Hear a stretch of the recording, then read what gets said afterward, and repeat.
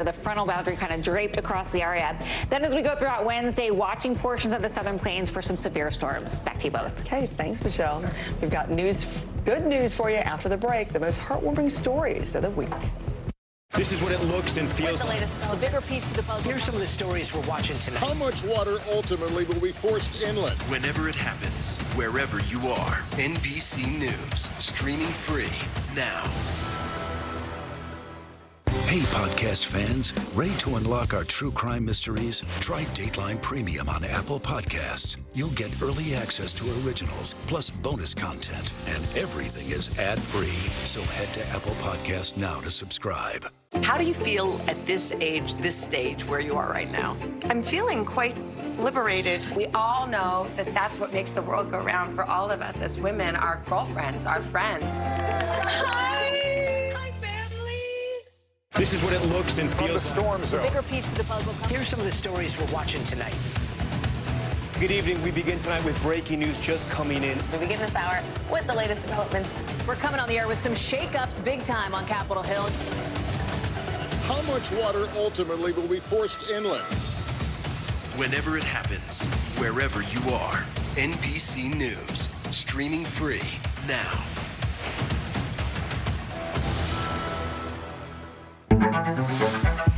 It was the end of the story, but it was also just the beginning. We couldn't know then that following the mystery would take us to places as strange as any fiction. The mind whirled among dreadful possibilities. What happened here? The True Crime Original. Dateline, Fridays and Sundays. Your music is so familiar. What do you think when people start humming back your tunes? How you doing, Lester?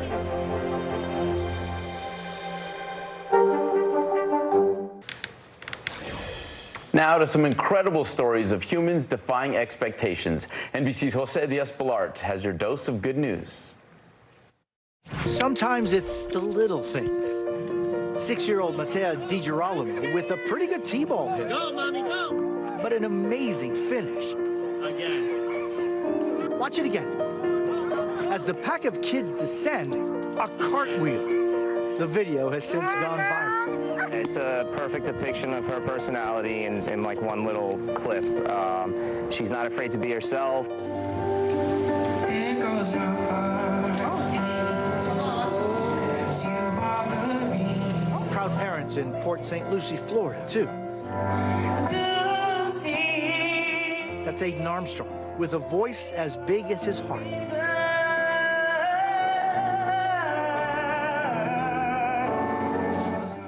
The 12-year-old singing as his parents renew their vows. The moment not only overwhelming him, but his parents as well, both wiping away tears.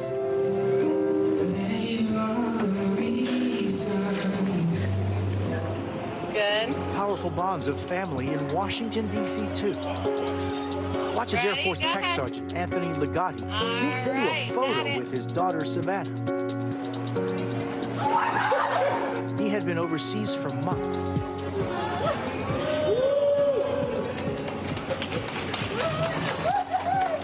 Lieutenant Oni Maxey had been gone for a year. His wife rushing at him at the airport. The hug went on and on. But that was just a warm-up. Daddy! To when he'd see his kids. Are you ready? But this was the moment that gave us new faith in the future.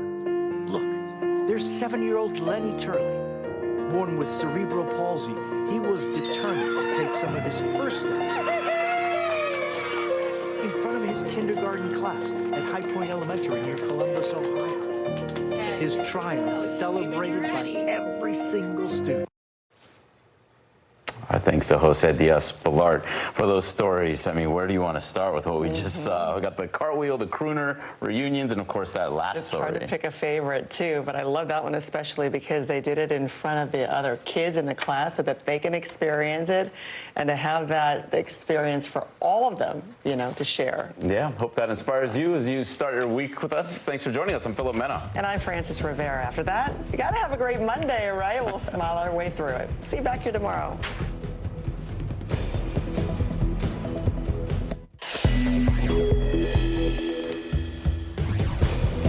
Escaping deadly violence in Sudan. After a week of heavy fighting, special forces evacuating American diplomats. It is one of the biggest breaches in the U.S., and now authorities are discovering more details about the leak. A gold heist at one of Canada's biggest airports. So how did the thieves make off with $15 million? And rice rage. One flight attendant going against the grain, having an in-flight meltdown. It's Monday, April 24th. Early Today starts right now. Good to be with you. I'm Francis Rivera. And I'm Philip Mena. We begin in Sudan, where more than 400 people have been killed in 8 days of fighting between the Sudanese army and their rivals, the paramilitary Rapid Support Forces, known as RSF. American forces have evacuated all U.S. embassy personnel from the country in a stunning airlift happening amid fierce clashes in the capital, Khartoum. Secretary of State Antony Blinken said the ongoing strife, quote, posed an unacceptable risk to our embassy personnel. Now, let's go live now to London and Ali Arouzi. Ali, good morning. What more can you tell us about these evacuations?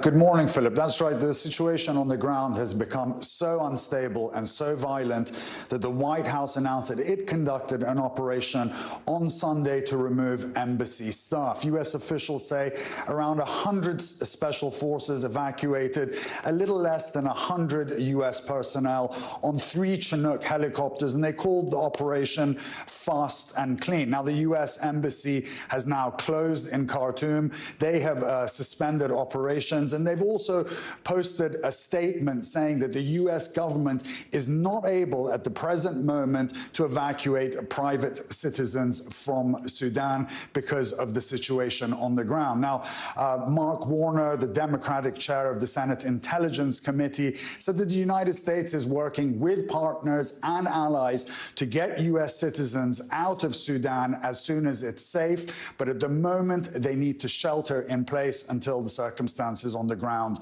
change. The U.S. also announced on Sunday that it was sending a disaster response team to the area to coordinate a humanitarian response, both for people inside of Sudan and people trying to get out.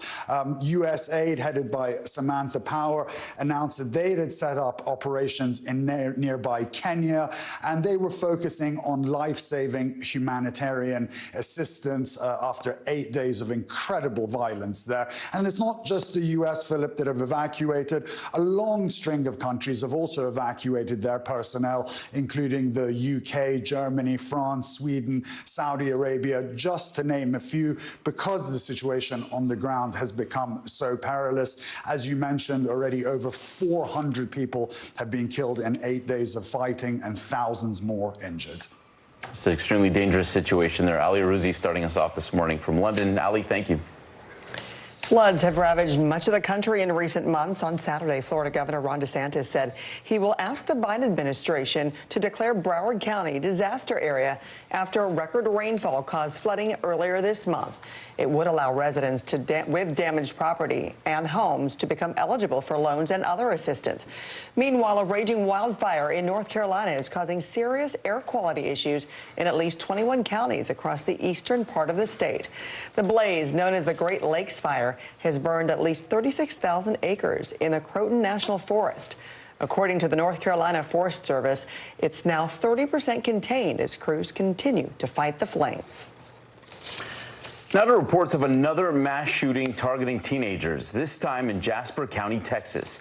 The violence erupted after midnight on Sunday at a house where about 250 people had gathered for an after-prom party. According to police, 9 people were shot. The victims range in age from 15 to 19 years old, and they're all expected to survive. Officials said people of interest were being questioned, but they did not announce the arrest of any suspects.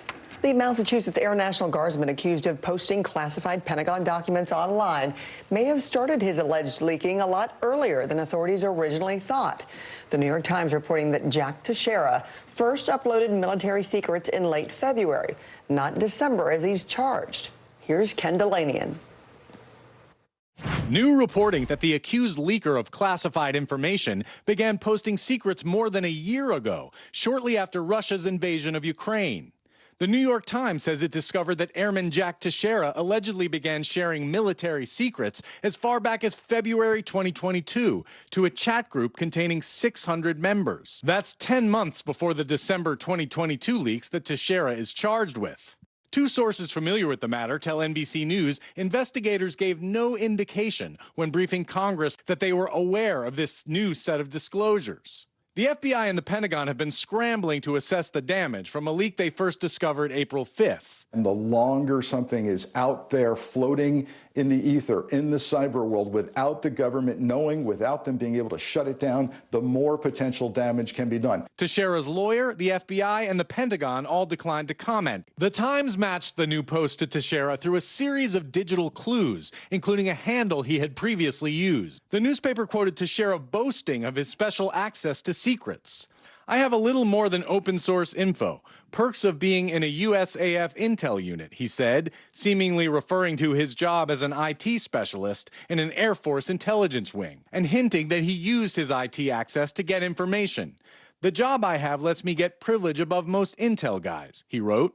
Teixeira claimed he was hunting through classified computer networks for intelligence on the Ukraine war, including material from the National Security Agency and GCHQ, the UK's digital spying department. This goes way beyond a kid trying to impress his buddies. When one chat room member urged him not to abuse his access to secrets, he is said to have replied, "Too late." And our thanks to Ken Delanian for that report. Over the weekend, the first state admitted to the union became the 22nd state to legalize marijuana. On Friday, Delaware Governor John Carney allowed the passage of two bills that would legalize recreational cannabis use. And with that, weed became legal in the Blue Hen State at midnight this past Saturday. Governor Carney said he still has reservations about legalization, but he dropped his opposition to the bills in order to focus on other pressing issues facing the state. The Biden administration is set to announce limits on greenhouse gas emissions from power plants, according to a report from the New York Times that cites 3 people familiar with the matter. If implemented, the regulation would be the first time the federal government has restricted carbon dioxide emissions from existing plants, which generate around 25% of global warming pollution that is produced by the U.S. It would also apply to plants built in the future. All right, the roller coaster continues at the beginning of the spring here. Temperatures taking a dip today. NBC meteorologist Michelle Grossman is tracking the cold front. We've been up and down all spring. Michelle, good morning. We have. Good morning to you both. And yeah, we are cold today. We were in the 80s for so many of us, above normal for so many of us. Today, we're going to feel more like March as opposed to late April. So 57 million Americans waking up to some sort of freeze alert, whether it's a frost advisory, a freeze watch, that is in the purple. A freeze warning is in the hot pink here. And we're looking at temperatures 10 to 15 degrees below average for this time of year, and we could set a few low records as well as some daytime highs. So currently we're looking at temperatures in the 30s and 40s in so many spots, below freezing in Indianapolis, St. Louis just 41, 37 in Springfield, 40 degrees in Charleston, and St. College, PA, we're looking at 35 degrees, so just 3 degrees above freezing. It's all due to this area of high pressure, this big dome of high pressure bringing down that cold Canadian air, and that's why we're going to see these below average temperatures. Again, highs 10 to 25 degrees below what is typical for this time of year. So where does that put us? Well, that puts us into the 50s in Cincinnati, just 50 degrees in Minneapolis today, 11 degrees below normal, and Dallas, you're looking at 64. That's a look at the big weather story of the day. Here's a closer look at your day ahead.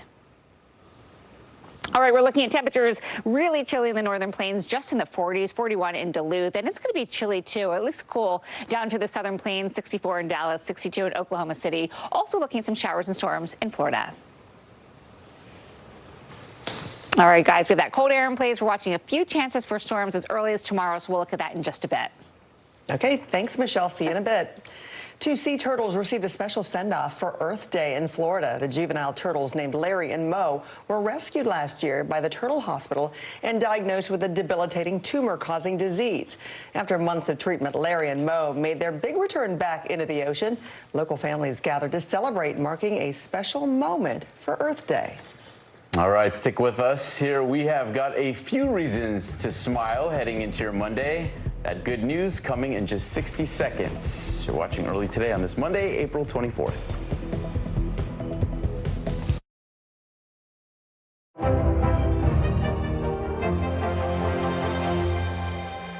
How do you feel at this age, this stage where you are right now? I'm feeling quite liberated. We all know that that's what makes the world go round for all of us as women, our girlfriends, our friends. Hi, family. Your music is so familiar. What do you think when people start humming back your tunes? How you doing, Leslie? This is what it looks and feels. The latest, the bigger piece of the puzzle. Here's some of the stories we're watching tonight. How much water ultimately will be forced inland? Whenever it happens, wherever you are, NBC News, streaming free now. For Dateline Premium, subscribe now on Apple Podcasts. What is going to happen now? Going back and forth because Oh, yeah, this is it, right? For Dateline Premium, subscribe now on Apple Podcasts. NBC News, streaming free now. The day's biggest political stories with trusted insight and expert analysis. A daily look at the politics behind the headlines. Meet the Press Now, streaming weekdays at 4 p.m. on NBC News Now. How do you feel at this age, this stage where you are right now? I'm feeling quite liberated. We all know that that's what makes the world go round for all of us as women, our girlfriends, our friends. Hi, family. We're back now from Las Vegas. From Seattle, no. Guatemala City. From Wilmington. I was in space in Texas. From Normandy, From France. Surfside, Florida. Thank you for watching, everyone. For Dateline Premium, subscribe now on Apple Podcasts. Now to some incredible stories of humans defying expectations. NBC's Jose Diaz-Balart has your dose of good news. Sometimes it's the little things. 6-year-old Matea DiGirolamo with a pretty good T-ball hit. Go, mommy, go. But an amazing finish. Again. Watch it again. As the pack of kids descend, a cartwheel. The video has since gone viral. It's a perfect depiction of her personality in like one little clip. She's not afraid to be herself. There goes my heart. 'Cause you are the reason. Proud parents in Port St. Lucie, Florida, too. To see. That's Aiden Armstrong, with a voice as big as his heart.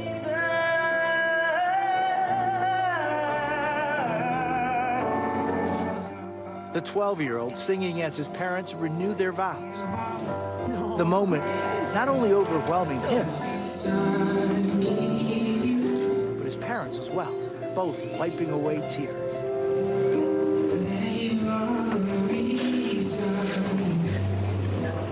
Good. Powerful bonds of family in Washington, D.C., too.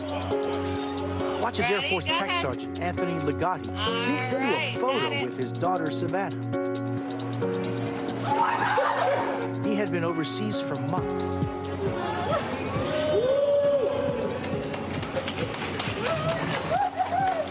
Lieutenant Oni Maxey had been gone for a year. His wife rushing to him at the airport. The hug went on and on. But that was just a warm-up. Daddy! To when he'd see his kids. Are you ready? But this was the moment that gave us new faith in the future. Look, there's 7-year-old Lenny Turley. Born with cerebral palsy, he was determined to take some of his first steps in front of his kindergarten class at High Point Elementary near Columbus, Ohio. His triumph celebrated by every single student. And our thanks to Jose Diaz-Balart for sharing that. And what amazing for the family to be able to share that with the entire class. They could have had that very special moment in private at home or with relatives. But what a lesson for those kids, too. Yeah, we all got to see it. I mean, just so many examples of great story and faith in humanity. All right, now, let's check out this scary moment in the skies over Ohio, or a bird strike caused a plane engine to catch fire. The American Airlines flight was headed from Columbus to Phoenix. The FAA says the bird strike happened shortly after takeoff. A passenger on the plane recorded this moment that flames began coming from the number 2 engine. In a statement, American Airlines said the flight returned to the airport in Columbus and landed safely. No injuries were reported. Now to a dangerous encounter with drugs for man's best friend. A shelter in Pennsylvania says a poodle named Toodles had to be revived with Narcan. They suspect the dog suffered a drug overdose. The shelter says both Toodles and his owner were found unconscious and unresponsive. While police helped his owner, vets were able to immediately revive Toodles using the Narcan. And after some IV treatment, the pup has made a full recovery. Canadian authorities are working to solve a multi-million-dollar airport heist. Police say somebody took off with a high-value container after a plane landed in Toronto last week. It happened when the cargo was moved to a holding facility. Police say it's worth roughly $15 million, but are not sharing much else. It did contain gold, but was not exclusive to gold and contained other items of monetary value. In a statement, the Greater Toronto Airports Authority emphasized that the thieves accessed the public side of a warehouse, and this did not involve access to the airport itself and didn't pose a threat to passengers. All right, when we return, they say no crying over spilled milk, but what about spilled rice? And the stars align for some retrograde-inspired deals at Wendy's. NBC News, streaming free now.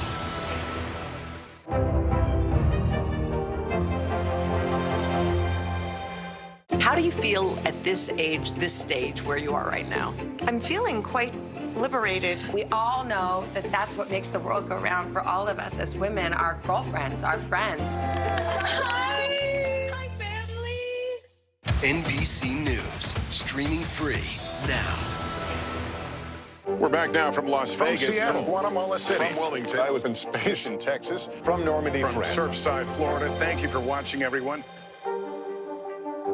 Hey, podcast fans, ready to unlock our true crime mysteries? Try Dateline Premium on Apple Podcasts. You'll get early access to originals, plus bonus content, and everything is ad-free. So head to Apple Podcasts now to subscribe.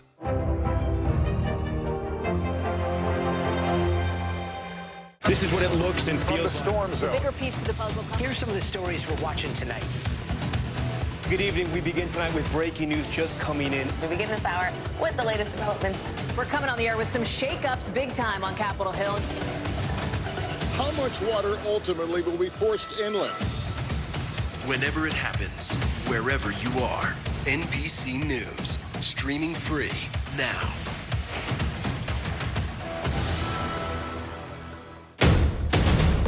The day's biggest political stories, with trusted insight and expert analysis. A daily look at the politics behind the headlines. Meet the Press Now, streaming weekdays at 4 p.m. on NBC News Now.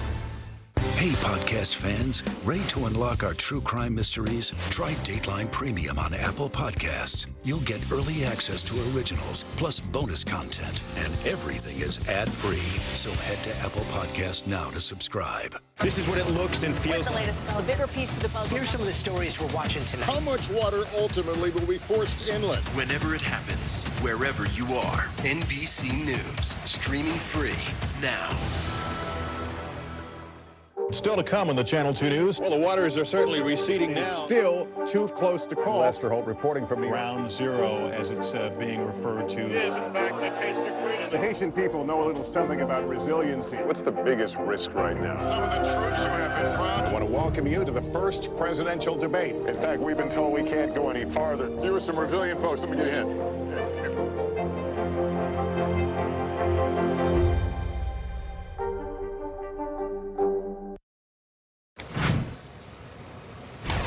A Southwest flight from Atlanta to Houston was delayed last week after a flight attendant allegedly refused to let the plane take off until food spilled in the aisle was cleaned up. A person on the flight took to Twitter claiming a flight attendant repeatedly demanded who spilled the rice. The same user alleged they weren't given beverages due to bumpy travel conditions and joked that it was punishment for the earlier mess. But Southwest Airlines has since replied saying safety is always our #1 priority, but we hope that we can make it up to you next time. This is a whole drawn out thing. Like the flight attendant apparently, according to these tweets, demanded to know who spilled the rice, demanded it be cleaned up, ended up with, you know, a broom and a dustpan on there too, then later joking like, you weren't raised right. I kind of get it because, you know, their tolerance level. Of course. Are so high. But the person who dropped it should be guilted into like cleaning that up. Yeah, that's wrong. 100%. That reminds me of a story that went viral last week where this happened to be a major league pitcher was upset because flight attendants for a different airline wanted him to clean up his kids' popcorn mess on the ground. And people just dragged him saying, hey, your kids old enough to play a video game. They're old enough to pick up their own mess. Just be courteous, right? That's right. Yeah. All right. The retrograde may be chaotic, but this fast food chain may be the cure to the chaos. Wendy's is serving up a Mercury menu to help people get through Mercury in retrograde. So now through May 14th, the chain will be offering buy one, get one meals and freebies on orders placed through their app. Customers will not be able to combine these offers with other coupons, but they'll still be able to satisfy their cravings during Mercury's reverse. So I guess retrograde just looks like it's orbiting backwards. It's an optical illusion, but it's just another reason to get some deals on some Frosties. Yeah, you know. All right, a movie theater in Alaska had an unexpected four-legged guest wander through their doors. There he is. That young moose made its way into the Kenai Cinemas around 9 p.m. last Wednesday, scoping out the concession stand before making a beeline straight to the popcorn.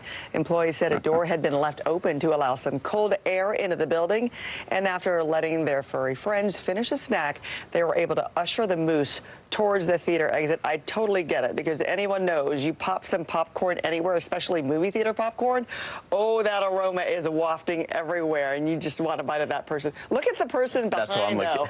I'm like, she's smiling, not freaking out at all. You can tell she's from Alaska. She may have seen, you know, she's very familiar with moose, maybe not at work, but yeah, she's not freaking out at all. Just busted out the phone. And he's actually like close to where the butter is, which is the best part, if you ask me, when it comes to movie theater popcorn. She's got to clean off the counter before the next showing, I'm sure. All right, Michelle has your forecast for the week ahead. That's coming up next. And later, the White House prepares to host the Gold Stars, who were named Teachers of the Year. We begin tonight with breaking news just coming in. Whenever it happens, wherever you are, NBC News, streaming free now. Watch NBC Nightly News with Lester Holt or listen wherever you get your podcasts. Hey, podcast fans, ready to unlock our true crime mysteries? Try Dateline Premium on Apple Podcasts. You'll get early access to originals, plus bonus content, and everything is ad-free. So head to Apple Podcasts now to subscribe. How do you feel at this age, this stage where you are right now? I'm feeling quite liberated. We all know that that's what makes the world go round for all of us as women, our girlfriends, our friends. Hi! Hi, family! We begin tonight with breaking news just coming in. Whenever it happens, wherever you are, NBC News, streaming free now. Still to come on the Channel 2 News. Well, the waters are certainly receding now. Still too close to call. Lester Holt reporting from the Ground Zero, as it's being referred to. It is, in fact, the taste of freedom. The Haitian people know a little something about resiliency. What's the biggest risk right now? Some of the troops who have been proud. I want to welcome you to the first presidential debate. In fact, we've been told we can't go any farther. You with some resilient folks, let me get in.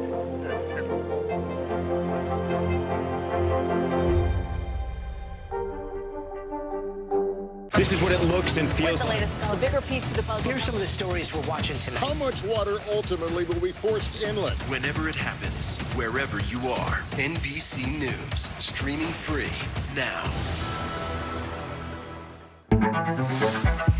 It was the end of the story, but it was also just the beginning. We couldn't know then that following the mystery would take us to places as strange as any fiction. The mind whirled among dreadful possibilities. What happened here? The true crime original. Dateline, Fridays and Sundays. We begin tonight with breaking news just coming in. Whenever it happens, wherever you are, NBC News, streaming free now. For Dateline Premium, subscribe now on Apple Podcasts. Watch NBC Nightly News with Lester Holt or listen wherever you get your podcasts. Welcome back on this Monday. We're watching a few spots that we'll see some showers, even some snow. We're looking at snow in the Pacific Northwest, the higher elevations into the Rockies as well. Plenty of sunshine, though, in the Southwest, the middle of the country. We're looking at rain developing in the southern plains. It will be heavy over the next few days. Could see a few showers, even some snow showers in the Great Lakes into portions of the Northeast. Back to you both. All right, Michelle, thank you. Celebrating a comedy icon just before her 90th birthday. That's coming up after the break.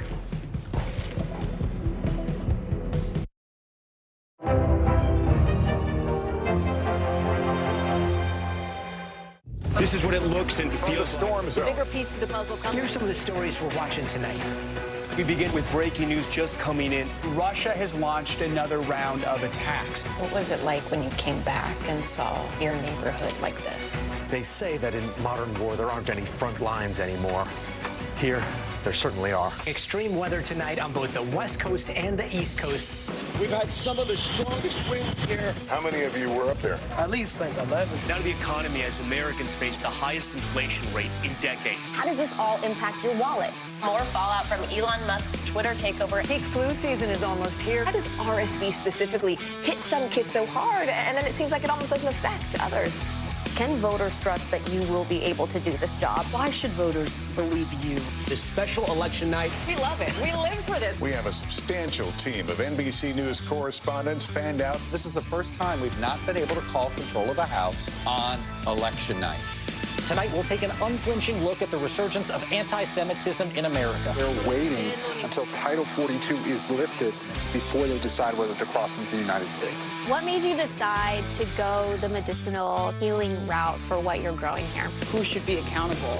The city points the finger at the state at the city. Some more breaking news. We are live on the ground there. I want to show you an up-close look at what we're talking about here. The news continues right now.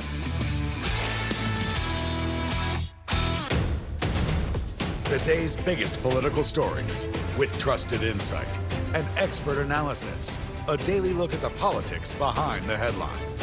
Meet the Press Now, streaming weekdays at 4 p.m. on NBC News Now. NBC News, streaming free now. For Dateline Premium, subscribe now on Apple Podcasts. It is almost time to celebrate one of television's legendary comedians. She has earned 6 Emmys, a Tony, a Grammy, and the Presidential Medal of Freedom, and all before she turns 90. Carol Burnett's birthday is Wednesday, and her life and legacy will be on display in a special that airs here on NBC. Mark Barger has a preview. Look at you at 90 looking like a snack. Carol Burnett's milestone birthday is almost here. I can't wrap my head around it. I keep feeling like I'm 11, you know? Wednesday is the big day, and an array of stars will help celebrate Burnett's life and legacy in a 2-hour special. The love that we're all showing you here tonight is small payback for all the love you've shown us through the years. I was pretty gobsmacked by the whole thing. You know, it was just almost surreal at times. What is surreal is 30 million people watch the Carol Burnett Show each week from the late 60s into the 70s. It's 11 years of my life that was just sheer joy. Her sketch comedy variety series had moments that endured decades later. I dare anybody to watch Tim and Harvey do the dentist sketch and not lose it, and that's 50 years old. We were very seldom topical. We just wanted to be funny. Burnett's continued bringing the laughs in the years since, and the stars paid tribute. She's the kind of woman, kind of star that if you meet her, you're never going to be disappointed. I'm a lucky person. Yeah, lucky, fortunate. And I know it. I think it's important to know it. Fans of Carol Burnett count themselves lucky too. Mark Barker, NBC News. Well, there is a timelessness when it comes to that kind of comedy, when it comes to the caliber of Carol Burnett. I just remember my grandmother always laughing because I think they would break character so much on the show and just crack up and make you laugh as well. And that signature tugging of the ear, that's so her. Yep. To let her know, I have the same experience with my grandpa. Same thing. He introduced me to Carol Burnett, and all these years later, still looking great, going on 90. All right, today the President and First Lady will be hosting Teachers of the Year at the White House. Teachers from all over the U.S. will be recognized for their excellence in teaching and dedication to student learning in and outside of the classroom. The U.S. Secretary of Education, Miguel Cardona, will help honor the Council of Chief State School Officers 2023 teachers and exceptional educators like Dr. Melissa Collins, who will be in attendance. So we are all deeply indebted to the teachers who meant so much to us in our lives. Thank them enough. That's right. Thanks for waking up with us. I'm Philip Mena. And I'm Frances Rivera. Have a great Monday. See you again tomorrow.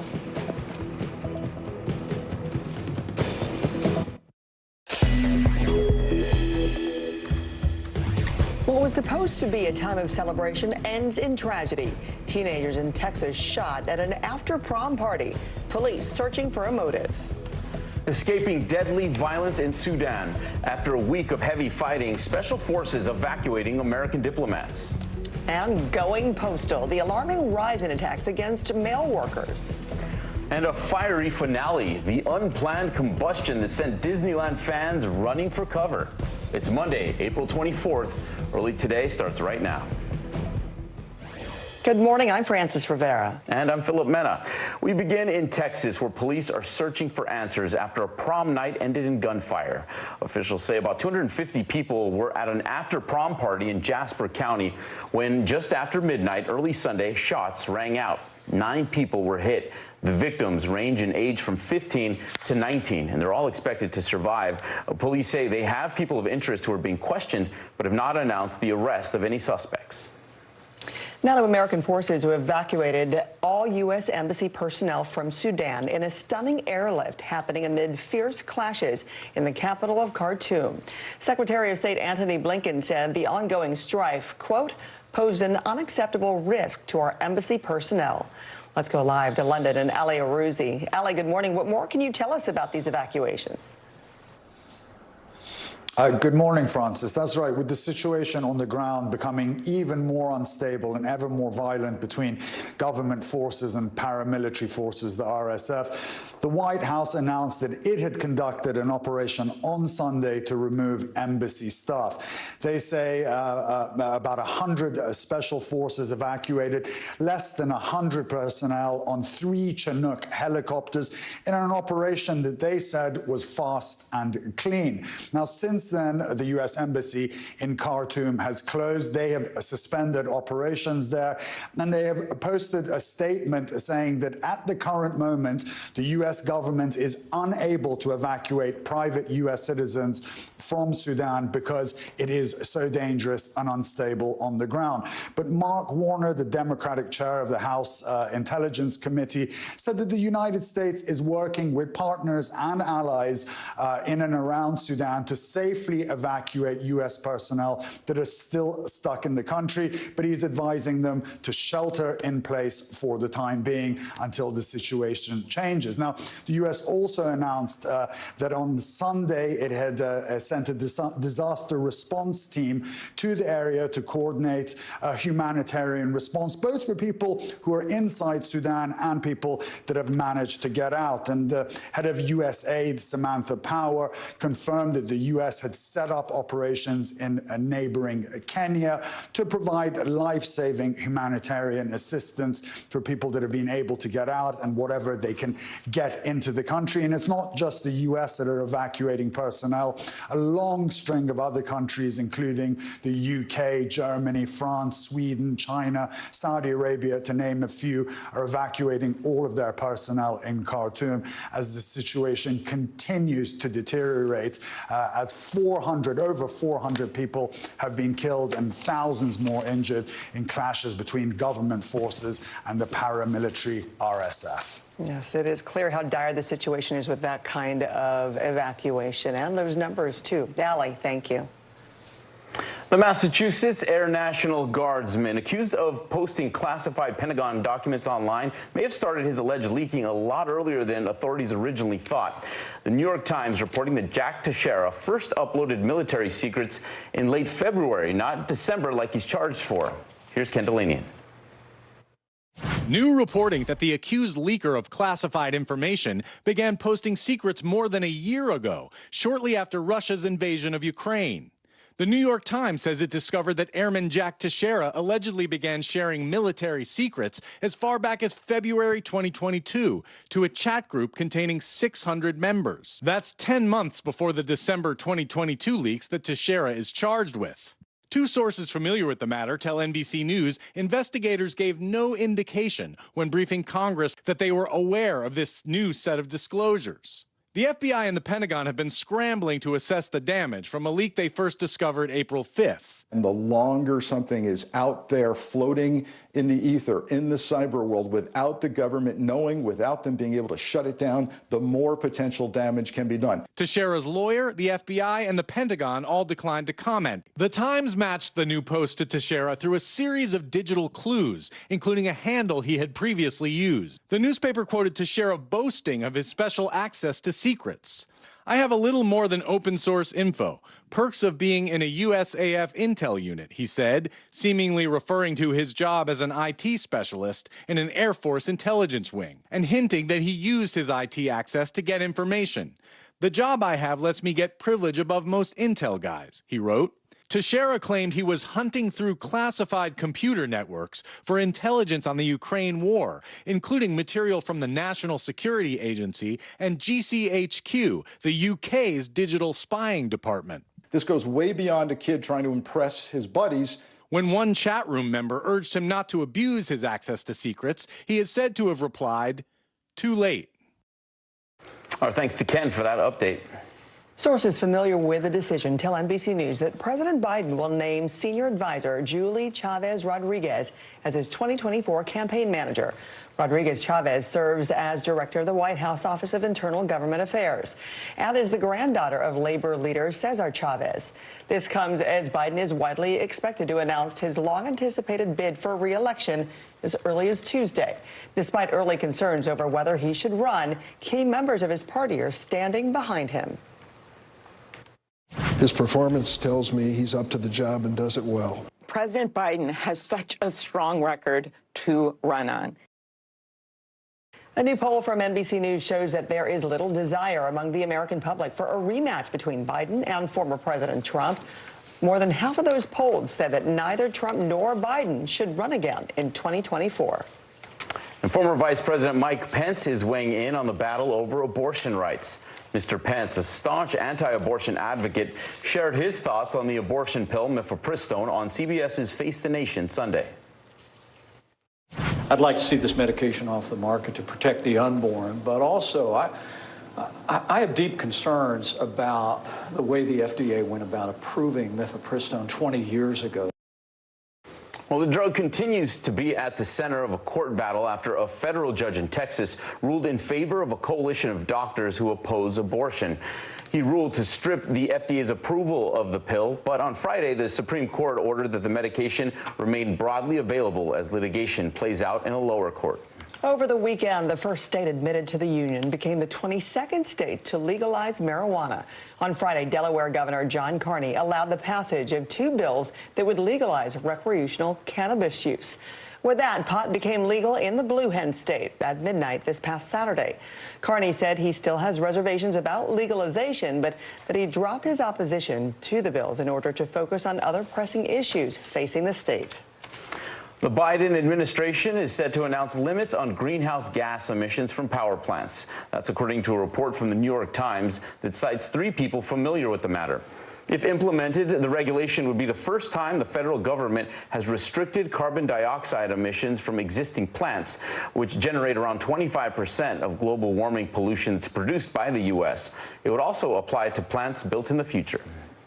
Concerns are being raised over the safety of postal workers as a recent increase in robberies and attacks against them have prompted calls for protection across the country. NBC News' Aaron Gilchrist has details on the attack. fear enveloping postal workers across the country. I just got held up. He has the two keys. Caught on camera, neighborhood mail carriers targeted by robbers, many, like this one near Boston, held up at gunpoint. Near Houston, a mailman forced to put his hands in the air when a thief charged at him with a weapon. In Milwaukee, postal employee Andre Cross shot to death on his route, investigators believe, over a package. And the crime wave perhaps worst in Chicago. Police there issuing an alert after a string of postal worker robberies, more than 24 since the beginning of the year. Mail carriers are very frightened, more so than ever, because of the ongoing armed robberies. We've never seen anything like this before. Patrick Gibbons is a USPS mail handler in Chicago and says the growing number of assaults is all he and his colleagues can talk about. The postal workers I work with, they love what they do. They enjoy what they do. They love to serve the community. They're very scared. They're very nervous. The Postal Service wouldn't immediately provide data, but acknowledging to NBC News, over the past several years, its employees and the mail have increasingly been marks for criminals. Their target's an arrow key, a sort of master key that'll open any one of these collection boxes and almost any locked mailbox on a carrier's routes. So for criminals, that means quick, easy access to your mail. Case in point, the blue box being dumped several months ago near Philly, and a suspect using a stolen key in an Oakland apartment building. Makes it easier to grab checks, to wash, and it's just the perfect opportunity for crime. It gives you access to all of the mailboxes within a certain zip code, not only the blue collection boxes, but the cluster boxes that mail is delivered to as well. Marlon Barber is on the Postal Inspection Service police force and a union rep in Chicago. He believes crooks have simply realized mail carriers can be easy targets. In 2020, our agency grounded us, so we were not able to do carrier protection patrols anymore. And since then, postal crime waves against carriers have skyrocketed. The Postal Service telling NBC News it's been working to harden collection boxes and to enhance key technology nationwide. It plans to implement more safety measures later this spring. Aaron Gilchrist, NBC News, Chicago. We are heading into the last week of April now, and millions of us are facing some cold temperatures today. NBC meteorologist Michelle Grossman is here tracking that cold front for us. Hey, Michelle, good morning. Good morning to you both. And yeah, you need the coat this morning. It is cold in a lot of places. We're going to be cold today and really throughout most of this work week. So this morning, 57 million Americans waking up to freeze alerts, whether it's a frost advisory, that's in the light pink, a freeze watch is in the purple, freeze warning, that is in the dark pink. And we're looking at temperatures below freezing in some spots. Davenport, just 39 degrees in St. Louis, 37 in Springfield, 37 in Louisville, 40 degrees this morning in Cleveland. It's all due to this area of high pressure bringing down this cold Canadian air, and that's going to stay in place, at least anchored there throughout most of this work week. And we're going to see temperatures 10, even 25 degrees below what is typical for this time of year. And we're going to see temperatures chilly throughout the next couple of days. That's a look at the big weather story of the day. Here's a closer look at your day ahead. All right, it's a chilly one in the northern plains. Temperatures in the 40s today, just 48 in Bismarck. And it's cooled down to the southern plains, 60s in Oklahoma City as well as Dallas. And we're looking at frontal boundary bringing some showers and storms to parts of Florida today. All right, it's Monday again. We're going to take a look at that week ahead in just a bit. Okay, thank you, Michelle. After the break, a Disneyland staple goes up in flames. And the scary fall that a skier took in the Alps caught on camera. What is going to happen now? Going back and forth because Go ahead. This is it, right? How do you feel at this age, this stage where you are right now? I'm feeling quite liberated. We all know that that's what makes the world go round for all of us as women, our girlfriends, our friends. Hi! Hi, family! Hey, I'm Hallie. It's good to be with you tonight. The debt ceiling. Here's why this matters. Please, please don't have your eyeballs glaze over. Here's why this matters. Talk to us about what we're supposed to call this. Is it a bailout? Is it a backstop? There's a difference because it matters whose money is being used to prop up these banks. We think we're getting close to this news conference. I will be honest with people. This is like an awkward moment where we think we're like right there. You're going to have to like tap dance with us maybe a little bit. I do have my tap dancing shoes on, not to worry. This is what it looks and feels What's the latest? The bigger piece to the puzzle. Here's some of the stories we're watching tonight. How much water ultimately will be forced inlet? Whenever it happens, wherever you are, NBC News, streaming free now. We're back now from Las Vegas. From Seattle, Guatemala City. From Wilmington. I was in space in Texas. From Normandy, From France. Surfside, Florida. Thank you for watching, everyone. Hey, I'm Hallie. It's good to be with you tonight. The debt ceiling. Here's why this matters. Please, please don't have your eyeballs glaze over. Here's why this matters. Talk to us about what we're supposed to call this. Is it a bailout? Is it a backstop? There's a difference because it matters whose money is being used to prop up these banks. We think we're getting close to this news conference. I will be honest with people. This is like an awkward moment where we think we're like right there. You're going to have to like tap dance with us maybe a little bit. I do have my tap dancing shoes on, not to worry.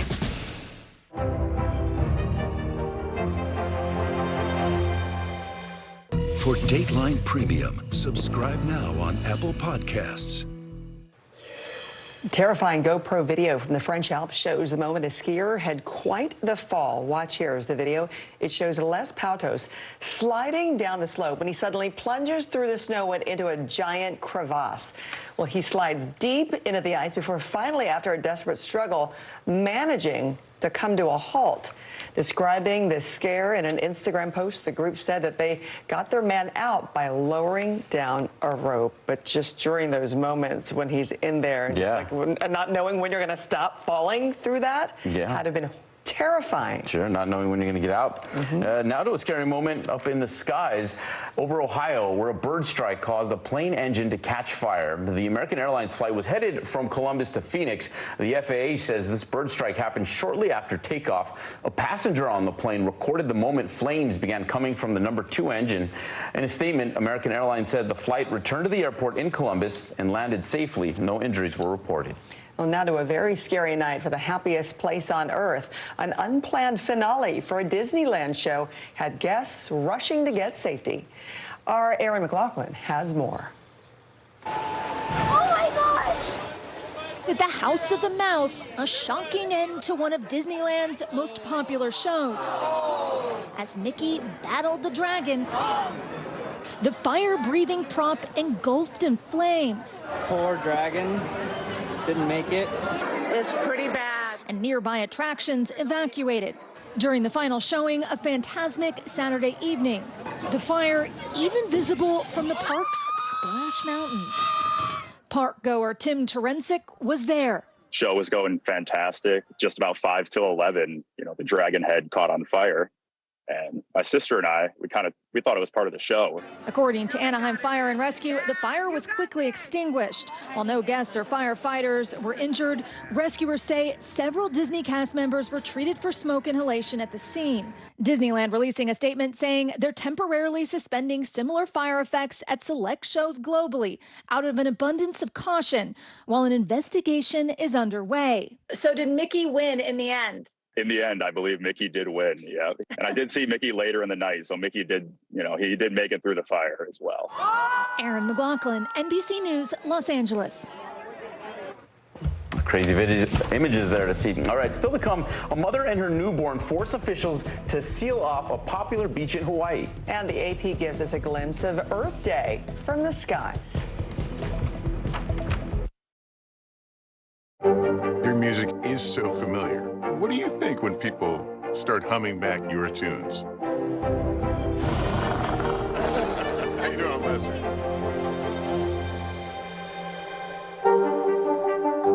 We begin tonight with breaking news just coming in. Whenever it happens, wherever you are, NBC News, streaming free now. Your music is so familiar. What do you think when people start humming back your tunes? How you doing, Lester?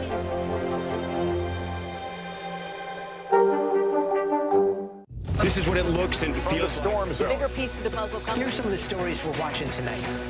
We begin with breaking news just coming in. Russia has launched another round of attacks. What was it like when you came back and saw your neighborhood like this?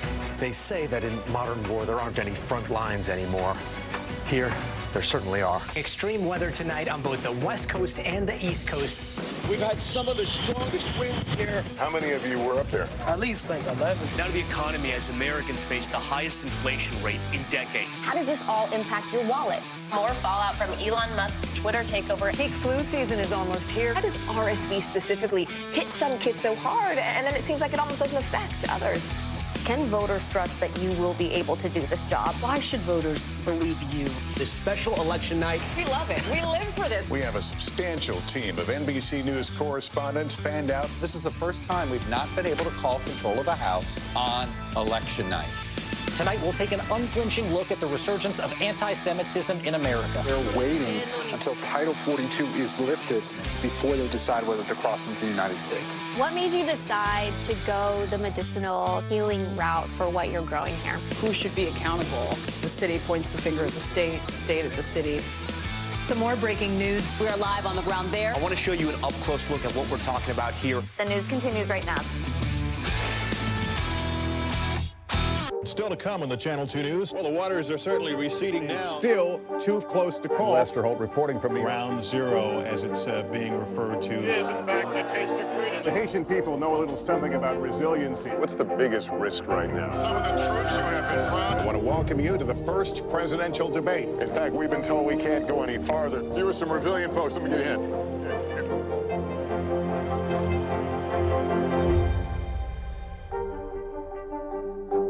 NBC News, streaming free now.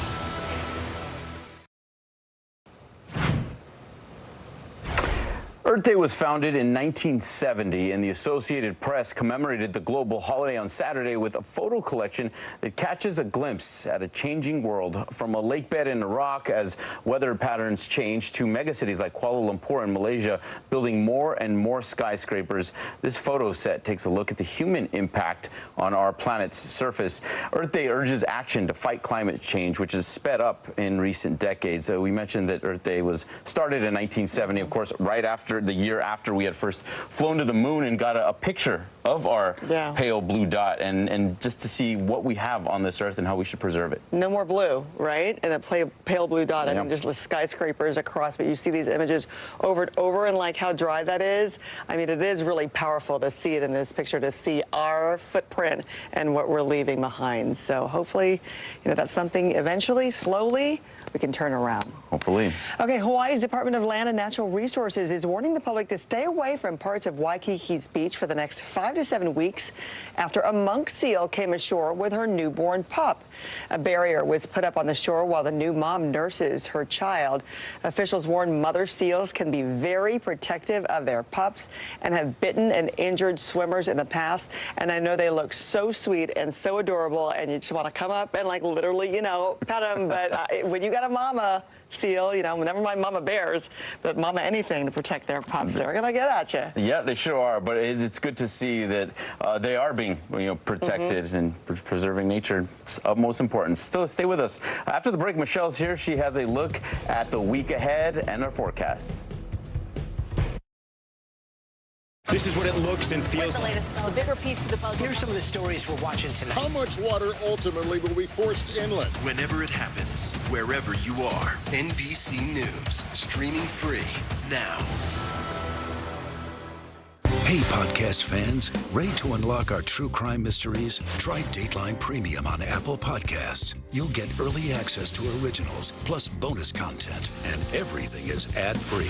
So head to Apple Podcasts now to subscribe. This is what it looks and feels. The bigger piece to the puzzle. Here's some of the stories we're watching tonight. We begin with breaking news just coming in. Russia has launched another round of attacks. What was it like when you came back and saw your neighborhood like this? They say that in modern war, there aren't any front lines anymore. Here, there certainly are. Extreme weather tonight on both the West Coast and the East Coast. We've had some of the strongest winds here. How many of you were up there? At least like 11. Now to the economy as Americans face the highest inflation rate in decades. How does this all impact your wallet? More fallout from Elon Musk's Twitter takeover. Peak flu season is almost here. How does RSV specifically hit some kids so hard, and then it seems like it almost doesn't affect others? Can voters trust that you will be able to do this job? Why should voters believe you? This special election night. We love it. We live for this. We have a substantial team of NBC News correspondents fanned out. This is the first time we've not been able to call control of the House on election night. Tonight, we'll take an unflinching look at the resurgence of anti-Semitism in America. They're waiting until Title 42 is lifted before they decide whether to cross into the United States. What made you decide to go the medicinal healing route for what you're growing here? Who should be accountable? The city points the finger at the state at the city. Some more breaking news. We are live on the ground there. I want to show you an up-close look at what we're talking about here. The news continues right now. Your music is so familiar. What do you think when people start humming back your tunes? How you doing, Lester?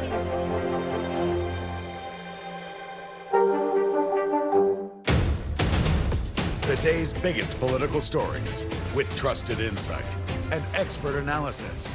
A daily look at the politics behind the headlines. Meet the Press Now, streaming weekdays at 4 p.m. on NBC News Now. Welcome back on this Monday. We're watching a few spots where we're looking at showers, even some snow showers. That's in the Pacific Northwest, down through the Rockies. Also looking at the chance for showers, some snow showers in the Great Lakes, some showers into portions of New England. It's going to be a damp and dreary day there. We're going to see some showers developing in portions of the southern plains. We'll see rain over the next few days there. Also heavy rain today in Florida with a frontal boundary kind of draped across the area. Then as we go throughout Wednesday, watching portions of the southern plains for some severe storms. Back to you both. Okay, thanks, Michelle. We've got good news for you after the break, the most heartwarming stories of the week. NBC News, streaming free now.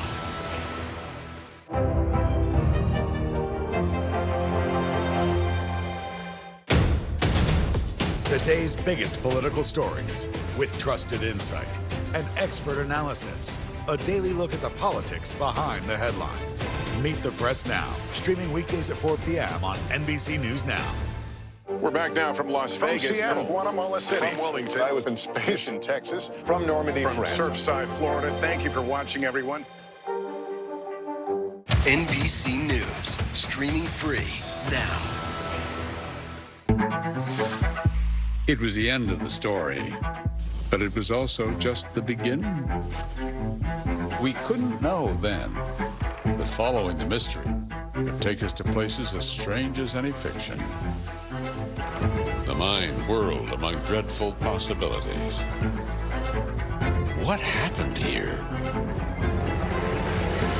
The True Crime Original. Dateline, Fridays and Sundays. Hey, I'm Hallie. It's good to be with you tonight. The debt ceiling. Here's why this matters. Please, please don't have your eyeballs glaze over. Here's why this matters. Talk to us about what we're supposed to call this. Is it a bailout? Is it a backstop? There's a difference because it matters whose money is being used to prop up these banks. We think we're getting close to this news conference. I will be honest with people. This is like an awkward moment where we think we're like right there. You're going to have to like tap dance with us maybe a little bit. I do have my tap dancing shoes on, not to worry. How do you feel at this age, this stage where you are right now? I'm feeling quite liberated. We all know that that's what makes the world go round for all of us as women, our girlfriends, our friends. Hi, family. NBC News, streaming free now. Now to some incredible stories of humans defying expectations. NBC's Jose Diaz-Balart has your dose of good news. Sometimes it's the little things. 6-year-old Matea DiGirolamo with a pretty good T-ball hit. Go, mommy, go! But an amazing finish. Again. Watch it again.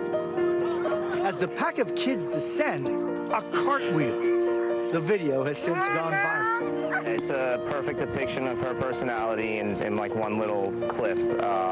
She's not afraid to be herself. There goes my heart.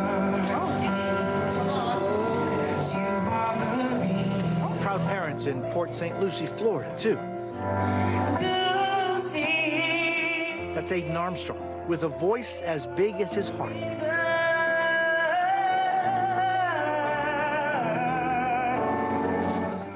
The 12-year-old singing as his parents renew their vows. The moment not only overwhelming him, but his parents. guards as well, both wiping away tears.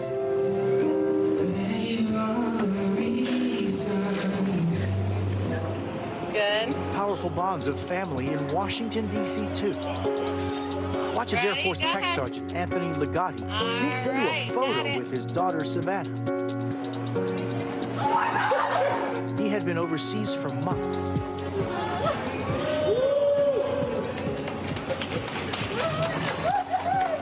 Lieutenant Oni Maxey had been gone for a year. His wife rushing to him at the airport. The hug went on and on. But that was just a warm-up to when he'd see his kids. Are you ready? But this was the moment that gave us new faith in the future. Look, there's 7-year-old Lenny Turley. Born with cerebral palsy, he was determined to take some of his first steps in front of his kindergarten class at High Point Elementary near Columbus, Ohio. His triumph celebrated by every single student. Our thanks to Jose Diaz-Balart for those stories. I mean, where do you want to start with what we just saw? We got the cartwheel, the crooner, reunions, and of course that last story. It's hard to pick a favorite too, but I love that one especially because they did it in front of the other kids in the class so that they can experience it, and to have that experience for all of them, you know, to share. Yeah, hope that inspires you as you start your week with us. Thanks for joining us. I'm Philip Mena. And I'm Frances Rivera. After that, you got to have a great Monday, right? We'll smile our way through it. See you back here tomorrow.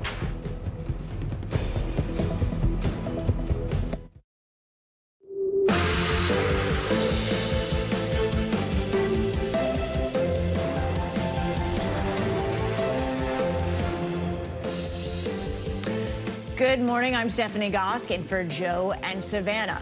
Right now on Morning News Now, rescued from war. Developing this morning, operations at the American Embassy in Sudan are now suspended after U.S. Special Forces extracted dozens of government personnel and their families from the nation's capital. Now, concern is growing over the thousands of Americans still in Sudan as the fight for control of the country intensifies. I'm disappointed. I'm afraid to losing them in the next hours. I don't know what will happen in Sudan next few hours. We have team coverage this morning of the daring evacuation operation, plus what's being done now to help those who remain. Dissatisfaction. This morning, voters are expressing a bleak outlook on the 2024 election. A new NBC News poll showing they don't want a 2020 rematch between President Biden and former President Trump. We'll tell you why. Plus, how Trump's ongoing legal troubles could impact the election. Vaccine concerns. This morning, researchers are looking into reports of a possible side effect of the COVID vaccine. Thousands of people say they developed a constant ringing in their ears. What we know about those cases, plus how the CDC is responding. And you've got a friend. Feeling lonely? Well, you might want to know you're not alone. A new survey shows adult friendships are on the decline, especially for men. But now a pair of podcasters is on a mission to change that. More on how they're forging friendships and creating community. We begin this morning with the ongoing violence in Sudan, which is in the midst of a bitter power struggle between rival generals. Several countries are now evacuating their citizens from the capital, Khartoum, as fighting between the army and a paramilitary group shows no signs of slowing down. On Saturday, the U.S. pulled out its embassy staff and diplomatic personnel in an incident-free extraction that involved 3 transport helicopters taking off from the U.S. base in Djibouti. Secretary of State Antony Blinken supervised the operation, which resulted in fewer than 100 people being evacuated. But U.S. officials say there are currently no plans to get out other Americans still in Sudan. NBC News Pentagon correspondent Courtney Kuby has the latest. After days of planning, several nations have begun evacuating their diplomatic staff out of Sudan. But as the violence continues in the capital city, Khartoum, these rescue missions become even more dangerous. The urgent race to evacuate citizens from the growing violence in Sudan's capital city, Khartoum. The French carrying out several evacuation flights successfully, the Italians flying its citizens and those of other European nations to safety. The U.S. carried out their daring rescue operation under cover of darkness. Elite U.S. Special Operations flew multiple helicopters 800 miles from Djibouti to Sudan, landing on the embassy grounds where they loaded 80 government personnel and their families onto 3 Chinook helicopters in about an hour. Remarkably, U.S. officials said there were no injuries or complications. These are missions that are inherently risky. Kudos to the Department of Defense for pulling this off so smoothly. Secretary of State Antony Blinken also announced the closing of the U.S. Embassy, saying it was temporary and necessary due to the unacceptable risk to embassy personnel. More than 16,000 Americans are still in Sudan, many of them dual nationals. But with supplies running low, hundreds are hoping to escape, their family members outraged. Really, I'm disappointed. I'm afraid to losing them in the next hours. I don't know what will happen in Sudan next few hours. Biden administration officials say they do not expect a larger evacuation of Americans now or even in the coming days. Sunday was the third and final day of a ceasefire meant to celebrate the Muslim holiday Eid al-Fitr. But the truce did not stop the bloodshed. So far, more than 400 have died, 3,000 more injured, according to the World Health Organization. Civilians caught between warring generals, even as neither side shows any signs of backing down. The U.S. military's planning for Sudan continues. Multiple other nations have reached out to the U.S. asking for help in getting their diplomatic personnel out of Sudan. And now U.S. officials say the administration is considering it. Back to you. All right, Courtney, thank you so much. Let's bring in NBC News military analyst Colonel Jack Jacobs for more on the story. Jack, really nice to see you. Let me start with this. How surprised are you that this U.S. evacuation unfolded without any complications or incidents? This was not a simple operation, was it? No, very complicated, actually. What made it a bit easier is that all the evacuees could be brought to one spot, and so the evacuation itself, once the helicopters were on the ground, didn't take all that long. It was less than an hour. What made it difficult, however, was the distance between the staging area in Djibouti and Khartoum, which was at the almost extreme limit of the range of the helicopters. That means that these MH-47s and a few MH-60s could get from Djibouti to Khartoum, but couldn't get back without refueling. So undoubtedly they were refueled by C-130 refueling aircraft on the way back. It was a complicated operation in a difficult area, pulled out flawlessly. Yeah, it's pretty remarkable. You know, we know other countries are also evacuating their private citizens, but the U.S. says it has no plans to do that for U.S. citizens. Do you think that's a mistake? What kind of risks would people who are there be exposed to? Well, it's extremely risky, obviously, for those who remain behind in Sudan.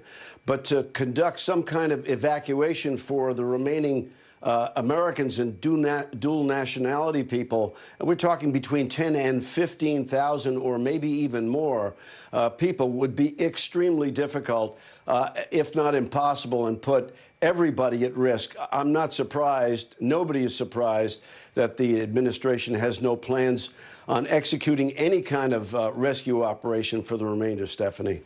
Is there anything that can be done to support the people who do try to get out? Well, in the past, in situations that are similar to this, when people were in one location or several locations that could be identified, airdrops of supplies have been affected. People who were close to borders or who were close to the sea could be evacuated too. But we're talking about a relatively small number who could be assisted in the coming days when the battle is going to get tougher and tougher. Stephanie. Yeah, it's just such a big country and such a difficult situation. Colonel Jacobs, thank you so much for your time this morning. You're welcome. The 2024 presidential race could begin in earnest this week, with President Biden expected to launch his campaign for re-election as soon as tomorrow. For more, we're joined by NBC News White House correspondent Mike Memley. Mike, nice to see you. What do we know about the president's re-election campaign, and where is he looking to focus his energy? Well, good morning, Stephanie. With this president, I've covered him a long time over multiple campaigns. There's always a little bit of suspense until the words come out of his mouth, but we are expecting to hear the president make his candidacy for re-election official, likely in the form of a campaign video that we expect to go up tomorrow morning. Tomorrow is the 4-year anniversary of when the president launched his successful 2020 campaign. We then expect to see the president addressing a union group here in Washington. Union voters are really the backbone of the president's political support, and he wants to shore them up in a hurry. And then we expect to really hear the president's pitch, focused a lot of what we've been hearing from the president since the State of the Union address, which is about the need to finish the job, to talk about the accomplishments he believes he's been successful at reviving American manufacturing, shoring up the economy, and that he needs 4 more years to do that. Now, just because he announces his candidacy does not necessarily mean we're going to see him travel the country on a campaign barnstorming tour. You're going to see this president do what presidents typically do when they seek re-election, have that Rose Garden strategy, rely on all the trappings of the office for most of this year, and then wait until his Republican opponent is clear. Obviously, we expect that might be former President Donald Trump in a rematch, but that's when the campaigning will really gear up next year. Yeah, you know, not everyone's looking forward to this announcement from President Biden. He's facing stiff headwinds. A new NBC News poll says 70% of all Americans, including 51% of Democrats, believe he should not run for a second term. Obviously not the numbers any president wants to see the week of a planned re-election bid announcement. How is the White House responding to that skepticism? Yeah, there are so many numbers to look at in this new poll, but really the magic number in this campaign is 80. That's the president's age. He'll be 82 if he is reelected and sworn in for a second term. Obviously, the oldest president in American history. This obviously comes up a lot in my conversations with Biden advisors, and they don't deny that age is going to be an issue. But here's how they respond to it. They talk about 2 things. One is that he brings experience and wisdom to the office. They argue that no other president without his experience would have been able to do the things he's been able to do legislatively with all his accomplishments, but also leading the world in a coalition against Vladimir Putin in support of Ukraine. They also make this point, which is that the president is known as being optimistic. He's always got a positive, forward-looking vision, and that's going to be a very real contrast to what we've seen from Republicans, a very dark, pessimistic view of the country. They think that ultimately voters will reward the president's vision. All right, well, we're also learning more about the team that will be supporting the president in his re-election bid, including his 2024 campaign manager. According to 2 sources familiar with the decision, the president is expected to tap Julie Chavez Rodriguez for the job. What can you tell us about her? Yeah, she's a veteran of the Biden team for the last 4 years. She served as deputy campaign manager in his 2020 campaign. She's been a senior advisor in the White House as the head of government affairs within the administration. She also served on Kamala Harris's ill-fated 2020 campaign, so she brings experience in both camps. Notably, she's also the granddaughter of the labor leader Cesar Chavez. Now, it's important to note that even as she will have the title of campaign manager, a lot of the key decisions about Biden's re-election campaign are going to continue to come from inside the West Wing. Jen O'Malley Dillon, who was Biden's 2020 campaign manager, continuing to call a lot of the shots inside the building, along with Anita Dunn, a senior advisor. And so we're going to continue to see new names pop up as the campaign takes shape, but this will be a dual effort both inside and outside the West Wing. It's going to be interesting, Mike. Mike Manley, thank you so much. And as President Biden prepares to announce his run for re-election, it looks like Americans aren't happy with the idea of what may be inevitable, a 2024 rematch with former President Donald Trump. According to a new NBC News poll, just 26% of Americans believe he should run in 2024, while 70% say he should not. And Trump isn't faring much better. Only 35% say he should run, while 60% say no. NBC News senior political editor Mark Murray joins us now to break all of this down. Mark, according to this latest poll, Biden's job approval rating is also down. What are the reasons behind Democratic primary voters not wanting Biden to run in 2024? Yeah, Stephanie, our pollsters actually asked Democratic respondents who said that they don't want President Biden to run for re-election and asked them to answer that in a 1 word or a short phrase. And 1 word really stands out, Stephanie, and that is Biden being too old. And in a separate question, nearly half of all Americans who ended up saying that they don't want Biden to run in 2024 said his age is a major reason, with another 21% saying that it was a minor reason. So that age definitely stands out there, Stephanie. And of course, as you also ended up mentioning, 41% of adults approve of President Biden's overall job rating, and you ended up having 54% disapproving. That's down from back in January when President Biden's approval rating was at 45%. Yeah, those are dark numbers for them. Mark, former President Trump is facing charges in New York over an alleged hush money scheme involving Stormy Daniels. Has that affected his support among voters at all? Yeah, actually, the support among Republicans and Republican primary voters is even stronger, Stephanie. Our poll finds that 68% of Republicans say that they believe they should stand behind Donald Trump amid the investigations, amid his recent arrest, because he's being unfairly targeted and they must support him. That's compared to 26% who ended up saying, you know what, Republicans might need someone else who won't be distracted in a general election against President Biden. We have running against Trump potentially a few Republican candidates who have thrown their hat in the ring. How's that field shaping up at this point? Yeah, we had our first trial heat of the very, very early 2024 Republican presidential race, and it shows the former president Donald Trump at 46% among Republican primary voters. Florida Governor Ron DeSantis, who, remember, has not officially announced a presidential bid, although we're all expecting him to do so, comes in second at 31%, and no one else gets more than 6%. And again, Stephanie, it's still very, very early, but when you look at Donald Trump's 46% in that trial heat, along with that other number where I said that so many Republican primary voters are standing behind him, given those investigations, and he is at this juncture the early front runner on the Republican race. All right, Mark, thank you so much. That new NBC News poll was front and center on Meet the Press this week, with New Hampshire's Republican Governor Chris Sununu stopping by to share his thoughts on the state of the Republican Party heading into the 2024 election cycle. Here's moderator Chuck Todd. Well, hello there, Stephanie. This week on Meet the Press, Republican Governor Chris Sununu of New Hampshire joined me to discuss the 2024 Republican primary after our brand new NBC News poll revealed that Donald Trump was the clear frontrunner for the GOP nomination. Here's what the governor had to say about the current state of the 2024 race. I still don't think he's necessarily going to be the nominee. Look, I think your poll is spot on in all these areas, by the way. I think that's actually a great poll, and I hope folks listen to it. I'll say this. Republicans are rallying. They're supporting former President Trump over these indictments, right? And there's a lot of support there. Now, does it actually translate into a vote? We will see. I mean, most folks don't decide who they're voting for until about 3 weeks before the election. So there's a lot of politics to play out. There's not even a single debate has been had. Other candidates are going to get in the race. So I just think it's so far away. And at the end of the day, we want a winner, right? Republicans want someone who can win in November of 24. Donald Trump is a loser. He has not just lost once.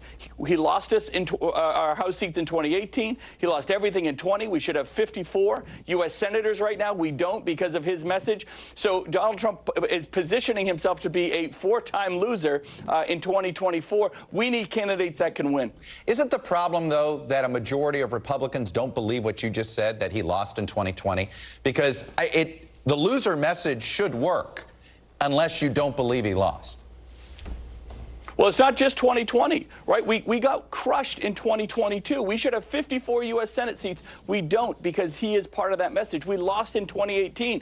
So it's not just about whether he won or lost in 20, which he did, of course. So I understand folks are supporting him. They think that a lot of this stuff with the DA is political, which I believe it is, too, by the way. It's creating a lot of sympathy. He's playing the victim card, right? Believe it or not, former President Trump is now playing the victim card, and he's making some headway with it. But at the end of the day, it has to turn into votes. You can see my full interview and a lot more at meetthepress.com, including more on our poll. You can also get more Meet the Press here on NBC News Now every single weekday at 4 p.m.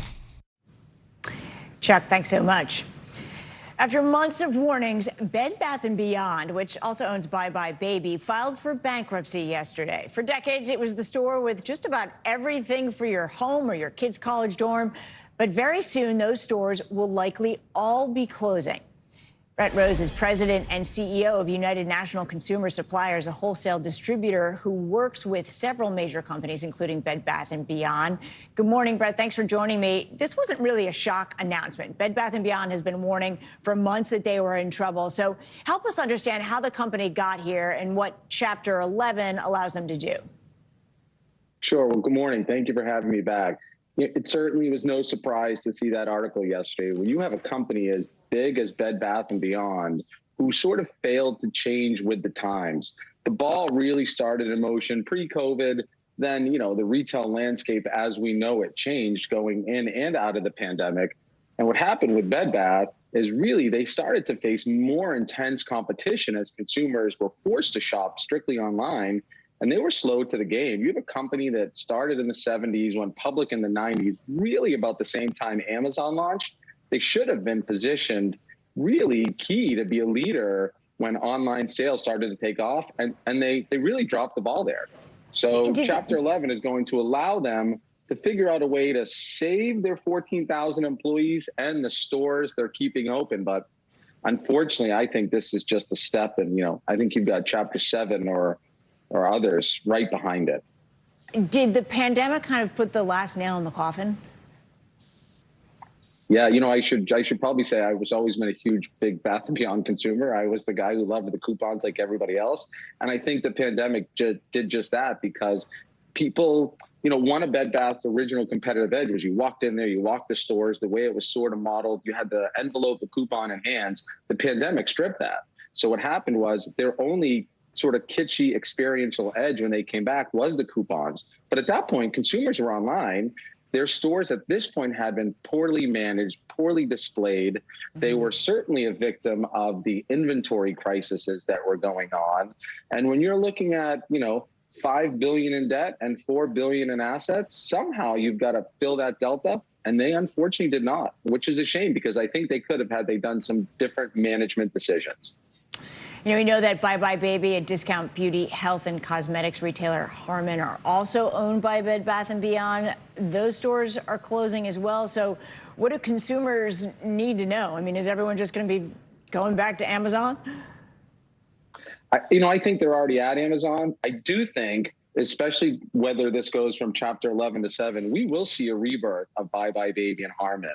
Bed Bath had a division called CTS, which was Christmas tree shops, which was originally sort of a Northeast Massachusetts chain that started to expand down the East Coast. They sold that off a few years ago. Regardless of what happens, whether Bed Bath emerges stronger, which, I sort of hope they do, of course, I do think you will see Bye Bye Baby because there's a lot of cash for that, a lot of cachet behind that brand. And Harmon, to some degree, sold off. So I think consumers, there's no shortage in baby goods, and there's certainly no shortage of home goods. I think where a Bed Bath & Beyond could have positioned themselves differently and still may if they force themselves into the off-price retailer. They had one step in traditional retail and one step in off-price. They're not quite a home goods. They're not quite a department store. They need to decide who they want to be when they grow up. Just quickly, do you believe, yes or no, that there is a place for brick and mortar stores in our economy? 100%. I think brick and mortar is alive and well. It just needs to be done right. All right, Brett, thank you so much. Thank you. A chilly start to the week for many of us. Let's get a check at your Morning News Now weather. Meteorologist Michelle Grossman is tracking the cold front and joins us now. Good morning, Michelle. Good morning, Stephanie. So good to see you. And it is chilly. You need the jackets for so many of us. About 59 million of us are waking up to freeze alerts and walking out the door to freeze alerts this morning. It's all due to a big area of high pressure kind of anchored over the plains. It's going to stay in place over the next several days. It's funneling down that cold Canadian air, even down to portions of the southern plains are well below normal for this time of year. So daytime highs anywhere from 10 to 25 degrees below what is typical for this time of year. And we're going to feel it as we head out today into tomorrow, Wednesday, Thursday, and then we'll start to moderate a bit. But take a look at some of these temperatures. This morning earlier, we woke up to temperatures below freezing in many spots. We're not going to rebound very, very far in some spots. Minneapolis, just 50 today. That's 12 degrees below what is typical for this time of year. Dallas, 66, Memphis, 66, Washington, D.C., 8 degrees below average for this time of year. Tomorrow, another cold one. Chicago, 50 degrees. In the 40s in Denver, 62, Kansas City, Buffalo, 50 degrees. That's 10 degrees below normal.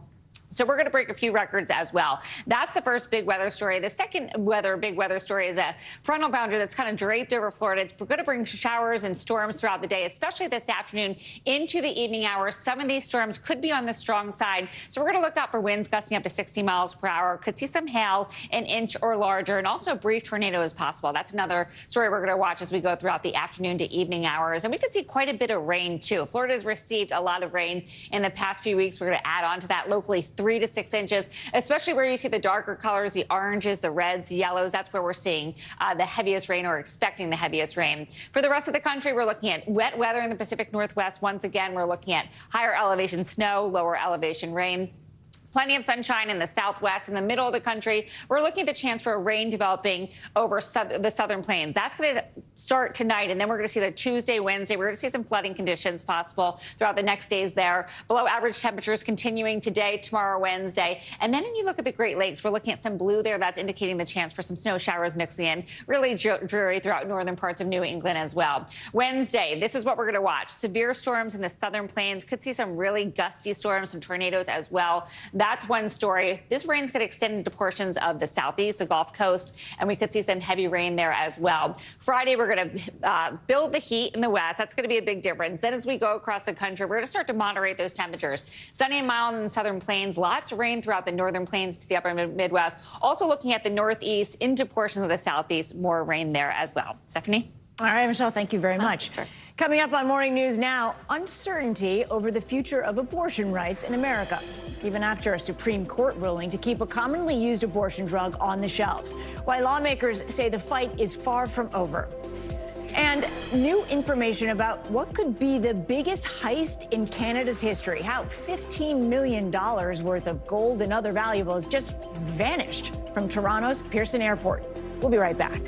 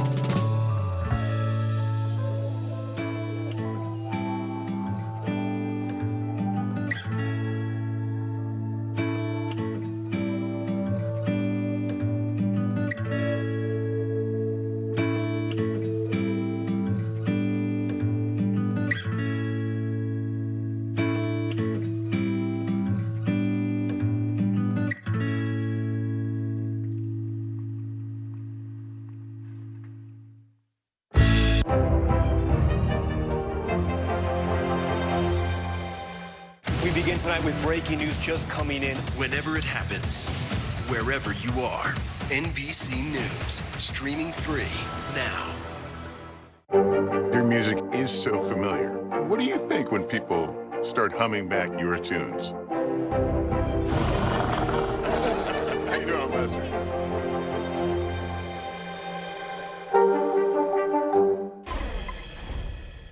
We're back with the latest on the battle over abortion rights. On Friday, the Supreme Court upheld the Justice Department's appeal to freeze a Texas ruling that would roll back FDA approval of mifepristone. Excuse me. Doesn't roll out easily. Bottom line, this means the pill remains available to people living in states where it is legal. 2 of the 9 justices publicly dissented from the ruling, Samuel Alito and Clarence Thomas. Justice Alito was the only justice to write an opinion on his decision. Alito claimed the Biden administration would not follow the court's order had it gone against the Justice Department. The White House has yet to respond to those claims. But Senate Leader Chuck Schumer did speak out following the court's ruling, saying the fight for abortion access is far from over. This decision was a temporary victory. This is hardly the end of our fight to protect a woman's health care and a woman's right to choose. Make no mistake about it. The hard right anti-choice MAGA wing in this country will keep working and working and working to take away all women's rights. But we will fight it and fight it and fight it. NBC News legal analyst Danny Savalos joins us now to talk about this ruling. It isn't just the name of this pill, mifepristone, that's difficult to say. This is a complicated story. What happens now? Last week, describing the procedural status of this case would have been really difficult. But today, it is now much easier because I don't have to explain what the district court did and how the Fifth Circuit held it up in part, but not in other ways. Now the Supreme Court's made it very easy. Basically, we've gotten into a time machine. We've gone back about 2 or 3 weeks. Everything is the same as it was before the district court in Texas ever got involved. That's because the Supreme Court has issued what's called a stay. It has hit a pause button on the district court in Texas's ruling. So everything remains the same, the status quo ante before the Texas district court ever got involved. So mifepristone is as available as it was a month ago.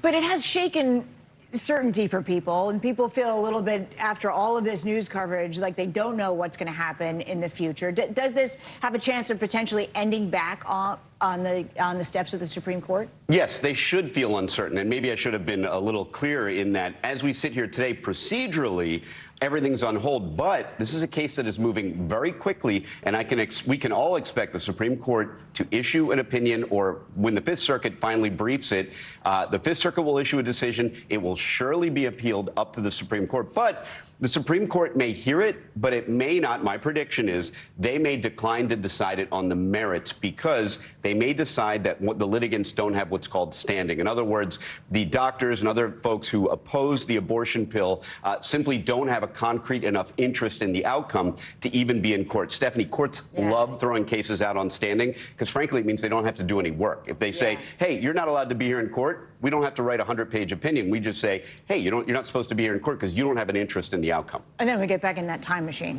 right? And go back to exactly right. We get in the same time machine that has gotten us here today. Obviously, this is an enormous political issue. You had former Vice President Mike Pence speaking out over the weekend, calling on local officials to take action against abortion in general. Let's listen to what he had to say. I think we have an opportunity to advance the sanctity of life, move it ever closer to the center of American law. And I think people should look to their state houses to make that change. But I think looking to the Congress of the United States, creating a minimum protection, 15 weeks, that is supported by some 70% of the American public at the federal level. I think these are all ideas that ought to be a part and parcel of the debate. Is this shaping up, and he sort of alluded to it there, this kind of state and federal government battle? What makes this case a paradox is that Dobbs originally, the central theme of Dobbs, was taking abortion out of the hands of the courts and giving it back to state legislatures. And that's the place we are now. A state can prohibit abortion right up until the moment of birth, or it can, they can prohibit abortion outright or permit abortion right up until the moment of birth. And we're seeing that already. But this decision is really more about federal courts' oversight of, say, FDA approval, which in a sense runs counter to the entire theme of Dobbs, which is abortion should be left to the states. Well, if that's so, now you have a federal district court judge with no apparent training in medicine or was not elected, was appointed, making a decision on an abortion pill that affects the entire nation. In spirit, it runs contra to the entire idea behind Dobbs. Very, very quickly, if Congress were to pass a federal law, does that trump all of the state laws? It does, and that's the way even the conservative justices on the court would see this as working properly. They would prefer, at least in theory, that the legislatures address this issue, whether it's Congress or state legislatures, rather than 9 unelected justices. All right, Danny Savelis, thank you so much for your time this morning. We appreciate it. Time now for some international headlines. Authorities in Kenya have exhumed dozens of bodies in what's believed to be part of a starvation cult. NBC News foreign correspondent Ali Arouzi joins us now with that and more. Good morning, Ali. It's so nice to see you. Good morning, Stephanie. Great to see you. That's right. Police in Kenya have exhumed the bodies of at least 47 people thought to be followers of a cult who believed they would go to heaven if they starved themselves to death. The leader of the church, Paul Mackenzie, has been arrested following a tip-off that suggested the existence of at least 31 shallow graves. The country's interior minister says the entire 800-acre forest has been sealed off and declared a crime scene.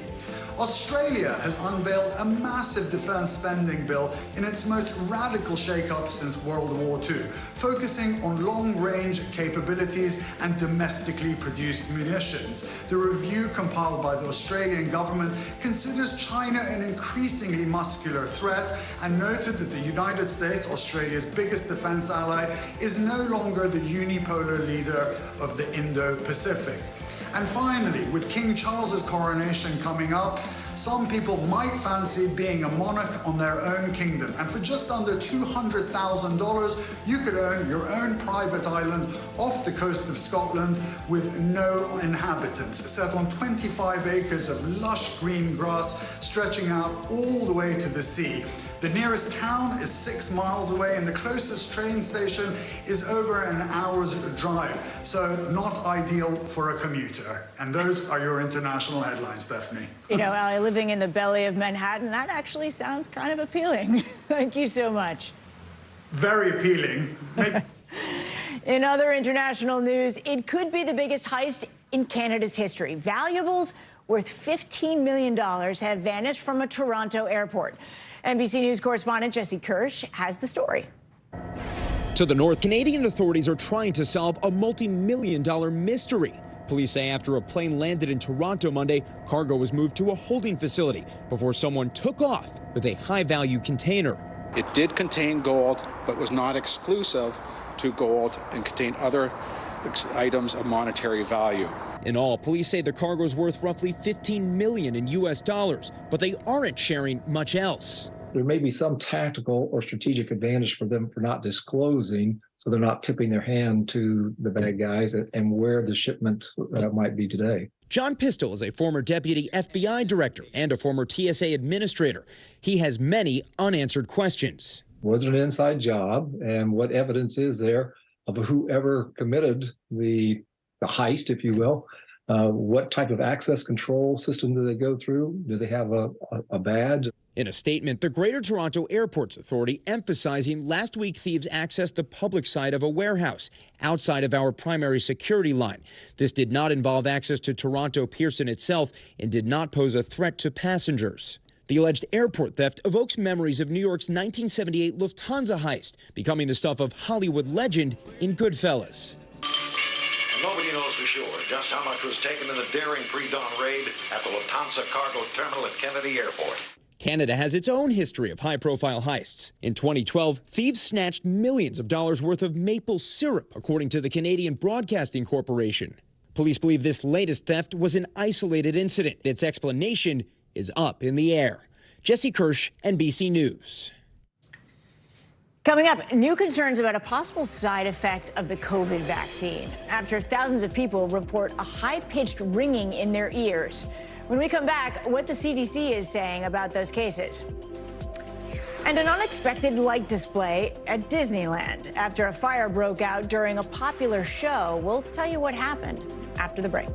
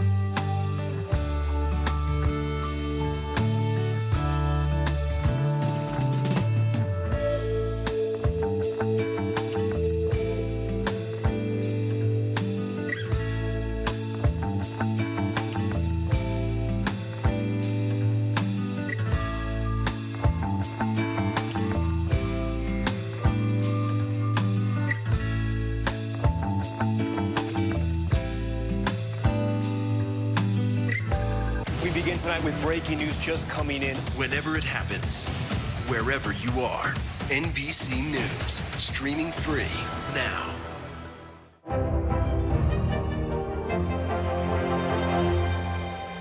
How do you feel at this age, this stage, where you are right now? I'm feeling quite liberated. We all know that that's what makes the world go round for all of us as women, our girlfriends, our friends.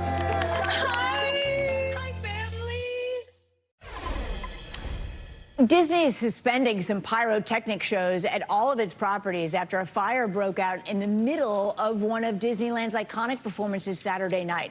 NBC News correspondent Erin McLaughlin has more. Oh my gosh! To the House of the Mouse, a shocking end to one of Disneyland's most popular shows. As Mickey battled the dragon, the fire-breathing prop engulfed in flames. Poor dragon, didn't make it. It's pretty bad. And nearby attractions evacuated.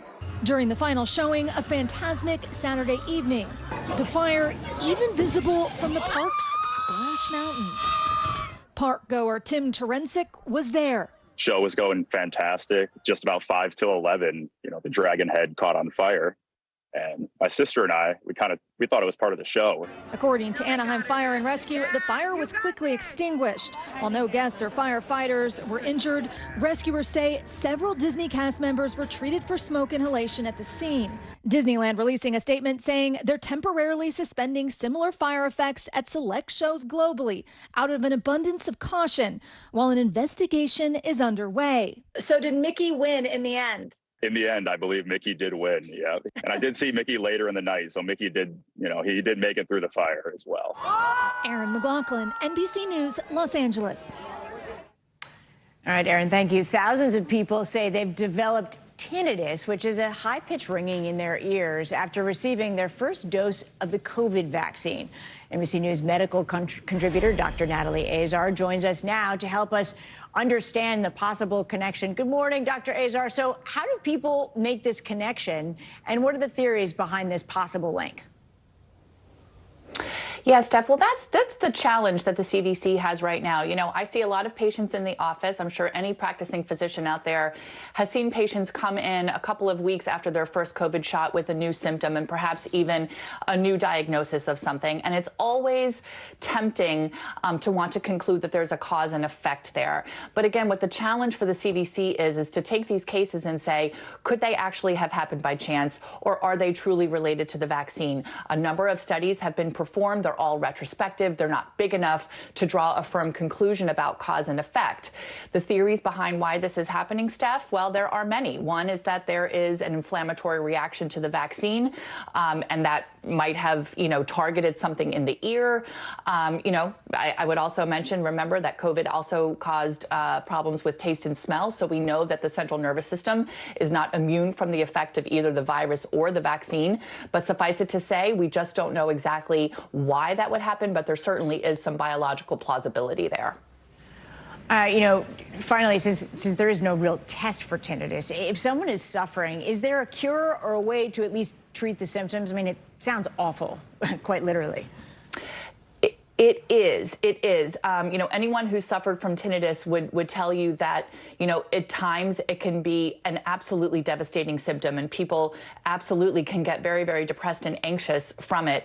I would also note, before even mentioning treatment, is that there are so many other causes of tinnitus that are unrelated to the vaccine, age-related, hypertension, many medications can cause it. So again, trying to draw that, line between exposure and symptom is very, very difficult. In terms of treatment, doctors have used anything from steroids, different types of medications. One thing that is apparently very, very helpful is different kinds of auditory training, sound training. A lot of patients will say that the symptoms are worse at night when they're trying to sleep, so using something that can give them a white noise in the background can help. But again, for some folks, it's a bother. For other folks, it can be quite devastating. And so, anyone who is an ENT knows how challenging and difficult this is to treat. And it's something that, a lot of research and funding should certainly be devoted to. All right. Well, thanks for those great suggestions and important context. Dr. Azar, thank you so much. Coming up, water could be the future of clean fuel in America. How researchers are using it as a carbon-free source of power. You're watching Morning News Now.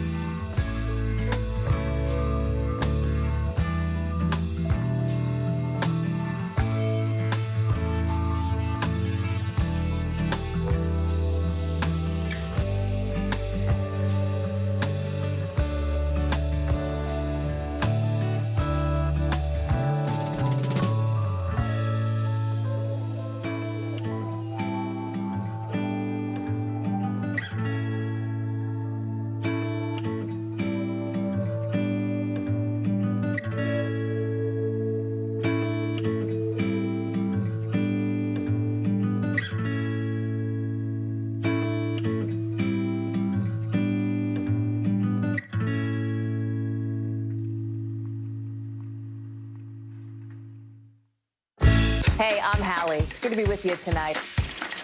The debt ceiling. Here's why this matters. Please, please don't have your eyeballs glaze over. Here's why this matters. Talk to us about what we're supposed to call this. Is it a bailout? Is it a backstop? There's a difference because it matters whose money is being used to prop up these banks. We think we're getting close to this news conference. I will be honest with people.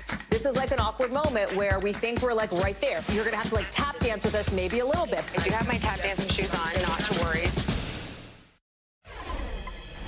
We're back with the race to find cleaner and more sustainable energy sources. Researchers are now looking at how we can take water and turn it into a fuel that doesn't produce any carbon emissions. NBC News correspondent Jake Ward explains. Let's go back to science class. Water is made up of 2 parts hydrogen and 1 part oxygen. Got it? Okay, but what happens when you separate them? Well, you actually get an alternative carbon-free fuel source. Think of this as the equivalent of sticking a tube down in the ground to get oil. At the Department of Energy's National Renewable Energy Lab, or NREL in Colorado, Keith Whipke spearheads hydrogen research. This is where you make the hydrogen. Because you're turning electricity into oxygen and hydrogen, and then from there, hydrogen would wind up going on to power something. Exactly. Right. And it can be stored, transported, liquefied, and used later. Right now, it's about 2 to 4 times more expensive to create hydrogen using only renewable energy, according to the Department of Energy. That is called green or clean hydrogen. The Biden administration is betting big on green hydrogen, investing billions of dollars in tax incentives and research and development. All in all, it's part of efforts they say to 1, bring down the price of hydrogen, and 2, reach its ambitious goal of getting our nation to be net zero emissions by 2050. A recent blueprint released by the administration shows green hydrogen is a priority for larger vehicles, including planes, ships, ferries, and large trucks, which is exactly what they're developing at NREL. So this is the fueling station. The black tanks behind it are the truck. Exactly. And then over here is what, the big tank in the ground. So they're what allow us to move the hydrogen into the truck really quickly. And are we at the point scientifically where you can put all of this away at a filling station such that I could be walking across it to go buy cigarettes and a Coke while my truck fills with hydrogen? Not yet. So right now, most hydrogen tanks are stored above ground. You can't bury them yet? Not yet. Companies, too, are leaning into hydrogen on the ground and in the skies. In March, aviation company Universal Hydrogen successfully flew a 40-passenger regional jet using 1 regular engine and 1 engine that runs using hydrogen. In Brooklyn, Air Company uses green hydrogen to power planes by combining it with carbon dioxide it captures to create actual jet fuel. But this is not a quick fix. It's one thing to use hydrogen to fuel a small passenger vehicle like this, but it's another thing to do it at scale and only using renewable energy. Yeah, so there's all kinds of end uses of applications that make sense then. You can make green steel, green ammonia, you can make power for small communities or even the power grid. So low-cost, clean hydrogen really opens up all kinds of opportunities. No pun intended here. Are we there yet? No. But the future of green hydrogen seems like less of a pledge and more like a promise. Jake Ward, NBC News, Denver, Colorado. Pretty cool stuff. Time now for some financial headlines. Jeff Shell has stepped down from his role as NBC Universal CEO. CNBC's Silvana Henao joins us now with that and other news. Good morning, Silvana. Good morning. That's right. So Comcast, owner of NBC Universal, which is the parent company of NBC News, announced that the change is effective immediately. Shell's departure comes after an investigation into inappropriate conduct. Shell said in a statement that he had an inappropriate relationship with a woman in the company. Several attempts have been made to reach Comcast, NBCU, and Shell, but so far, no response. His successor has not been announced.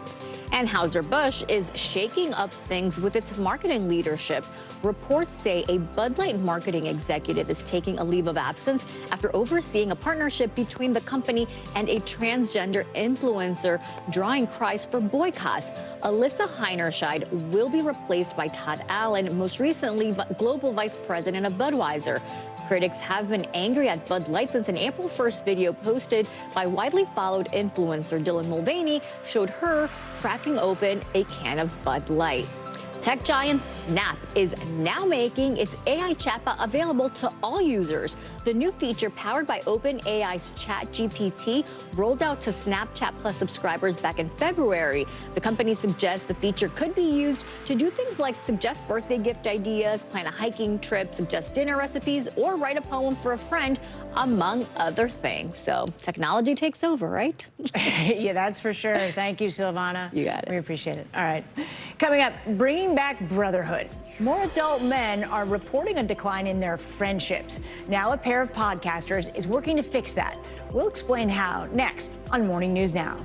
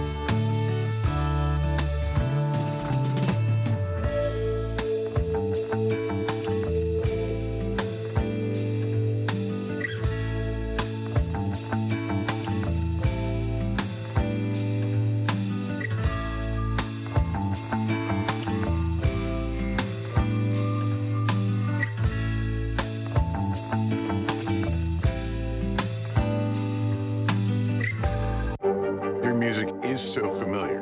What do you think when people start humming back your tunes? How you doing, Lester?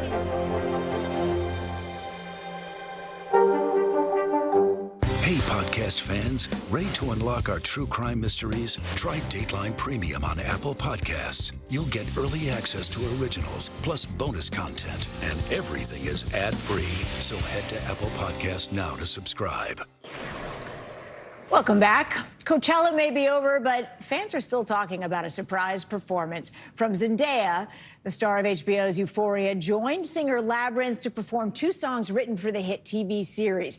It was the actor's first live performance. She started as a musician in 7 years, and the reaction was so loud, viewers from home said on social media they could barely hear the singer perform. And recent studies cited by the CDC have found loneliness carries with it physical risks comparable to smoking, obesity, and a lack of physical activity. The problem is particularly bad for men. Now a pair of friends is shining a light on the problem through a popular podcast. NBC News correspondent Gadi Schwartz has more. Matt Ritter and Aaron Cairo call themselves champions of friendship. Hey! Friends for over 35 years, the two, along with 7 others, gather every fall over a steak dinner and take a vote. Who had the best year? And the winner is crowned Man of the Year and gets a big old trophy. What do people think when you tell them about the trophy? I'd say their first reaction is, I wish I had something like that. It's a physical manifestation of friendship ensconced in silver and wood. We always say it's not really about the physical trophy. It's just about something bringing us together 365 days a year. But theirs is an unusual connection. For years, adult friendships have been on the decline, resulting in a so-called friendship recession. And while women haven't completely escaped the trend, the problem seems to be hitting adult men particularly hard. According to a recent survey, 15% of American men say they have no close friends, and 50% say they have 3 or fewer friends outside of family members. Guys have been taught to prioritize career and family, and then they get to our age and they're like, oh, wait, I haven't talked to my friends in 10 years. And the wives are like, get out of the house. That's why Cairo and Ritter started the Man of the Year podcast. Welcome to Man of the Year. Using their own experiences to help others make and keep friends. I think we've forgotten how much we need that human connection, especially in the past years of the pandemic. We need that human connection as much as we need, money and exercise and everything else.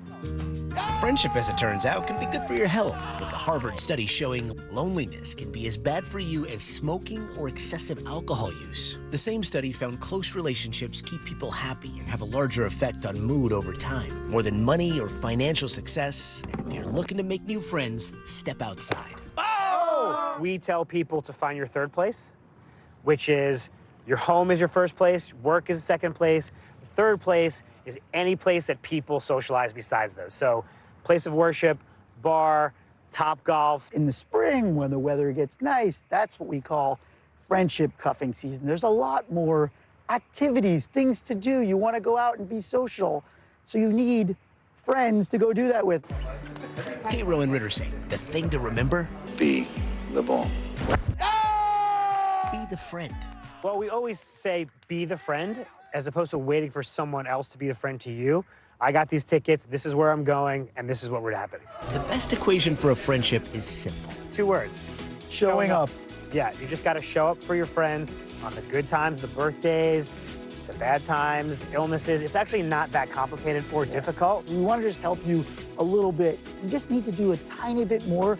The effort is low and the rewards are super high. Gadi Schwartz, Los Angeles. I love you, buddy. I love you too. What a great message. And finally this hour, the vinyl revival. For the past 3 years, traditional EPs and LPs are outselling CDs. That's thanks in part to an annual event called Record Store Day. Here's a look at this year's event. At a time when music from any era and every genre lives invisibly in the cloud, Record Store Day is dedicated to music that can actually be held in your hands, and to the independent stores that never stop selling it. It's the one day that we are guaranteed to have a line outside and people super excited to buy vinyl releases. Record sales are on the rise for the last 16 years, up 17% in 2022. Like, we've seen vinyl totally almost decimate that we thought we were going to close. Rock and Soul Record Store has been in Midtown Manhattan for 50 years. How would you describe the future today for a record store? Super exciting. Like, we're really excited. Record Store Day gets bigger every year. Musicians fuel the hype with special releases, limited editions that sell out fast and can only be bought in the store. Last year, the big record was Taylor Swift. They started lining up 24 hours before. Wow. So they really wanted that Taylor Swift. And this year, it's also Taylor Swift. When I felt like I was an old cardigan. But there is a lot more. Billy Joel, Grateful Dead, Stevie Nicks. The best part about Record Store Day is that there is something for everyone, every taste, every generation, including me. It's the 40th anniversary of Violent Femme's debut album, Blister in the Sun Like You've Never Heard It Before. And without skipping a beat, come on. Right back to high school. So get offline, get off the couch, and go to the record store. In addition to that Taylor Swift album, 300 other new vinyls were released on Record Store Day. None of those titles were sold online, so if you wanted first dibs, you actually had to get off the couch and go to your local record store. So that does it for this hour of Morning News Now. The news continues right now.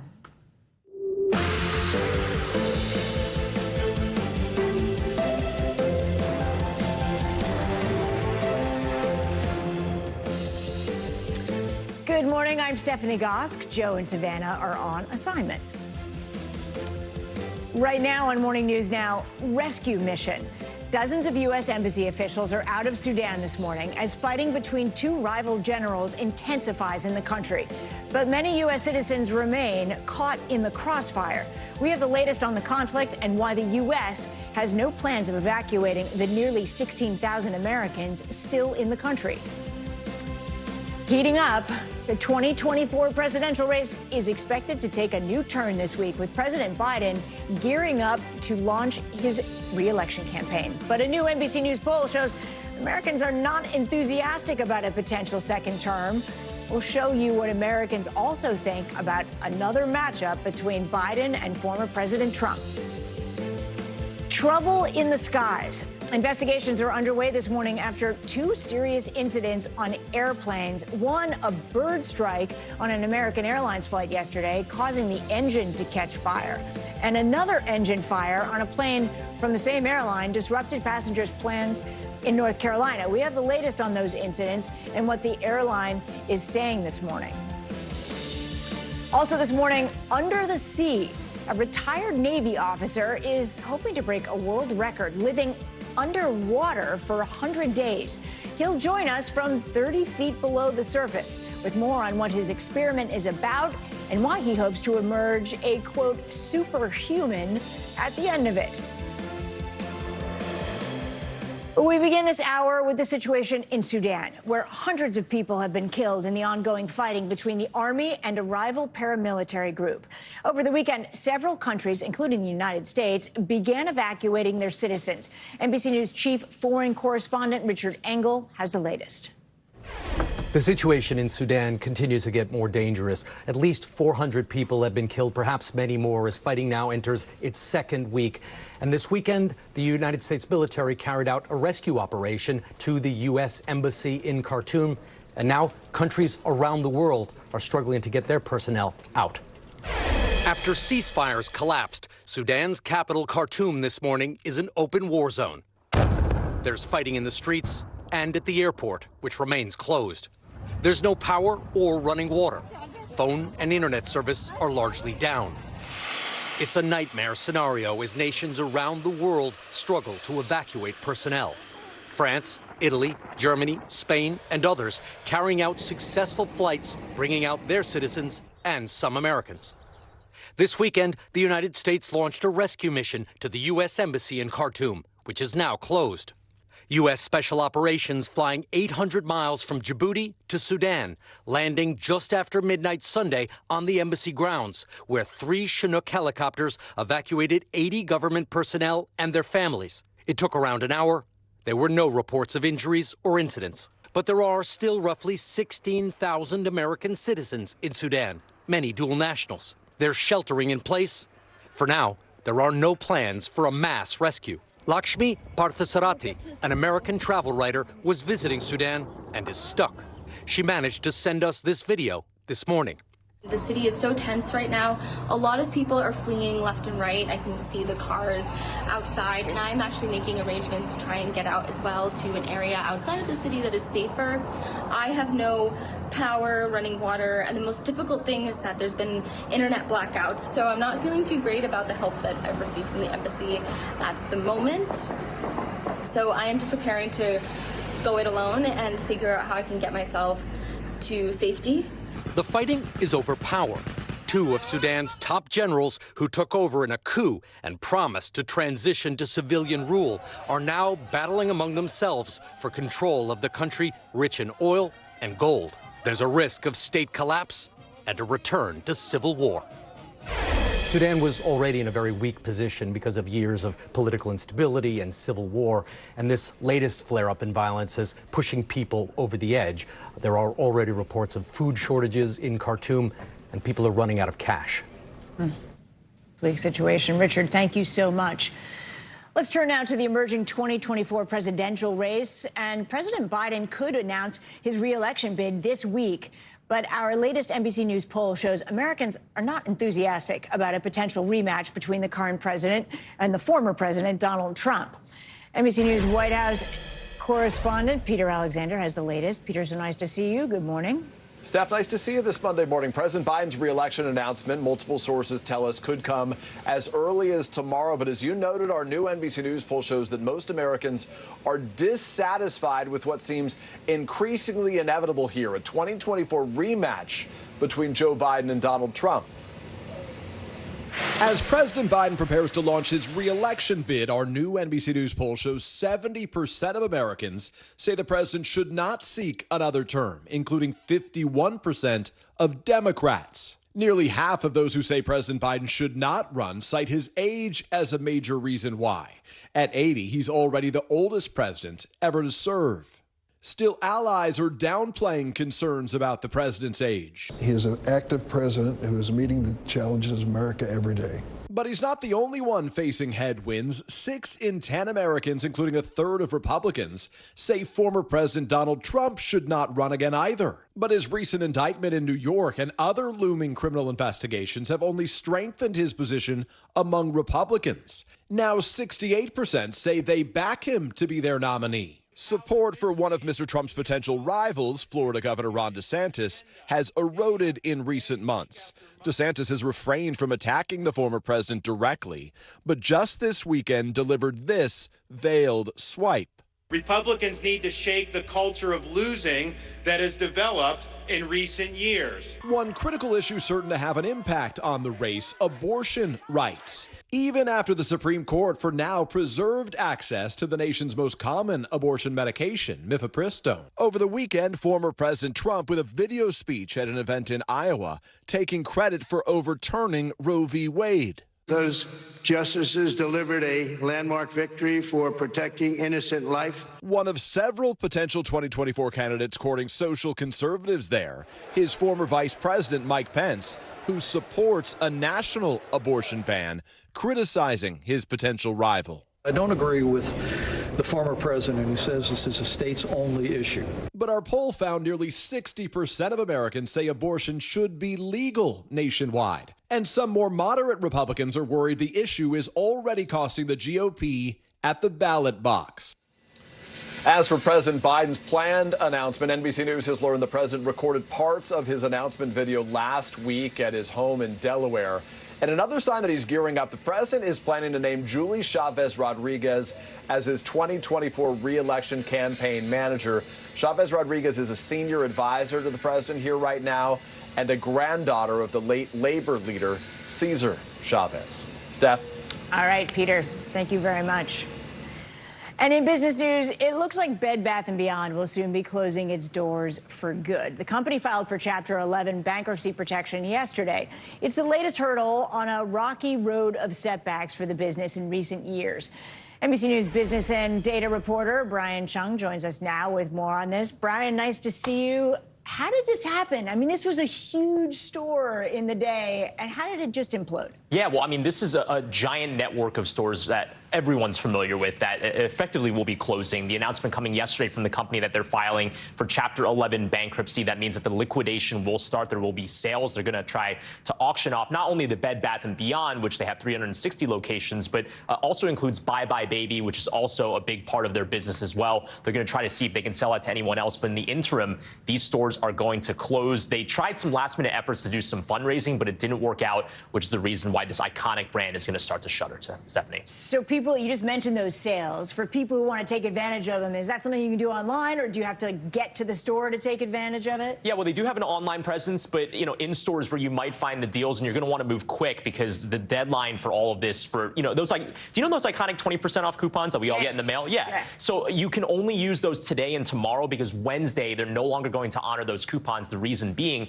they're going to start heavily discounting their merchandise inside the store. So if you don't get to a physical store by Wednesday, it's possible that some of that stuff could be gone, especially once those sales begin. And by the way, for those that have merchandise credits, you can only use those up to May 15th, again, as they start to liquidate those stores. What does it say about brick and mortar stores? I mean, do they have a future in our economy? Well, I mean, you think about the other brands that have gone under, right? Toys R Us was one that was once ubiquitous around this country. That went under. Sears also went under. And a number of other retailers have filed for bankruptcy, although they've been able to hobble along, like JCPenney, like J. Crew. But what it tells you is that the brick and mortar store is just no longer as viable in an era where e-commerce is really the thing. You could just go online, hit a few buttons, and get something shipped to your front door. But also, it speaks to the prevalence of big box retailers. It doesn't change the fact that if you need something in a pinch, you still have to get to the physical store, but people want to do a one-stop shop situation.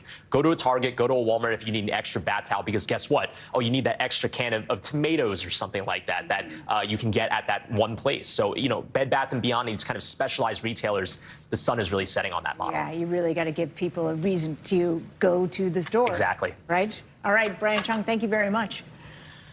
Turning now to two separate serious but non-life-threatening aircraft incidents in recent days. On Sunday, an apparent bird strike caused an American Airlines engine to catch fire, forcing the plane to safely return to the ground in Columbus.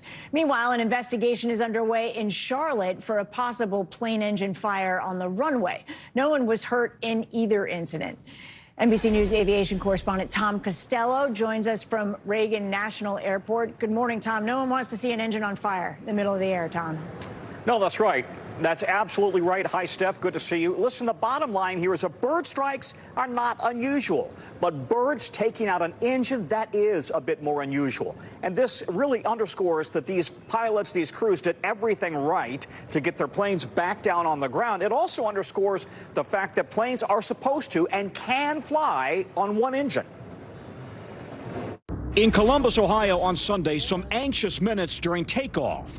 We lost the number 2 engine on the bird strike with high vibration. An engine on an American Airlines flight headed for Phoenix caught fire mere moments after taking off, apparently after striking a flock of Canada geese.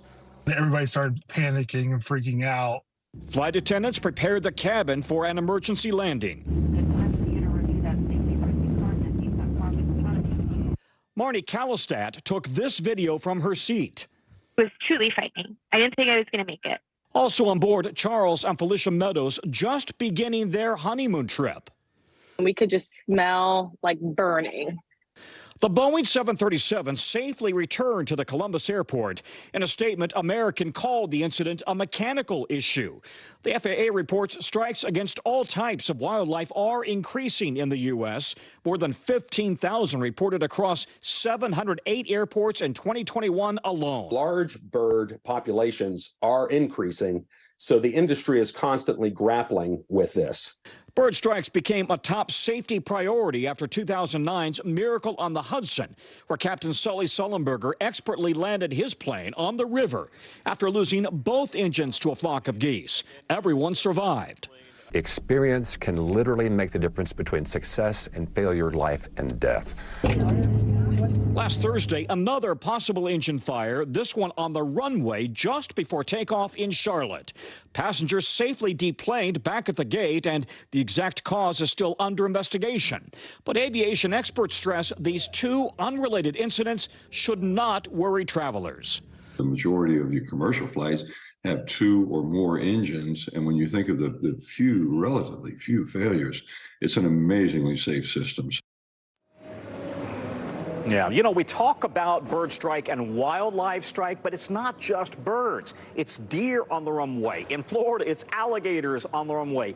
It's skunks, for example. So there's a lot of wildlife. But as it relates to birds, airports have been firing off cannons. They've been using nets. They've been even putting out chaser dogs to scare birds away out of the area because they can pose a serious risk to an engine. Steph? All right, Tom, those passengers needed you on the plane to tell them one engine's okay. You're going to be fine. That's right. Yeah, that's right. All right, Tom Costello, thank you so much. It's a chilly and rainy week ahead. Let's get a check at your morning News Now weather.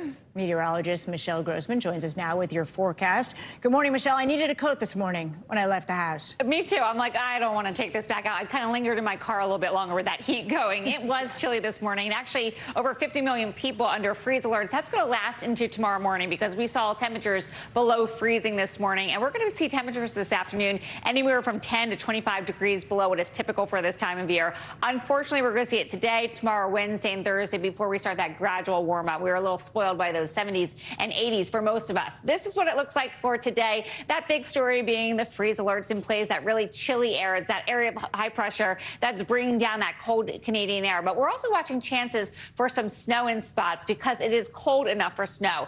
That is in portions of the Great Lakes. We could see some snow showers mixing in. We're not expecting a great accumulation, but still, it's late April. We're still seeing some snow showers mixing in. Back to the west and the Pacific Northwest, the highest elevations, the mountains, seeing some higher elevation snow. And we could see up to a foot in some spots into the Cascades, the Rockies, and then lower elevation rain, some valley rain as well. The Southwest, you're going to be dry. That's a good news. Lots of sunshine. We're dry in the south for most of the day, the southern plains, but we're going to see rain developing later, and then it's going to stay in place over the next few days. So we're looking at the chance for flash flooding. One spot that's going to see some heavy rain today, even the chance for strong to severe storms in parts of Florida. It's a area of low pressure, a cold front that's kind of draped across the area. Northern New England, it's a cold and dreary day. It's a Monday, and it's going to feel like a Monday there as we have an area of low pressure just kind of lingering there, very slow to move away. So let's talk about Florida first because we aren't seeing too much this morning. You're starting to see pockets of some heavier rain. That's where you see those brighter colors. But this will pick up as we go throughout the day, especially this afternoon into this evening. Could see some strong storms. Could see winds gusting up to 60 miles per hour with any of these storms. Also some hail. A brief tornado is possible. And really heavy rain. This is on top of saturated ground because we've gotten so much rain in the past few months here. And we're looking anywhere from 4 even up to 6 inches of rain in some spots. So Jupiter could see a lot. Where you see those brighter colors, again, that's correlating to the higher amounts of rain. So we're going to watch that closely as we go throughout the day.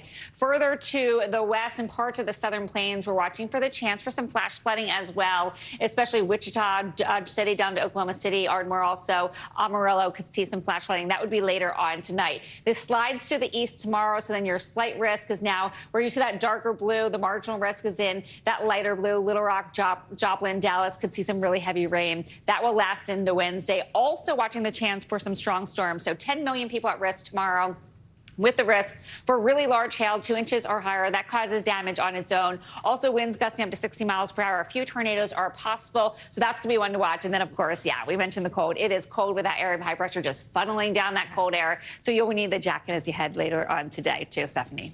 Well, I want warm weather. Me too. This is when I say we need to move to Florida. Every year I say this. Yeah, right. Michelle, thank you very much. Sure. Coming up, we're less than 2 weeks away from the coronation of King Charles. And this morning, we're learning new information about Meghan Markle's decision not to attend the event. We have the latest as the UK makes the final preps for the big day. Next, you're watching Morning News Now.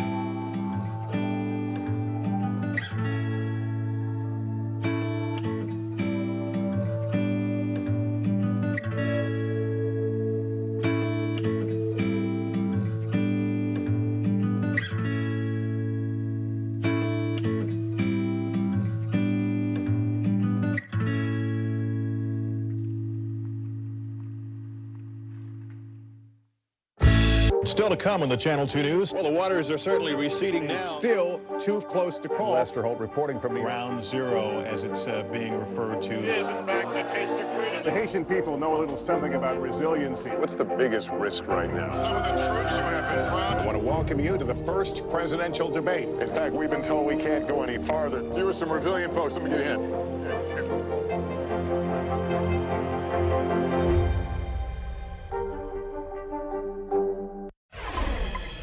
Britain's royal family has released a series of photos over the weekend marking what would have been Queen Elizabeth's 97th birthday. It comes as the Duchess of Sussex, Meghan Markle, dismisses reports she exchanged letters with King Charles over allegations of unconscious bias within the royal family. NBC News foreign correspondent Kelly Kobiea joins us from London with more. Kelly? Steph, good morning. Yeah, we know Prince Harry has RSVP'd that he is coming to the coronation in just 12 days' time, arguably the most important day of his father, King Charles's royal life. But Meghan is staying behind in California with the kids. And now a new article is suggesting that a rift between Meghan and King Charles could be the real reason. The royal family keeping busy as the king's coronation date closes in and scrutiny of Prince Harry's visit ramps up. This morning, Catherine, the Princess of Wales, visiting a childcare center and giving a British TV host hints about what she'll wear.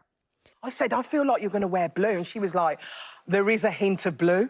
The royal family releasing birthday photos. This new picture of William and Kate's youngest son, Prince Louis, who turned 5 on Saturday.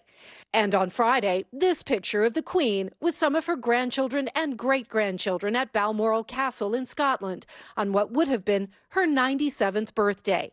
King Charles and Camilla, the Queen consort, spent the weekend at Queen Elizabeth's favorite retreat in Scotland, surprising the locals. A fan taking this video of the royal couple stepping out to visit a new restaurant.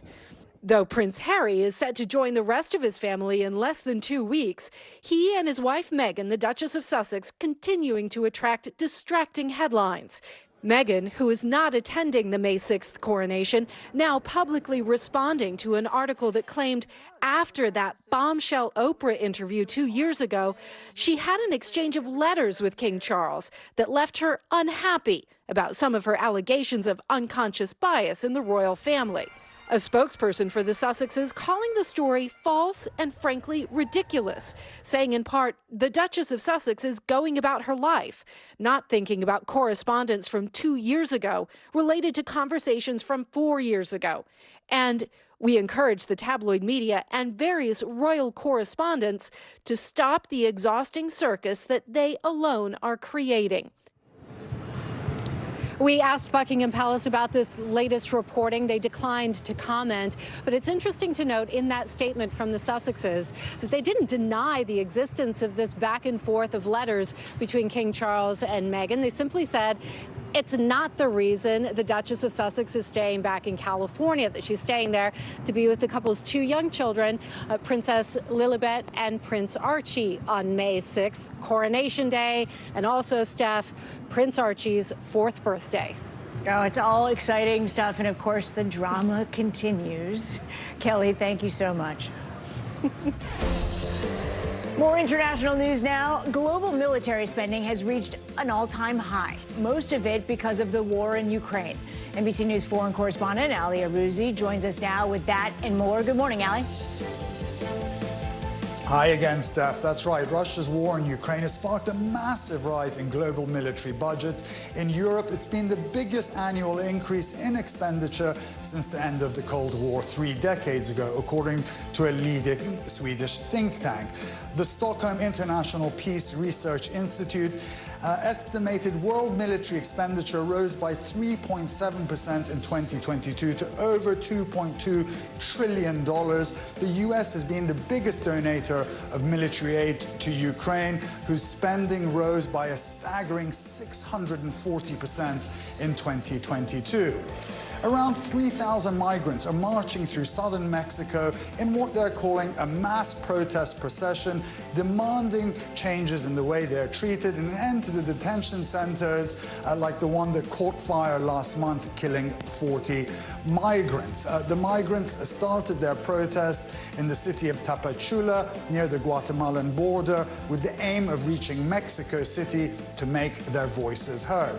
And finally, seagulls usually get a bad rap for their intrusive behavior, their droppings, and their constant raiding of rubbish bins. But a small coastal town in Belgium is trying to change their reputation by staging a seagull screaming contest in order to get more sympathy for them, because the organizers of the contest say they're part of the coastline and there wouldn't be a coastline without them.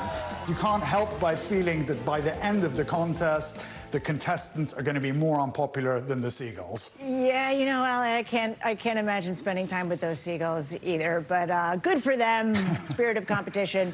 All right, Ali, thank you so much.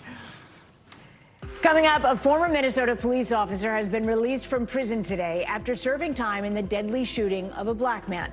We'll tell you what's next for former officer Kim Potter and how the family of the victim, Dante Wright, is reacting to her release this morning. Plus, we're following the latest on actor Jamie Foxx, who's been in the hospital for several days. What we're learning about the medical incident that sent him there and his road to recovery.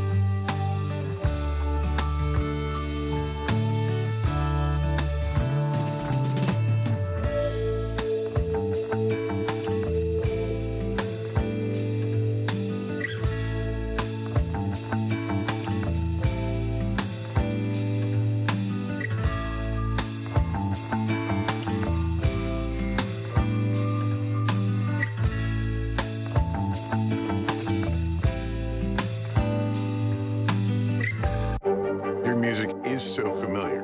What do you think when people start humming back your tunes? How you doing, Lester?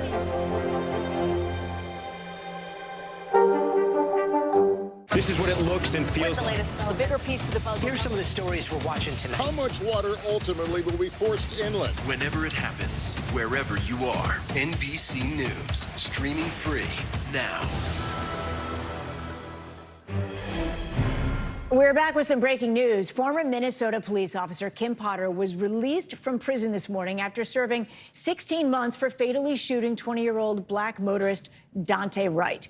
Police said Wright had an expired license plate when they pulled him over in 2021. Officers said he then ran from them when they discovered he had an outstanding warrant. Potter said she accidentally pulled her handgun instead of her taser when she shot Wright. Last year, she was found guilty of first and second-degree manslaughter for fatally shooting Wright. Potter was sentenced to 2 years in prison. NBC News correspondent Jesse Kirsch joins us now from Chicago with the details. Jesse, nice to see you. Good morning. What more can you tell us about Potter's release, and what happens to her now that she's out? Yeah, good to be with you, Steph. So we got these details just a short time ago. We know now that Kim Potter was released at 4 a.m. Central Time. That's 5 a.m. Eastern. And we're told that during her supervised release, she will be spending that time in Wisconsin. Remember, obviously this occurred and the trial was in Minnesota, but she's going to be spending that supervised release in Wisconsin. We're told she has to report where she's living, what she's doing. She can have unannounced visits from officials. She can be drug and alcohol tested, and she cannot possess a firearm. She cannot have a gun. They say she can't even be in the presence of a gun. That's what we got from the State Department of Corrections a short time ago. And again, obviously this is a fluid situation. We were waiting to find out when she would be released. We knew it was expected today. We weren't given a specific time because of safety concerns, and we now know that she has been released according to the state. You know, Wright's death sparked days of protest in 2021. Were there any concerns over Potter's safety when she was released this morning? Absolutely, and that's part of the reason why officials say they did not give us a specific time ahead of time. Also, obviously, she was released very early in the morning. Officials say that is because they were doing that for her safety as well as the safety of people at the prison. And officials have made a point of saying that they had intelligence analysts that were reviewing material, trying to keep an eye on the situation in the run-up to this release. And they say that there was concern. They came across threatening comments against Potter, and there were concerns about violent protests being held outside of the prison where she was being held. So there was concern over that, and they took that into account when they made this decision. Let's talk about Wright's family. How did they respond back when Potter was sentenced? Was it enough for them? And have we heard from them at all about her being let go? Yeah, so first of all, the family, when the sentence was announced, was not happy with that decision. And the other piece of this is, even though she was sentenced to one thing, she's serving even less than what her actual sentence was, because in Minnesota, as officials explained it to us, people serve 2/3 of their sentence in prison. The last third is on supervised release. There's no parole board. There's no time off given for good behavior, we're told. So whatever she got, she was only going to serve 2/3 of that. That said, the sentence handed down was something that the family of Daunte Wright was not pleased with. Here's part of what we've heard from his brother, for example. Words from my parents is basically saying that they just feel so hurt and overwhelmed with what was going on. We felt more of a slap in the face than anything. We feel like there should have been more time handed out to Kim Potter in this case. Nothing that we can do can change the fact that, you know, Kim Potter murdered our brother. And again, Steph, at this point, she has been released from prison and served less than what she was actually sentenced because of the rules in the state of Minnesota, Steph. All right, Jesse, thank you for staying on top of it. We appreciate it. And now to an update on actor Jamie Foxx's condition. He's spent nearly 2 weeks in the hospital recovering from an unspecified medical issue.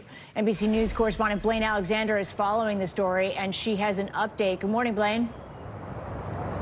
Well, Steph, good morning to you. That's right. You know, Fox's movie was set to shoot a car chase scene here in Atlanta on the morning that he was rushed to the hospital. Now, we don't know exactly what medical issue led to him needing treatment, but this morning, the well wishes and the prayers are rolling in.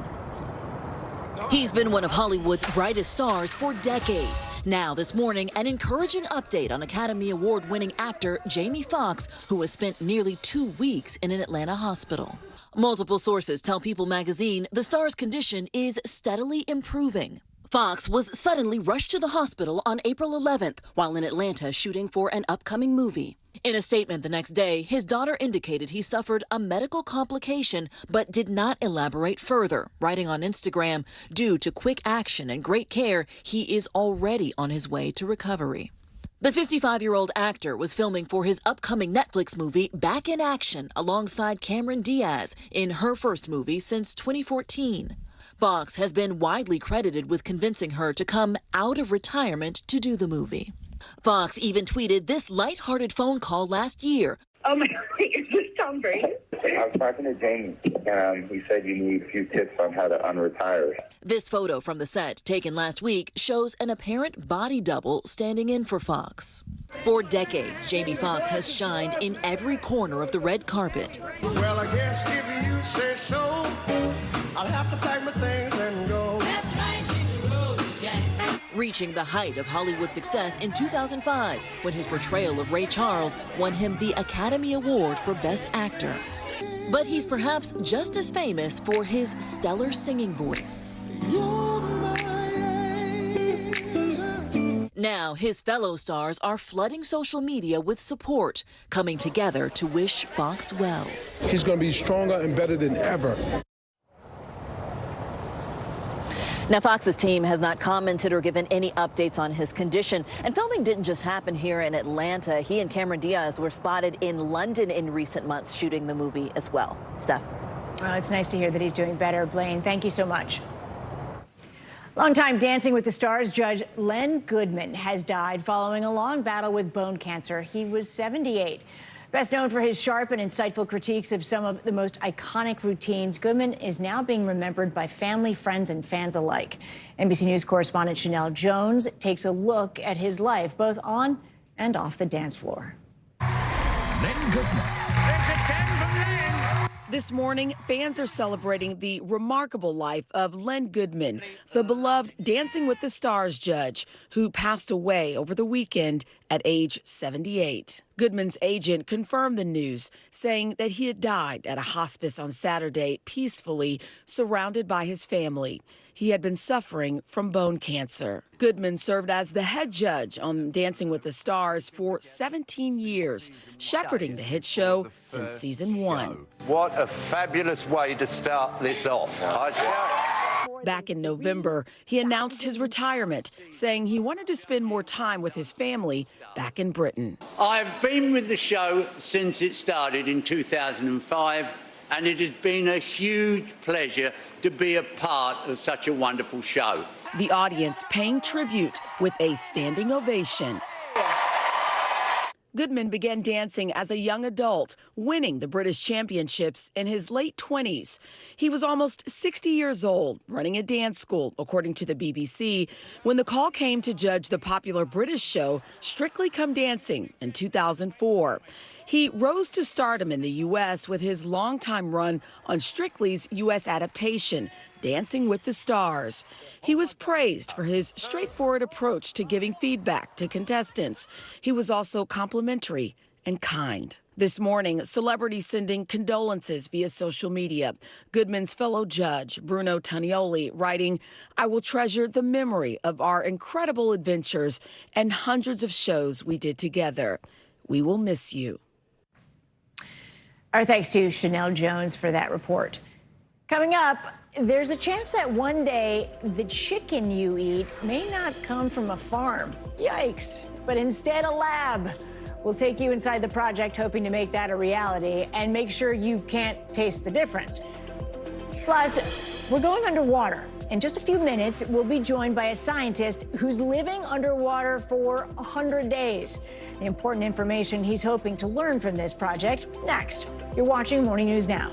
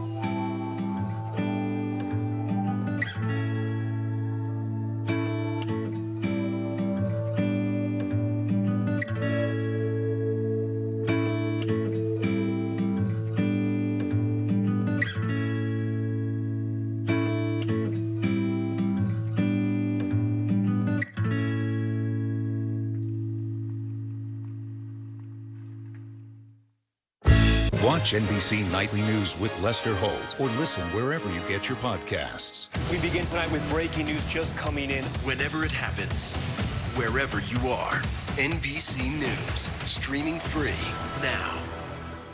How do you feel at this age, this stage, where you are right now? I'm feeling quite liberated. We all know that that's what makes the world go round for all of us as women, our girlfriends, our friends. Hi, family. Welcome back. Now to why a new kind of chicken could one day be coming to your dinner plate. More than 150 companies are working to make lab-grown meat and seafood a reality. NBC News correspondent Maya Eaglin has more. It's Big Tech's newest take on Big Ag. No farmland, no coops. But these labs in Silicon Valley could be the future of meat. There are a lot of benefits of making meat in this way, from 70% less emissions, 70% less water and land. But one of the biggest is you don't need to harm an animal. Josh Tetrick is the CEO of Eat Just. It's one of only 2 companies in the U.S. that's received clearance from the FDA for human consumption of lab-grown meat. The USDA still needs to approve it for sale. This is not vegan or vegetarian. The other company is Upside Foods, headed by cardiologist Uma Valetti. Talk to me about the science here. How does it work? The science is fascinating, but it's fairly simple. We take cells from eggs or young animals or mature animals, and we identify the cells that are capable of going into fats, proteins, connective tissue. Those cells are then prepped in a lab and pumped into stainless steel vessels. Inside this bioreactor tank, there are billions of chicken cells growing. It'll take about a month before they're ready to eat. Right now in the U.S., you can only eat cultivated chicken on company premises. Definitely has the chew factor of chicken. Shreds like chicken, too. Yeah. If soft in texture, I have to say, it's very, very, very, very close. On average, Americans eat 100 pounds of chicken a year. But raising livestock comes at a cost, contributing 14.5% of all human-caused greenhouse gas emissions, according to the UN. The companies making lab-cultivated meat say they can fix that, if they can bring down their costs. Currently, the only place in the world you can buy cultivated meat is in Singapore, where Eat Just sells its chicken at a financial loss. So if the motivation isn't profit here, why sell in Singapore? Selling in Singapore is a way of demonstrating that this new approach to making meat is not science fiction, but it's here, it's reality. Experts say lab-grown chicken showing up on store shelves in the U.S. is likely still years away. There's a ton of risk in doing this. There's a lot of uncertainty, but the other option is not to do anything, and that seems worse. Pushing for change, one bite at a time. Maya Eaglin, NBC News, San Francisco. Some wild stuff there. Let's turn now to some financial headlines. Global investment bank Credit Suisse says it lost over $68 billion, that's billion with a B, in assets this past quarter. CNBC's Silvana Hanau joins us now with that and other news. That's a lot of money to lose, Silvana. It absolutely is. So listen to this. New information is coming out about Credit Suisse's very first quarter collapse before being rescued by rival UBS. The bank revealed that it suffered a net asset outflows of more than $60 billion, as you just mentioned. Now, Swiss authorities brokered the controversial $3 billion Swiss franc rescue in late March, following a collapse in Credit Suisse deposits and share price amid fears of a global banking crisis triggered by the fall of U.S. lender Silicon Valley Bank. A new report out reveals that big spending on business trips might be a thing of the past. The Morning Consult study declared that business travel will never return to normal. Why? Well, experts blame tighter budgets and new ways of virtual working. The report also says the demographics are changing too. Business travelers are now younger and more likely to fly in economy class, with about half earning less than $50,000 a year. And jury selection is underway for a trial over claims that British pop star Ed Sheeran owes a share of profits from his hit Thinking Out Loud for copying Marvin Gaye's Let's Get It On.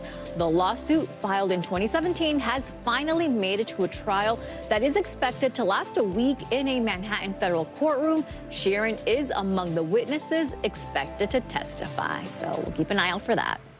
All right, we certainly will. Thank you, Silvana. Sure thing. A biomedical engineer is taking a deep dive for the sake of science. His name is Dr. Joe Dituri. Dr. Dituri is also a retired saturation diver for the U.S. Navy, and he's currently living underwater for 100 days. Just the thought of it gives me the sweats.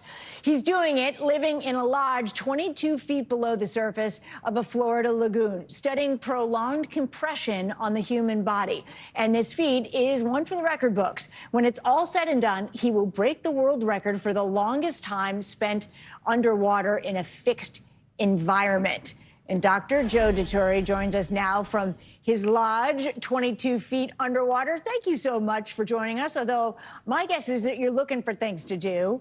I'm actually really crazy busy with the science that we're doing, but I appreciate the reach out and the ability to come on your show. Thank you so much. You're welcome. Well, I know you're going to break this record, but I also know that there's a real reason behind why you're doing this. Can you explain it to us?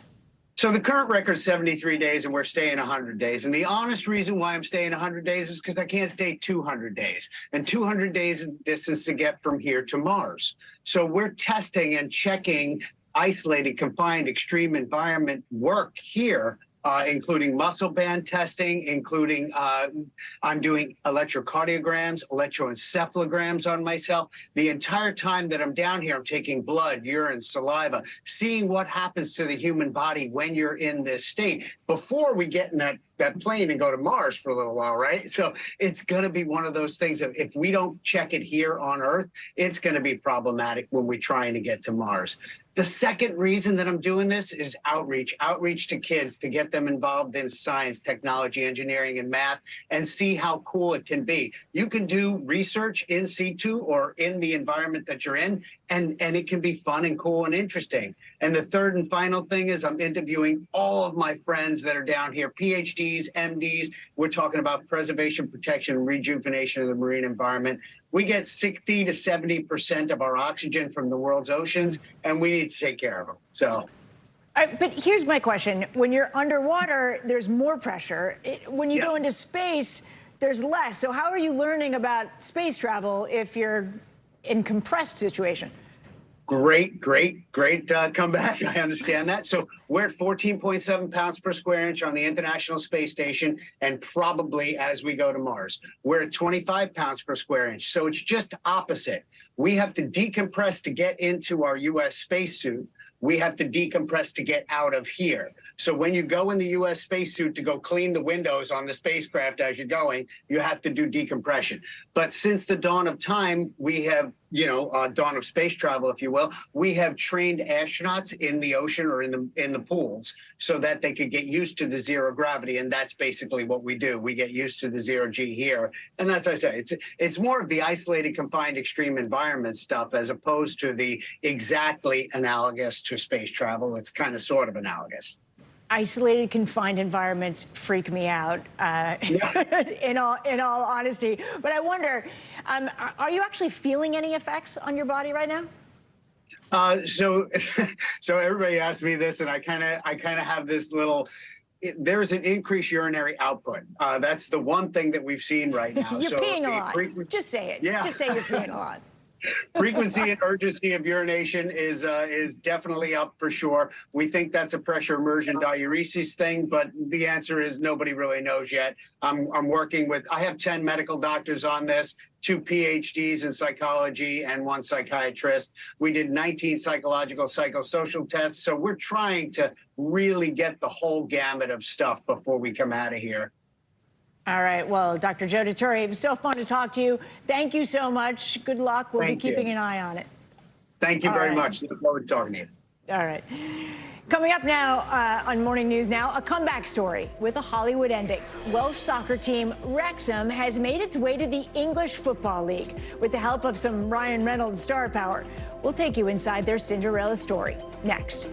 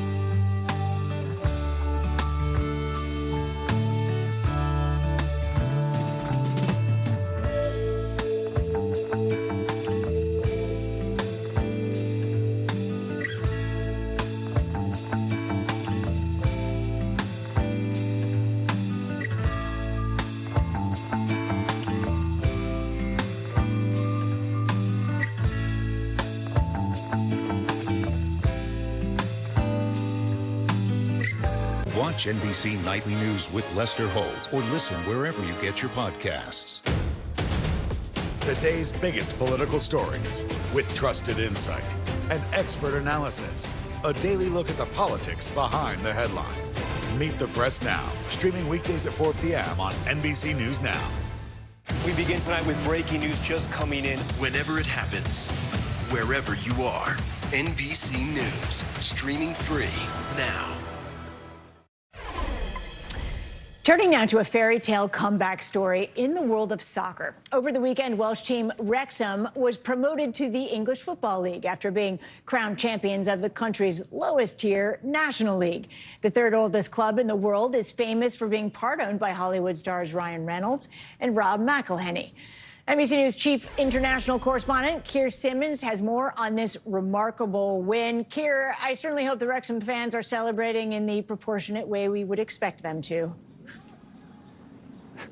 Exactly right. You know, it has put hope in the heart of so many soccer fans, Steph, so many fans who stand around cold football pitches like this weekend after weekend, hoping that someone like Ryan Reynolds and Rob McElhenney would actually come and buy their club. And even if you struggle to pronounce McElhenney, then you know how to say goals, goals and more goals, and let's all go down the pub. It's the underdog victory fit for Hollywood. Wales Wrexham Football Club promoted to the English Football League after 15 years of playing in the lowest professional soccer class. Saturday night's win punctuated by a wave of fans descending on the pitch and a stream of tears from the team's famous owners, Rob McElhenney and Ryan Reynolds, who FaceTimed his wife, Blake Lively, and their kids after the final whistle. Even fans in McElhenney's hometown of Philadelphia were cheering from across the pond. We are Wrexham! We are Wrexham! As people said at the beginning, why Wrexham? Why Wrexham? This is exactly why Wrexham. Happening right now is why. This North American invasion on Britain's soccer scene, a real-life Ted Lasso tale. Expectations for us are as low as a rattlesnake's belly button, huh? Now it seems the world can believe in Wrexham. The comeback story started just 2 seasons ago when the actors decided to purchase the team, as documented in the FX docuseries, Welcome to Wrexham. The town reminds me of Philadelphia. It's a working-class town. I feel like I know those people, and I grew up with those people. I am one of those people. Their celebrity ownership has made the 159-year-old club Hollywood's team, with some of their famous friends like Will Ferrell and Paul Rudd often seen cheering on the Red Dragons. After the championship win, McElhenney and Reynolds seen soaking in every moment. Give me your jersey. Are you putting that on eBay, Ryan, or what's going on? Listen, I work in show business. We fall on hard times. The guaranteed promotion will likely bring the team more fans, exposure, and of course, money. It literally drives an entire community, and that's what football does over in the UK. And this huge windfall for these football clubs.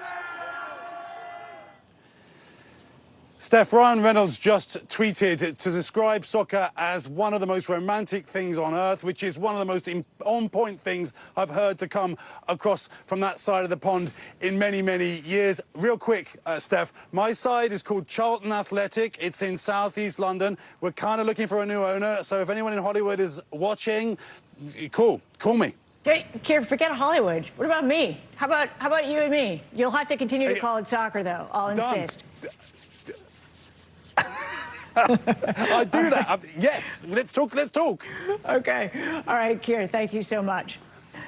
We end this hour with a behind-the-scenes look at one of New York's most iconic restaurants, Carbone New York. Co-owner and chef Mario Carbone opened his doors for a rare interview with Today co-host Carson Daly. Take a peek at the magic cooked up in this kitchen.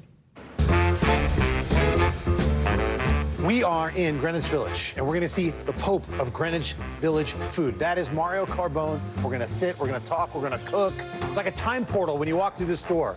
I can hear Sinatra already. Come on in. It feels like a movie in here. And I feel like I'm immediately transported into a scene of Goodfellas. That was the whole idea. How do I take basically Ray Liotta's 40-second scene in the back of Copacabana?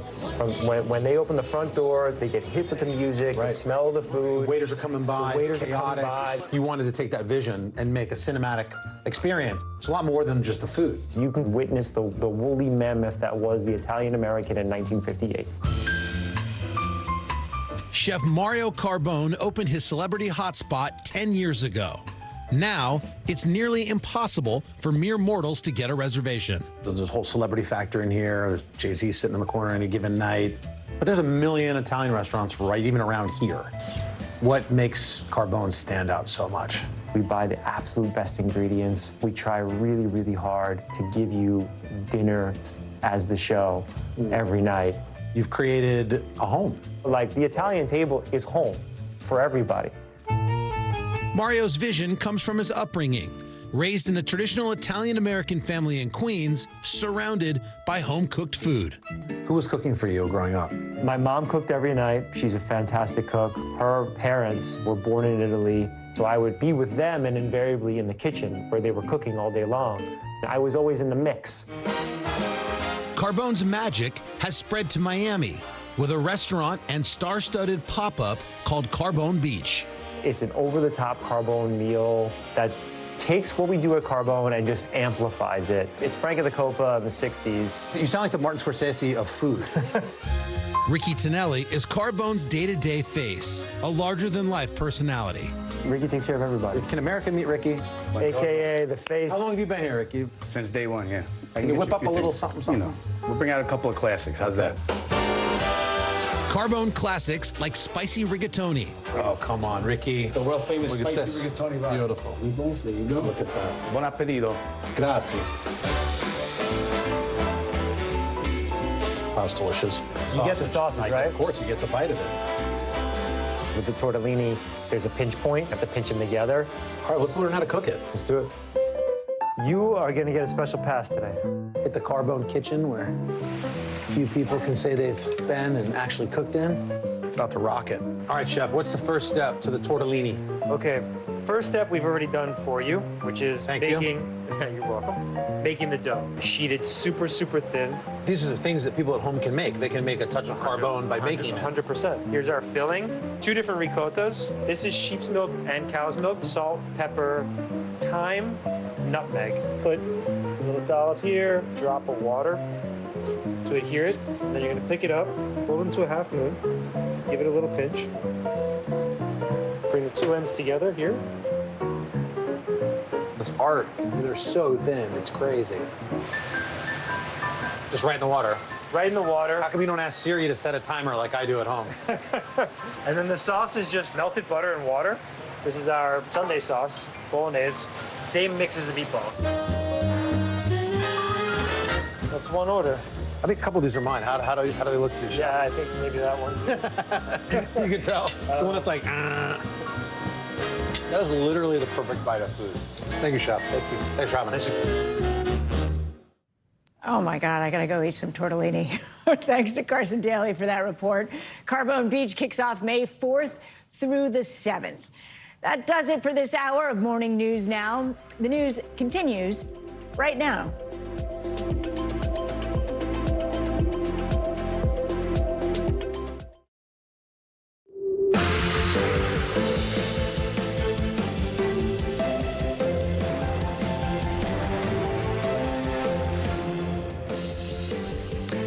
Good morning, I'm Stephanie Gosk in for Joe and Savannah. Right now on Morning News Now, rescued from war. Developing this morning, operations at the American Embassy in Sudan are now suspended after U.S. Special Forces extracted dozens of government personnel and their families from the nation's capital. Now, concern is growing over the thousands of Americans still in Sudan as the fight for control of the country intensifies. I'm disappointed. I'm afraid to losing them in the next hours. I don't know what will happen in Sudan next few hours. We have team coverage this morning of the daring evacuation operation, plus what's being done now to help those who remain. Dissatisfaction This morning, voters are expressing a bleak outlook on the 2024 election. A new NBC News poll showing they don't want a 2020 rematch between President Biden and former President Trump. We'll tell you why. Plus, how Trump's ongoing legal troubles could impact the election. Vaccine concerns. This morning, researchers are looking into reports of a possible side effect of the COVID vaccine. Thousands of people say they developed a constant ringing in their ears. What we know about those cases, plus how the CDC is responding. And you've got a friend. Feeling lonely? Well, you might want to know you're not alone. A new survey shows adult friendships are on the decline, especially for men. But now a pair of podcasters is on a mission to change that. More on how they're forging friendships and creating community. We begin this morning with the ongoing violence in Sudan, which is in the midst of a bitter power struggle between rival generals. Several countries are now evacuating their citizens from the capital, Khartoum, as fighting between the army and a paramilitary group shows no signs of slowing down. On Saturday, the U.S. pulled out its embassy staff and diplomatic personnel in an incident-free extraction that involved 3 transport helicopters taking off from the U.S. base in Djibouti. Secretary of State Antony Blinken supervised the operation, which resulted in fewer than 100 people being evacuated. But U.S. officials say there are currently no plans to get out other Americans still in Sudan. NBC News Pentagon correspondent Courtney Kuby has the latest. After days of planning, several nations have begun evacuating their diplomatic staff out of Sudan. But as the violence continues in the capital city, Khartoum, these rescue missions become even more dangerous. The urgent race to evacuate citizens from the growing violence in Sudan's capital city, Khartoum. The French carrying out several evacuation flights successfully, the Italians flying its citizens and those of other European nations to safety. The U.S. carried out their daring rescue operation under cover of darkness. Elite U.S. Special Operations flew multiple helicopters 800 miles from Djibouti to Sudan, landing on the embassy grounds where they loaded 80 government personnel and their families onto 3 Chinook helicopters in about an hour. Remarkably, U.S. officials said there were no injuries or complications. These are missions that are inherently risky. Kudos to the Department of Defense for pulling this off so smoothly. Secretary of State Antony Blinken also announced the closing of the U.S. embassy, saying it was temporary and necessary due to the unacceptable risk to embassy personnel. More than 16,000 Americans are still in Sudan, many of them dual nationals. But with supplies running low, hundreds are hoping to escape, their family members outraged. Really, I'm disappointed. I'm afraid to losing them in the next hours. I don't know what will happen in Sudan next few hours. Biden administration officials say they do not expect a larger evacuation of Americans now or even in the coming days. Sunday was the 3rd and final day of a ceasefire meant to celebrate the Muslim holiday Eid al-Fitr. But the truce did not stop the bloodshed. So far, more than 400 have died, 3,000 more injured, according to the World Health Organization. Civilians caught between warring generals, even as neither side shows any signs of backing down. The U.S. military's planning for Sudan continues. Multiple other nations have reached out to the U.S. asking for help in getting their diplomatic personnel out of Sudan. And now U.S. officials say the administration is considering it. Back to you. All right, Courtney, thank you so much. Let's bring in NBC News military analyst Colonel Jack Jacobs for more on the story. Jack, really nice to see you. Let me start with this. How surprised are you that this U.S. evacuation unfolded without any complications or incidents? This was not a simple operation, was it? No, very complicated, actually. What made it a bit easier is that all the evacuees could be brought to one spot, and so the evacuation itself, once the helicopters were on the ground, didn't take all that long. It was less than an hour. What made it difficult, however, was the distance between the staging area in Djibouti and Khartoum, which was at the almost extreme limit of the range of the helicopters. That means that these MH-47s and a few MH-60s could get from Djibouti to Khartoum, but couldn't get back without refueling. So undoubtedly they were refueled by C-130 refueling aircraft on the way back. It was a complicated operation in a difficult area, pulled out flawlessly. Yeah, it's pretty remarkable. You know, we know other countries are also evacuating their private citizens, but the U.S. says it has no plans to do that for U.S. citizens. Do you think that's a mistake? What kind of risks would people who are there be exposed to? Well, it's extremely risky, obviously, for those who remain behind in Sudan. But to conduct some kind of evacuation for the remaining Americans and dual nationality people, and we're talking between 10 and 15,000 or maybe even more people, would be extremely difficult, if not impossible, and put everybody at risk. I'm not surprised, nobody is surprised, that the administration has no plans on executing any kind of rescue operation for the remainder, Stephanie. Is there anything that can be done to support the people who do try to get out?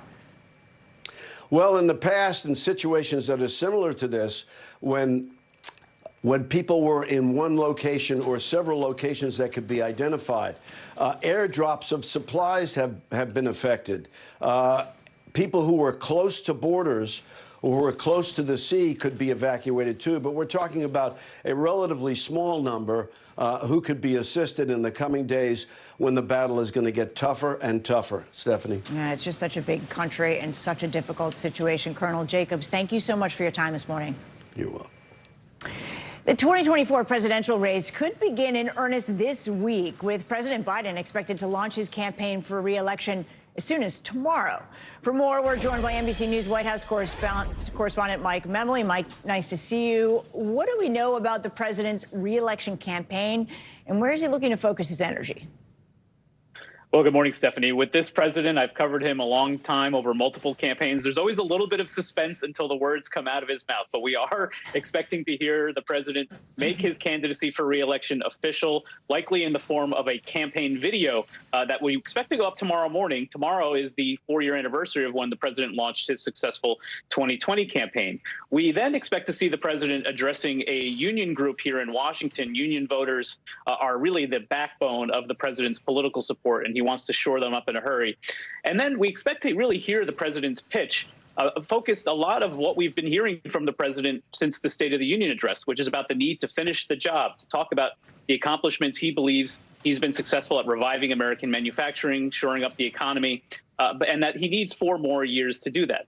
Now, just because he announces his candidacy does not necessarily mean we're going to see him travel the country on a campaign barnstorming tour. You're going to see this president do what presidents typically do when they seek re-election, have that Rose Garden strategy, rely on all the trappings of the office for most of this year, and then wait until his Republican opponent is clear. Obviously, we expect that might be former President Donald Trump in a rematch, but that's when the campaigning will really gear up next year.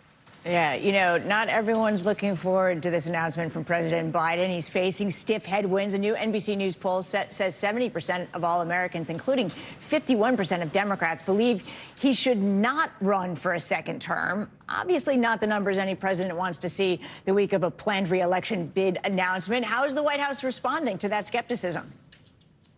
Yeah, there are so many numbers to look at in this new poll, but really the magic number in this campaign is 80. That's the president's age. He'll be 82 if he is reelected and sworn in for a second term, obviously the oldest president in American history. This obviously comes up a lot in my conversations with Biden advisors, and they don't deny that age is going to be an issue, but here's how they respond to it. They talk about 2 things. One is that he brings experience and wisdom to the office. They argue that no other president without his experience would have been able to do the things he's been able to do legislatively with all his accomplishments, but also leading the world in a coalition against Vladimir Putin in support of Ukraine.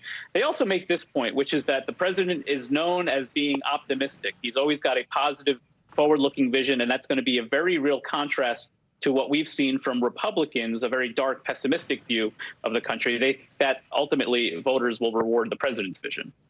We're also learning more about the team that will be supporting the president in his re-election bid, including his 2024 campaign manager. According to 2 sources familiar with the decision, the president is expected to tap Julie Chavez Rodriguez for the job. What can you tell us about her? Yeah, she's a veteran of the Biden team for the last 4 years. She served as deputy campaign manager in his 2020 campaign. She's been a senior advisor in the White House as the head of government affairs within the administration. She also served on Kamala Harris's ill-fated 2020 campaign, so she brings experience in both camps. Notably, she's also the granddaughter of the labor leader Cesar Chavez. Now, it's important to note that even as she will have the title of campaign manager, a lot of the key decisions about Biden's reelection campaign are going to continue to come from inside the West Wing. Jen O'Malley Dillon, who was Biden's 2020 campaign manager, continuing to call a lot of the shots inside the building, along with Anita Dunn, a senior advisor. And so we're going to continue to see new names pop up as the campaign takes shape, but this will be a dual effort both inside and outside the West Wing. It's going to be interesting, Mike. Mike Manley, thank you so much.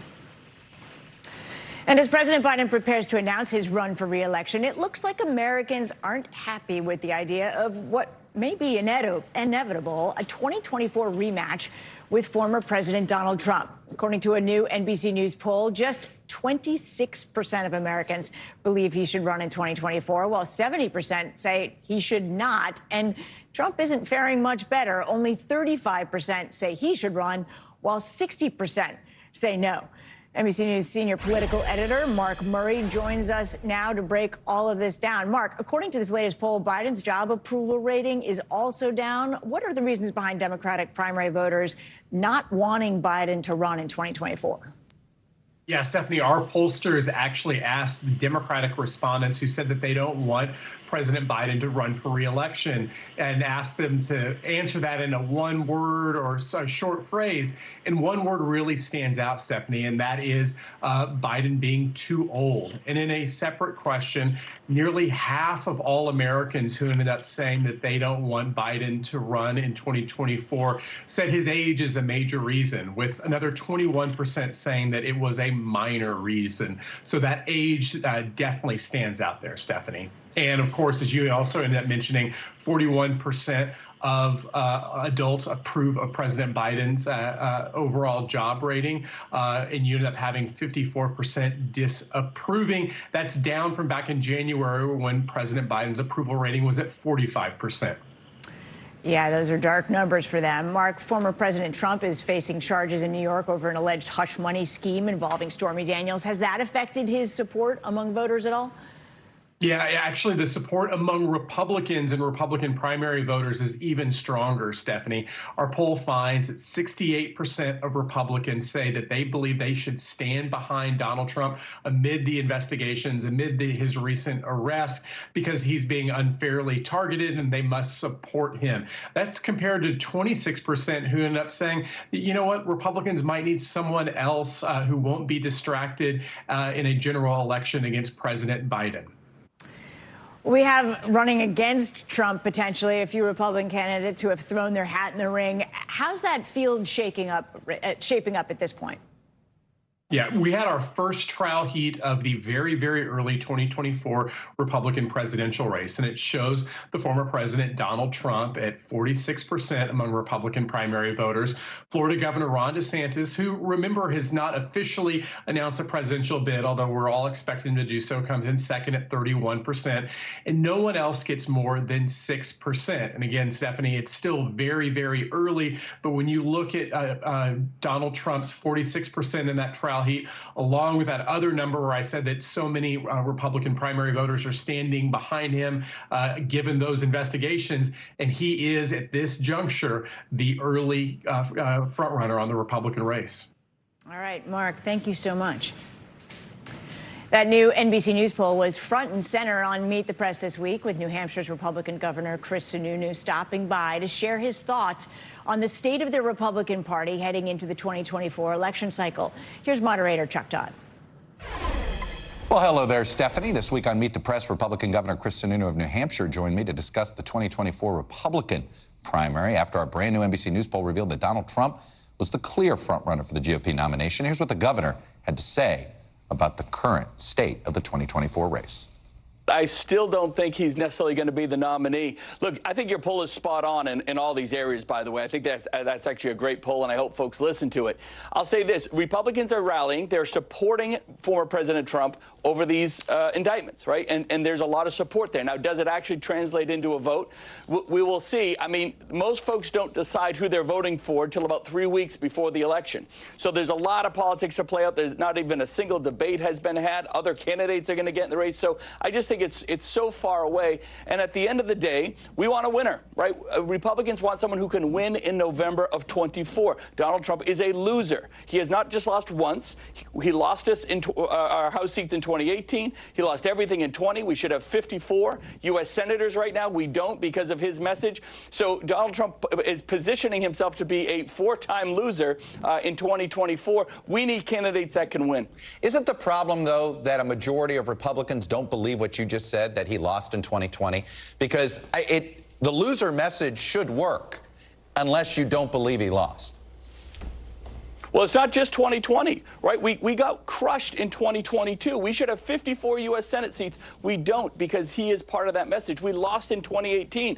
So it's not just about whether he won or lost in 20, which he did, of course. So I understand folks are supporting him. They think that a lot of this stuff with the DA is political, which I believe it is, too, by the way. It's creating a lot of sympathy. He's playing the victim card, right? Believe it or not, former President Trump is now playing the victim card, and he's making some headway with it. But at the end of the day, it has to turn into votes. You can see my full interview and a lot more at meetthepress.com, including more on our poll. You can also get more Meet the Press here on NBC News Now every single weekday at 4 p.m. Chuck, thanks so much. After months of warnings, Bed Bath & Beyond, which also owns Bye Bye Baby, filed for bankruptcy yesterday. For decades, it was the store with just about everything for your home or your kid's college dorm. But very soon, those stores will likely all be closing. Brett Rose is president and CEO of United National Consumer Suppliers, a wholesale distributor who works with several major companies, including Bed Bath & Beyond. Good morning, Brett. Thanks for joining me. This wasn't really a shock announcement. Bed Bath & Beyond has been warning for months that they were in trouble. So help us understand how the company got here and what Chapter 11 allows them to do. Sure. Well, good morning. Thank you for having me back. It certainly was no surprise to see that article yesterday. When you have a company as big as Bed Bath & Beyond, who sort of failed to change with the times. The ball really started in motion pre-COVID. Then, the retail landscape as we know it changed going in and out of the pandemic. And what happened with Bed Bath is really they started to face more intense competition as consumers were forced to shop strictly online. And they were slow to the game. You have a company that started in the 70s, went public in the 90s, really about the same time Amazon launched. They should have been positioned really key to be a leader when online sales started to take off, and they really dropped the ball there. So Chapter 11 is going to allow them to figure out a way to save their 14,000 employees and the stores they're keeping open. But unfortunately, I think this is just a step, and I think you've got Chapter 7 or others right behind it. Did the pandemic kind of put the last nail in the coffin? Yeah, I should probably say I was always been a huge Big Bath & Beyond consumer. I was the guy who loved the coupons like everybody else. And I think the pandemic did just that because people, one of Bed Bath's original competitive edge was you walked in there, you walked the stores, the way it was sort of modeled, you had the envelope, the coupon in hands. The pandemic stripped that. So what happened was their only sort of kitschy experiential edge when they came back was the coupons. But at that point, consumers were online. Their stores at this point had been poorly managed, poorly displayed. They were certainly a victim of the inventory crises that were going on. And when you're looking at, $5 billion in debt and $4 billion in assets, somehow you've got to fill that delta. And they unfortunately did not, which is a shame because I think they could have had they done some different management decisions. We know that Bye Bye Baby, a discount beauty, health, and cosmetics retailer, Harmon, are also owned by Bed Bath & Beyond. Those stores are closing as well. So what do consumers need to know? I mean, is everyone just going to be going back to Amazon? I think they're already at Amazon. I do think, especially whether this goes from Chapter 11 to 7, we will see a rebirth of Bye Bye Baby and Harmon. Bed Bath had a division called CTS, which was Christmas Tree Shops, which was originally sort of a Northeast Massachusetts chain that started to expand down the East Coast. They sold that off a few years ago. regardless of what happens, whether Bed Bath emerges stronger, which, I sort of hope they do, of course, I do think you will see Bye Bye Baby, because there's a lot of cash for that, a lot of cachet behind that brand, and Harmon to some degree sold off. So I think consumers, there's no shortage in baby goods, and there's certainly no shortage of home goods. I think where a Bed Bath & Beyond could have positioned themselves differently, and still may, if they force themselves into the off-price retailer. They had one step in traditional retail and one step in off-price. They're not quite a home goods. They're not quite a department store. They need to decide who they want to be when they grow up. Just quickly, do you believe, yes or no, that there is a place for brick and mortar stores in our economy? 100%. I think brick and mortar is alive and well. It just needs to be done right. All right, Brett, thank you so much. Thank you. A chilly start to the week for many of us. Let's get a check at your Morning News Now weather. Meteorologist Michelle Grossman is tracking the cold front and joins us now. Good morning, Michelle. Good morning, Stephanie. So good to see you. And it is chilly. You need the jackets for so many of us. About 59 million of us are waking up to freeze alerts and walking out the door to freeze alerts this morning. It's all due to a big area of high pressure kind of anchored over the plains. It's going to stay in place over the next several days. It's funneling down that cold Canadian air, even down to portions of the southern plains are well below normal for this time of year. So daytime highs anywhere from 10 to 25 degrees below what is typical for this time of year. And we're going to feel it as we head out today into tomorrow, Wednesday, Thursday, and then we'll start to moderate a bit. But take a look at some of these temperatures. This morning earlier, we woke up to temperatures below freezing in many spots. We're not going to rebound very far in some spots. Minneapolis, just 50 today. That's 12 degrees below what is typical for this time of year. Dallas, 66. Memphis, 66. Washington, D.C., 8 degrees below average for this time of year. Tomorrow, another cold one. Chicago, 50 degrees. In the 40s in Denver, 62. Kansas City, Buffalo, 50 degrees. That's 10 degrees below normal. So we're going to break a few records as well. That's the first big weather story. The second big weather story is a frontal boundary that's kind of draped over Florida. It's going to bring showers and storms throughout the day, especially this afternoon into the evening hours. Some of these storms could be on the strong side. So we're going to look out for winds gusting up to 60 miles per hour. Could see some hail, an inch or larger, and also a brief tornado is possible. That's another story we're going to watch as we go throughout the afternoon to evening hours. And we could see quite a bit of rain, too. Florida's received a lot of rain in the past few weeks. We're going to add on to that locally 3 to 6 inches, especially where you see the darker colors, the oranges, the reds, the yellows. That's where we're seeing the heaviest rain or expecting the heaviest rain. For the rest of the country, we're looking at wet weather in the Pacific Northwest. Once again, we're looking at higher elevation snow, lower elevation rain.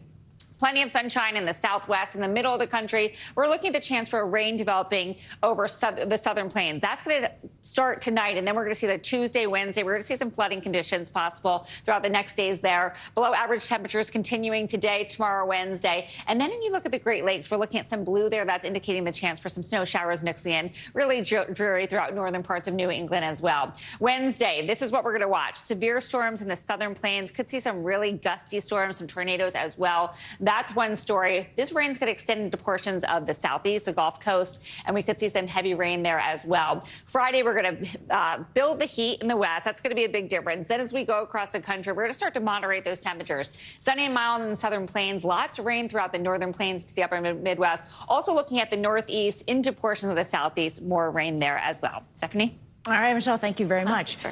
Coming up on Morning News Now, uncertainty over the future of abortion rights in America, even after a Supreme Court ruling to keep a commonly used abortion drug on the shelves. Why lawmakers say the fight is far from over. And new information about what could be the biggest heist in Canada's history. How $15 million worth of gold and other valuables just vanished from Toronto's Pearson Airport. We'll be right back.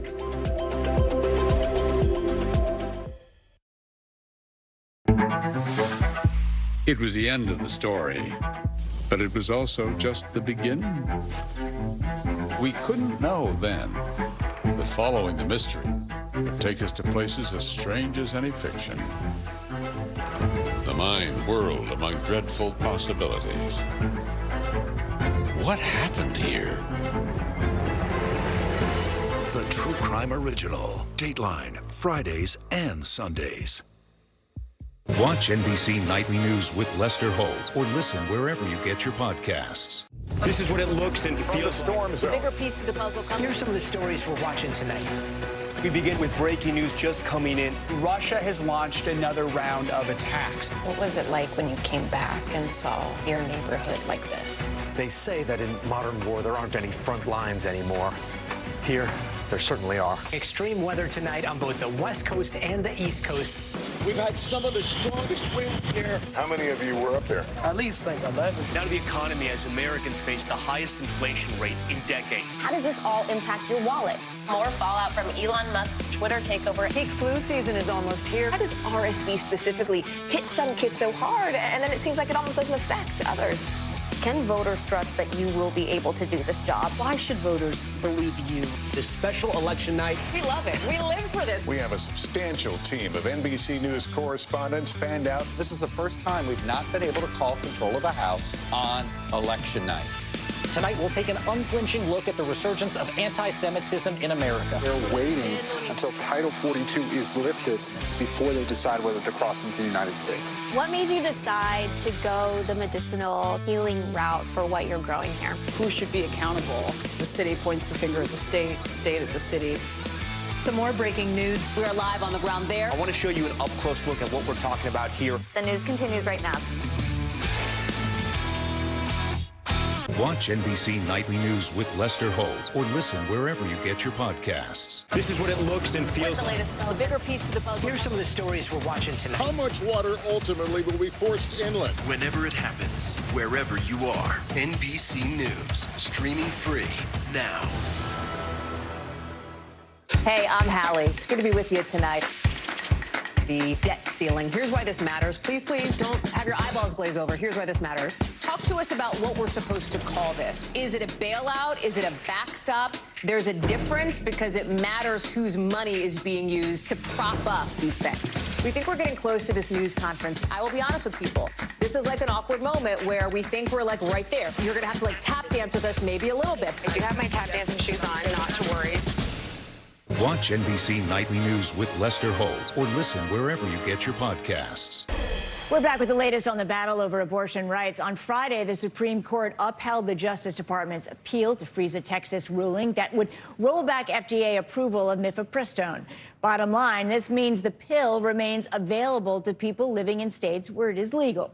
2 of the 9 justices publicly dissented from the ruling, Samuel Alito and Clarence Thomas.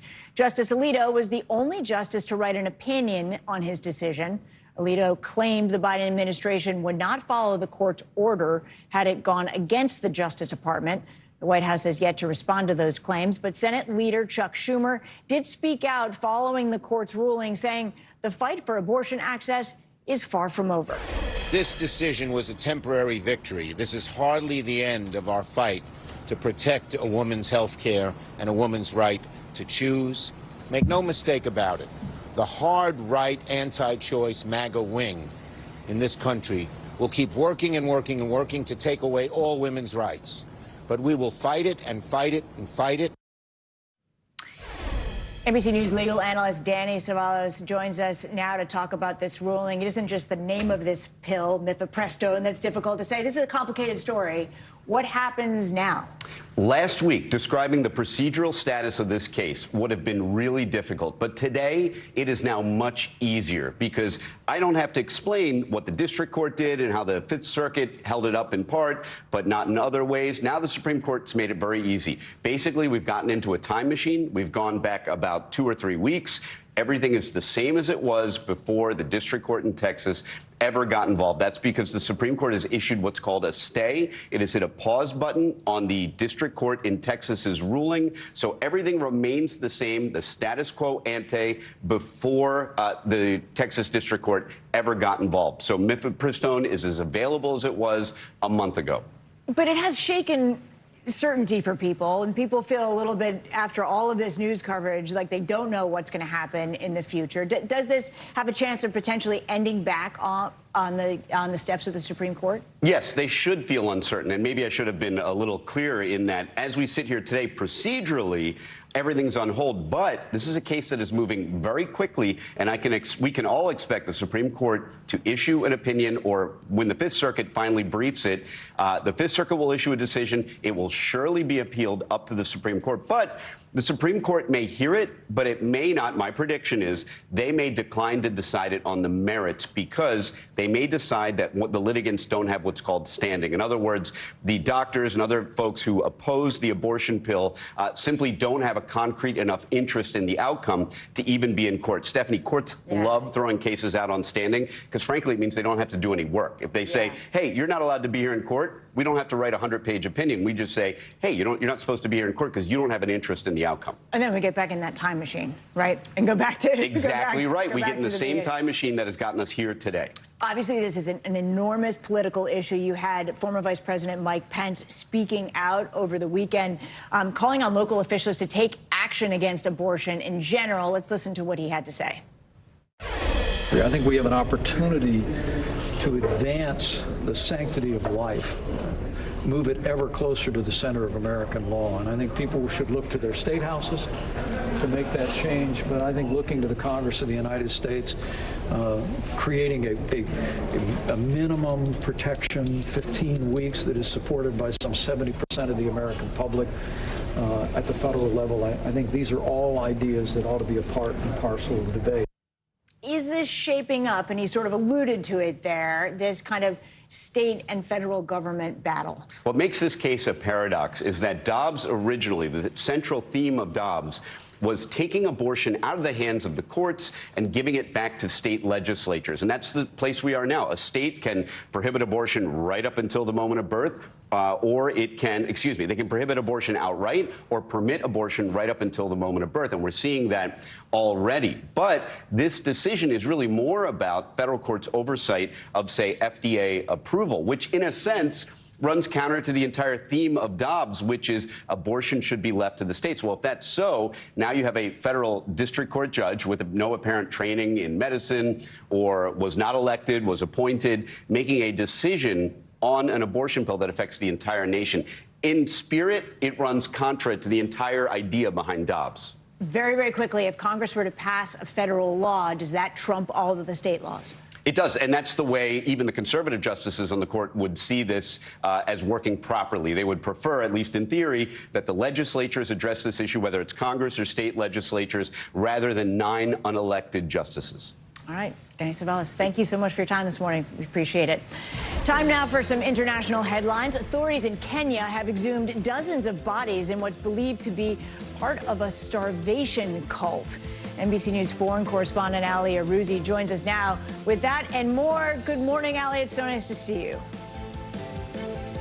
Good morning, Stephanie. Great to see you. That's right. Police in Kenya have exhumed the bodies of at least 47 people thought to be followers of a cult who believed they would go to heaven if they starved themselves to death. The leader of the church, Paul Mackenzie, has been arrested following a tip-off that suggested the existence of at least 31 shallow graves. The country's interior minister says the entire 800-acre forest has been sealed off and declared a crime scene. Australia has unveiled a massive defense spending bill in its most radical shake-up since World War II, focusing on long-range capabilities and domestically produced munitions. The review compiled by the Australian government considers China an increasingly muscular threat and noted that the United States, Australia's biggest defense ally, is no longer the unipolar leader of the Indo-Pacific. And finally, with King Charles's coronation coming up, some people might fancy being a monarch on their own kingdom. And for just under $200,000, you could own your own private island off the coast of Scotland with no inhabitants, set on 25 acres of lush green grass stretching out all the way to the sea. The nearest town is 6 miles away and the closest train station is over an hour's drive, so not ideal for a commuter. And those are your international headlines, Stephanie. You know, Ali, living in the belly of Manhattan, that actually sounds kind of appealing. Thank you so much. Very appealing. In other international news, it could be the biggest heist in Canada's history. Valuables worth $15 million have vanished from a Toronto airport. NBC News correspondent Jesse Kirsch has the story. To the north, Canadian authorities are trying to solve a multi-million-dollar mystery. Police say after a plane landed in Toronto Monday, cargo was moved to a holding facility before someone took off with a high-value container. It did contain gold, but was not exclusive to gold and contained other items of monetary value. In all, police say the cargo is worth roughly $15 million in U.S. dollars, but they aren't sharing much else. There may be some tactical or strategic advantage for them for not disclosing, so they're not tipping their hand to the bad guys and where the shipment might be today. John Pistol is a former deputy FBI director and a former TSA administrator. He has many unanswered questions. Was it an inside job, and what evidence is there of whoever committed the heist, if you will? What type of access control system do they go through? Do they have a badge? In a statement, the Greater Toronto Airports Authority emphasizing last week thieves accessed the public side of a warehouse outside of our primary security line. This did not involve access to Toronto Pearson itself and did not pose a threat to passengers. The alleged airport theft evokes memories of New York's 1978 Lufthansa heist, becoming the stuff of Hollywood legend in Goodfellas. Nobody knows for sure just how much was taken in the daring pre-dawn raid at the Lufthansa cargo terminal at Kennedy Airport. Canada has its own history of high-profile heists. In 2012, thieves snatched millions of dollars worth of maple syrup, according to the Canadian Broadcasting Corporation. Police believe this latest theft was an isolated incident. Its explanation is up in the air. Jesse Kirsch, NBC News. Coming up, new concerns about a possible side effect of the COVID vaccine after thousands of people report a high-pitched ringing in their ears. When we come back, what the CDC is saying about those cases. And an unexpected light display at Disneyland after a fire broke out during a popular show. We'll tell you what happened after the break. It was the end of the story, but it was also just the beginning. We couldn't know then that following the mystery would take us to places as strange as any fiction. The mind whirled among dreadful possibilities. What happened here? The True Crime Original. Dateline, Fridays and Sundays. We're back now from Las Vegas. From Seattle, Guatemala City. From Wilmington. I was in space in Texas. From Normandy, from France. Surfside, Florida. Thank you for watching, everyone. Hey, I'm Hallie. It's good to be with you tonight. The debt ceiling. Here's why this matters. Please, please don't have your eyeballs glaze over. Here's why this matters. Talk to us about what we're supposed to call this. Is it a bailout? Is it a backstop? There's a difference because it matters whose money is being used to prop up these banks. We think we're getting close to this news conference. I will be honest with people. This is like an awkward moment where we think we're like right there. You're going to have to like tap dance with us maybe a little bit. I do have my tap dancing shoes on, not to worry. This is what it looks and feels. From the storm zone. Bigger piece to the puzzle. Here's some of the stories we're watching tonight. Good evening. We begin tonight with breaking news just coming in. We begin this hour with the latest developments. We're coming on the air with some shakeups big time on Capitol Hill. How much water ultimately will be forced inland?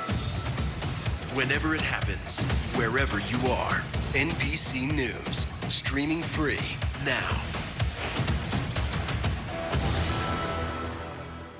For Dateline Premium, subscribe now on Apple Podcasts.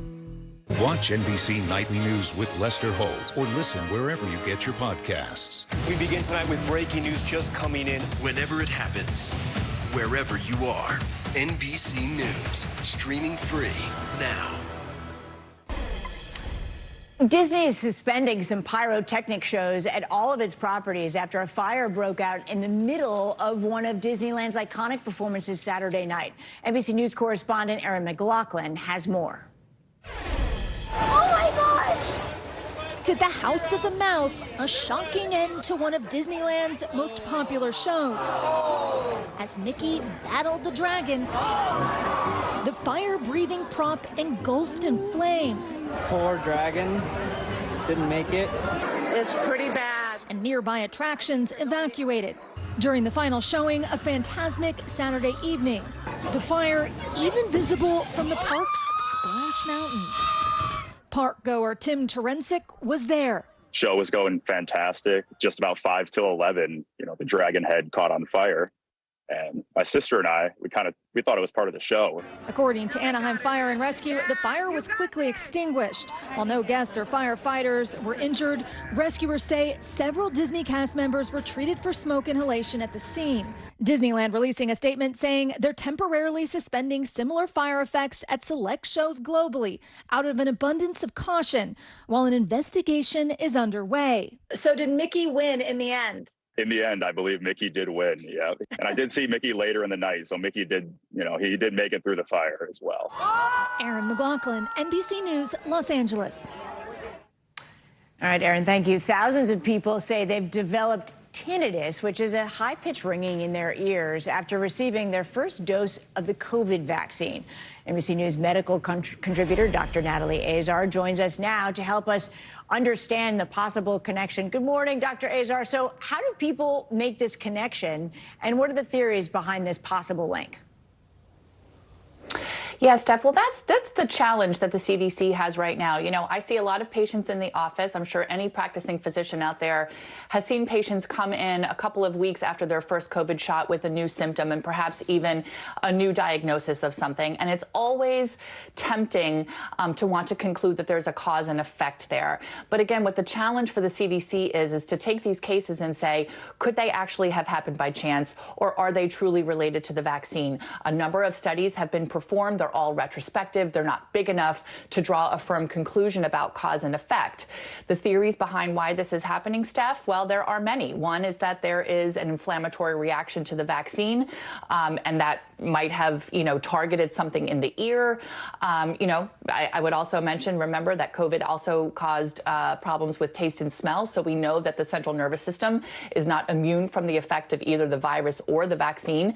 But suffice it to say, we just don't know exactly why that would happen, but there certainly is some biological plausibility there. Finally, since there is no real test for tinnitus, if someone is suffering, is there a cure or a way to at least treat the symptoms? I mean, it sounds awful, quite literally. It is. Anyone who suffered from tinnitus would tell you that, at times it can be an absolutely devastating symptom, and people absolutely can get very, very depressed and anxious from it. I would also note, before even mentioning treatment, is that there are so many other causes of tinnitus that are unrelated to the vaccine, age-related, hypertension, many medications can cause it. So again, trying to draw that, line between exposure and symptom is very, very difficult. In terms of treatment, doctors have used anything from steroids, different types of medications. One thing that is apparently very, very helpful is different kinds of auditory training, sound training. A lot of patients will say that the symptoms are worse at night when they're trying to sleep, so using something that can give them a white noise in the background can help.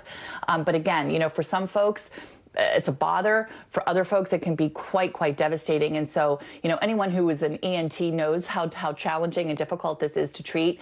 And it's something that, a lot of research and funding should certainly be devoted to. All right. Well, thanks for those great suggestions and important context.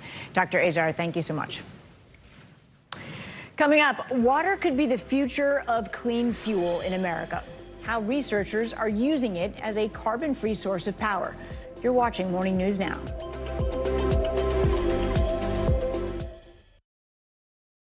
We begin tonight with breaking news just coming in. Whenever it happens, wherever you are, NBC News, streaming free now. We're back now from Las Vegas. From Seattle, Guatemala City. From Wilmington. I was in space in Texas. From Normandy, from France. Surfside, Florida. Thank you for watching, everyone.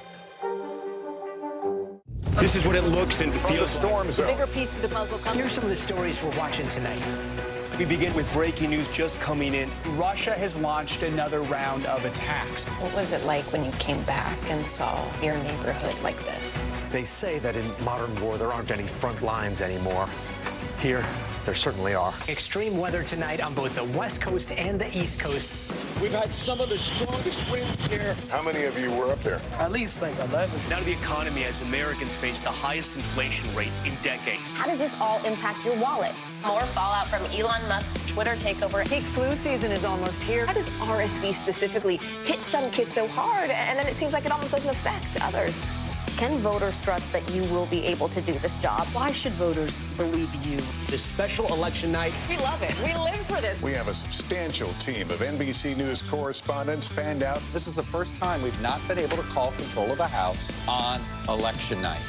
Tonight, we'll take an unflinching look at the resurgence of anti-Semitism in America. They're waiting until Title 42 is lifted before they decide whether to cross into the United States. What made you decide to go the medicinal healing route for what you're growing here? Who should be accountable? The city points the finger at the state at the city. Some more breaking news. We are live on the ground there. I want to show you an up-close look at what we're talking about here. The news continues right now.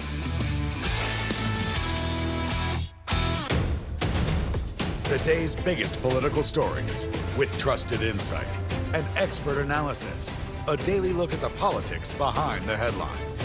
Meet the Press Now, streaming weekdays at 4 p.m. on NBC News Now.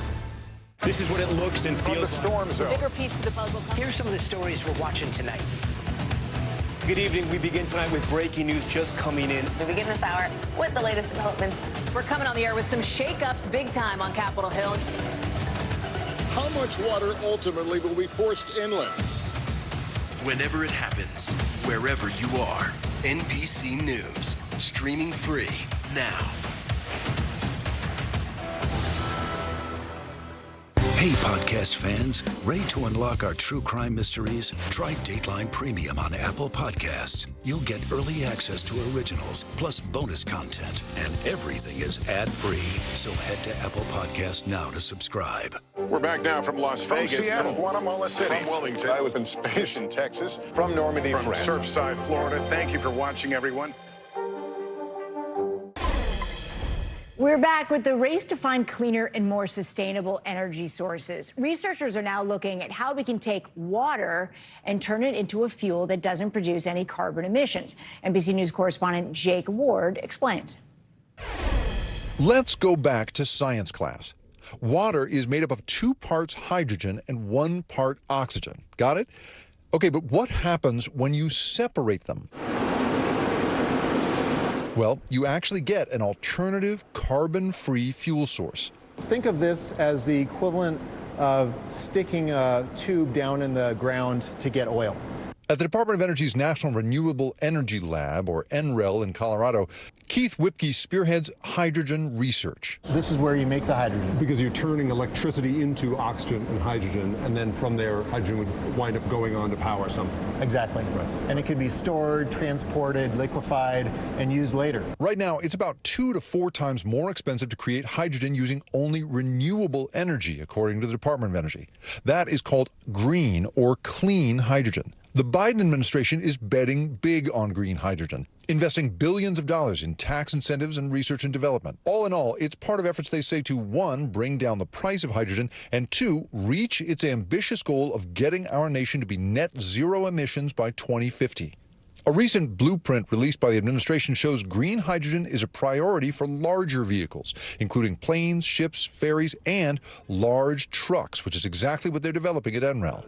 So this is the fueling station. The black tanks behind it are the truck. Exactly. And then over here is what, the big tank in the ground. So they're what allow us to move the hydrogen into the truck really quickly. And are we at the point scientifically where you can put all of this away at a filling station such that I could be walking across it to go buy cigarettes and a Coke while my truck fills with hydrogen? Not yet. So right now, most hydrogen tanks are stored above ground. You can't bury them yet? Not yet. Companies, too, are leaning into hydrogen on the ground and in the skies. In March, aviation company Universal Hydrogen successfully flew a 40-passenger regional jet using 1 regular engine and 1 engine that runs using hydrogen. In Brooklyn, Air Company uses green hydrogen to power planes by combining it with carbon dioxide it captures to create actual jet fuel.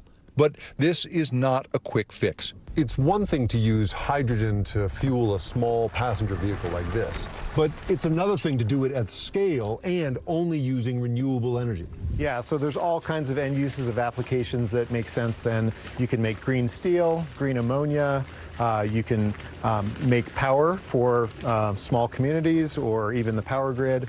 So low cost, clean hydrogen really opens up all kinds of opportunities. No pun intended here. Are we there yet? No. But the future of green hydrogen seems like less of a pledge and more like a promise. Jake Ward, NBC News, Denver, Colorado. Pretty cool stuff. Time now for some financial headlines. Jeff Shell has stepped down from his role as NBC Universal CEO. CNBC's Silvana Henao joins us now with that and other news. Good morning, Silvana. Good morning. That's right. So Comcast, owner of NBC Universal, which is the parent company of NBC News, announced that the change is effective immediately. Shell's departure comes after an investigation into inappropriate conduct. Shell said in a statement that he had an inappropriate relationship with a woman in the company. Several attempts have been made to reach Comcast, NBCU, and Shell, but so far, no response. His successor has not been announced. Anheuser-Busch is shaking up things with its marketing leadership. Reports say a Bud Light marketing executive is taking a leave of absence after overseeing a partnership between the company and a transgender influencer, drawing cries for boycotts. Alyssa Heinerscheid will be replaced by Todd Allen, most recently global vice president of Budweiser. Critics have been angry at Bud Light since an April 1st video posted by widely followed influencer Dylan Mulvaney showed her cracking open a can of Bud Light. Tech giant Snap is now making its AI chatbot available to all users. The new feature, powered by OpenAI's ChatGPT, rolled out to Snapchat Plus subscribers back in February. The company suggests the feature could be used to do things like suggest birthday gift ideas, plan a hiking trip, suggest dinner recipes, or write a poem for a friend, among other things. So technology takes over, right? Yeah, that's for sure. Thank you, Silvana. You got it. We appreciate it. All right. Coming up, bringing back brotherhood. More adult men are reporting a decline in their friendships. Now a pair of podcasters is working to fix that. We'll explain how next on Morning News Now. Hey, podcast fans, ready to unlock our true crime mysteries? Try Dateline Premium on Apple Podcasts. You'll get early access to originals, plus bonus content, and everything is ad-free. So head to Apple Podcasts now to subscribe. How do you feel at this age, this stage where you are right now? I'm feeling quite liberated. We all know that that's what makes the world go round for all of us as women, our girlfriends, our friends. Hi, family. We're back now from Las Vegas. From Seattle, Guatemala City. From Wilmington. I was in space in Texas. From Normandy, from France. Surfside, Florida. Thank you for watching, everyone. Hey, I'm Hallie. It's good to be with you tonight. The debt ceiling. Here's why this matters. Please, please don't have your eyeballs glaze over. Here's why this matters. Talk to us about what we're supposed to call this. Is it a bailout? Is it a backstop? There's a difference because it matters whose money is being used to prop up these banks. We think we're getting close to this news conference. I will be honest with people. This is like an awkward moment where we think we're like right there. You're going to have to like tap dance with us maybe a little bit. I do have my tap dancing shoes on, not to worry. This is what it looks and feels What's the latest? The bigger piece of the puzzle. Here's some of the stories we're watching tonight. How much water ultimately will be forced inland? Whenever it happens, wherever you are, NBC News, streaming free now. For Dateline Premium, subscribe now on Apple Podcasts. This is what it looks and feels What's the latest? The bigger piece of the puzzle. Here's some of the stories we're watching tonight. How much water ultimately will be forced inland? Whenever it happens, wherever you are, NBC News, streaming free now. Hey, podcast fans, ready to unlock our true crime mysteries? Try Dateline Premium on Apple Podcasts. You'll get early access to originals, plus bonus content, and everything is ad-free. So head to Apple Podcasts now to subscribe. Welcome back. Coachella may be over, but fans are still talking about a surprise performance from Zendaya. The star of HBO's Euphoria joined singer Labyrinth to perform 2 songs written for the hit TV series. It was the actor's first live performance. She started as a musician in 7 years, and the reaction was so loud, viewers from home said on social media they could barely hear the singer perform. And recent studies cited by the CDC have found loneliness carries with it physical risks comparable to smoking, obesity, and a lack of physical activity. The problem is particularly bad for men. Now a pair of friends is shining a light on the problem through a popular podcast. NBC News correspondent Gotti Schwartz has more. Matt Ritter and Aaron Cairo call themselves champions of friendship. Friends for over 35 years, the two, along with 7 others, gather every fall over a steak dinner and take a vote. Who had the best year? And the winner is crowned Man of the Year and gets a big old trophy. What do people think when you tell them about the trophy? I'd say their first reaction is, I wish I had something like that. It's a physical manifestation of friendship ensconced in silver and wood. We always say it's not really about the physical trophy. It's just about something bringing us together 365 days a year. But theirs is an unusual connection. For years, adult friendships have been on the decline, resulting in a so-called friendship recession. And while women haven't completely escaped the trend, the problem seems to be hitting adult men particularly hard. According to a recent survey, 15% of American men say they have no close friends, and 50% say they have 3 or fewer friends outside of family members. Guys have been taught to prioritize career and family, and then they get to our age and they're like, oh, wait, I haven't talked to my friends in 10 years. And the wives are like, get out of the house. That's why Cairo and Ritter started the Man of the Year podcast. Welcome to Man of the Year. Using their own experiences to help others make and keep friends. I think we've forgotten how much we need that human connection, especially in the past years of the pandemic. We need that human connection as much as we need, money and exercise and everything else. Friendship, as it turns out, can be good for your health, with the Harvard study showing loneliness can be as bad for you as smoking or excessive alcohol use. The same study found close relationships keep people happy and have a larger effect on mood over time, more than money or financial success. And if you're looking to make new friends, step outside. Oh! We tell people to find your third place, which is your home is your first place, work is the second place, the third place is any place that people socialize besides those. So place of worship, bar, Topgolf. In the spring, when the weather gets nice, that's what we call friendship cuffing season. There's a lot more activities, things to do. You want to go out and be social, so you need friends to go do that with. Cairo and Ritter say the thing to remember: be the ball. Be the friend. Well, we always say be the friend, as opposed to waiting for someone else to be the friend to you. I got these tickets, this is where I'm going, and this is what we're happening. The best equation for a friendship is simple. 2 words. Showing up.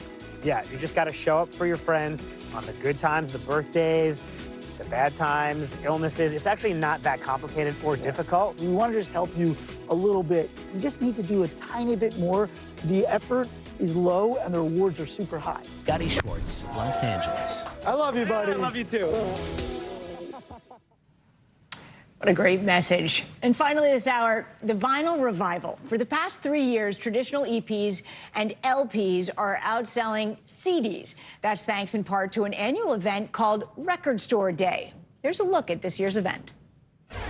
At a time when music from any era and every genre lives invisibly in the cloud, Record Store Day is dedicated to music that can actually be held in your hands, and to the independent stores that never stop selling it. It's the one day that we are guaranteed to have a line outside and people super excited to buy vinyl releases. Record sales are on the rise for the last 16 years, up 17% in 2022.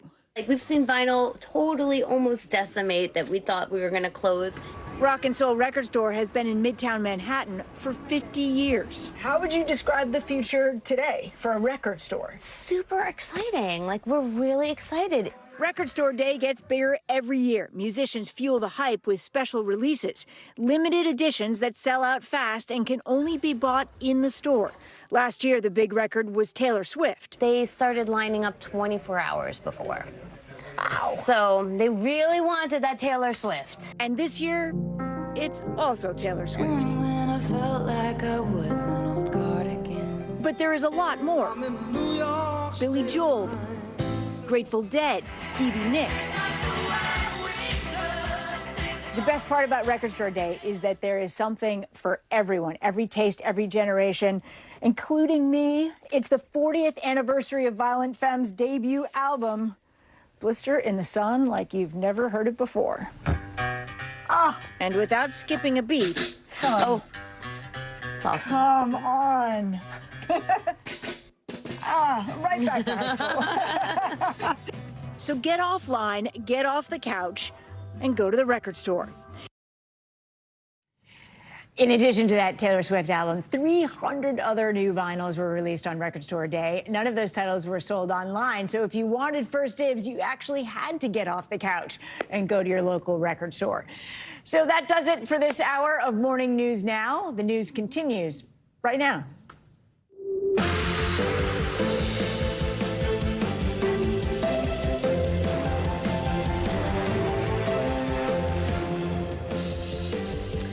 Good morning, I'm Stephanie Gosk. Joe and Savannah are on assignment. Right now on Morning News Now, rescue mission. Dozens of U.S. embassy officials are out of Sudan this morning as fighting between two rival generals intensifies in the country. But many U.S. citizens remain caught in the crossfire. We have the latest on the conflict and why the U.S. has no plans of evacuating the nearly 16,000 Americans still in the country. Heating up, the 2024 presidential race is expected to take a new turn this week with President Biden gearing up to launch his re-election campaign. But a new NBC News poll shows Americans are not enthusiastic about a potential second term. We'll show you what Americans also think about another matchup between Biden and former President Trump. Trouble in the skies. Investigations are underway this morning after two serious incidents on airplanes. One, a bird strike on an American Airlines flight yesterday, causing the engine to catch fire. And another engine fire on a plane from the same airline disrupted passengers' plans in North Carolina. We have the latest on those incidents and what the airline is saying this morning. Also this morning, under the sea, a retired Navy officer is hoping to break a world record living underwater for 100 days. He'll join us from 30 feet below the surface with more on what his experiment is about and why he hopes to emerge a, quote, superhuman at the end of it. We begin this hour with the situation in Sudan, where hundreds of people have been killed in the ongoing fighting between the army and a rival paramilitary group.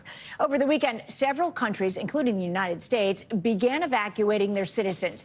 NBC News chief foreign correspondent Richard Engel has the latest. The situation in Sudan continues to get more dangerous. At least 400 people have been killed, perhaps many more, as fighting now enters its second week. And this weekend, the United States military carried out a rescue operation to the U.S. Embassy in Khartoum. And now countries around the world are struggling to get their personnel out. After ceasefires collapsed, Sudan's capital, Khartoum, this morning is an open war zone. There's fighting in the streets and at the airport, which remains closed. There's no power or running water. Phone and internet service are largely down. It's a nightmare scenario as nations around the world struggle to evacuate personnel. France, Italy, Germany, Spain, and others carrying out successful flights, bringing out their citizens and some Americans. This weekend, the United States launched a rescue mission to the U.S. Embassy in Khartoum, which is now closed. U.S. Special Operations flying 800 miles from Djibouti to Sudan, landing just after midnight Sunday on the embassy grounds, where 3 Chinook helicopters evacuated 80 government personnel and their families. It took around an hour. There were no reports of injuries or incidents. But there are still roughly 16,000 American citizens in Sudan, many dual nationals. They're sheltering in place. For now, there are no plans for a mass rescue. Lakshmi Parthasarati, an American travel writer, was visiting Sudan and is stuck. She managed to send us this video this morning. The city is so tense right now. A lot of people are fleeing left and right. I can see the cars outside, and I'm actually making arrangements to try and get out as well to an area outside of the city that is safer. I have no power, running water, and the most difficult thing is that there's been internet blackouts. So I'm not feeling too great about the help that I've received from the embassy at the moment. So I am just preparing to go it alone and figure out how I can get myself to safety. The fighting is over power. Two of Sudan's top generals who took over in a coup and promised to transition to civilian rule are now battling among themselves for control of the country rich in oil and gold. There's a risk of state collapse and a return to civil war. Sudan was already in a very weak position because of years of political instability and civil war, and this latest flare-up in violence is pushing people over the edge. There are already reports of food shortages in Khartoum, and people are running out of cash. Bleak situation. Richard, thank you so much. Let's turn now to the emerging 2024 presidential race, and President Biden could announce his re-election bid this week. But our latest NBC News poll shows Americans are not enthusiastic about a potential rematch between the current president and the former president, Donald Trump. NBC News White House correspondent Peter Alexander has the latest. Peter, so nice to see you. Good morning. Steph, nice to see you this Monday morning. President Biden's re-election announcement, multiple sources tell us, could come as early as tomorrow. But as you noted, our new NBC News poll shows that most Americans are dissatisfied with what seems increasingly inevitable here, a 2024 rematch between Joe Biden and Donald Trump. As President Biden prepares to launch his re-election bid, our new NBC News poll shows 70% of Americans say the president should not seek another term, including 51% of Democrats. Nearly half of those who say President Biden should not run cite his age as a major reason why. At 80, he's already the oldest president ever to serve. Still, allies are downplaying concerns about the president's age. He is an active president who is meeting the challenges of America every day. But he's not the only one facing headwinds. 6 in 10 Americans, including a third of Republicans, say former President Donald Trump should not run again either. But his recent indictment in New York and other looming criminal investigations have only strengthened his position among Republicans. Now 68% say they back him to be their nominee. Support for one of Mr. Trump's potential rivals, Florida Governor Ron DeSantis, has eroded in recent months. DeSantis has refrained from attacking the former president directly, but just this weekend delivered this veiled swipe.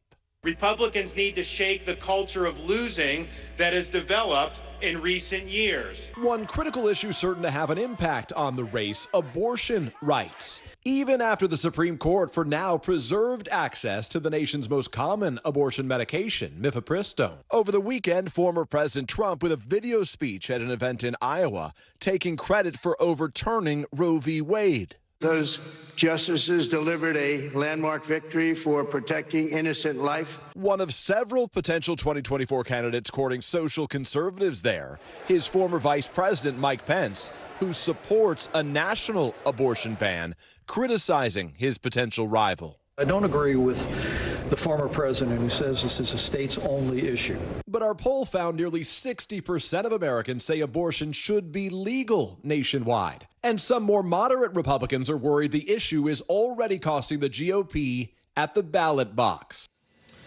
As for President Biden's planned announcement, NBC News has learned the president recorded parts of his announcement video last week at his home in Delaware. And another sign that he's gearing up, the president is planning to name Julie Chavez Rodriguez as his 2024 re-election campaign manager. Chavez Rodriguez is a senior advisor to the president here right now and a granddaughter of the late labor leader, Cesar Chavez. Steph? All right, Peter, thank you very much.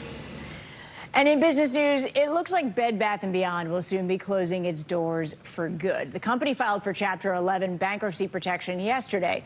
It's the latest hurdle on a rocky road of setbacks for the business in recent years. NBC News business and data reporter Brian Chung joins us now with more on this. Brian, nice to see you. How did this happen? I mean, this was a huge store in the day, and how did it just implode? Yeah, well, I mean, this is a giant network of stores that everyone's familiar with that effectively will be closing. The announcement coming yesterday from the company that they're filing for Chapter 11 bankruptcy. That means that the liquidation will start. There will be sales. They're going to try to auction off not only the Bed Bath & Beyond, which they have 360 locations, but also includes Bye Bye Baby, which is also a big part of their business as well. They're going to try to see if they can sell it to anyone else. But in the interim, these stores are going to close. They tried some last-minute efforts to do some fundraising, but it didn't work out, which is the reason why this iconic brand is going to start to shutter, to Stephanie. So people, you just mentioned those sales. For people who want to take advantage of them, is that something you can do online, or do you have to get to the store to take advantage of it? Yeah, well, they do have an online presence, but, you know, in stores where you might find the deals, and you're going to want to move quick because the deadline for all of this for, you know, those, like, do you know those iconic 20% off coupons that we all get in the mail? Yeah. So you can only use those today and tomorrow because Wednesday they're no longer going to honor those coupons. The reason being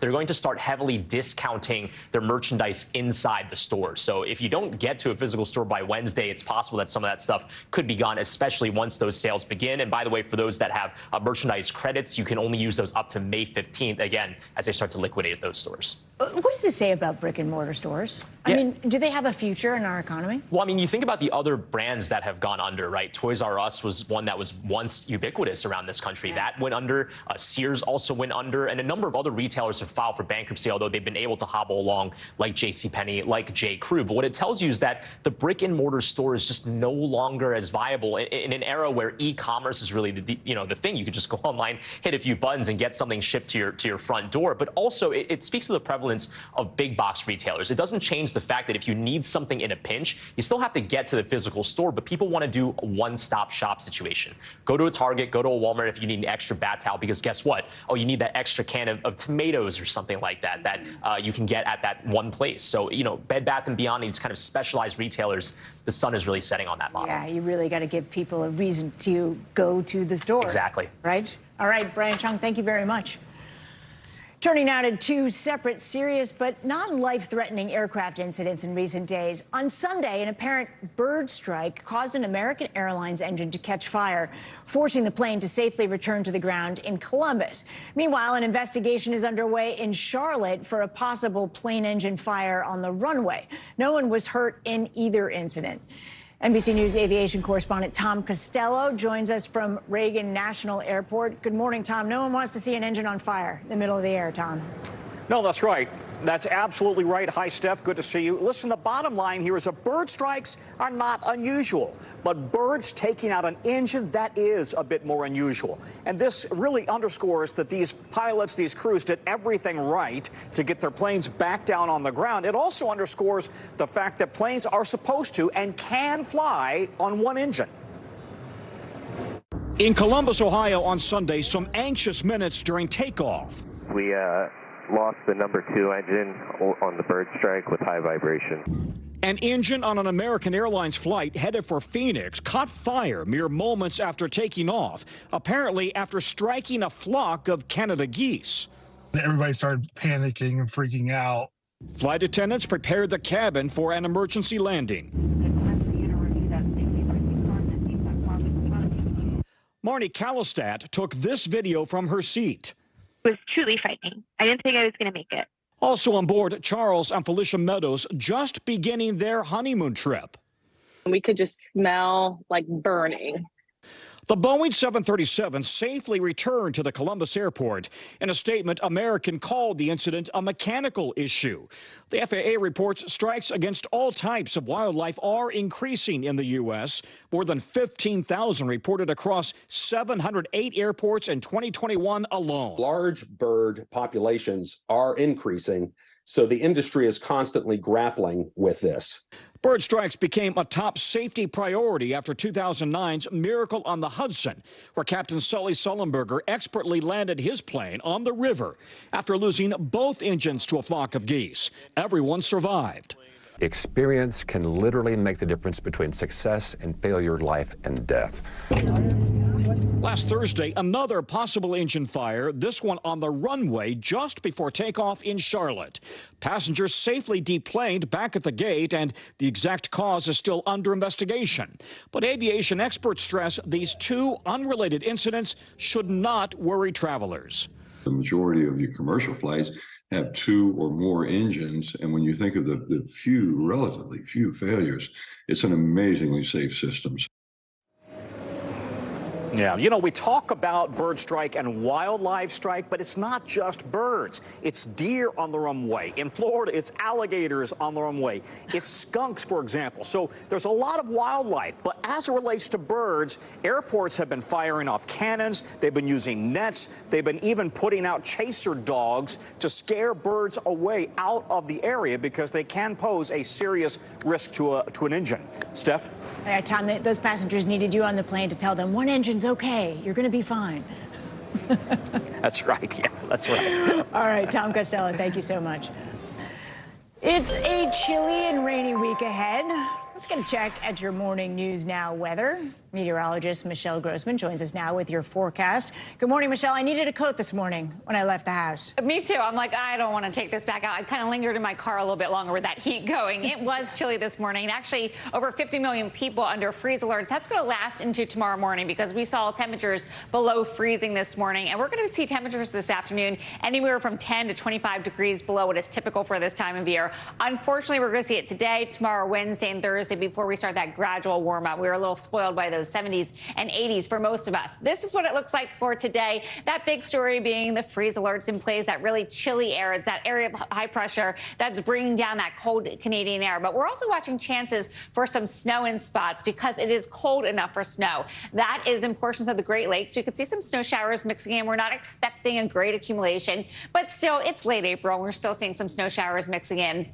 Back to the west and the Pacific Northwest, the highest elevations, the mountains, seeing some higher elevation snow. And we could see up to a foot in some spots into the Cascades, the Rockies, and then lower elevation rain, some valley rain as well. The Southwest, you're going to be dry. That's the good news. Lots of sunshine. We're dry in the south for most of the day, the southern plains, but we're going to see rain developing later, and then it's going to stay in place over the next few days. So we're looking at the chance for flash flooding. One spot that's going to see some heavy rain today, even the chance for strong to severe storms in parts of Florida. It's a area of low pressure, a cold front that's kind of draped across the area. Northern New England, it's a cold and dreary day. It's a Monday, and it's going to feel like a Monday there as we have an area of low pressure just kind of lingering there, very slow to move away. So let's talk about Florida first because we aren't seeing too much this morning. You're starting to see pockets of some heavier rain. That's where you see those brighter colors. But this will pick up as we go throughout the day, especially this afternoon into this evening. Could see some strong storms. Could see winds gusting up to 60 miles per hour with any of these storms. Also some hail. A brief tornado is possible. And really heavy rain. This is on top of saturated ground because we've gotten so much rain in the past few months here. And we're looking anywhere from 4 even up to 6 inches of rain in some spots. So Jupiter could see a lot. Where you see those brighter colors, again, that's correlating to the higher amounts of rain. So we're going to watch that closely as we go throughout the day. Further to the west and parts of the southern plains, we're watching for the chance for some flash flooding as well, especially Wichita, Dodge City down to Oklahoma City, Ardmore also. Amarillo could see some flash flooding. That would be later on tonight. This slides to the east tomorrow, so then your slight risk is now where you see that darker blue. The marginal risk is in that lighter blue. Little Rock, Joplin, Dallas could see some really heavy rain. That will last into Wednesday. Also watching the chance for some strong storms. So 10 million people at risk tomorrow, with the risk for really large hail, 2 inches or higher. That causes damage on its own. Also, winds gusting up to 60 miles per hour. A few tornadoes are possible, so that's going to be one to watch. And then, of course, yeah, we mentioned the cold. It is cold with that area of high pressure just funneling down that cold air. So you'll need the jacket as you head later on today, too, Stephanie. Well, I want warm weather. Me too. This is when I say we need to move to Florida. Every year I say this. Yeah, right. Michelle, thank you very much. Sure. Coming up, we're less than 2 weeks away from the coronation of King Charles. And this morning, we're learning new information about Meghan Markle's decision not to attend the event. We have the latest as the UK makes the final preps for the big day. Next, you're watching Morning News Now.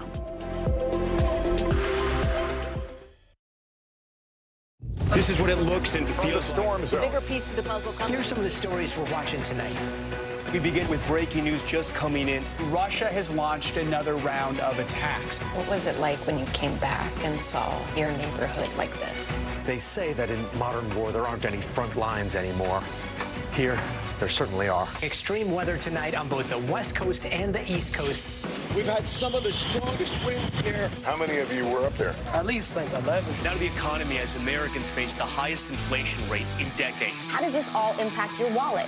More fallout from Elon Musk's Twitter takeover. Peak flu season is almost here. How does RSV specifically hit some kids so hard, and then it seems like it almost doesn't affect others?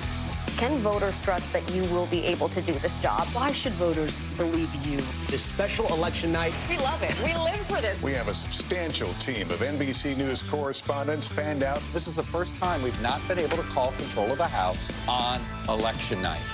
Tonight, we'll take an unflinching look at the resurgence of anti-Semitism in America. They're waiting until Title 42 is lifted before they decide whether to cross into the United States. What made you decide to go the medicinal healing route for what you're growing here? Who should be accountable? The city points the finger at the state at the city. Some more breaking news. We are live on the ground there. I want to show you an up-close look at what we're talking about here. The news continues right now.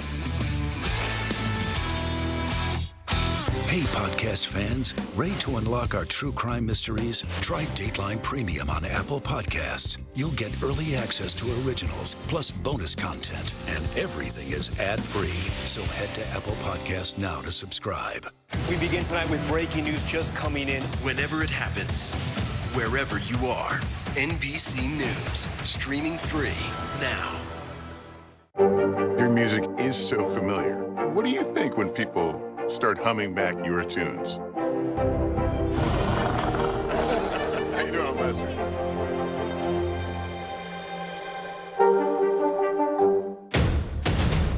The day's biggest political stories with trusted insight and expert analysis. A daily look at the politics behind the headlines. Meet the Press Now, streaming weekdays at 4 p.m. on NBC News Now.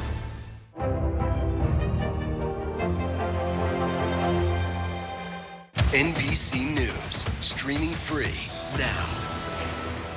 We're back now from Las Vegas. From Seattle, Guatemala City. From Wilmington. I was in space in Texas. From Normandy, From France. Surfside, Florida. Thank you for watching, everyone. How do you feel at this age, this stage where you are right now? I'm feeling quite liberated. We all know that that's what makes the world go round for all of us as women, our girlfriends, our friends.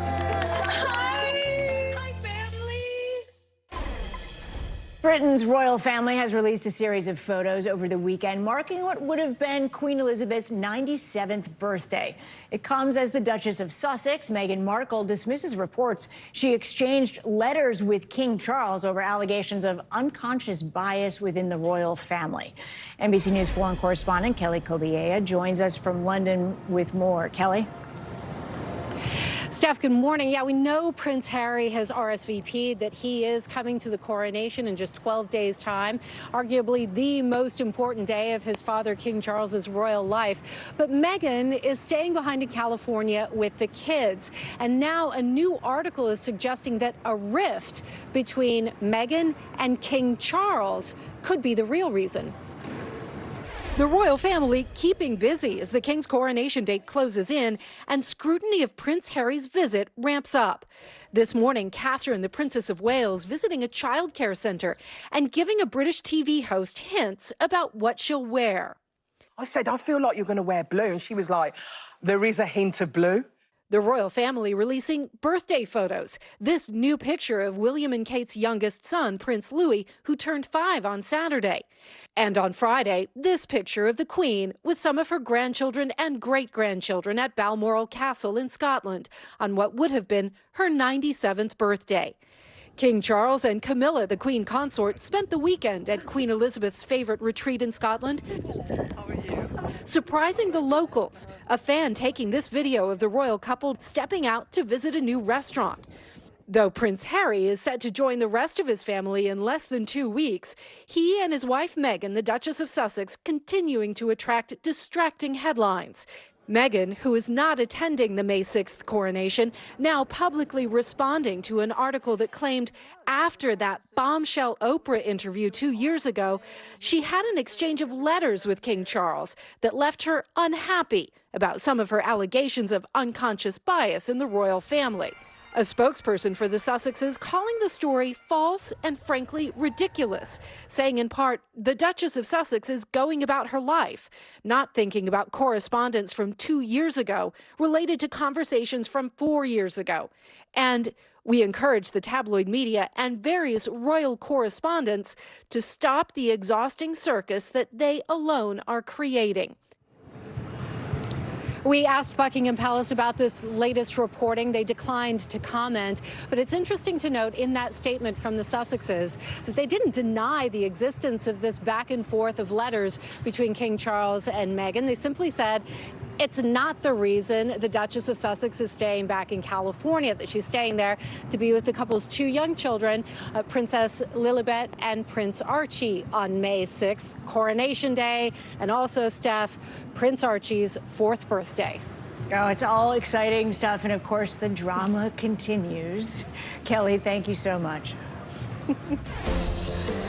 More international news now. Global military spending has reached an all-time high, most of it because of the war in Ukraine. NBC News foreign correspondent Ali Arouzi joins us now with that and more. Good morning, Ali. Hi again, Steph. That's right. Russia's war in Ukraine has sparked a massive rise in global military budgets. In Europe, it's been the biggest annual increase in expenditure since the end of the Cold War 3 decades ago, according to a leading Swedish think tank. The Stockholm International Peace Research Institute estimated world military expenditure rose by 3.7% in 2022 to over $2.2 trillion. The U.S. has been the biggest donator of military aid to Ukraine, whose spending rose by a staggering 640% in 2022. Around 3,000 migrants are marching through southern Mexico in what they're calling a mass protest procession, demanding changes in the way they're treated and an end to the detention centers like the one that caught fire last month, killing 40 migrants. The migrants started their protest in the city of Tapachula near the Guatemalan border with the aim of reaching Mexico City to make their voices heard. And finally, seagulls usually get a bad rap for their intrusive behavior, their droppings, and their constant raiding of rubbish bins. But a small coastal town in Belgium is trying to change their reputation by staging a seagull screaming contest in order to get more sympathy for them, because the organizers of the contest say they're part of the coastline and there wouldn't be a coastline without them. You can't help by feeling that by the end of the contest, the contestants are going to be more unpopular than the seagulls. Yeah, you know, Ali, I can't imagine spending time with those seagulls either, but good for them, spirit of competition. All right, Ali, thank you so much. Coming up, a former Minnesota police officer has been released from prison today after serving time in the deadly shooting of a black man. We'll tell you what's next for former officer Kim Potter and how the family of the victim, Dante Wright, is reacting to her release this morning. Plus, we're following the latest on actor Jamie Foxx, who's been in the hospital for several days. What we're learning about the medical incident that sent him there and his road to recovery.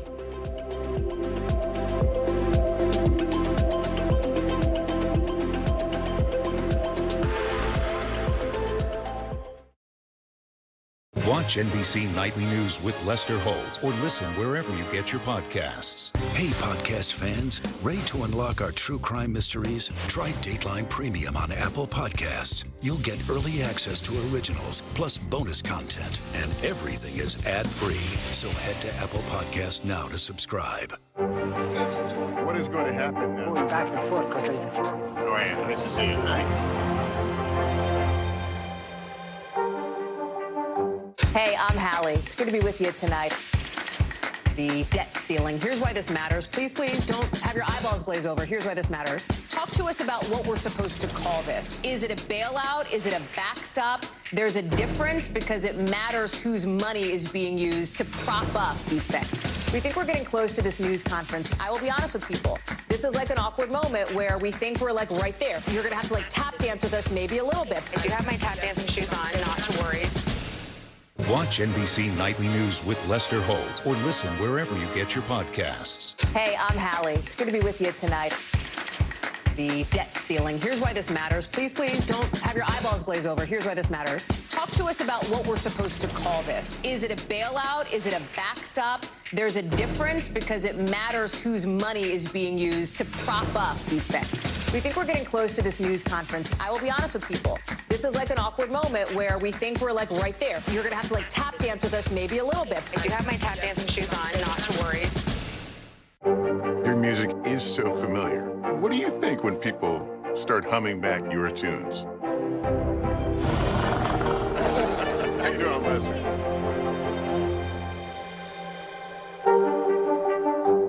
For Dateline Premium, subscribe now on Apple Podcasts.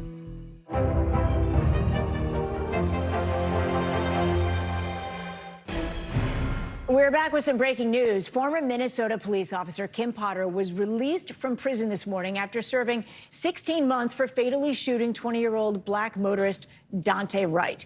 Police said Wright had an expired license plate when they pulled him over in 2021. Officers said he then ran from them when they discovered he had an outstanding warrant. Potter said she accidentally pulled her handgun instead of her taser when she shot Wright.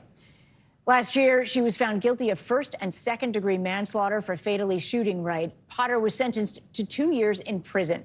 NBC News correspondent Jesse Kirsch joins us now from Chicago with the details. Jesse, nice to see you. Good morning. What more can you tell us about Potter's release, and what happens to her now that she's out? Yeah, good to be with you, Steph. So we got these details just a short time ago. We know now that Kim Potter was released at 4 a.m. Central Time. That's 5 a.m. Eastern. And we're told that during her supervised release, she will be spending that time in Wisconsin. Remember, obviously this occurred and the trial was in Minnesota, but she's going to be spending that supervised release in Wisconsin. We're told she has to report where she's living, what she's doing. She can have unannounced visits from officials. She can be drug and alcohol tested, and she cannot possess a firearm. She cannot have a gun. They say she can't even be in the presence of a gun. That's what we got from the State Department of Corrections a short time ago. And again, obviously this is a fluid situation. We were waiting to find out when she would be released. We knew it was expected today. We weren't given a specific time because of safety concerns, and we now know that she has been released according to the state.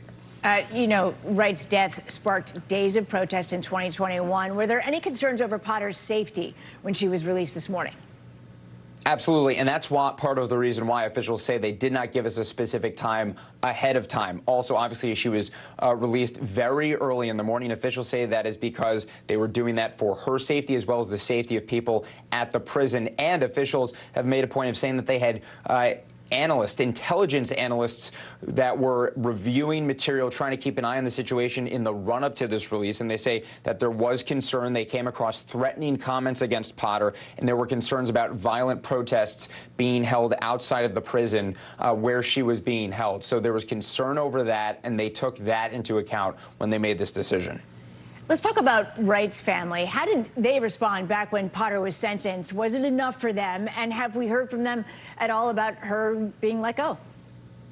Yeah, so first of all, the family, when the sentence was announced, was not happy with that decision. And the other piece of this is, even though she was sentenced to one thing, she's serving even less than what her actual sentence was, because in Minnesota, as officials explained it to us, people serve 2/3 of their sentence in prison. The last third is on supervised release. There's no parole board. There's no time off given for good behavior, we're told. So whatever she got, she was only going to serve 2/3 of that. That said, the sentence handed down was something that the family of Dante Wright was not pleased with. Here's part of what we've heard from his brother, for example. Words from my parents is basically saying that they just feel so hurt and overwhelmed with what was going on. We felt more of a slap in the face than anything. We feel like there should have been more time handed out to Kim Potter in this case.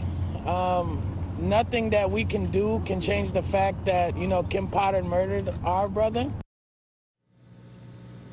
And again, Steph, at this point, she has been released from prison and served less than what she was actually sentenced because of the rules in the state of Minnesota, Steph.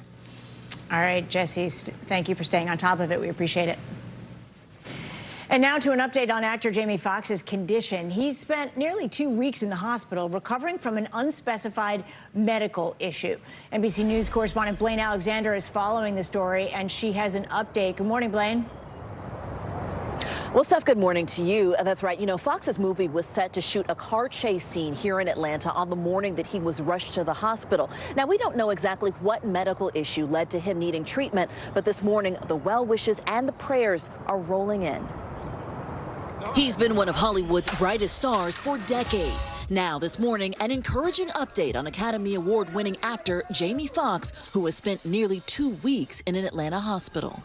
Multiple sources tell People magazine the star's condition is steadily improving. Foxx was suddenly rushed to the hospital on April 11th while in Atlanta shooting for an upcoming movie. In a statement the next day, his daughter indicated he suffered a medical complication but did not elaborate further, writing on Instagram, "Due to quick action and great care, he is already on his way to recovery."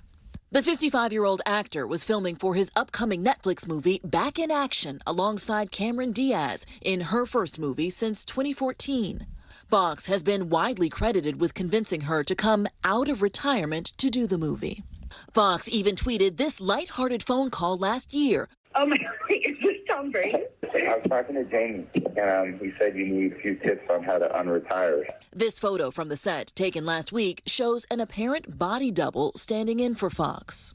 For decades, Jamie Foxx has shined in every corner of the red carpet. Well, I guess if you say so, I'll have to pack my things and go. That's right, hit the road, Jack. Reaching the height of Hollywood success in 2005 when his portrayal of Ray Charles won him the Academy Award for Best Actor. But he's perhaps just as famous for his stellar singing voice. Now, his fellow stars are flooding social media with support, coming together to wish Foxx well. He's going to be stronger and better than ever.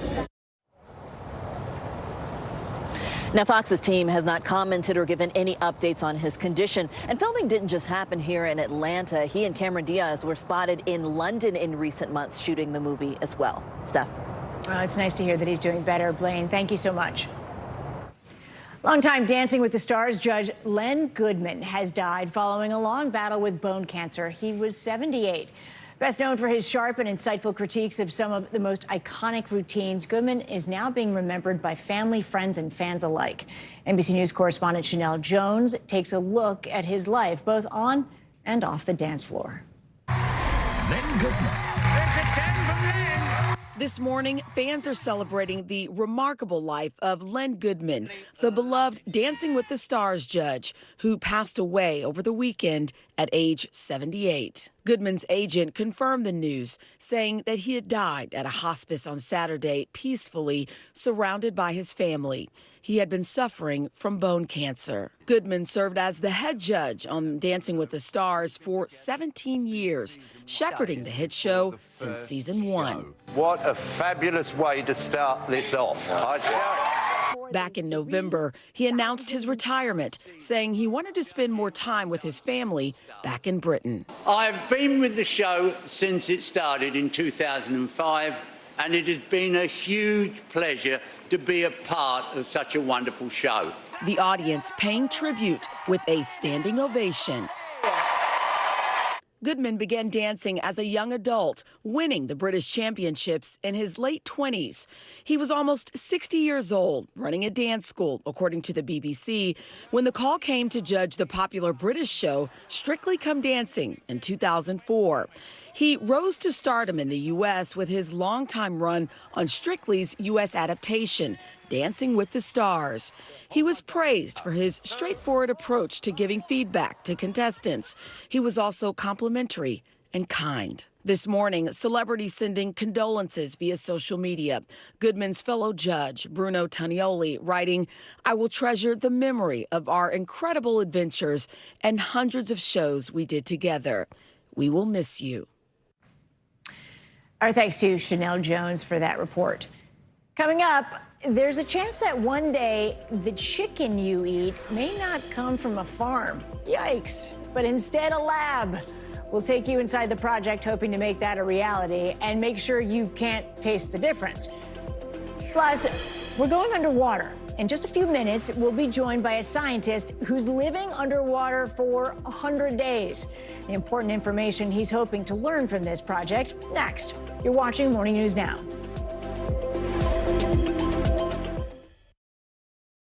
We begin tonight with breaking news just coming in. Whenever it happens, wherever you are, NBC News, streaming free now.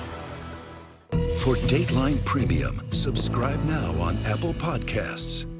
What is going to happen now? Going back and forth because Go ahead. This is it.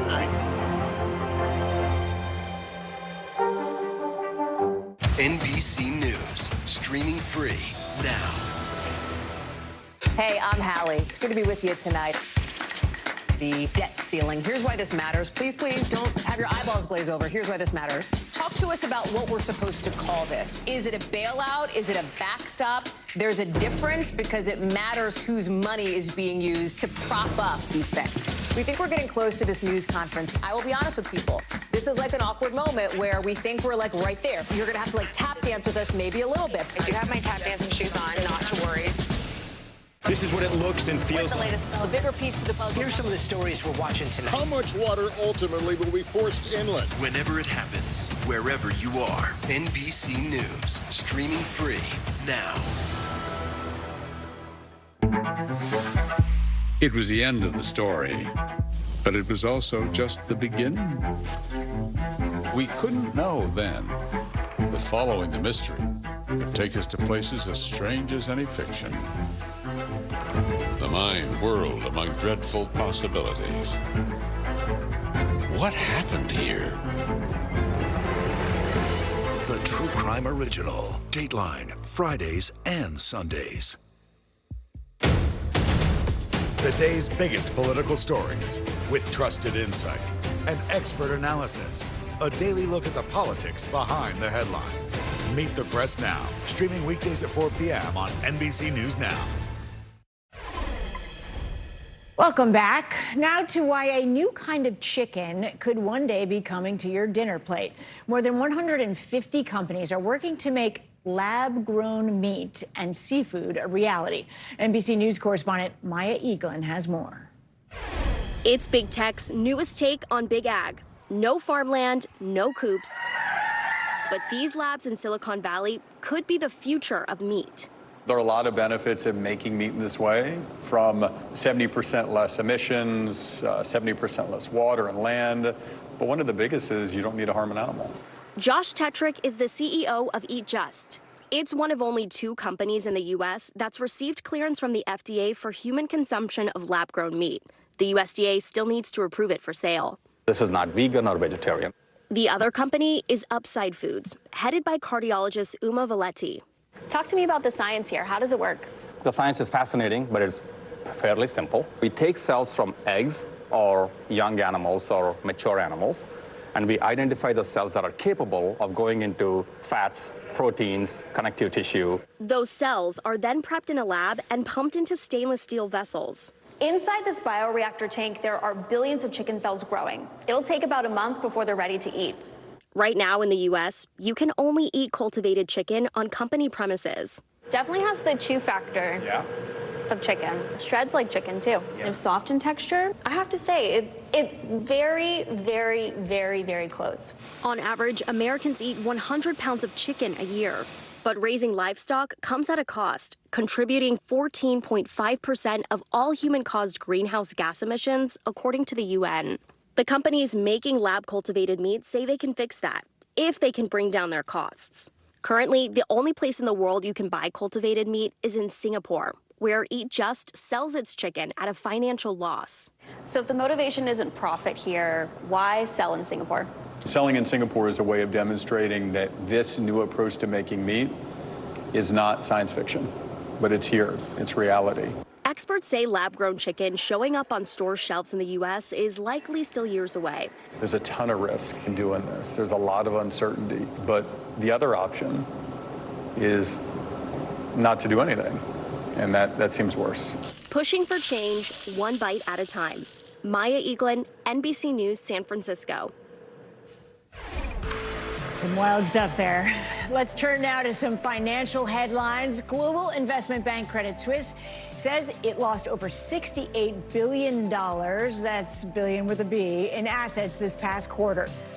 CNBC's Silvana Henao joins us now with that and other news. That's a lot of money to lose, Silvana. It absolutely is. So listen to this. New information is coming out about Credit Suisse's very first quarter collapse before being rescued by rival UBS. The bank revealed that it suffered a net asset outflows of more than $60 billion, as you just mentioned. Now, Swiss authorities brokered the controversial $3 billion Swiss franc rescue in late March following a collapse in Credit Suisse deposits and share price amid fears of a global banking crisis triggered by the fall of U.S. lender Silicon Valley Bank. A new report out reveals that big spending on business trips might be a thing of the past. The Morning Consult study declared that business travel will never return to normal. Why? Well, experts blame tighter budgets and new ways of virtual working. The report also says the demographics are changing too. Business travelers are now younger and more likely to fly in economy class, with about half earning less than $50,000 a year. And jury selection is underway for a trial over claims that British pop star Ed Sheeran owes a share of profits from his hit Thinking Out Loud for copying Marvin Gaye's Let's Get It On. The lawsuit, filed in 2017, has finally made it to a trial that is expected to last a week in a Manhattan federal courtroom. Sheeran is among the witnesses expected to testify, so we'll keep an eye out for that. All right, we certainly will. Thank you, Silvana. Sure thing. A biomedical engineer is taking a deep dive for the sake of science. His name is Dr. Joe Dituri. Dr. Dituri is also a retired saturation diver for the U.S. Navy, and he's currently living underwater for 100 days. Just the thought of it gives me the sweats. He's doing it living in a lodge 22 feet below the surface of a Florida lagoon, studying prolonged compression on the human body. And this feat is one for the record books. When it's all said and done, he will break the world record for the longest time spent underwater in a fixed environment. And Dr. Joe Dituri joins us now from his lodge, 22 feet underwater. Thank you so much for joining us, although my guess is that you're looking for things to do. I'm actually really crazy busy with the science that we're doing, but I appreciate the reach out and the ability to come on your show. Thank you so much. You're welcome. Well, I know you're going to break this record, but I also know that there's a real reason behind why you're doing this. Can you explain it to us?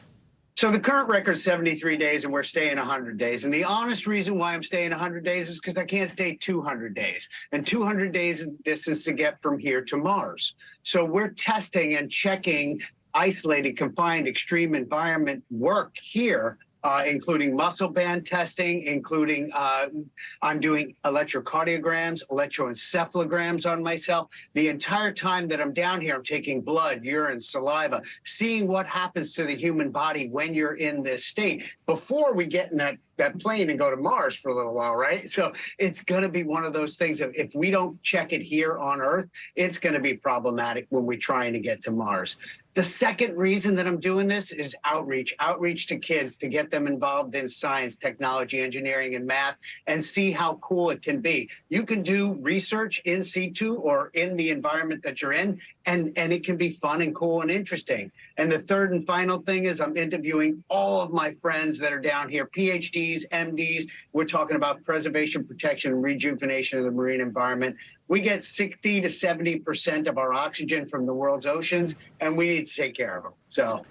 But here's my question. When you're underwater, there's more pressure. When you go into space, there's less. So how are you learning about space travel if you're in compressed situation?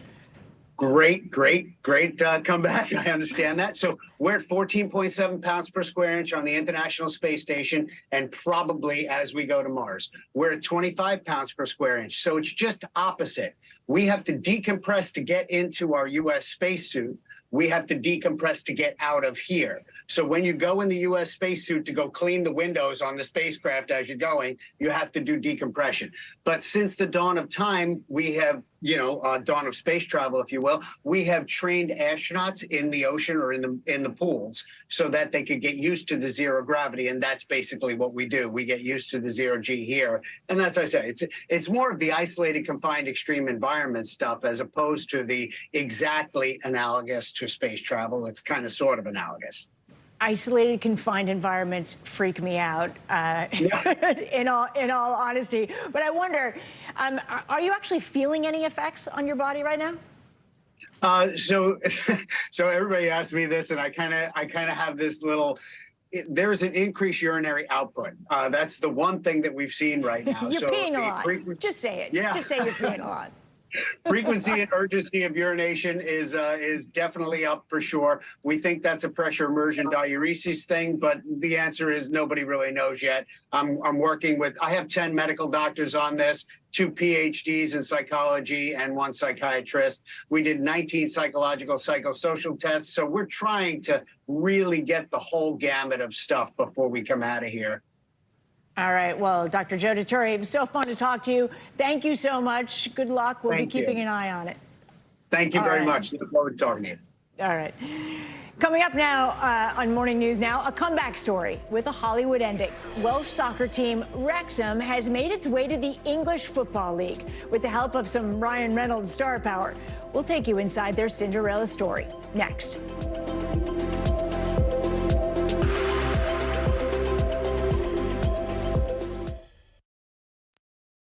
For Dateline Premium, subscribe now on Apple Podcasts. NBC News, streaming free now. What is going to happen now? Going back and forth because they... Oh, yeah, this is it, right?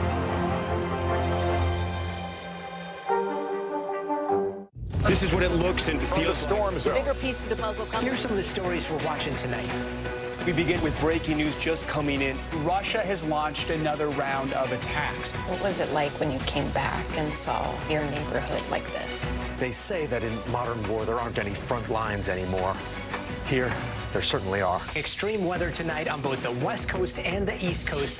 We've had some of the strongest winds here. How many of you were up there? At least like 11. Now to the economy as Americans face the highest inflation rate in decades. How does this all impact your wallet? More fallout from Elon Musk's Twitter takeover. Peak flu season is almost here. How does RSV specifically hit some kids so hard, and then it seems like it almost doesn't affect others? Can voters trust that you will be able to do this job? Why should voters believe you? This special election night. We love it. We live for this. We have a substantial team of NBC News correspondents fanned out. This is the first time we've not been able to call control of the House on election night.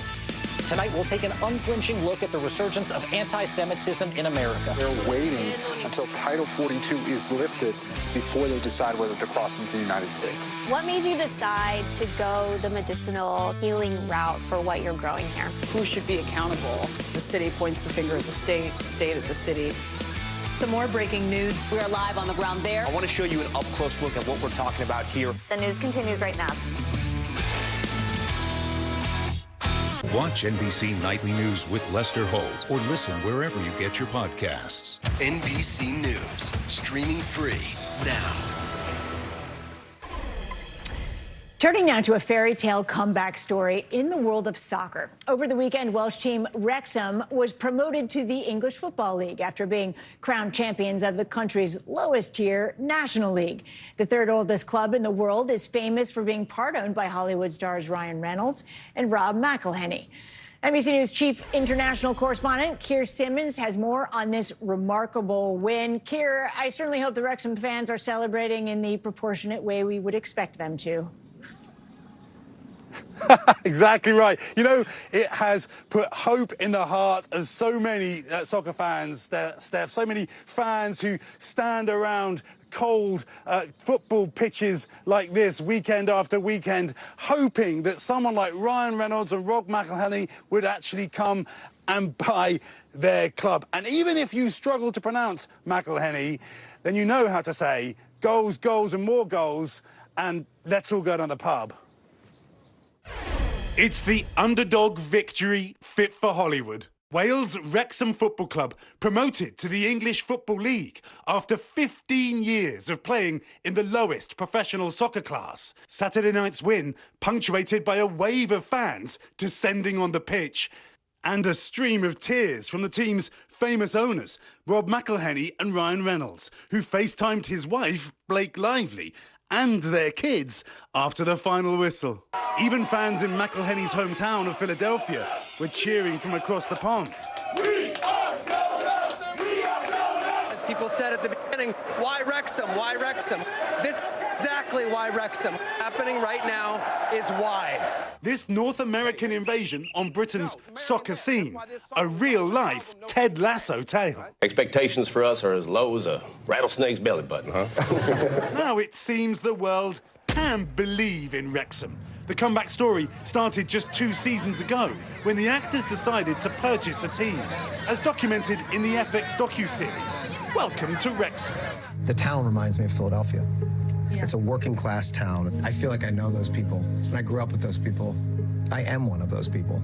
Their celebrity ownership has made the 159-year-old club Hollywood's team, with some of their famous friends like Will Ferrell and Paul Rudd often seen cheering on the Red Dragons. After the championship win, McElhenney and Reynolds seen soaking in every moment. Give me your jersey. Can't say no to the owner, can I? Are you putting that on eBay, Ryan, or what's going on? Listen, I work in show business. We fall on hard times. The guaranteed promotion will likely bring the team more fans, exposure, and of course, money. It literally drives an entire community, and that's what football does over in the UK. And these are this huge windfall for these football clubs. Steph, Ryan Reynolds just tweeted to describe soccer as one of the most romantic things on earth, which is one of the most on-point things I've heard to come across from that side of the pond in many, many years. Real quick, Steph, my side is called Charlton Athletic. It's in southeast London. We're kind of looking for a new owner, so if anyone in Hollywood is watching, call me. Hey, Kier, forget Hollywood. What about me? How about you and me? You'll have to continue to call it soccer, though. I'll insist. I do that. Yes, let's talk. Okay. All right, Kier, thank you so much. We end this hour with a behind-the-scenes look at one of New York's most iconic restaurants, Carbone, New York. Co-owner and chef Mario Carbone opened his doors for a rare interview with Today co-host Carson Daly. Take a peek at the magic cooked up in this kitchen. We are in Greenwich Village, and we're going to see the Pope of Greenwich Village food. That is Mario Carbone. We're going to sit, we're going to talk, we're going to cook. It's like a time portal when you walk through this door. I can hear Sinatra already. Come on in. It feels like a movie in here, and I feel like I'm immediately transported into a scene of Goodfellas. That was the whole idea. How do I take basically Ray Liotta's 40-second scene in the back of Copacabana? From when they open the front door, they get hit with the music, the smell of the food. Waiters are coming by, waiters it's chaotic. are coming by. You wanted to take that vision and make a cinematic experience. It's a lot more than just the food. You can witness the woolly mammoth that was the Italian-American in 1958. Chef Mario Carbone opened his celebrity hotspot 10 years ago. Now, it's nearly impossible for mere mortals to get a reservation. There's this whole celebrity factor in here. Jay-Z sitting in the corner any given night. But there's a million Italian restaurants right even around here. What makes Carbone stand out so much? We buy the absolute best ingredients. We try really, really hard to give you dinner as the show every night. You've created a home. Like, the Italian table is home for everybody. Mario's vision comes from his upbringing. Raised in a traditional Italian-American family in Queens, surrounded by home-cooked food. Who was cooking for you growing up? My mom cooked every night. She's a fantastic cook. Her parents were born in Italy, so I would be with them and invariably in the kitchen where they were cooking all day long. I was always in the mix.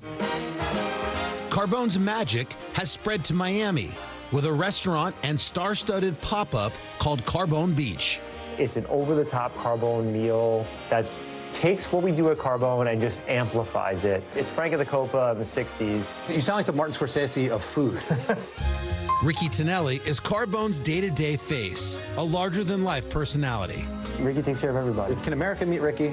AKA the face. How long have you been here, Ricky? Since day one, yeah. Can you whip up a little something, something? You know, we'll bring out a couple of classics. How's that? Carbone classics like spicy rigatoni. Oh, come on, Ricky. The world famous Look at spicy this. rigatoni vibe. Beautiful. There you go. Look at that. Buon appetito. Grazie. That's delicious. You get the sausage, right? Of course, you get the bite of it. With the tortellini, there's a pinch point. You have to pinch them together. All right, let's learn how to cook it. Let's do it. You are going to get a special pass today. At the Carbone kitchen, where a few people can say they've been and actually cooked in. About to rock it. All right, Chef, what's the first step to the tortellini? Okay, first step we've already done for you, which is you. You're welcome. Making the dough. Sheet it super, super thin. These are the things that people at home can make. They can make a touch of Carbone by making this. 100%. Here's our filling. 2 different ricottas. This is sheep's milk and cow's milk. Salt, pepper, thyme, nutmeg. Put a little dollop here, drop of water to adhere it. And then you're gonna pick it up, roll it into a half moon, give it a little pinch. Bring the 2 ends together here. This art, they're so thin, it's crazy. Just right in the water. Right in the water. How come you don't ask Siri to set a timer like I do at home? And then the sauce is just melted butter and water. This is our Sunday sauce, bolognese. Same mix as the meatballs. That's one order.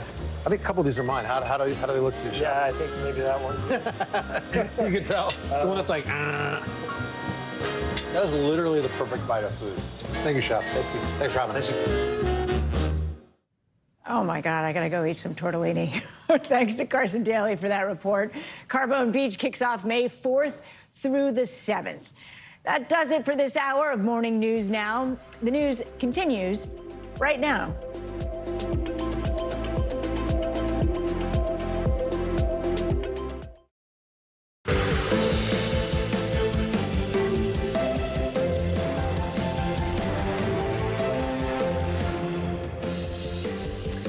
Good morning, I'm Stephanie Gosk. Joe and Savannah are on assignment.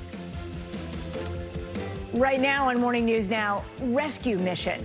Dozens of U.S. embassy officials are out of Sudan this morning as fighting between 2 rival generals intensifies in the country. But many U.S. citizens remain caught in the crossfire. We have the latest on the conflict and why the U.S. has no plans of evacuating the nearly 16,000 Americans still in the country. Heating up, the 2024 presidential race is expected to take a new turn this week, with President Biden gearing up to launch his re-election campaign. But a new NBC News poll shows Americans are not enthusiastic about a potential second term. We'll show you what Americans also think about another matchup between Biden and former President Trump. Trouble in the skies. Investigations are underway this morning after 2 serious incidents on airplanes. One, a bird strike on an American Airlines flight yesterday, causing the engine to catch fire. And another engine fire on a plane from the same airline disrupted passengers' plans in North Carolina. We have the latest on those incidents and what the airline is saying this morning. Also this morning, under the sea, a retired Navy officer is hoping to break a world record living underwater for 100 days. He'll join us from 30 feet below the surface with more on what his experiment is about and why he hopes to emerge a, quote, superhuman at the end of it. We begin this hour with the situation in Sudan, where hundreds of people have been killed in the ongoing fighting between the army and a rival paramilitary group. Over the weekend, several countries, including the United States, began evacuating their citizens. NBC News chief foreign correspondent Richard Engel has the latest. The situation in Sudan continues to get more dangerous. At least 400 people have been killed, perhaps many more, as fighting now enters its 2nd week. And this weekend, the United States military carried out a rescue operation to the U.S. Embassy in Khartoum. And now countries around the world are struggling to get their personnel out. After ceasefires collapsed, Sudan's capital, Khartoum, this morning is an open war zone. There's fighting in the streets and at the airport, which remains closed. There's no power or running water. Phone and internet service are largely down. It's a nightmare scenario as nations around the world struggle to evacuate personnel. France, Italy, Germany, Spain, and others carrying out successful flights, bringing out their citizens and some Americans. This weekend, the United States launched a rescue mission to the U.S. Embassy in Khartoum, which is now closed. U.S. Special Operations flying 800 miles from Djibouti to Sudan, landing just after midnight Sunday on the embassy grounds, where 3 Chinook helicopters evacuated 80 government personnel and their families. It took around an hour. There were no reports of injuries or incidents. But there are still roughly 16,000 American citizens in Sudan, many dual nationals. They're sheltering in place. For now, there are no plans for a mass rescue. Lakshmi Parthasarati, an American travel writer, was visiting Sudan and is stuck. She managed to send us this video this morning. The city is so tense right now. A lot of people are fleeing left and right. I can see the cars outside, and I'm actually making arrangements to try and get out as well to an area outside of the city that is safer. I have no power, running water, and the most difficult thing is that there's been internet blackouts. So I'm not feeling too great about the help that I've received from the embassy at the moment. So I am just preparing to go it alone and figure out how I can get myself to safety. The fighting is over power. 2 of Sudan's top generals who took over in a coup and promised to transition to civilian rule are now battling among themselves for control of the country rich in oil and gold. There's a risk of state collapse and a return to civil war. Sudan was already in a very weak position because of years of political instability and civil war, and this latest flare-up in violence is pushing people over the edge. There are already reports of food shortages in Khartoum, and people are running out of cash. Bleak situation. Richard, thank you so much. Let's turn now to the emerging 2024 presidential race, and President Biden could announce his re-election bid this week. But our latest NBC News poll shows Americans are not enthusiastic about a potential rematch between the current president and the former president, Donald Trump.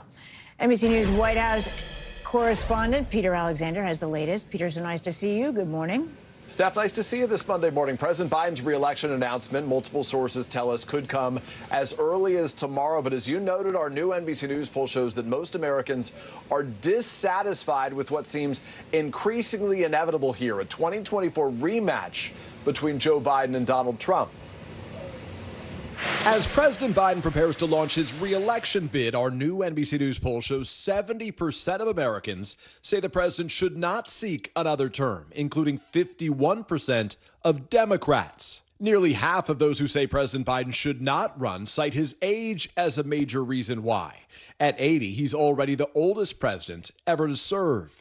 Still, allies are downplaying concerns about the president's age. He is an active president who is meeting the challenges of America every day. But he's not the only one facing headwinds. 6 in 10 Americans, including a third of Republicans, say former President Donald Trump should not run again either. But his recent indictment in New York and other looming criminal investigations have only strengthened his position among Republicans. Now 68% say they back him to be their nominee. Support for one of Mr. Trump's potential rivals, Florida Governor Ron DeSantis, has eroded in recent months. DeSantis has refrained from attacking the former president directly, but just this weekend delivered this veiled swipe.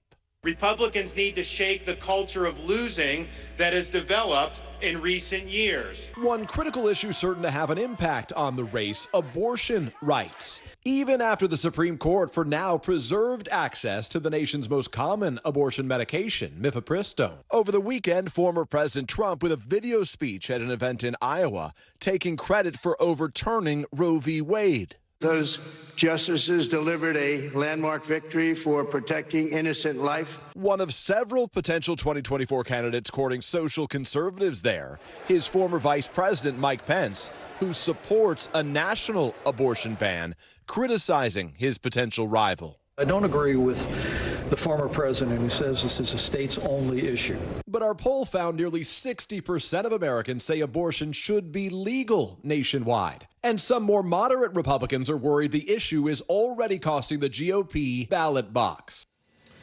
As for President Biden's planned announcement, NBC News has learned the president recorded parts of his announcement video last week at his home in Delaware. And another sign that he's gearing up, the president is planning to name Julie Chavez Rodriguez as his 2024 re-election campaign manager. Chavez Rodriguez is a senior advisor to the president here right now and a granddaughter of the late labor leader, Cesar Chavez. Steph? All right, Peter, thank you very much. And in business news, it looks like Bed Bath & Beyond will soon be closing its doors for good. The company filed for Chapter 11 bankruptcy protection yesterday. It's the latest hurdle on a rocky road of setbacks for the business in recent years. NBC News business and data reporter Brian Chung joins us now with more on this. Brian, nice to see you. How did this happen? I mean, this was a huge store in the day, and how did it just implode? Yeah, well, I mean, this is a giant network of stores that everyone's familiar with that effectively will be closing. The announcement coming yesterday from the company that they're filing for Chapter 11 bankruptcy. That means that the liquidation will start. There will be sales. They're going to try to auction off not only the Bed Bath & Beyond, which they have 360 locations, but also includes Bye Bye Baby, which is also a big part of their business as well. They're going to try to see if they can sell it to anyone else. But in the interim, these stores are going to close. They tried some last-minute efforts to do some fundraising, but it didn't work out, which is the reason why this iconic brand is going to start to shutter, to Stephanie. So people, you just mentioned those sales. For people who want to take advantage of them, is that something you can do online, or do you have to get to the store to take advantage of it? Yeah, well, they do have an online presence, but, you know, in stores where you might find the deals, and you're going to want to move quick because the deadline for all of this for, you know, those, like, do you know those iconic 20% off coupons that we all get in the mail? Yeah. So you can only use those today and tomorrow because Wednesday they're no longer going to honor those coupons. The reason being they're going to start heavily discounting their merchandise inside the store. So if you don't get to a physical store by Wednesday, it's possible that some of that stuff could be gone, especially once those sales begin. And by the way, for those that have merchandise credits, you can only use those up to May 15th, again, as they start to liquidate at those stores. What does this say about brick and mortar stores? I mean, do they have a future in our economy? Well, I mean, you think about the other brands that have gone under, right? Toys R Us was one that was once ubiquitous around this country. That went under. Sears also went under. And a number of other retailers have filed for bankruptcy, although they've been able to hobble along, like JCPenney, like J. Crew. But what it tells you is that the brick and mortar store is just no longer as viable in an era where e-commerce is really the thing. You could just go online, hit a few buttons, and get something shipped to your front door. But also, it speaks to the prevalence of big box retailers. It doesn't change the fact that if you need something in a pinch, you still have to get to the physical store, but people want to do a one-stop shop situation. Go to a Target, go to a Walmart if you need an extra bath towel, because guess what? Oh, you need that extra can of tomatoes or something like that you can get at that one place. So, you know, Bed Bath & Beyond, these kind of specialized retailers, the sun is really setting on that model. Yeah, you really got to give people a reason to go to the store. Exactly. Right? All right, Brian Chung, thank you very much. Turning now to two separate serious but non-life-threatening aircraft incidents in recent days. On Sunday, an apparent bird strike caused an American Airlines engine to catch fire, forcing the plane to safely return to the ground in Columbus. Meanwhile, an investigation is underway in Charlotte for a possible plane engine fire on the runway. No one was hurt in either incident. NBC News aviation correspondent Tom Costello joins us from Reagan National Airport. Good morning, Tom. No one wants to see an engine on fire in the middle of the air, Tom. No, that's right. That's absolutely right. Hi, Steph. Good to see you. Listen, the bottom line here is that bird strikes are not unusual, but birds taking out an engine, that is a bit more unusual. And this really underscores that these pilots, these crews did everything right to get their planes back down on the ground. It also underscores the fact that planes are supposed to and can fly on one engine.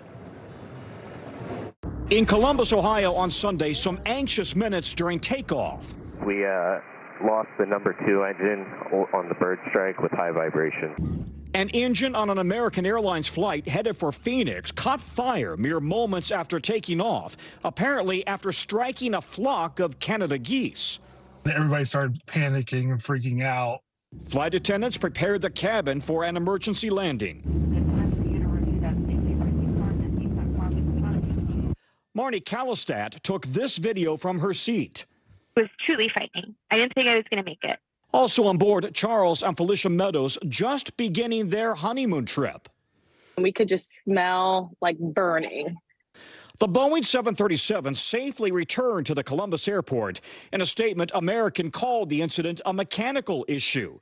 The FAA reports strikes against all types of wildlife are increasing in the U.S. More than 15,000 reported across 708 airports in 2021 alone. Large bird populations are increasing, So the industry is constantly grappling with this.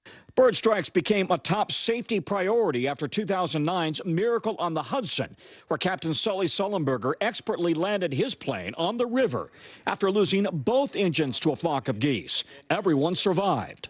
Experience can literally make the difference between success and failure, life and death.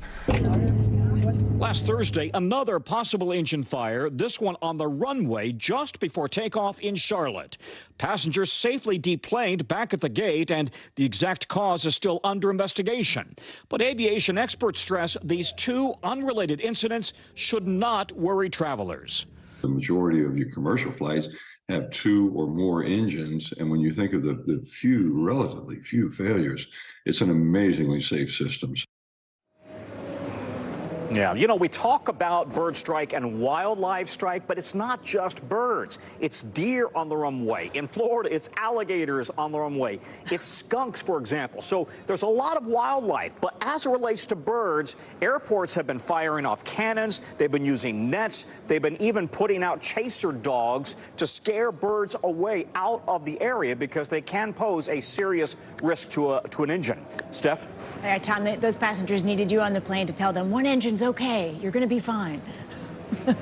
That's right. Yeah, that's right. All right, Tom Costello, thank you so much. It's a chilly and rainy week ahead. Let's get a check at your morning News Now weather.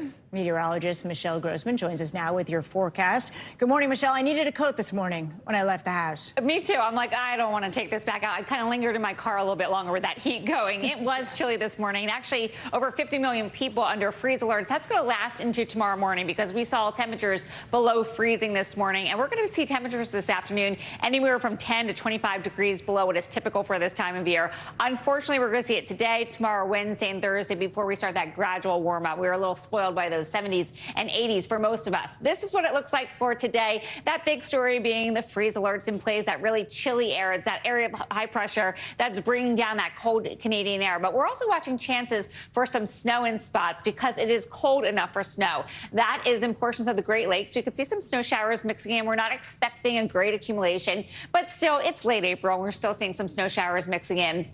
Back to the west and the Pacific Northwest, the highest elevations, the mountains, seeing some higher elevation snow. And we could see up to a foot in some spots into the Cascades, the Rockies, and then lower elevation rain, some valley rain as well. The Southwest, you're going to be dry. That's the good news. Lots of sunshine. We're dry in the south for most of the day, the southern plains, but we're going to see rain developing later, and then it's going to stay in place over the next few days. So we're looking at the chance for flash flooding. One spot that's going to see some heavy rain today, even the chance for strong to severe storms in parts of Florida. It's a area of low pressure, a cold front that's kind of draped across the area. Northern New England, it's a cold and dreary day. It's a Monday, and it's going to feel like a Monday there as we have an area of low pressure just kind of lingering there, very slow to move away. So let's talk about Florida first because we aren't seeing too much this morning. You're starting to see pockets of some heavier rain. That's where you see those brighter colors. But this will pick up as we go throughout the day, especially this afternoon into this evening. Could see some strong storms. Could see winds gusting up to 60 miles per hour with any of these storms. Also some hail. A brief tornado is possible. And really heavy rain. This is on top of saturated ground because we've gotten so much rain in the past few months here. And we're looking anywhere from 4 even up to 6 inches of rain in some spots. So Jupiter could see a lot. Where you see those brighter colors, again, that's correlating to the higher amounts of rain. So we're going to watch that closely as we go throughout the day. Further to the west and parts of the southern plains, we're watching for the chance for some flash flooding as well, especially Wichita, Dodge City down to Oklahoma City, Ardmore also. Amarillo could see some flash flooding. That would be later on tonight. This slides to the east tomorrow, so then your slight risk is now where you see that darker blue. The marginal risk is in that lighter blue. Little Rock, Joplin, Dallas could see some really heavy rain. That will last into Wednesday. Also watching the chance for some strong storms. So 10 million people at risk tomorrow, with the risk for really large hail, 2 inches or higher. That causes damage on its own. Also, winds gusting up to 60 miles per hour. A few tornadoes are possible, so that's going to be one to watch. And then, of course, yeah, we mentioned the cold. It is cold with that area of high pressure just funneling down that cold air. So you'll need the jacket as you head later on today, too, Stephanie. Well, I want warm weather. Me too. This is when I say we need to move to Florida. Every year I say this. Yeah, right. Michelle, thank you very much. Sure. Coming up, we're less than 2 weeks away from the coronation of King Charles. And this morning, we're learning new information about Meghan Markle's decision not to attend the event. We have the latest as the UK makes the final preps for the big day. Next, you're watching Morning News Now. This is what it looks and feels What's the latest? The bigger piece to the puzzle. Here's some of the stories we're watching tonight. How much water ultimately will be forced inland? Whenever it happens, wherever you are, NBC News, streaming free now. It was the end of the story, but it was also just the beginning. We couldn't know then that following the mystery would take us to places as strange as any fiction. The mind whirled among dreadful possibilities. What happened here? The True Crime Original. Dateline, Fridays and Sundays. We're back now from Las Vegas, from Guatemala City, from Wilmington. I was in space in Texas, from Normandy, from Surfside, Florida. Thank you for watching, everyone. The day's biggest political stories with trusted insight and expert analysis. A daily look at the politics behind the headlines. Meet the Press Now, streaming weekdays at 4 p.m. on NBC News Now. For Dateline Premium, subscribe now on Apple Podcasts. This is what it looks and feels. The storm zone. The bigger piece to the puzzle. Here's some of the stories we're watching tonight. We begin with breaking news just coming in. Russia has launched another round of attacks. What was it like when you came back and saw your neighborhood like this? They say that in modern war, there aren't any front lines anymore. Here, there certainly are. Extreme weather tonight on both the West Coast and the East Coast. We've had some of the strongest winds here. How many of you were up there? At least like 11. Now to the economy as Americans face the highest inflation rate in decades. How does this all impact your wallet? More fallout from Elon Musk's Twitter takeover. Peak flu season is almost here. How does RSV specifically hit some kids so hard, and then it seems like it almost doesn't affect others? Can voters trust that you will be able to do this job? Why should voters believe you? This special election night. We love it. We live for this. We have a substantial team of NBC News correspondents fanned out. This is the first time we've not been able to call control of the House on election night. Tonight, we'll take an unflinching look at the resurgence of anti-Semitism in America. They're waiting until Title 42 is lifted before they decide whether to cross into the United States. What made you decide to go the medicinal healing route for what you're growing here? Who should be accountable? The city points the finger at the state at the city. Some more breaking news. We are live on the ground there. I want to show you an up-close look at what we're talking about here. The news continues right now. We're back now from Las Vegas, from Guatemala City, from Wilmington. I was in space in Texas, from Normandy, from Surfside, Florida. Thank you for watching, everyone. For Dateline Premium, subscribe now on Apple Podcasts. Britain's royal family has released a series of photos over the weekend marking what would have been Queen Elizabeth's 97th birthday. It comes as the Duchess of Sussex, Meghan Markle, dismisses reports she exchanged letters with King Charles over allegations of unconscious bias within the royal family. NBC News foreign correspondent Kelly Kobiea joins us from London with more. Kelly? Steph, good morning. Yeah, we know Prince Harry has RSVP'd that he is coming to the coronation in just 12 days' time, arguably the most important day of his father, King Charles's royal life. But Meghan is staying behind in California with the kids. And now a new article is suggesting that a rift between Meghan and King Charles could be the real reason. The royal family keeping busy as the king's coronation date closes in and scrutiny of Prince Harry's visit ramps up. This morning, Catherine, the Princess of Wales, visiting a childcare center and giving a British TV host hints about what she'll wear. I said, I feel like you're going to wear blue. And she was like, there is a hint of blue. The royal family releasing birthday photos. This new picture of William and Kate's youngest son, Prince Louis, who turned 5 on Saturday.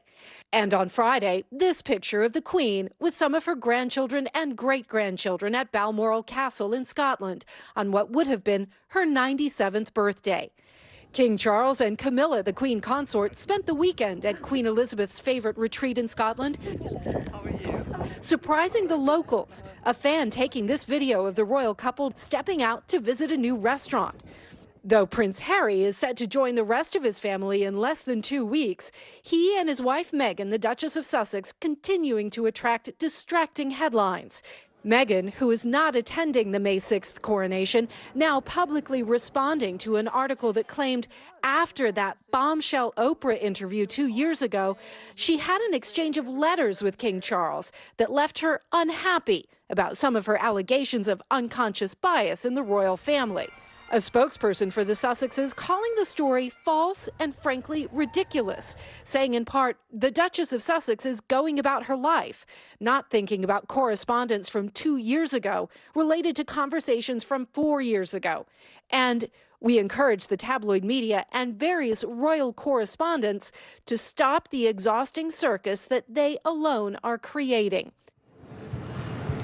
We asked Buckingham Palace about this latest reporting. They declined to comment. But it's interesting to note in that statement from the Sussexes that they didn't deny the existence of this back and forth of letters between King Charles and Meghan. They simply said it's not the reason the Duchess of Sussex is staying back in California, that she's staying there to be with the couple's 2 young children, Princess Lilibet and Prince Archie, on May 6th, Coronation Day, and also, Steph, Prince Archie's 4th birthday. Oh, it's all exciting stuff, and of course, the drama continues. Kelly, thank you so much. More international news now. Global military spending has reached an all-time high, most of it because of the war in Ukraine. NBC News foreign correspondent Ali Arouzi joins us now with that and more. Good morning, Ali. Hi again, Steph. That's right. Russia's war in Ukraine has sparked a massive rise in global military budgets. In Europe, it's been the biggest annual increase in expenditure since the end of the Cold War 3 decades ago, according to a leading Swedish think tank. The Stockholm International Peace Research Institute estimated world military expenditure rose by 3.7% in 2022 to over $2.2 trillion. The U.S. has been the biggest donator of military aid to Ukraine, whose spending rose by a staggering 640% in 2022. Around 3,000 migrants are marching through southern Mexico in what they're calling a mass protest procession, demanding changes in the way they're treated and an end to the detention centers like the one that caught fire last month, killing 40 migrants. The migrants started their protest in the city of Tapachula near the Guatemalan border with the aim of reaching Mexico City to make their voices heard. And finally, seagulls usually get a bad rap for their intrusive behavior, their droppings, and their constant raiding of rubbish bins. But a small coastal town in Belgium is trying to change their reputation by staging a seagull screaming contest in order to get more sympathy for them, because the organizers of the contest say they're part of the coastline and there wouldn't be a coastline without them. You can't help by feeling that by the end of the contest, the contestants are going to be more unpopular than the seagulls. Yeah, you know, Ali, I can't imagine spending time with those seagulls either, but good for them. Spirit of competition. All right, Ali, thank you so much. Coming up, a former Minnesota police officer has been released from prison today after serving time in the deadly shooting of a black man. We'll tell you what's next for former officer Kim Potter and how the family of the victim, Dante Wright, is reacting to her release this morning. Plus, we're following the latest on actor Jamie Foxx, who's been in the hospital for several days. What we're learning about the medical incident that sent him there and his road to recovery.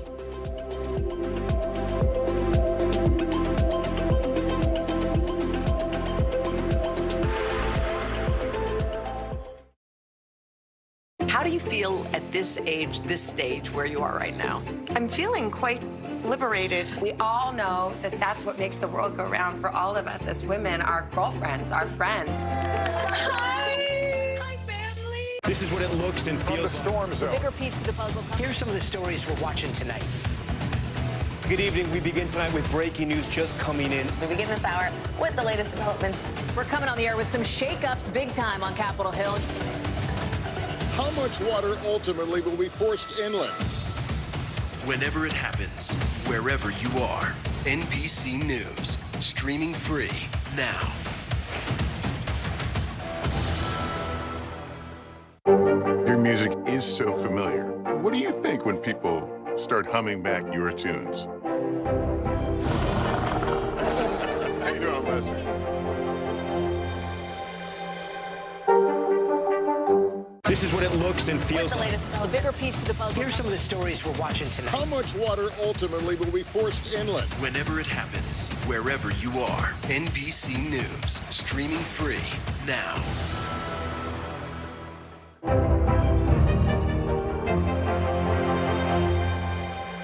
Hey, I'm Hallie. It's good to be with you tonight. The debt ceiling. Here's why this matters. Please, please don't have your eyeballs glaze over. Here's why this matters. Talk to us about what we're supposed to call this. Is it a bailout? Is it a backstop? There's a difference because it matters whose money is being used to prop up these banks. We think we're getting close to this news conference. I will be honest with people. This is like an awkward moment where we think we're like right there. You're going to have to like tap dance with us maybe a little bit. I do have my tap dancing shoes on, not to worry. What is going to happen now? Going back and forth because Go ahead. Nice to see you.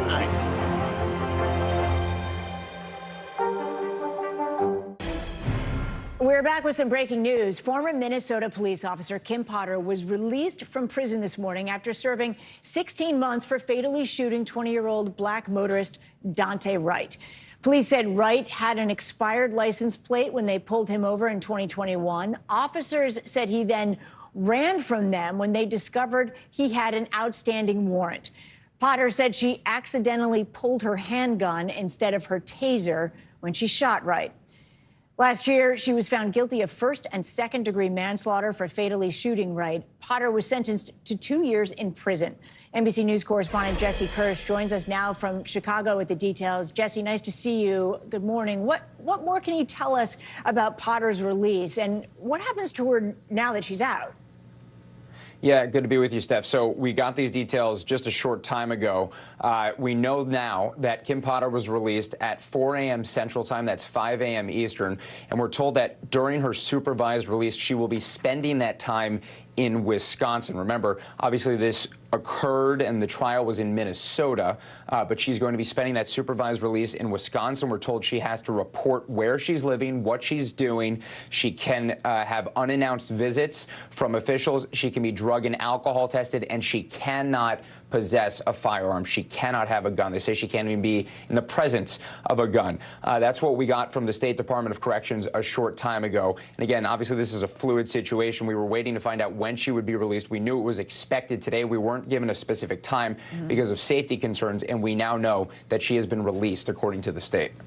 You know, Wright's death sparked days of protest in 2021. Were there any concerns over Potter's safety when she was released this morning? Absolutely, and that's part of the reason why officials say they did not give us a specific time ahead of time. Also, obviously, she was released very early in the morning. Officials say that is because they were doing that for her safety as well as the safety of people at the prison. And officials have made a point of saying that they had intelligence analysts that were reviewing material, trying to keep an eye on the situation in the run-up to this release. And they say that there was concern. They came across threatening comments against Potter, and there were concerns about violent protests being held outside of the prison where she was being held. So there was concern over that, and they took that into account when they made this decision. Let's talk about Wright's family. How did they respond back when Potter was sentenced? Was it enough for them? And have we heard from them at all about her being let go? Yeah, so first of all, the family, when the sentence was announced, was not happy with that decision. And the other piece of this is, even though she was sentenced to one thing, she's serving even less than what her actual sentence was, because in Minnesota, as officials explained it to us, people serve 2/3 of their sentence in prison. The last third is on supervised release. There's no parole board. There's no time off given for good behavior, we're told. So whatever she got, she was only going to serve 2/3 of that. That said, the sentence handed down was something that the family of Dante Wright was not pleased with. Here's part of what we've heard from his brother, for example. Words from my parents is basically saying that they just feel so hurt and overwhelmed with what was going on. We felt more of a slap in the face than anything. We feel like there should have been more time handed out to Kim Potter in this case. Nothing that we can do can change the fact that, you know, Kim Potter murdered our brother. And again, Steph, at this point, she has been released from prison and served less than what she was actually sentenced because of the rules in the state of Minnesota, Steph. All right, Jesse, thank you for staying on top of it. We appreciate it. And now to an update on actor Jamie Foxx's condition. He's spent nearly 2 weeks in the hospital recovering from an unspecified medical issue. NBC News correspondent Blaine Alexander is following the story, and she has an update. Good morning, Blaine. Well, Steph, good morning to you. That's right. You know, Fox's movie was set to shoot a car chase scene here in Atlanta on the morning that he was rushed to the hospital. Now, we don't know exactly what medical issue led to him needing treatment, but this morning, the well wishes and the prayers are rolling in. He's been one of Hollywood's brightest stars for decades. Now, this morning, an encouraging update on Academy Award-winning actor Jamie Foxx, who has spent nearly 2 weeks in an Atlanta hospital. Multiple sources tell People magazine the star's condition is steadily improving. Foxx was suddenly rushed to the hospital on April 11th while in Atlanta shooting for an upcoming movie. In a statement the next day, his daughter indicated he suffered a medical complication but did not elaborate further, writing on Instagram, "Due to quick action and great care, he is already on his way to recovery." The 55-year-old actor was filming for his upcoming Netflix movie Back in Action alongside Cameron Diaz in her first movie since 2014. Foxx has been widely credited with convincing her to come out of retirement to do the movie. Foxx even tweeted this lighthearted phone call last year. Oh my God, is this Tom Brady? I was talking to Jamie, and he said you need a few tips on how to unretire. This photo from the set, taken last week, shows an apparent body double standing in for Foxx. For decades, Jamie Foxx has shined in every corner of the red carpet. Well, I guess if you say so, I'll have to pack my things and go. That's right, hit the road, Jack. Reaching the height of Hollywood success in 2005 when his portrayal of Ray Charles won him the Academy Award for Best Actor. But he's perhaps just as famous for his stellar singing voice. Now, his fellow stars are flooding social media with support, coming together to wish Foxx well. He's going to be stronger and better than ever. Now, Fox's team has not commented or given any updates on his condition. And filming didn't just happen here in Atlanta. He and Cameron Diaz were spotted in London in recent months shooting the movie as well. Steph. Well, it's nice to hear that he's doing better. Blaine, thank you so much. Longtime Dancing with the Stars judge Len Goodman has died following a long battle with bone cancer. He was 78. Best known for his sharp and insightful critiques of some of the most iconic routines, Goodman is now being remembered by family, friends, and fans alike. NBC News correspondent Chanel Jones takes a look at his life, both on and off the dance floor. Len Goodman. This morning, fans are celebrating the remarkable life of Len Goodman, the beloved Dancing with the Stars judge, who passed away over the weekend at age 78. Goodman's agent confirmed the news, saying that he had died at a hospice on Saturday, peacefully, surrounded by his family. He had been suffering from bone cancer. Goodman served as the head judge on Dancing with the Stars for 17 years, shepherding the hit show since season 1. What a fabulous way to start this off. Back in November, he announced his retirement, saying he wanted to spend more time with his family back in Britain. I've been with the show since it started in 2005. And it has been a huge pleasure to be a part of such a wonderful show. The audience paying tribute with a standing ovation. Goodman began dancing as a young adult, winning the British Championships in his late 20s. He was almost 60 years old, running a dance school, according to the BBC, when the call came to judge the popular British show Strictly Come Dancing in 2004. He rose to stardom in the U.S. with his longtime run on Strictly's U.S. adaptation, Dancing with the Stars. He was praised for his straightforward approach to giving feedback to contestants. He was also complimentary and kind. This morning, celebrities sending condolences via social media. Goodman's fellow judge, Bruno Tanioli, writing, "I will treasure the memory of our incredible adventures and hundreds of shows we did together. We will miss you." Our thanks to Chanel Jones for that report. Coming up, there's a chance that one day the chicken you eat may not come from a farm. Yikes. But instead a lab. We'll take you inside the project, hoping to make that a reality and make sure you can't taste the difference. Plus, we're going underwater. In just a few minutes, we'll be joined by a scientist who's living underwater for 100 days. The important information he's hoping to learn from this project next. You're watching Morning News Now.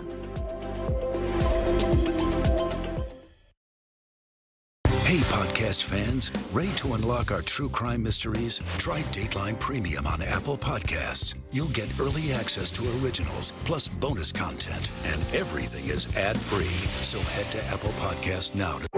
Your music is so familiar. What do you think when people start humming back your tunes? How you doing, Leslie?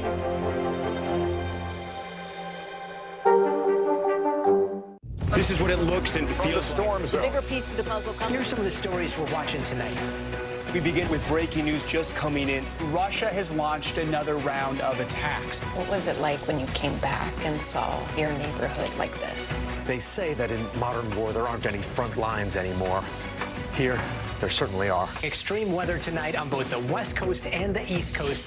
We've had some of the strongest winds here. How many of you were up there? At least like 11. Now to the economy as Americans face the highest inflation rate in decades. How does this all impact your wallet? More fallout from Elon Musk's Twitter takeover. Peak flu season is almost here. How does RSV specifically hit some kids so hard, and then it seems like it almost doesn't affect others? Can voters trust that you will be able to do this job? Why should voters believe you? This special election night. We love it. We live for this. We have a substantial team of NBC News correspondents fanned out. This is the first time we've not been able to call control of the House on election night. Tonight, we'll take an unflinching look at the resurgence of anti-Semitism in America. They're waiting until Title 42 is lifted before they decide whether to cross into the United States. What made you decide to go the medicinal healing route for what you're growing here? Who should be accountable? The city points the finger at the state at the city. Some more breaking news. We are live on the ground there. I want to show you an up-close look at what we're talking about here. The news continues right now. Hey, podcast fans, ready to unlock our true crime mysteries? Try Dateline Premium on Apple Podcasts. You'll get early access to originals, plus bonus content, and everything is ad-free. So head to Apple Podcasts now to subscribe.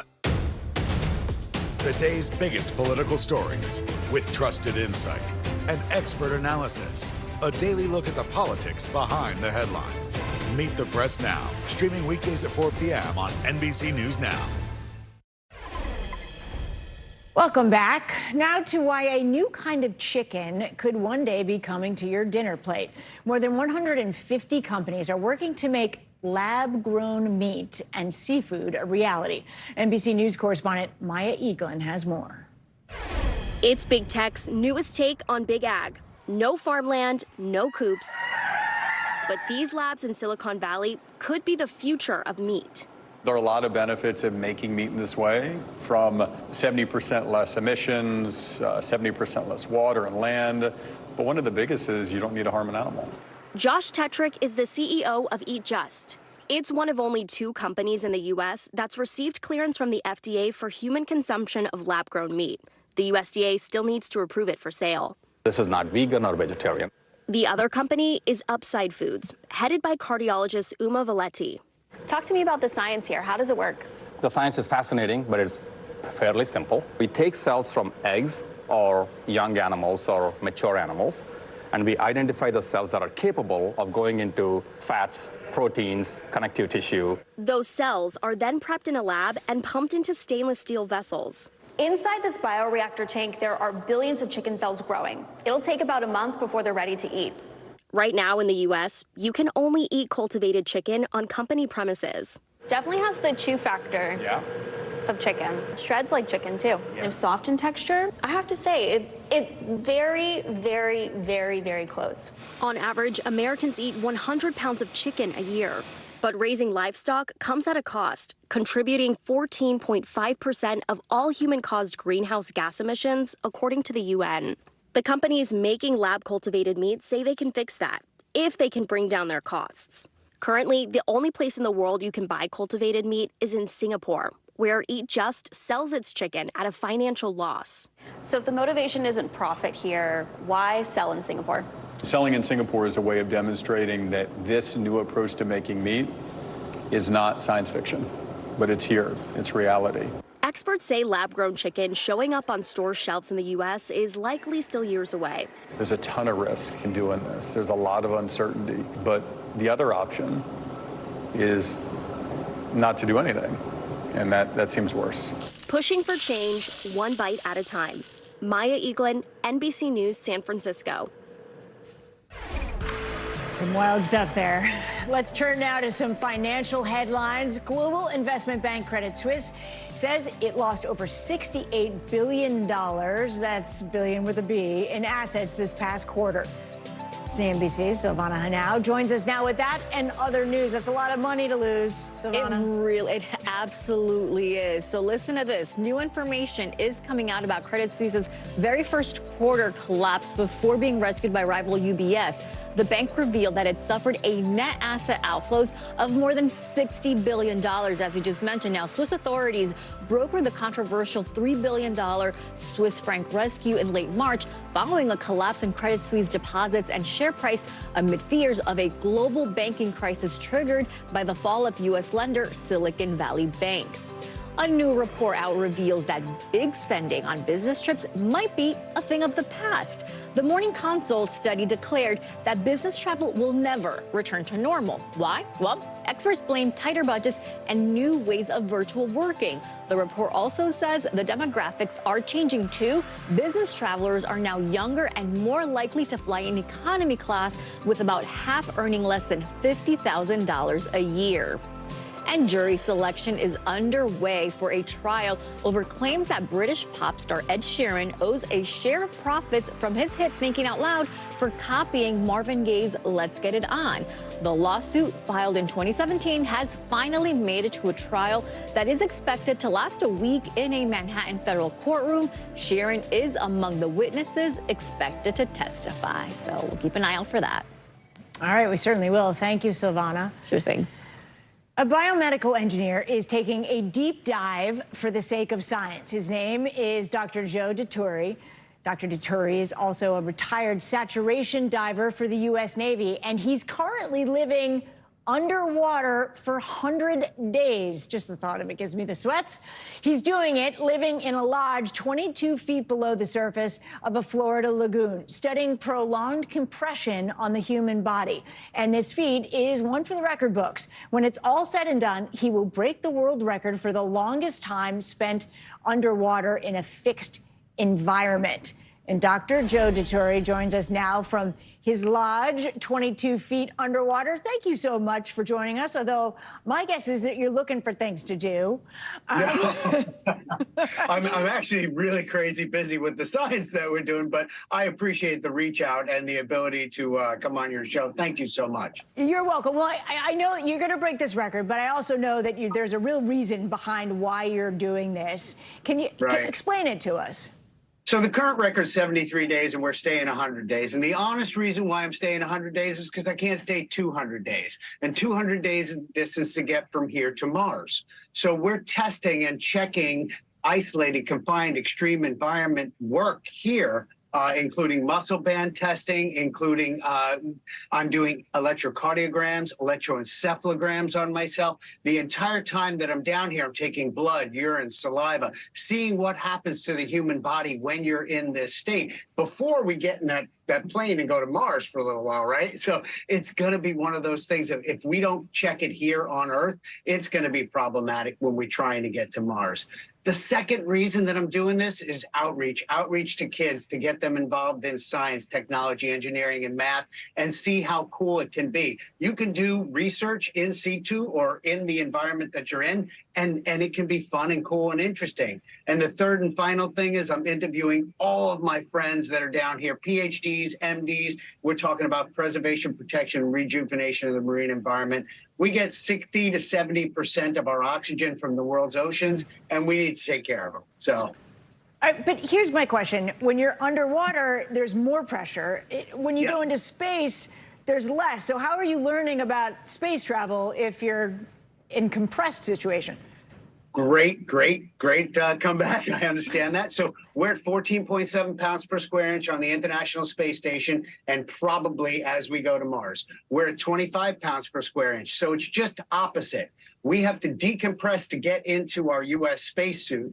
We have to decompress to get out of here. So when you go in the U.S. spacesuit to go clean the windows on the spacecraft as you're going, you have to do decompression.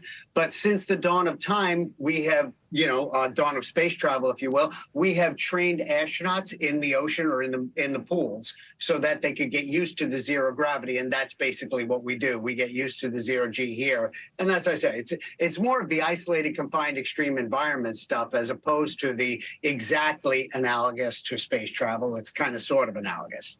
Isolated, confined environments freak me out, in all honesty. But I wonder, are you actually feeling any effects on your body right now? So everybody asks me this, and I kind of have this little. There's an increased urinary output. That's the one thing that we've seen right now. You're peeing a lot. Just say it. Yeah. Just say you're peeing a lot. Frequency and urgency of urination is definitely up for sure. We think that's a pressure immersion diuresis thing, but the answer is nobody really knows yet. I'm working with, I have 10 medical doctors on this, 2 PhDs in psychology and 1 psychiatrist. We did 19 psychological, psychosocial tests. So we're trying to really get the whole gamut of stuff before we come out of here.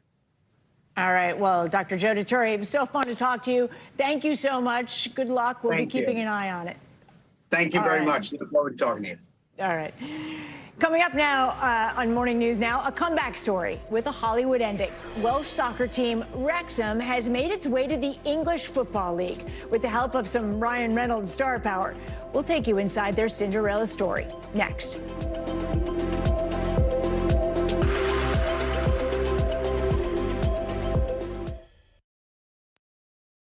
This is what it looks and feels. Storm zone. The bigger piece to the puzzle comes. Here's some of the stories we're watching tonight.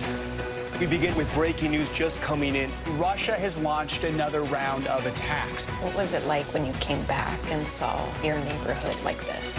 They say that in modern war, there aren't any front lines anymore. Here, there certainly are. Extreme weather tonight on both the West Coast and the East Coast. We've had some of the strongest winds here. How many of you were up there? At least like 11. Now to the economy as Americans face the highest inflation rate in decades. How does this all impact your wallet? More fallout from Elon Musk's Twitter takeover. Peak flu season is almost here. How does RSV specifically hit some kids so hard, and then it seems like it almost doesn't affect others? Can voters trust that you will be able to do this job? Why should voters believe you? This special election night. We love it. We live for this. We have a substantial team of NBC News correspondents fanned out. This is the first time we've not been able to call control of the House on election night. Tonight, we'll take an unflinching look at the resurgence of anti-Semitism in America. They're waiting until Title 42 is lifted before they decide whether to cross into the United States. What made you decide to go the medicinal healing route for what you're growing here? Who should be accountable? The city points the finger at the state at the city. Some more breaking news. We are live on the ground there. I want to show you an up-close look at what we're talking about here. The news continues right now. The day's biggest political stories with trusted insight and expert analysis. A daily look at the politics behind the headlines. Meet the Press Now, streaming weekdays at 4 p.m. on NBC News Now. For Dateline Premium, subscribe now on Apple Podcasts. Turning now to a fairy tale comeback story in the world of soccer. Over the weekend, Welsh team Wrexham was promoted to the English Football League after being crowned champions of the country's lowest tier National League. The third oldest club in the world is famous for being part owned by Hollywood stars Ryan Reynolds and Rob McElhenney. NBC News chief international correspondent Keir Simmons has more on this remarkable win. Keir, I certainly hope the Wrexham fans are celebrating in the proportionate way we would expect them to. Exactly right. You know, it has put hope in the heart of so many soccer fans, Steph, so many fans who stand around cold football pitches like this weekend after weekend, hoping that someone like Ryan Reynolds and Rob McElhenney would actually come and buy their club. And even if you struggle to pronounce McElhenney, then you know how to say goals, goals and more goals, and let's all go down the pub.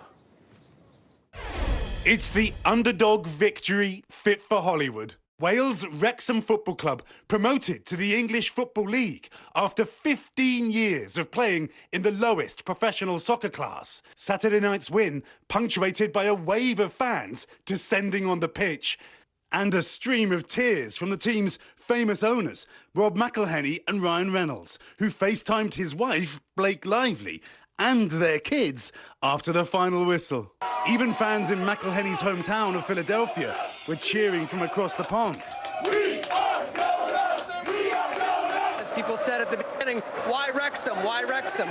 This is exactly why Wrexham. Happening right now is why. This North American invasion on Britain's soccer scene, a real-life Ted Lasso tale. Expectations for us are as low as a rattlesnake's belly button, huh? Now it seems the world can believe in Wrexham. The comeback story started just 2 seasons ago when the actors decided to purchase the team, as documented in the FX docuseries, Welcome to Wrexham. The town reminds me of Philadelphia. It's a working class town. I feel like I know those people, and I grew up with those people. I am one of those people. Their celebrity ownership has made the 159-year-old club Hollywood's team, with some of their famous friends like Will Ferrell and Paul Rudd often seen cheering on the Red Dragons.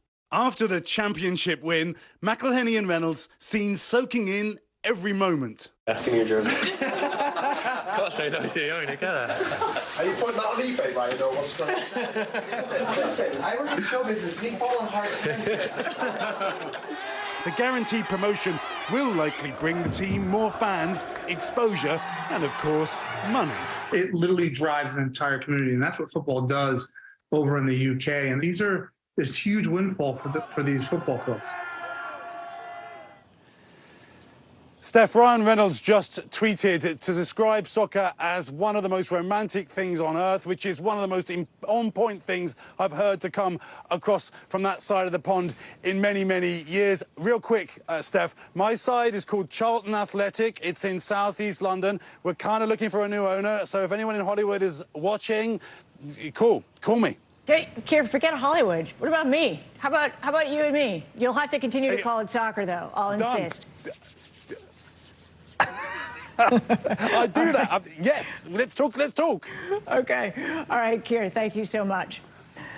We end this hour with a behind-the-scenes look at one of New York's most iconic restaurants, Carbone New York. Co-owner and chef Mario Carbone opened his doors for a rare interview with Today co-host Carson Daly. Take a peek at the magic cooked up in this kitchen. We are in Greenwich Village, and we're going to see the Pope of Greenwich Village food. That is Mario Carbone. We're going to sit, we're going to talk, we're going to cook. It's like a time portal when you walk through this door. I can hear Sinatra already. Come on in. It feels like a movie in here, and I feel like I'm immediately transported into a scene of Goodfellas. That was the whole idea. How do I take basically Ray Liotta's 40-second scene in the back of Copacabana? From when they open the front door, they get hit with the music, the smell of the food. The waiters are coming by, it's it's chaotic. You wanted to take that vision and make a cinematic experience. It's a lot more than just the food. So you can witness the woolly mammoth that was the Italian-American in 1958. Chef Mario Carbone opened his celebrity hotspot 10 years ago. Now, it's nearly impossible for mere mortals to get a reservation. There's this whole celebrity factor in here. There's Jay-Z sitting in the corner any given night. But there's a million Italian restaurants right even around here. What makes Carbone stand out so much? We buy the absolute best ingredients. We try really, really hard to give you dinner as the show every night. You've created a home. Like, the Italian table is home for everybody. Mario's vision comes from his upbringing. Raised in a traditional Italian-American family in Queens, surrounded by home-cooked food. Who was cooking for you growing up? My mom cooked every night. She's a fantastic cook. Her parents were born in Italy, so I would be with them and invariably in the kitchen where they were cooking all day long. I was always in the mix. Carbone's magic has spread to Miami with a restaurant and star-studded pop-up called Carbone Beach. It's an over-the-top Carbone meal that takes what we do at Carbone and just amplifies it. It's Frank of the Copa of the 60s. You sound like the Martin Scorsese of food. Ricky Tonelli is Carbone's day-to-day face, a larger-than-life personality. Ricky takes care of everybody. Can America meet Ricky? AKA the face. How long have you been here, Ricky? Since day one, yeah. Can you whip up a little something? You know, we'll bring out a couple of classics. How's that? Carbone classics like spicy rigatoni. Oh, come on, Ricky. The world famous Look at spicy this. rigatoni. Right? Beautiful. There you go. Look at that. Buon appetito. Grazie. That's delicious. You get the sausage, right? Of course, you get the bite of it. With the tortellini, there's a pinch point. You have to pinch them together. All right, let's learn how to cook it. Let's do it. You are going to get a special pass today. At the Carbone kitchen, where a few people can say they've been and actually cooked in. About to rock it. All right, Chef, what's the first step to the tortellini? Okay, first step we've already done for you, which is making, you're welcome, making the dough. Sheeted super, super thin. These are the things that people at home can make. They can make a touch of Carbone by making it. 100%. Here's our filling. 2 different ricottas. This is sheep's milk and cow's milk. Salt, pepper, thyme, nutmeg. Put a little dollop here, drop of water to adhere it. And then you're gonna pick it up, roll it into a half moon, give it a little pinch. Bring the 2 ends together here. This art, they're so thin, it's crazy. Just right in the water. Right in the water. How come you don't ask Siri to set a timer like I do at home? And then the sauce is just melted butter and water. This is our Sunday sauce, bolognese. Same mix as the meatballs. That's one order. I think a couple of these are mine. How do they look to you, Chef? Yeah, I think maybe that one. You can tell. The one that's like, That is literally the perfect bite of food. Thank you, Chef. Thank you. Thanks for having us. Oh my God, I gotta go eat some tortellini. Thanks to Carson Daly for that report. Carbone Beach kicks off May 4th through the 7th. That does it for this hour of Morning News Now. The news continues right now.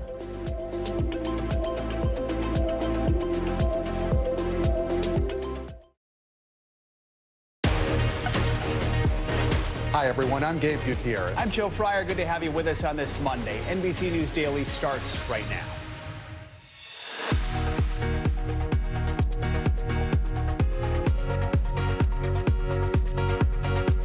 Today is Monday, April 24th. Road to the White House. Mr. Biden is gearing up to announce his re-election bid, but a new NBC News poll shows Americans are not enthusiastic about a potential rematch between the president and his predecessor. We'll have the latest on the emerging 2024 race. End of an era. Breaking news. Fox News confirms it's parting ways with Tucker Carlson and that he's already anchored his last show. What went down behind the scenes and what it could mean for the conservative media giant. Abortion access. The Supreme Court said a commonly used abortion pill can remain on the market as a lower court considers the case. More on the ongoing legal battle and whether the fight can make its way back to the high court. In Money Talks, when should you start teaching your kids about budgeting and investing? Our expert is here with tips on how to coach financial independence at every age. Welcome to NBC News Daily. We begin with new developments and mounting questions surrounding the 2024 race for the White House. Right now, only a quarter of all Americans say they think Mr. Biden should run for a second term. That's according to a new national NBC News poll. And for those who do not want President Biden to run again, nearly half cited his age as a major reason. He's already the oldest serving president at 80. The new poll comes as the president prepares to launch his re-election campaign. 3 sources tell NBC News the official announcement could come as early as tomorrow. NBC News White House correspondent Ali Rafa is live for us in Washington. And Ali, even a majority of Democrats don't want to see the president run again. So how significant are these numbers and how is the White House reacting? Yeah, Gabe, these are less than ideal poll numbers for a president planning to run for re-election. As you mentioned, 51% of Democrats do not think President Biden should run for a second term, but 41% of Americans say they would vote for him in a general, compared to 47% who say they would vote for the Republican nominee. And this is looking more and more like it's going to be a rematch between President Biden and former President Trump in 2024. But this White House is no stranger to having to defend bad poll numbers, low approval ratings. They've did it throughout President Biden's 2020 campaign. They've done it throughout this first half of his first presidential term. And they talk about they have a defense for the reason most voters say they're hesitant to vote for the president again, which is his age. As you said, he's 80 years old. At the end of a second term, he would be 86. He's the oldest serving president in history. But the White House has flipped this argument on its head multiple times. They've said that the president's age, his wisdom, his experience is an asset to this administration. They reference specifics like his work in the immediate aftermath of Russia's invasion of Ukraine, how he was able to use his foreign policy experience during his decades-long tenure in the Senate to bring allied countries together in the aftermath of that invasion. And so I would expect to see more of that defense as we get closer to 2024, and this age argument becomes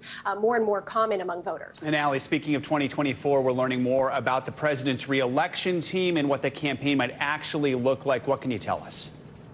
Yeah, the contours of this expected campaign becoming more and more clear the closer we get.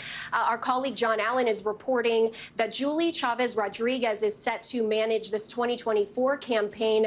She's notably the granddaughter of labor leader Cesar Chavez. She is no stranger to this White House. We know she leads the Intergovernment Affairs Office right now, and she's actually a veteran of the 2020 campaign. Even before that, she served on VP Kamala Harris's campaign. So definitely no stranger to this White House as we expect this 2024 campaign to kick off soon, guys. All right. NBC News White House correspondent Allie Raffa. Allie, thank you. As President Biden ramps up his re-election bid, former President Donald Trump is tightening his grip on the Republican Party. That same NBC News poll found that Mr. Trump is the clear frontrunner in the early race for the nomination. He has a double-digit lead over Florida Governor Ron DeSantis, his nearest potential GOP rival, who has yet to officially announce his candidacy.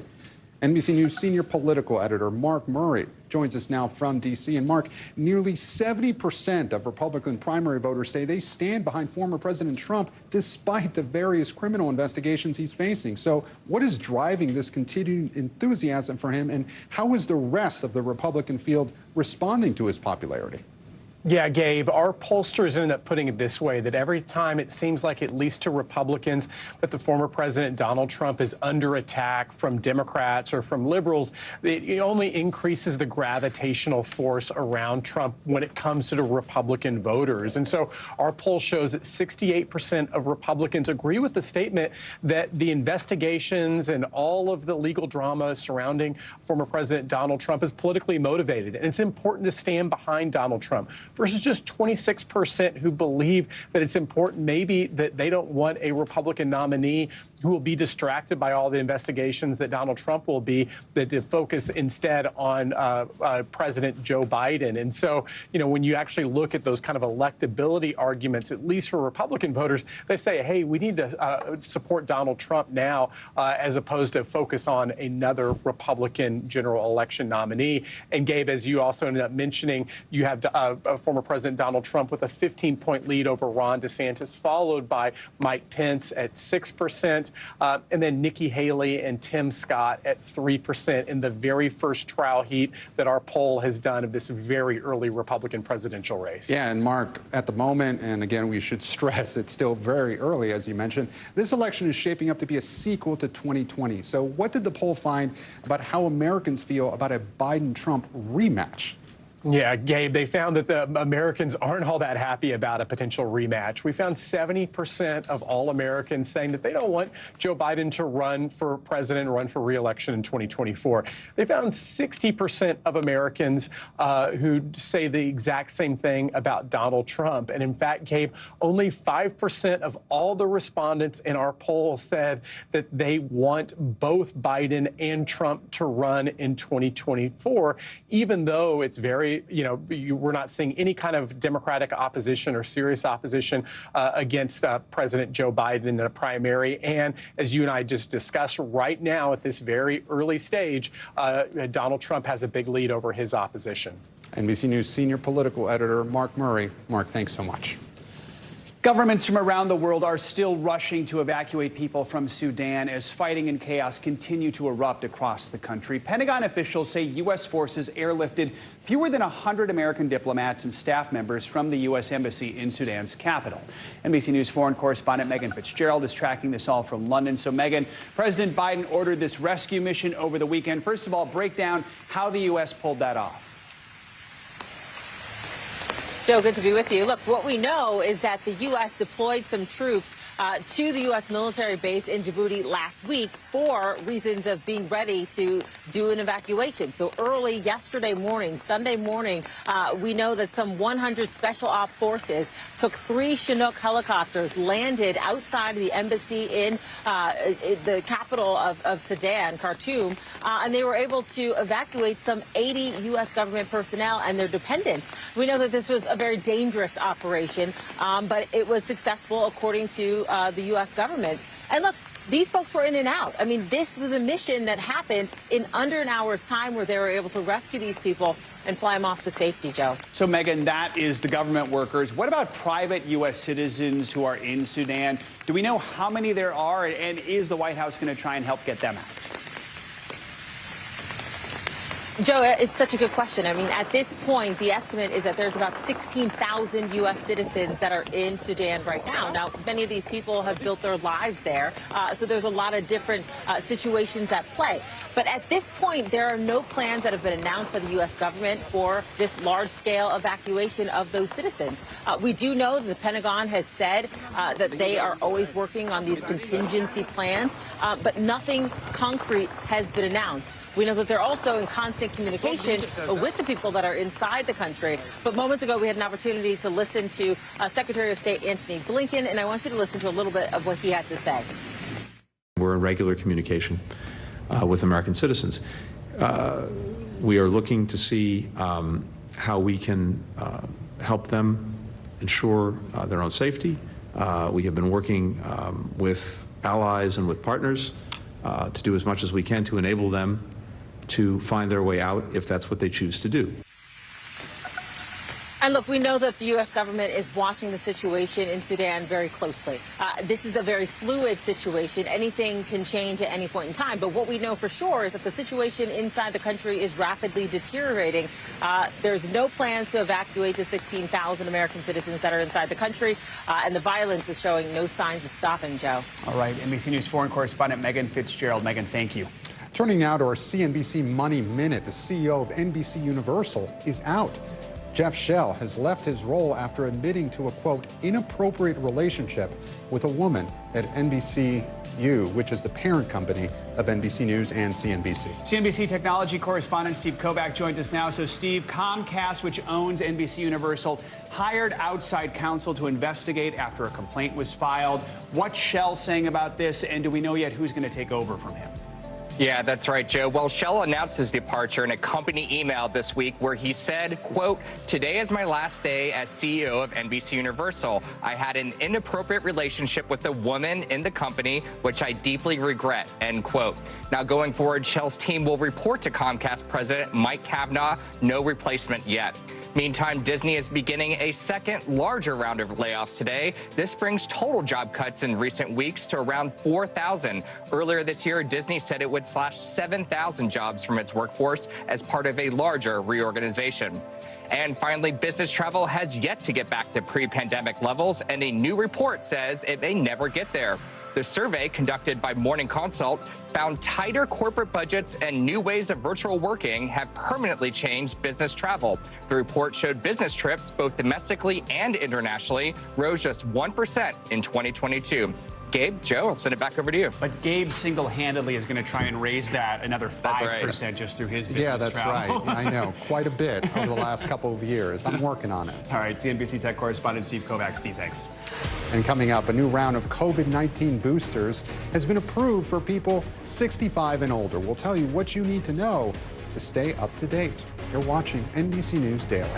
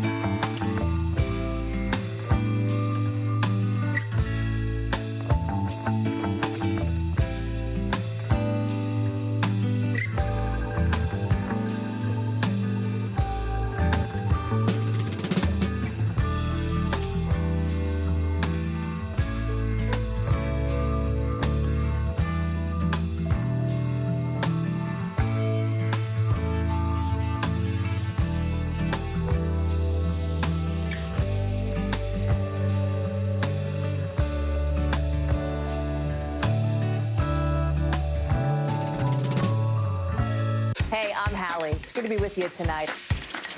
The debt ceiling. Here's why this matters. Please, please don't have your eyeballs glaze over. Here's why this matters. Talk to us about what we're supposed to call this. Is it a bailout? Is it a backstop? There's a difference because it matters whose money is being used to prop up these banks. We think we're getting close to this news conference. I will be honest with people.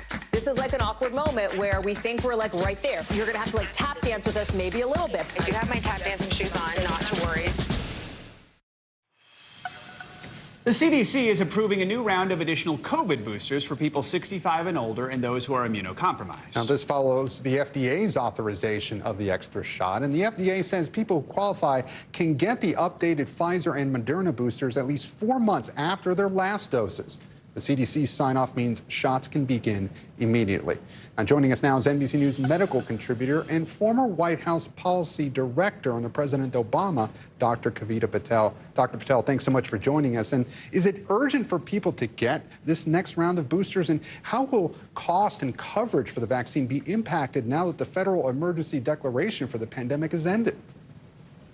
Yeah, Gabe, it's good news on that front, at least with cost and coverage, because the Biden administration just recently announced efforts for uninsured individuals to be able to get vaccines, not just through clinics in primary care, but also through the pharmacies that we've come to enjoy receiving these vaccines at. So I think in terms of cost and coverage, they're trying to solve that problem. But I think you're asking a bigger question: when and who should get it? Certainly people over the age of 65 and anyone with some chronic conditions that put them at higher risk who are under 65.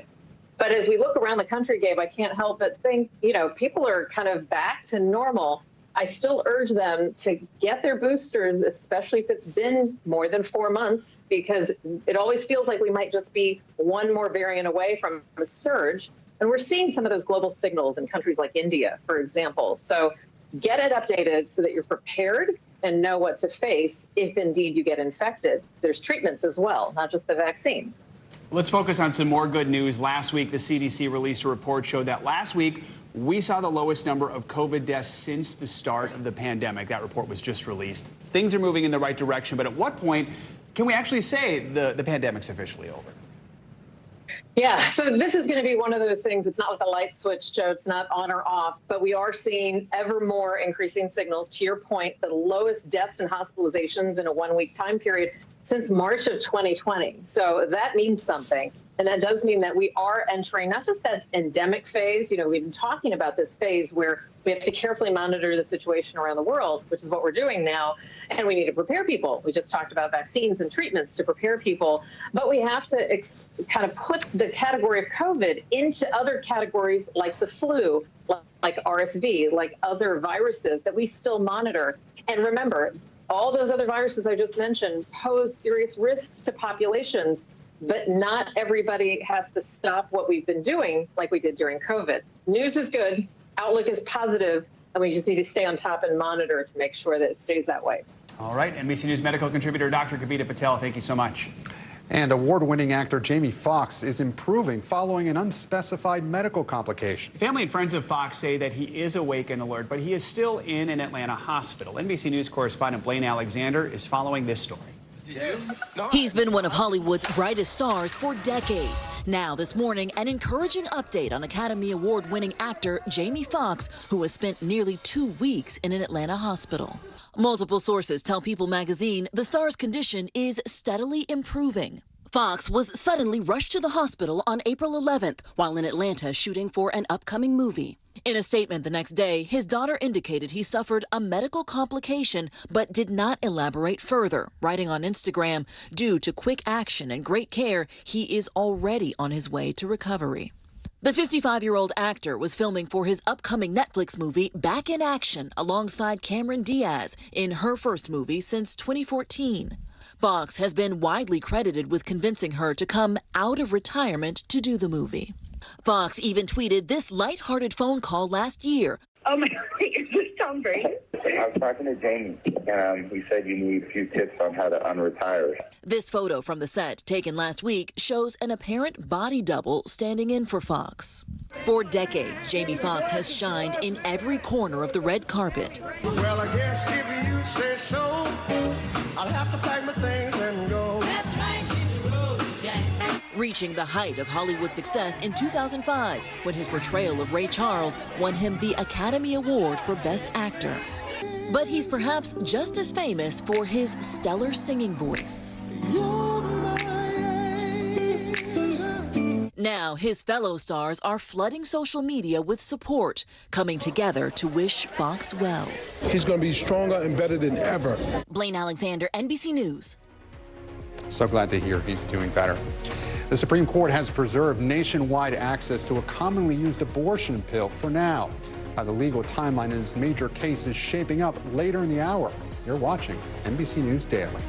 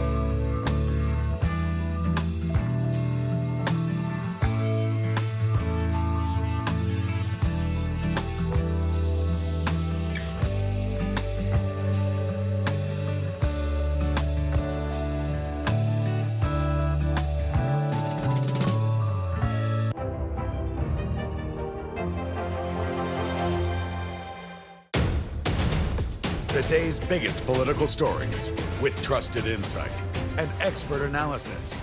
A daily look at the politics behind the headlines. Meet the Press Now, streaming weekdays at 4 p.m. on NBC News Now. We're back now from Las Vegas. From Seattle, Guatemala City. From Wilmington. I was in space in Texas. From Normandy, From France. Surfside, Florida. Thank you for watching, everyone. Disneyland is suspending some pyrotechnic shows at some of its properties after a fire over the weekend. Guests were evacuated as firefighters fought back flames during one of Disney's iconic performances. NBC News correspondent Aaron McLaughlin spoke with one guest who witnessed the whole thing. To the House of the Mouse, a shocking end to one of Disneyland's most popular shows. As Mickey battled the dragon, the fire-breathing prop engulfed in flames. Poor dragon didn't make it. It's pretty bad. And nearby attractions evacuated. During the final showing of Phantasmic Saturday evening, the fire even visible from the park's Splash Mountain. Park goer Tim Terensic was there. Show was going fantastic. Just about 5 till 11, the dragon head caught on fire. And my sister and I, we thought it was part of the show. According to Anaheim Fire and Rescue, the fire was quickly extinguished. While no guests or firefighters were injured, rescuers say several Disney cast members were treated for smoke inhalation at the scene. Disneyland releasing a statement saying they're temporarily suspending similar fire effects at select shows globally out of an abundance of caution, while an investigation is underway. So did Mickey win in the end? In the end, I believe Mickey did win, yeah. And I did see Mickey later in the night, so Mickey did, he did make it through the fire as well. Aaron McLaughlin, NBC News, Los Angeles. The Biden administration is working to get carbon emissions to net zero by 2050. But to get there, we'll need to transform our cars, trucks, and planes. Now, some researchers say hydrogen is our best option for clean fuel. NBC News technology correspondent Jake Ward has the details. Let's go back to science class. Water is made up of 2 parts hydrogen and 1 part oxygen. Got it? Okay, but what happens when you separate them? Well, you actually get an alternative carbon-free fuel source. Think of this as the equivalent of sticking a tube down in the ground to get oil.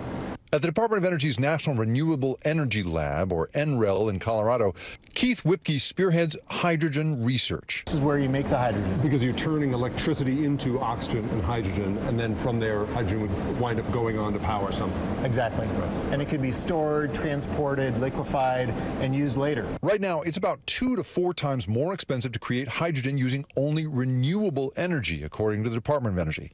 That is called green or clean hydrogen. The Biden administration is betting big on green hydrogen, investing billions of dollars in tax incentives and research and development. All in all, it's part of efforts they say to 1, bring down the price of hydrogen, and 2, reach its ambitious goal of getting our nation to be net zero emissions by 2050. A recent blueprint released by the administration shows green hydrogen is a priority for larger vehicles, including planes, ships, ferries, and large trucks, which is exactly what they're developing at NREL. So this is the fueling station. The black tanks behind it are the truck. Exactly. Companies, too, are leaning into hydrogen on the ground and in the skies.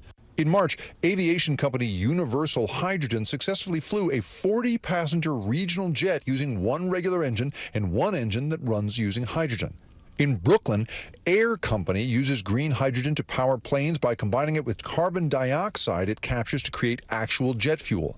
But this is not a quick fix. It's one thing to use hydrogen to fuel a small passenger vehicle like this, but it's another thing to do it at scale and only using renewable energy. Yeah, so there's all kinds of end uses of applications that make sense then. You can make green steel, green ammonia, you can make power for small communities or even the power grid. No pun intended here.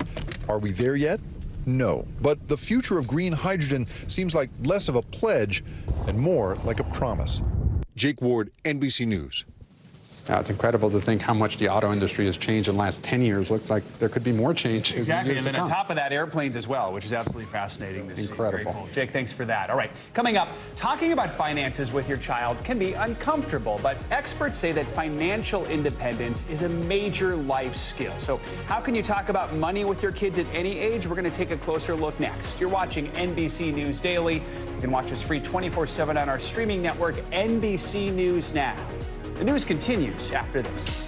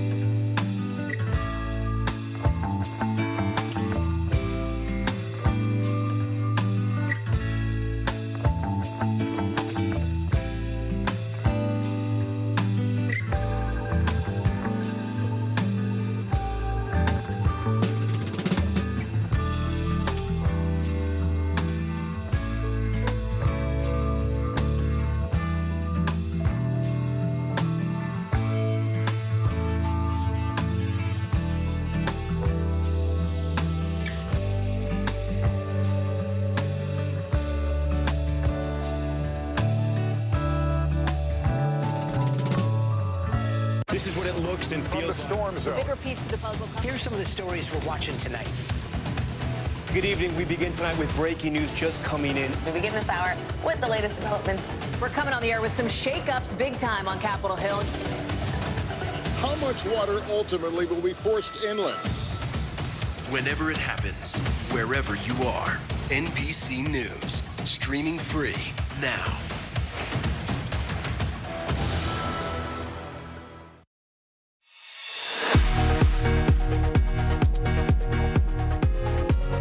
Welcome back. I'm Gabe Gutierrez. And I'm Joe Fryer. Good to have you with us on this Monday. Making news right now, a former Louisville police officer who was fired for fatally shooting Breonna Taylor has a new job in law enforcement. Kentucky's Carroll County Sheriff's Office confirmed the hiring to ABC affiliate WHAS on Saturday.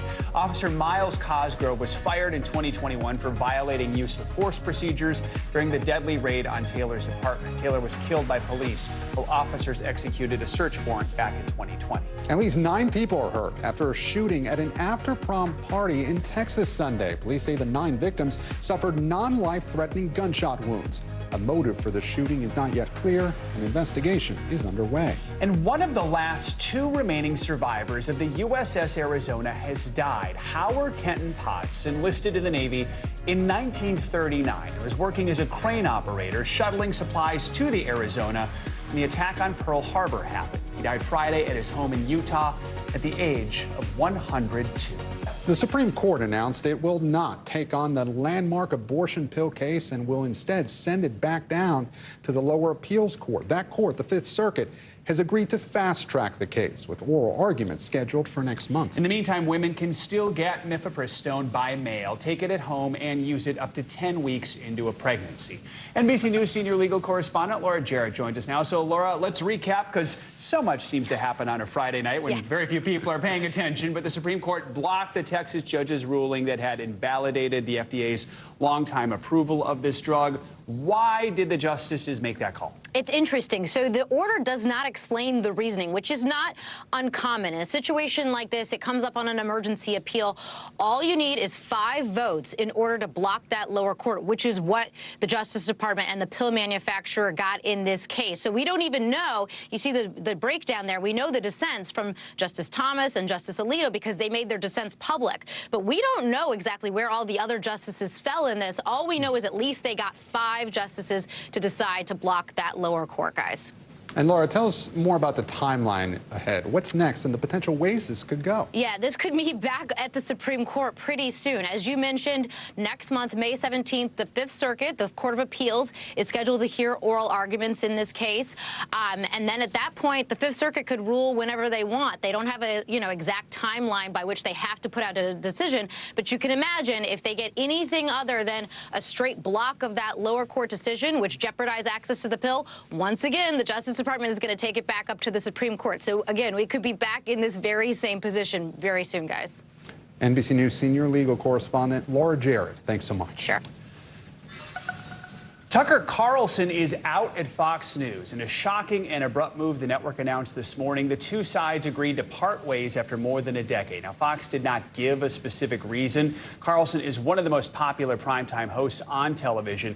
This comes, though, just days after Fox settled a nearly $800 million lawsuit with Dominion Voting Systems over false claims that Fox aired about the 2020 election. Let's bring in Brian Stelter. He is the author of Hoax and Network of Lies and a Vanity Fair columnist. Brian, as far as we know, Tucker Carlson has already anchored his last show. That was last week. He's not even going to be on tonight. What is Fox saying about this decision? Are we hearing anything from Carlson yet?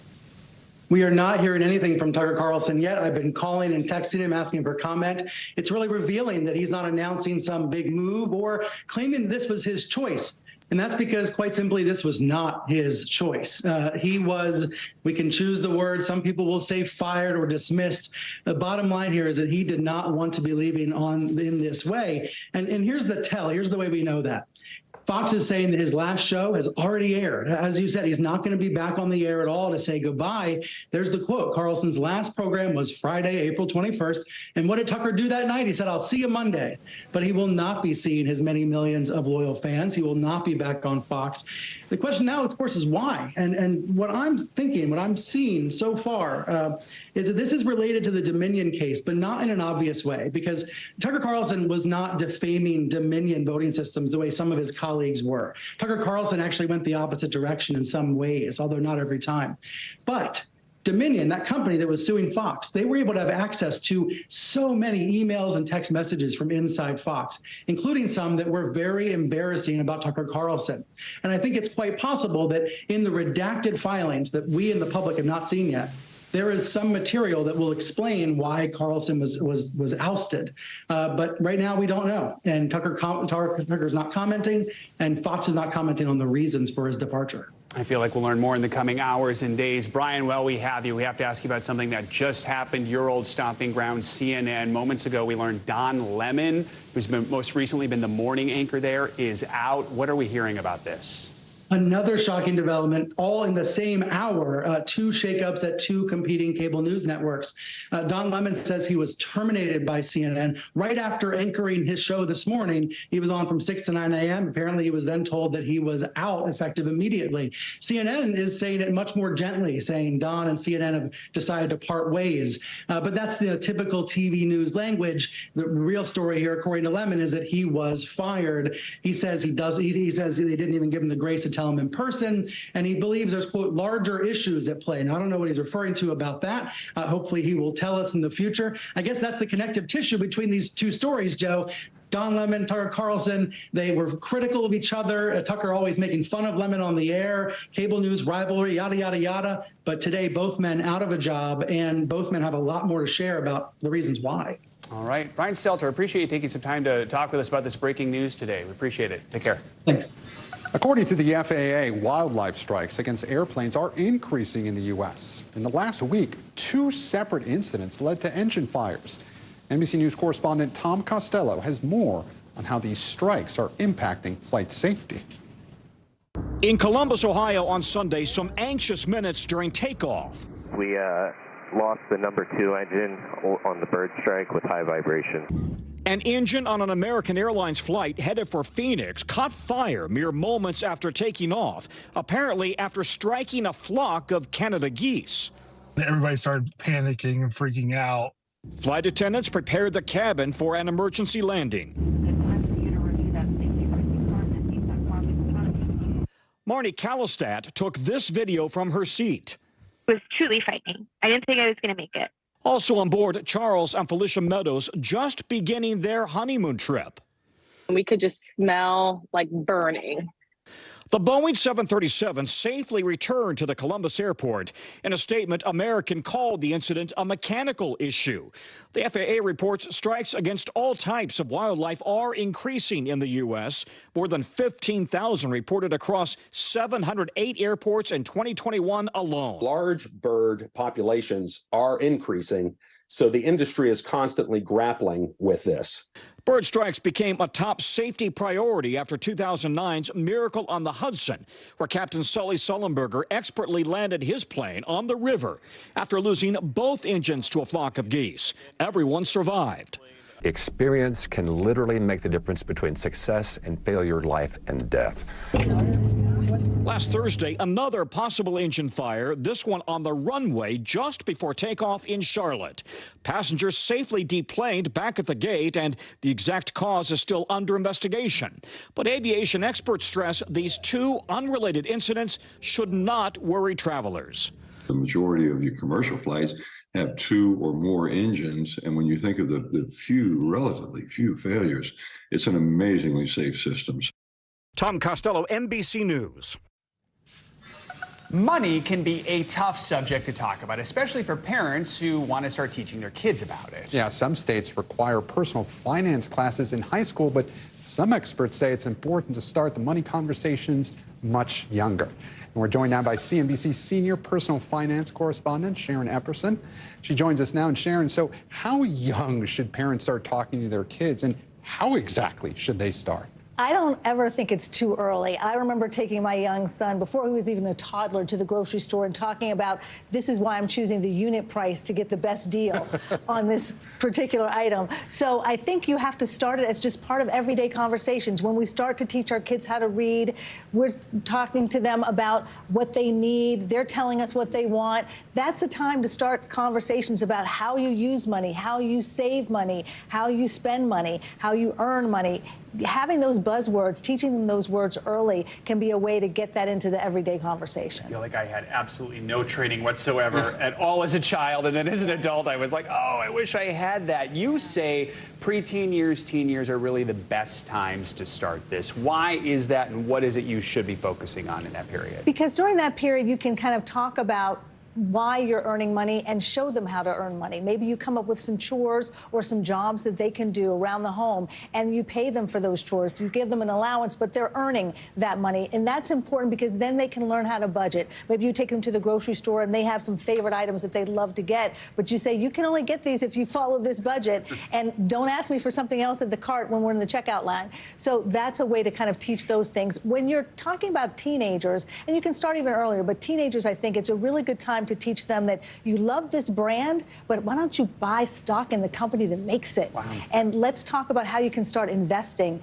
and building wealth. That's how you do it. And so I think that's a good time to start talking about investments, too. Getting them investing early. Exactly. So when they switch from teenagers to adulthood, break down the best ways to teach financial independence at that point as they get older and get to be adults. Well, you know, as they're adults, and some adults are moving back home, right? You think you're done and then they come back home. It can be a really tough time to try to figure all of this out. Of course, creating a budget is really important, but the most important thing is if there are adult children living in your home is to set some boundaries and to make sure that they understand that if you're not charging them rent, they're paying for a major expense. Maybe it's their phone bill, which they've never paid for before, or something else that they can pay for that can give them some opportunity to have some financial responsibility. Also going over it with them, even if it's opening a joint credit card or something, so you can see how they're spending and where their money is going, can be helpful to start conversations and to be a little bit more strict on how they're spending and making sure they're saving as well. There's probably like a whole market right now for like a class of like parents with their 25-year-old living at home and how to teach them. Let's refresh some of this stuff and talk about budgeting and things like that. It's important because when you talk about what your challenges are as a parent to your kids, no matter what age they are, you're teaching them an important lesson. So I don't think we have to have everything perfect. That just teach your kids where you are so they know and they understand that there are some limitations on what they can have. All right. NBC senior personal finance correspondent Sharon Epperson, we always love having you on, giving us your advice. And for more money tips, you can check out Sharon's Money 101 newsletter.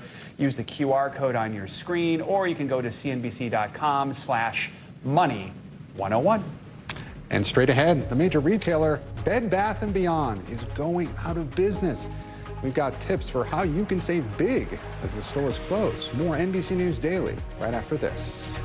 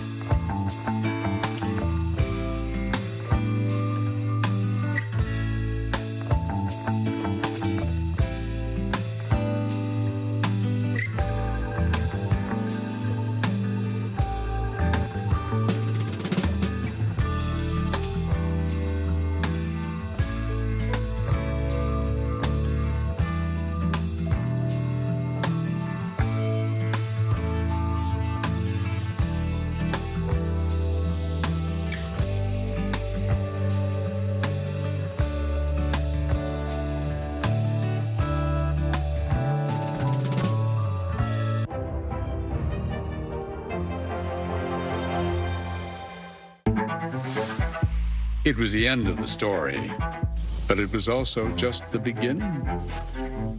We couldn't know then that following the mystery would take us to places as strange as any fiction. The mind whirled among dreadful possibilities. What happened here? The True Crime Original. Dateline, Fridays and Sundays.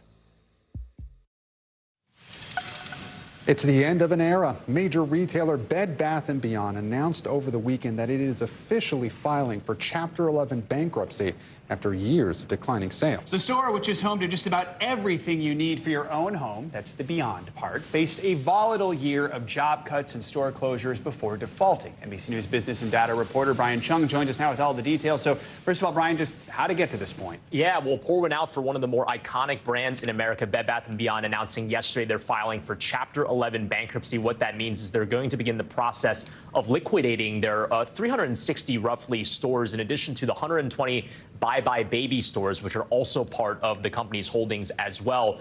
The sales are going to begin on Wednesday. At that point in time, you will no longer be able to use those iconic 20% off coupons that we've all been accumulating in our drawers. Because they come every day in the mail. Because they come every day in the mail. But also on Wednesday, that's the day that the fire sale is essentially set to begin. So hopefully you'll get deeper discounts than even the 20% come that day. So tell us more about that. By the way, my heart is breaking, those 20% off coupons.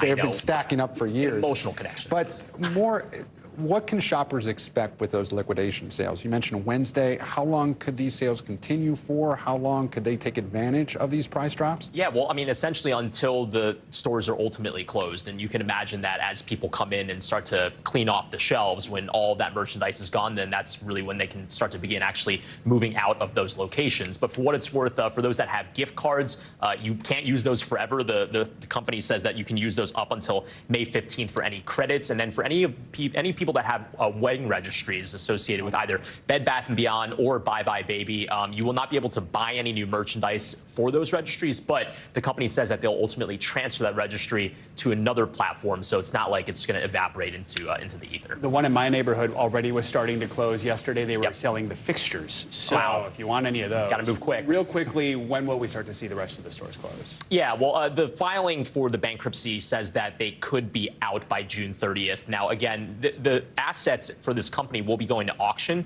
This doesn't necessarily mean it could be the end of the Bed Bath & Beyond name, but in the form that we know it, that could be it. What is interesting is if maybe some other firm comes in to buy the intellectual property, could they try to resurrect the Bed Bath & Beyond name? We saw something similar with Toys R Us when they went bankrupt. A firm came in, bought the name, tried to open up some small pop-ups in Macy's. They had Jeffrey the Giraffe and whatnot, but ultimately didn't come back in the same form that we all remember. So again, Bed Bath & Beyond in the form that we know it, no longer going to be the case. NBC News business and data reporter Brian Chung, thanks so much for joining us. Now, after going viral cartwheeling her way to first base, one New Jersey 6-year-old is definitely taking the T-ball field by storm. Gilma Avalos from NBC New York caught up with the young sensation and her family. Like most families with small kids, the DiGirolamos are busy getting their kids from one activity to the next, and many early weekend mornings are spent here. When it comes to T-ball, Salvatore's a natural, and older sister Matea, she's in a league of her own. The 6-year-old's signature move, cartwheels, winning over some serious fans. That's just Matea. She cartwheels her way through life. Go, Matea!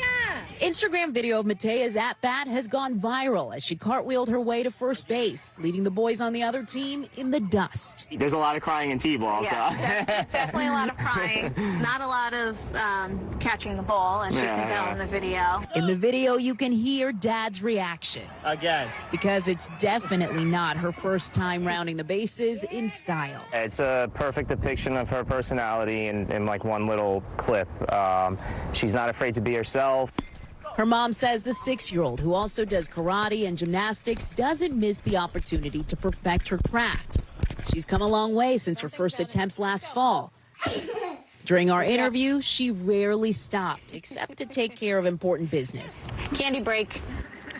I fell. The overnight attention isn't phasing her, and it's given her parents some good laughs. There's a lot of really good ones, though. I scroll through them. They say her joy is contagious at a time we could all use it. You know, the state of the world right now is pretty bleak. So to see something fun and carefree, and to see kids just being kids and living their lives and not being bogged down by what's going on in the world, it just makes everybody a little happier. And this kid is definitely not afraid to do it her way. Don't be nervous, just do it. For NBC News Daily, I'm Gilma Avalos.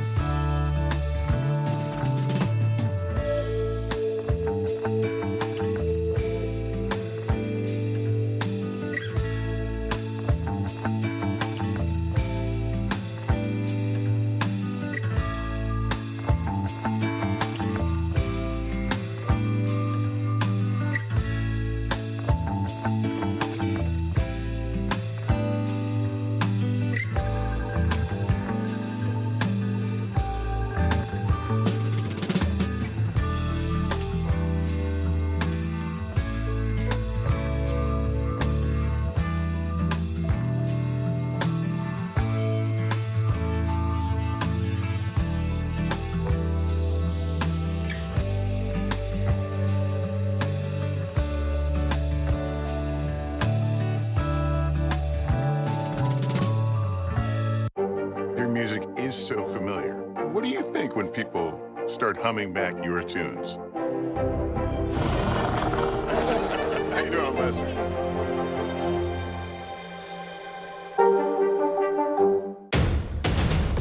The day's biggest political stories with trusted insight and expert analysis. A daily look at the politics behind the headlines. Meet the Press Now, streaming weekdays at 4 p.m. on NBC News Now.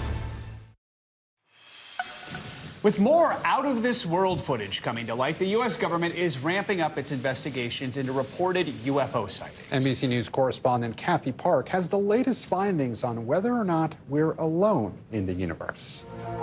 For generations, our fascination with UFOs and aliens have fueled hit TV shows like X-Files, iconic films, E.T. Phone Home, and comedy sketches. We were gray with big fat eyes, little mouths. But for some real-life pilots, it's not a satellite, it's not a meteor. Mysterious objects they've recently spotted in the skies are proving that truth is stranger than fiction. There's nothing that flies that high. So the odds of it being a military aircraft doing high G loads like that, it's impossible. It's either artificial or biological. A Pew Research Center survey shows 2/3 of Americans believe intelligent life exists on other planets, and more unexplainable sightings are adding to the growing push for answers from the U.S. government. We cannot keep turning a blind eye to surveillance data that is critical to detecting and tracking UAP. This week on Capitol Hill, the top Pentagon official reviewing unidentified aerial phenomena, or UAP, says they're investigating roughly 650 cases. That's up from more than 500 reported at the beginning of the year. The majority of unidentified objects reported to AARO demonstrate mundane characteristics of balloons, unmanned aerial systems, clutter, natural phenomena, or other readily explainable sources. Whoa, splash. And so far, no proof any of them are aliens. But with a team of researchers, Harvard astrophysicist Avi Loeb is leading on science to dig deeper. Even if we have 1 million fuzzy images from cell phone cameras, they are not equivalent to one crisp image with high resolution from a well-calibrated scientific instrument. Loeb is planning an expedition to Papua New Guinea this summer to search for what he thinks may be an interstellar object that crashed down there in 2014. Finding evidence for extraterrestrial technologies could provide us with a glimpse at our technological future, because that would be the biggest discovery that humanity ever made if we happen not to be alone in our cosmic neighborhood. And even if space aliens aren't coming to us, we're taking big steps to rocket into outer space ourselves. SpaceX pushing the limits this week, launching its most powerful rocket ever built. Except shortly after liftoff, the uncrewed craft exploded. Starship just experienced what we call a rapid unscheduled disassembly. SpaceX founder Elon Musk still calling it a success. And earlier this month, ladies and gentlemen, your Artemis II crew. NASA introduced the 4 astronauts who hope to return to lunar orbit next year, paving a way for an eventual return to the moon. We need to be better to each other and to our planet, and I hope this mission can inspire more of that. Kathy Park, NBC News. Time for what is trending now. Former Dancing with the Stars judge Len Goodman has died. An agent for the longtime judge announced his passing earlier today. The former dancer was a British champion, winning the Carl Allen Award for his outstanding contributions to dance. Goodman spent 15 years as a judge on Dancing with the Stars before retiring in November. He was 78 years old. Residents in 18 states got a once-in-a-lifetime look at the Northern Lights. Just take a look at that video. You can see the arcs filling out the entire sky. Officials from the National Oceanic and Atmospheric Administration say the lights are a result of electrons colliding with the highest parts of Earth's atmosphere. Looks like it's computer generated, but it's actually nature. Finally, Golden Globe winner Zendaya shocked fans with a surprise performance at Coachella's second weekend. The actress and singer stunned everyone when she walked on stage to sing alongside Labyrinth. Zendaya shared her gratitude with fans on Instagram after the performance, thanking the crowd for their immense support. This was the star's first live performance in more than 7 years. They must She's been busy racking up those Emmys. That's right. They must have gone wild when she came up on that stage. Exactly. Good to see her back. Yes, thank you all so much for joining us. I'm Gabe Gutierrez. I'm Joe Fryer. You're watching NBC News Daily. You can watch us free 24/7 on our streaming network, NBC News Now. Catch us wherever you stream. That includes YouTube, Hulu, Roku, Peacock, and so much more. The news continues after this.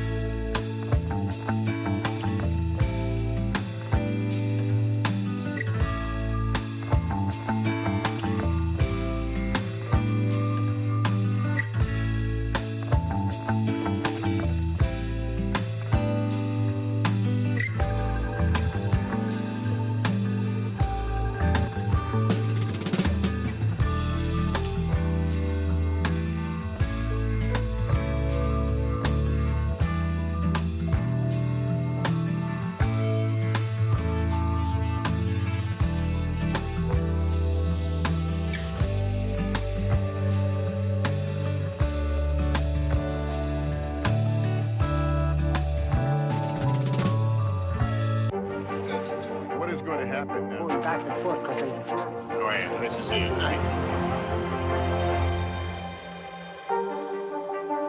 How do you feel at this age, this stage where you are right now? I'm feeling quite liberated. We all know that that's what makes the world go round for all of us as women, our girlfriends, our friends. Hi, family. Watch NBC Nightly News with Lester Holt or listen wherever you get your podcasts.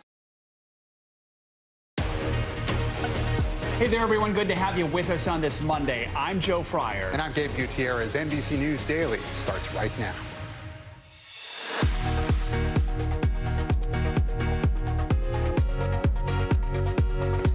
Today is Monday, April 24th. Caught in chaos. U.S. diplomats in Sudan extracted from the country's capital amid fierce fighting between military groups. What the U.S. government is doing to try and help the 16,000 American citizens who are still there.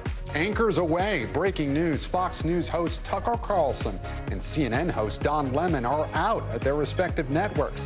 What we're learning about the shakeups spanning across cable news. Bed Bath & bankrupt. One of America's biggest retailers is going out of business after months of warning signs. The sales you could see coming to your neighborhood and other stores facing the same fate. And well wishes. Actor Jamie Foxx has been in the hospital for nearly 2 weeks, recovering from an unspecified medical issue. What we now know about Foxx's condition and the messages of support from his fellow stars.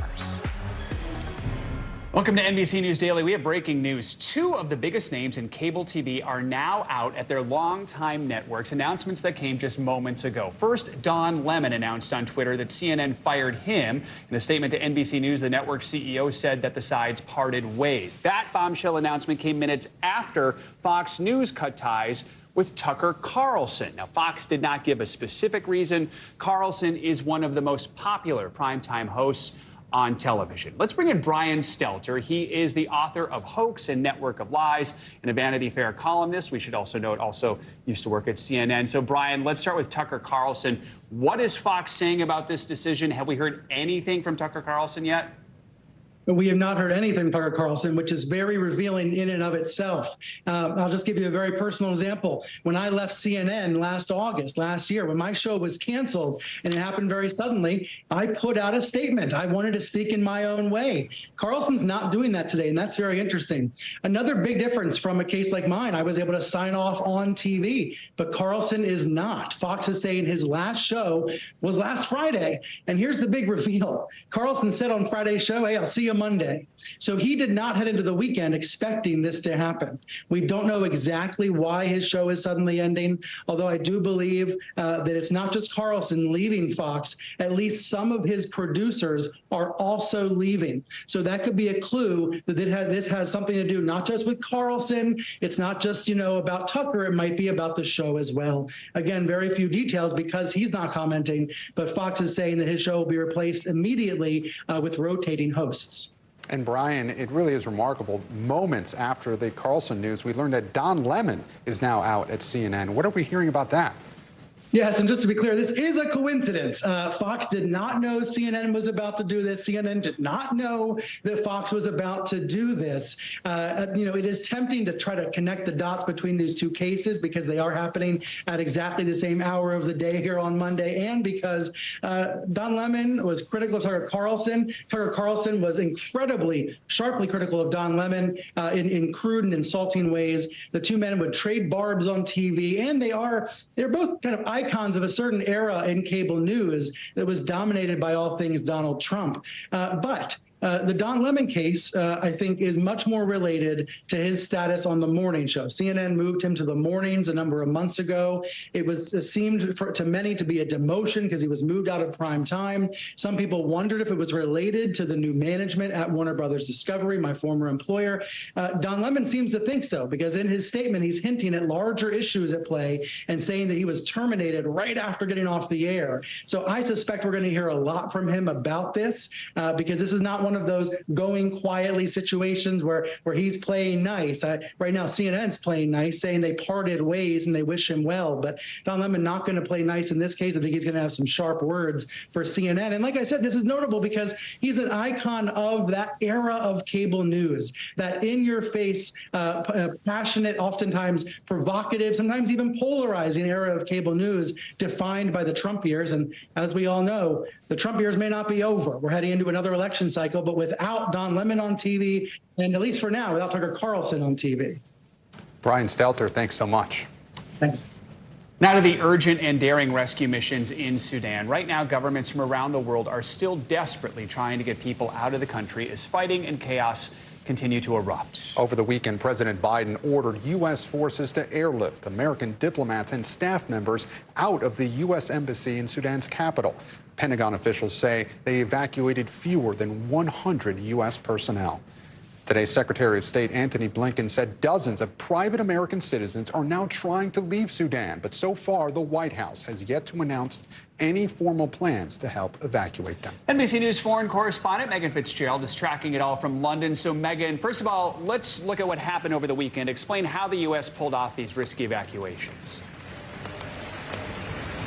Joe, good to be with you. Look, we know that there was some planning that was involved in this, a lot of planning, in fact. Last week, we reported that the U.S. deployed troops to the U.S. military base in Djibouti for purposes of a possible evacuation. What did we see yesterday morning in the early morning hours of Sudan? We saw some 100 special op forces flying and landing 3 Chinooks in the capital of Sudan, right outside of the U.S. embassy. That is when we saw this evacuation mission unfold. They were able to put on board some 80 government employees and their dependents from the embassy, flying them off to safety.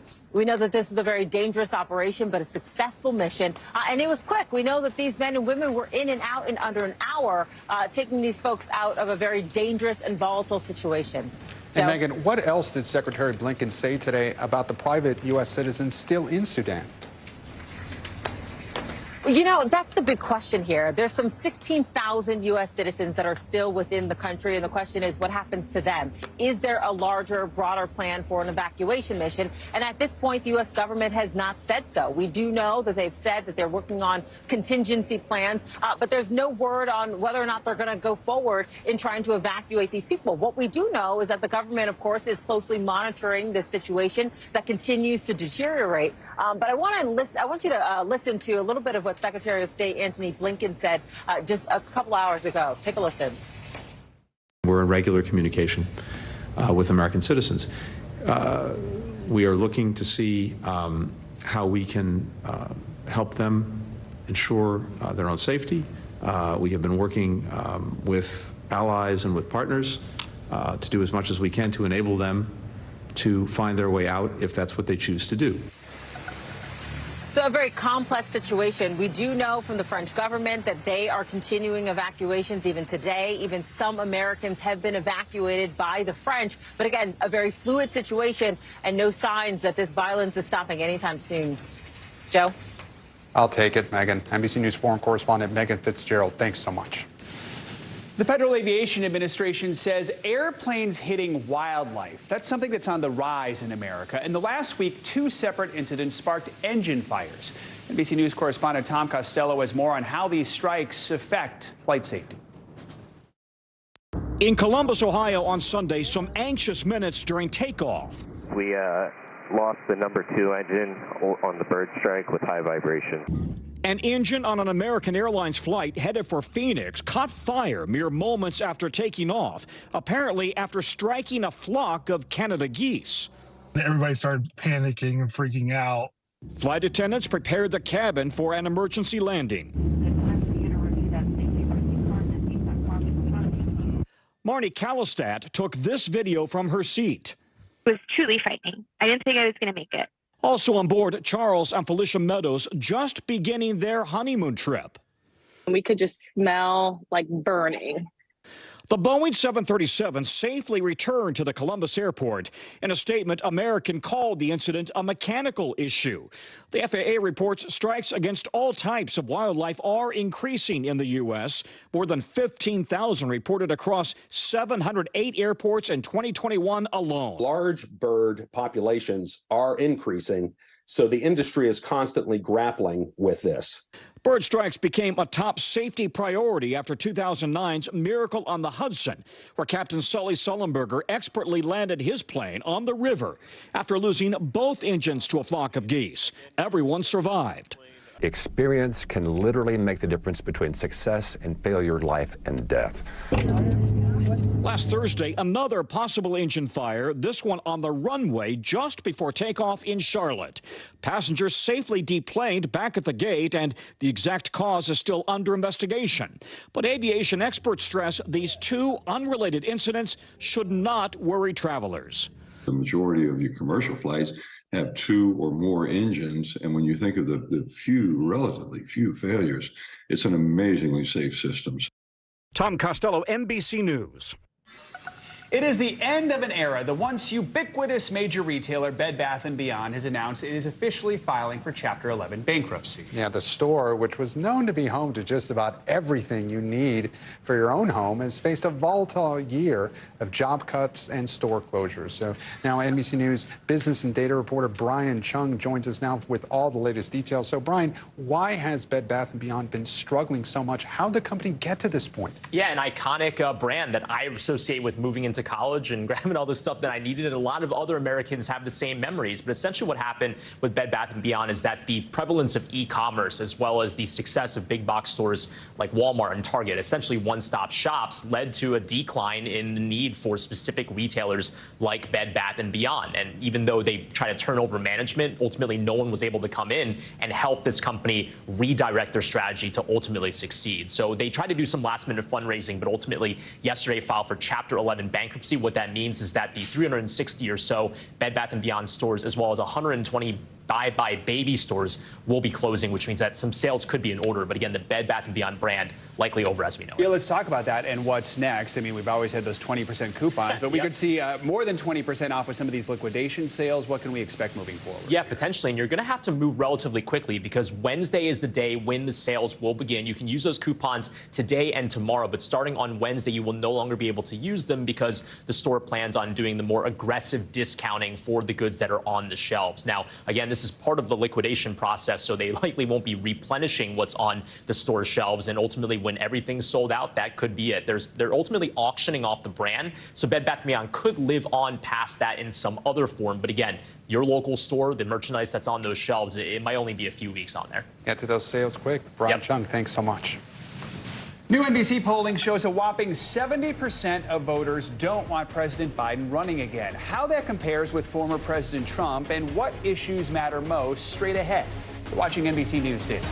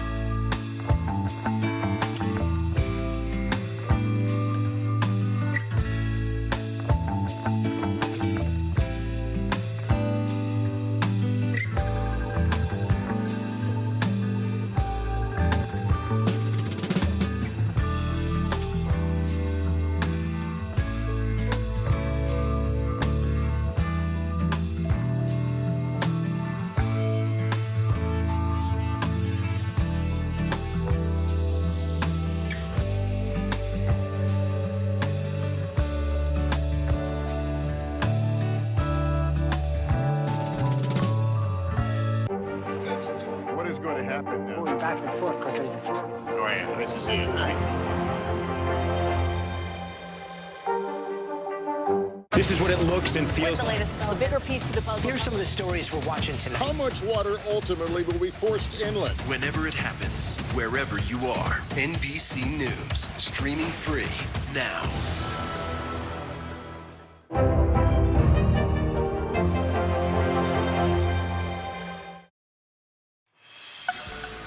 It's time now for our CNBC Money Minute. The CEO of NBC Universal is out. Jeff Shell has left his role after admitting to a, quote, inappropriate relationship with a woman at NBC Universal, which is the parent company of NBC News and CNBC. Let's bring in CNBC senior markets correspondent Dominic Chu. So, Dom, Comcast, which owns NBC Universal, hired outside counsel to investigate after a complaint was filed. How is Shell responding, and do we know who will take over? So what we have right now, Joe, gave to your point, Shell announcing that departure in a company by email where he said, quote, today is my last day as CEO of NBC Universal. I had an inappropriate relationship with a woman in the company, which I deeply regret, end quote. Now, going forward, to answer your question, Joe, Shell's team will report directly to Comcast, the parent company, and that president, Mike Kavanaugh. So we'll see how that whole thing develops. But right now, that's the reporting line. Meantime, Toyota is rolling out its latest plug-in hybrid model to showrooms later on this coming month. Plug-in hybrids can drive on batteries alone with the engine as a backup. Toyota's 2023 Prius Prime plug-in is able to drive up to 44 miles before switching to the engine. for power. And finally, Apple's new virtual reality headset is expected to launch in June and sport a price tag of around a hefty $3,000. The headset, reportedly dubbed Reality Pro, will run most of Apple's flagship iPad apps, including Books, Camera, FaceTime, Maps, and iMessage, as well as hundreds of thousands of third-party iPad apps. That's according to a report, guys, from Bloomberg News. I'll send things back over to you. CNBC senior markets correspondent Dominic Chu, thanks so much. President Biden is expected to throw his hat into the 2024 ring this week, but new NBC News polling shows that a number of Democrats may not be all that excited about it. NBC News chief White House correspondent Peter Alexander has the latest on the potential matchup between the president and his predecessor. As President Biden prepares to launch his re-election bid, our new NBC News poll shows 70% of Americans say the president should not seek another term, including 51% of Democrats. Nearly half of those who say President Biden should not run cite his age as a major reason why. At 80, he's already the oldest president ever to serve.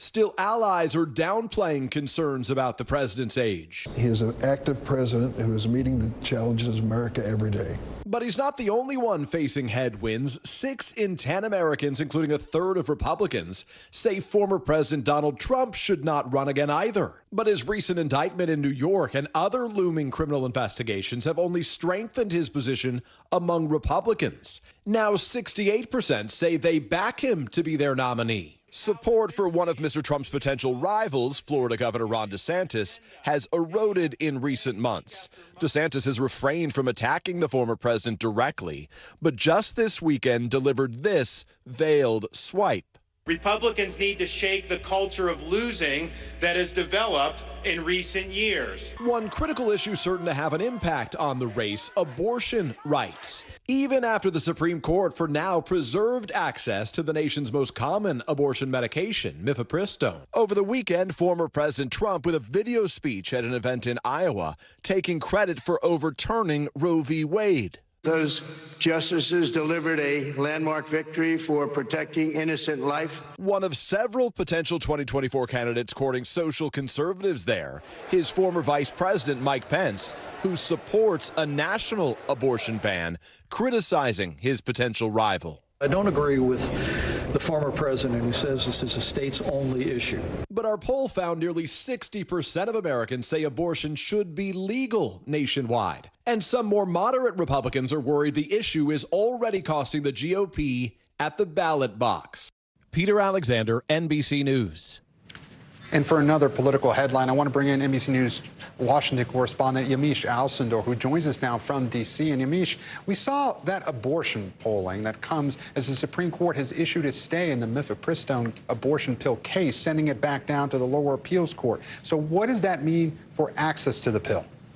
Well, we should underscore that really opinions on abortion have not really changed from May 22, when the NBC News polling showed that the majority of Americans, something like 60% then and about 60% now, want to see abortion legal in some form. That being said, we now know that 43% of Americans say abortion is extremely important to them. That's also part of this new NBC News poll. And when it comes to the Fifth Circuit Court of Appeals, this is really just going to now move through the courts. We're expecting to have oral arguments in May. That really means that both sides will be able to argue in front of a 3-judge panel on how they believe this pill should be accessible. But for now, we should underscore that people are there.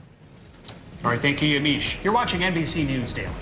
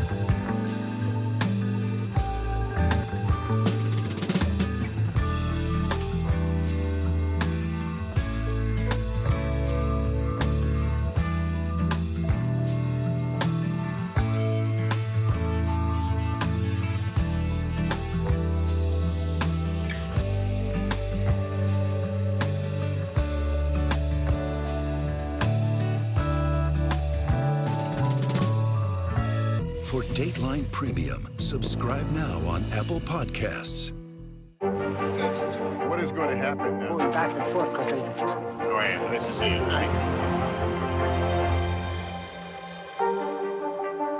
How do you feel at this age, this stage where you are right now? I'm feeling quite liberated. We all know that that's what makes the world go round for all of us as women, our girlfriends, our friends. Hi! Hi, family!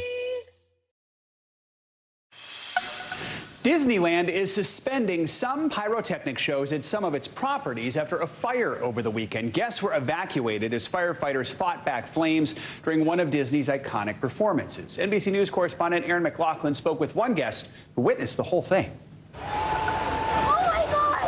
To the House of the Mouse, a shocking end to one of Disneyland's most popular shows. As Mickey battled the dragon, the fire-breathing prop engulfed in flames. Poor dragon, didn't make it. It's pretty bad. And nearby attractions evacuated. During the final showing of Phantasmic Saturday evening, the fire even visible from the park's Splash Mountain. Park goer Tim Terensic was there. Show was going fantastic. Just about 5 till 11, the dragon head caught on fire. And my sister and I, we thought it was part of the show. According to Anaheim Fire and Rescue, the fire was quickly extinguished. While no guests or firefighters were injured, rescuers say several Disney cast members were treated for smoke inhalation at the scene. Disneyland releasing a statement saying they're temporarily suspending similar fire effects at select shows globally out of an abundance of caution, while an investigation is underway. So did Mickey win in the end? In the end, I believe Mickey did win, yeah. And I did see Mickey later in the night, so Mickey did, he did make it through the fire as well. Aaron McLaughlin, NBC News, Los Angeles. The Biden administration is working to get carbon emissions to net zero by 2050. But to get there, we'll need to transform our cars, trucks, and planes. Now, some researchers say hydrogen is our best option for clean fuel. NBC News technology correspondent Jake Ward has the details. Let's go back to science class. Water is made up of 2 parts hydrogen and 1 part oxygen. Got it? Okay, but what happens when you separate them? Well, you actually get an alternative carbon-free fuel source. Think of this as the equivalent of sticking a tube down in the ground to get oil. At the Department of Energy's National Renewable Energy Lab, or NREL in Colorado, Keith Whipke spearheads hydrogen research. This is where you make the hydrogen. Because you're turning electricity into oxygen and hydrogen, and then from there, hydrogen would wind up going on to power something. Exactly. Right. And it can be stored, transported, liquefied, and used later. Right now, it's about 2 to 4 times more expensive to create hydrogen using only renewable energy, according to the Department of Energy. That is called green or clean hydrogen. The Biden administration is betting big on green hydrogen, investing billions of dollars in tax incentives and research and development. All in all, it's part of efforts they say to 1, bring down the price of hydrogen, and 2, reach its ambitious goal of getting our nation to be net zero emissions by 2050. A recent blueprint released by the administration shows green hydrogen is a priority for larger vehicles, including planes, ships, ferries, and large trucks, which is exactly what they're developing at NREL. So this is the fueling station. The black tanks behind it are the truck. Exactly. Companies, too, are leaning into hydrogen on the ground and in the skies. In March, aviation company Universal Hydrogen successfully flew a 40-passenger regional jet using 1 regular engine and 1 engine that runs using hydrogen. In Brooklyn, Air Company uses green hydrogen to power planes by combining it with carbon dioxide it captures to create actual jet fuel. But this is not a quick fix. It's one thing to use hydrogen to fuel a small passenger vehicle like this, but it's another thing to do it at scale and only using renewable energy. Yeah, so there's all kinds of end uses of applications that make sense then. You can make green steel, green ammonia, you can make power for small communities or even the power grid. No pun intended here. Are we there yet? No, but the future of green hydrogen seems like less of a pledge and more like a promise. Jake Ward, NBC News. It's incredible to think how much the auto industry has changed in the last 10 years. Looks like there could be more change. Exactly, and then on top of that, airplanes as well, which is absolutely fascinating to see. Incredible. Very cool. Jake, thanks for that. All right, coming up, talking about finances with your child can be uncomfortable, but experts say that financial independence is a major life skill. So how can you talk about money with your kids at any age? We're going to take a closer look next. You're watching NBC News Daily. You can watch us free 24/7 on our streaming network, NBC News Now. The news continues after this.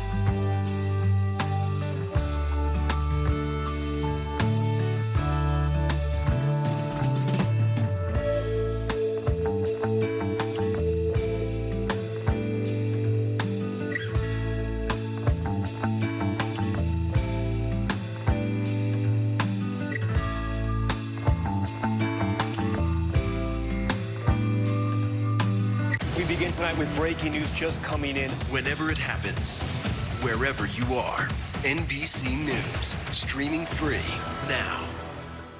Watch NBC Nightly News with Lester Holt or listen wherever you get your podcasts. How do you feel at this age, this stage where you are right now?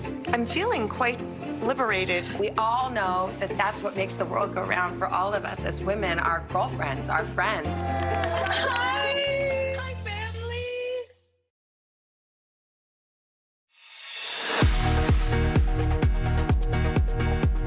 Welcome back on this Monday. I'm Joe Fryer. And I'm Gabe Gutierrez. Making news right now. Kim Potter, the former Minnesota police officer who shot and killed Dante Wright, was released from prison this morning. Potter was charged with manslaughter after she says she fired her gun when she meant to grab her taser. She was sentenced to 2 years and spent 16 months of it in prison. The rest will be served under supervised release. Susan Rice, President Biden's domestic policy advisor, will step down next month. Biden administration officials say that Rice's last day will be on May 26th. Deputy White House Chief of Staff Jen O'Malley says the country and the American people are better, more secure because of her leadership. A trial against musician Ed Sheeran.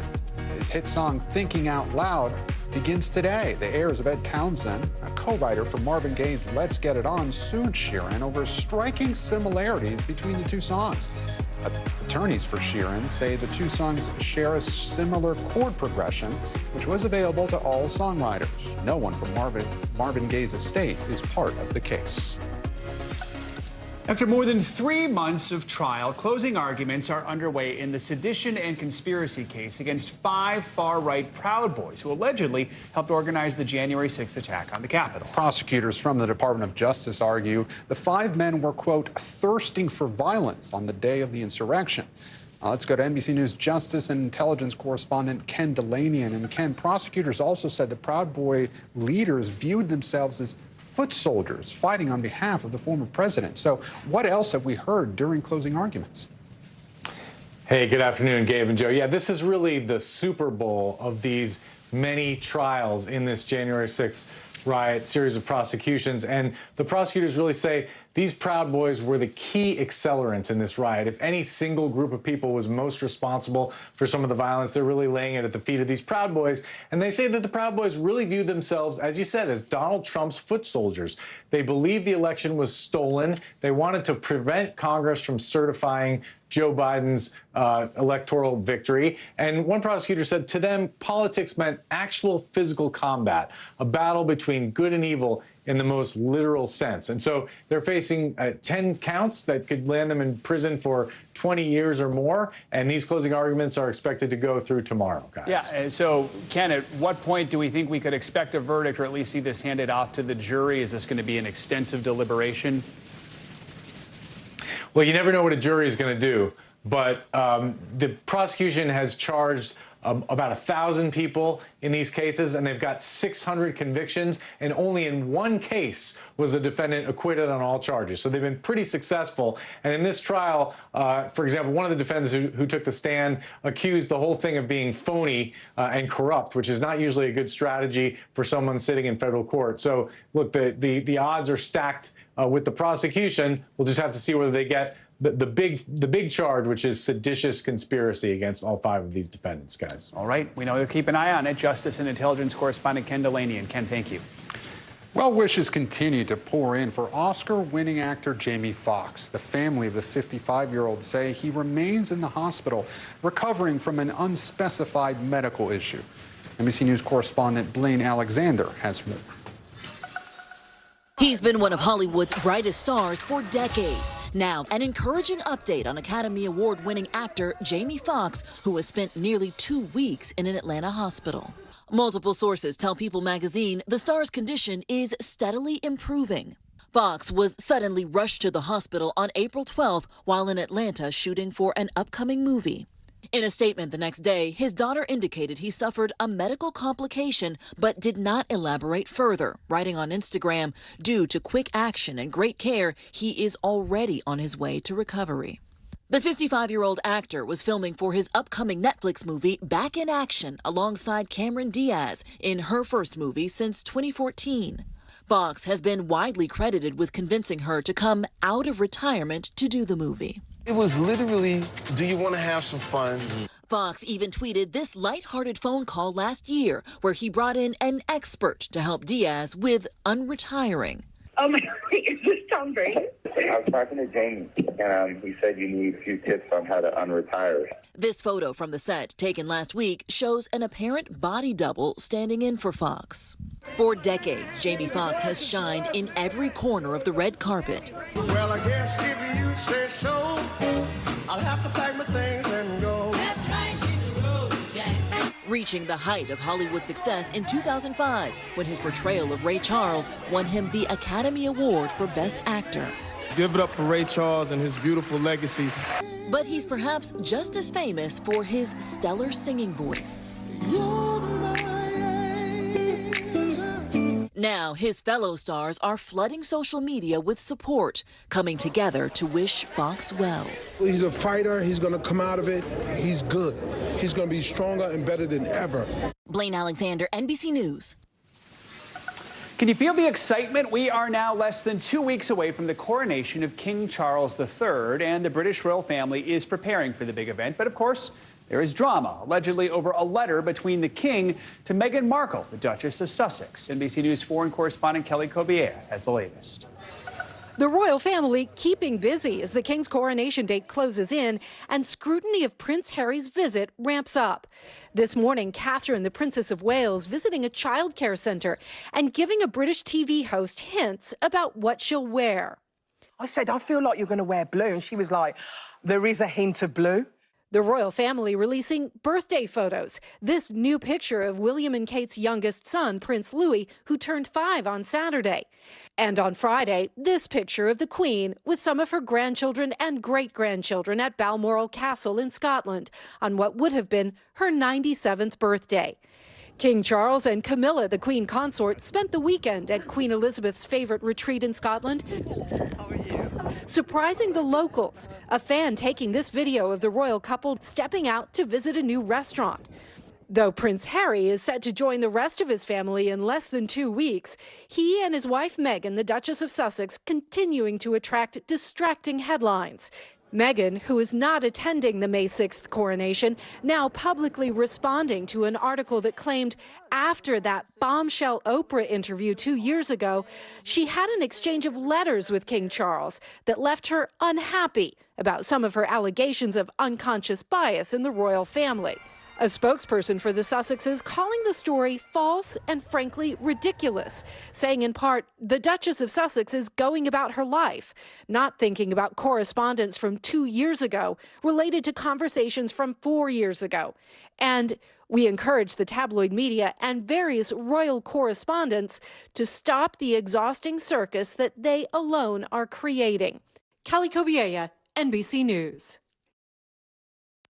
Money can be a tough subject to talk about, especially for parents who want to start teaching their kids about it. Yeah, some states require personal finance classes in high school, but some experts say it's important to start the money conversations much younger. And we're joined now by CNBC senior personal finance correspondent Sharon Epperson. She joins us now. And Sharon, so how young should parents start talking to their kids, and how exactly should they start? I don't ever think it's too early. I remember taking my young son, before he was even a toddler, to the grocery store and talking about, this is why I'm choosing the unit price to get the best deal on this particular item. So I think you have to start it as just part of everyday conversations. When we start to teach our kids how to read, we're talking to them about what they need. They're telling us what they want. That's a time to start conversations about how you use money, how you save money, how you spend money, how you earn money. Having those buzzwords, teaching them those words early can be a way to get that into the everyday conversation. I feel like I had absolutely no training whatsoever at all as a child, and then as an adult I was like, oh, I wish I had that. You say preteen years, teen years are really the best times to start this. Why is that, and what is it you should be focusing on in that period? Because during that period you can kind of talk about why you're earning money and show them how to earn money. Maybe you come up with some chores or some jobs that they can do around the home, and you pay them for those chores. You give them an allowance, but they're earning that money. And that's important because then they can learn how to budget. Maybe you take them to the grocery store and they have some favorite items that they'd love to get, but you say, you can only get these if you follow this budget, and don't ask me for something else at the cart when we're in the checkout line. So that's a way to kind of teach those things. When you're talking about teenagers, and you can start even earlier, but teenagers, I think it's a really good time to teach them that you love this brand, but why don't you buy stock in the company that makes it? Wow. And let's talk about how you can start investing and building wealth. That's how you do it. And so I think that's a good time to start talking about investments. Yeah, too. getting them investing early. Exactly. So when they switch from teenagers to adulthood, break down the best ways to teach financial independence at that point as they get older and get to be adults. Well, you know, as they're adults, and some adults are moving back home, right? You think you're done and then they come back home. It can be a really tough time to try to figure all of this out. Of course, creating a budget is really important, but the most important thing is if there are adult children living in your home is to set some boundaries and to make sure that they understand that if you're not charging them rent, they're paying for a major expense. Maybe it's their phone bill, which they've never paid for before, or something else that they can pay for that can give them some opportunity to have some financial responsibility. Also going over it with them, even if it's opening a joint credit card or something, so you can see how they're spending and where their money is going, can be helpful to start conversations and to be a little bit more strict on how they're spending and making sure they're saving as well. There's probably like a whole market right now for like a class of like parents with their 25-year-old living at home and how to teach them. Let's refresh some of this stuff and talk about budgeting and things like that. It's important because when you talk about what your challenges are as a parent to your kids, no matter what age they are, you're teaching them an important lesson. So I don't think we have to have everything perfect. That just teach your kids where you are so they know and they understand that there are some limitations on what they can have. All right. CNBC senior personal finance correspondent Sharon Epperson, we always love having you on, giving us your advice. And for more money tips, you can check out Sharon's Money 101 newsletter. Use the QR code on your screen, or you can go to cnbc.com/money101. Coming up, a Hollywood ending in a small Welsh city. How actors Ryan Reynolds and Rob McElhenney turned a beloved losing soccer club into champions. More NBC News Daily right after this.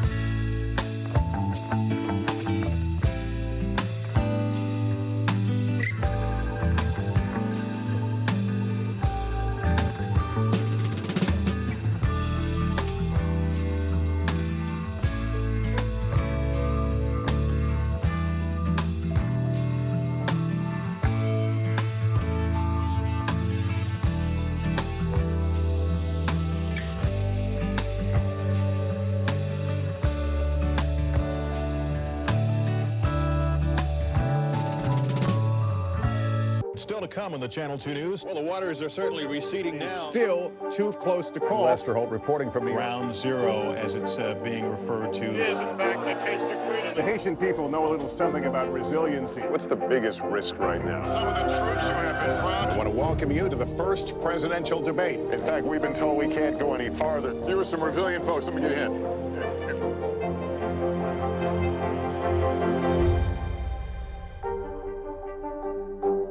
NBC News, streaming free now. Hey, I'm Hallie. It's good to be with you tonight. The debt ceiling. Here's why this matters. Please, please don't have your eyeballs glaze over. Here's why this matters. Talk to us about what we're supposed to call this. Is it a bailout? Is it a backstop? There's a difference because it matters whose money is being used to prop up these banks. We think we're getting close to this news conference. I will be honest with people. This is like an awkward moment where we think we're like right there. You're going to have to like tap dance with us maybe a little bit. I do have my tap dancing shoes on, not to worry.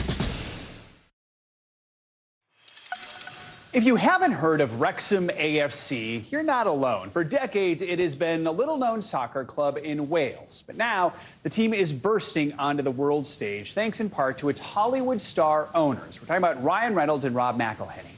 NBC News chief international correspondent Keir Simmons has more on the club's championship win. Champions! Wrexham are promoted! It's the underdog victory fit for Hollywood. Their Football League exile is over. Wales Wrexham Football Club promoted to the English Football League after 15 years of playing in the lowest professional soccer class. Saturday night's win punctuated by a wave of fans descending on the pitch and a stream of tears from the team's famous owners, Rob McElhenney and Ryan Reynolds, who FaceTimed his wife, Blake Lively, and their kids after the final whistle. A sprinkling of Hollywood stardust that has helped make this possible. Even fans in McElhenney's hometown of Philadelphia were cheering from across the pond. We are Donuts! We are Donuts! As people said at the beginning, why Wrexham? Why Wrexham? This exactly why Wrexham. Happening right now is why. This North American invasion on Britain's soccer scene, a real-life Ted Lasso tale. Expectations for us are as low as a rattlesnake's belly button, huh? Now it seems the world can believe in Wrexham. The comeback story started just 2 seasons ago when the actors decided to purchase the team, as documented in the FX docuseries, Welcome to Wrexham. The town reminds me of Philadelphia. Yeah. It's a working class town. I feel like I know those people, and I grew up with those people. I am one of those people. Their celebrity ownership has made the 159-year-old club Hollywood's team, with some of their famous friends like Will Ferrell and Paul Rudd often seen cheering on the Red Dragons. After the championship win, McElhenney and Reynolds seen soaking in every moment. Give me your jersey. Can't say no to the owner, can I? Are you putting that on eBay, right? Or what's going on? Listen, I work in show business. We fall on hard times. The guaranteed promotion will likely bring the team more fans, exposure, and of course, money. It literally drives an entire community, and that's what football does over in the UK. And these are this huge windfall for these football clubs. Keir Simmons, NBC News. 5 NFL players are facing suspensions from the upcoming season after officials say they violated the league's gambling policy. And while online sports betting may be legal in more than 30 states, there are still strict rules against professional athletes taking part. NBC News correspondent Jesse Kirsch has the details. This morning, the National Football League calling foul, suspending 5 players for allegedly violating the NFL's gambling policy. The league suspending Detroit Lions Quintez Cephas and C.J. Moore, along with Washington Commander Shaka Toney, indefinitely through at least the conclusion of the 2023 season for betting on NFL games in the 2022 season. The NFL also saying Lions Stanley Berryhill and Jamison Williams will have to sit out Detroit's first 6 regular season games this year. According to the Lions, Berryhill and Williams bet on non-NFL games, but the gambling occurred at an NFL facility. You don't want the games being called into question, but some of these rules and regulations that they have are, they don't make a whole lot of sense. USA Today sports columnist Nancy Armour sees multiple professional sports leagues making an about-face on gambling, wanting to cash in on sports betting while continuing to promise competitive integrity. Something like this inevitable? Absolutely. This is the second year in a row that we've had this. When you have the NFL having deals with betting companies, how are the players to be expected to not think it's okay? There's a very mixed message there, and it's not a surprise that this happened, and it's going to continue to happen. In a statement, the Lions called its players' actions not consistent with our organizational values. The Commanders writing in part, they support the league's findings and actions. Meanwhile, the relationship between sports at large and gambling is up for debate. They can try and police it all they want. They can police it all they want, but they have in large part done this to themselves. Jesse Kirsch, NBC News. And you are watching NBC News Daily.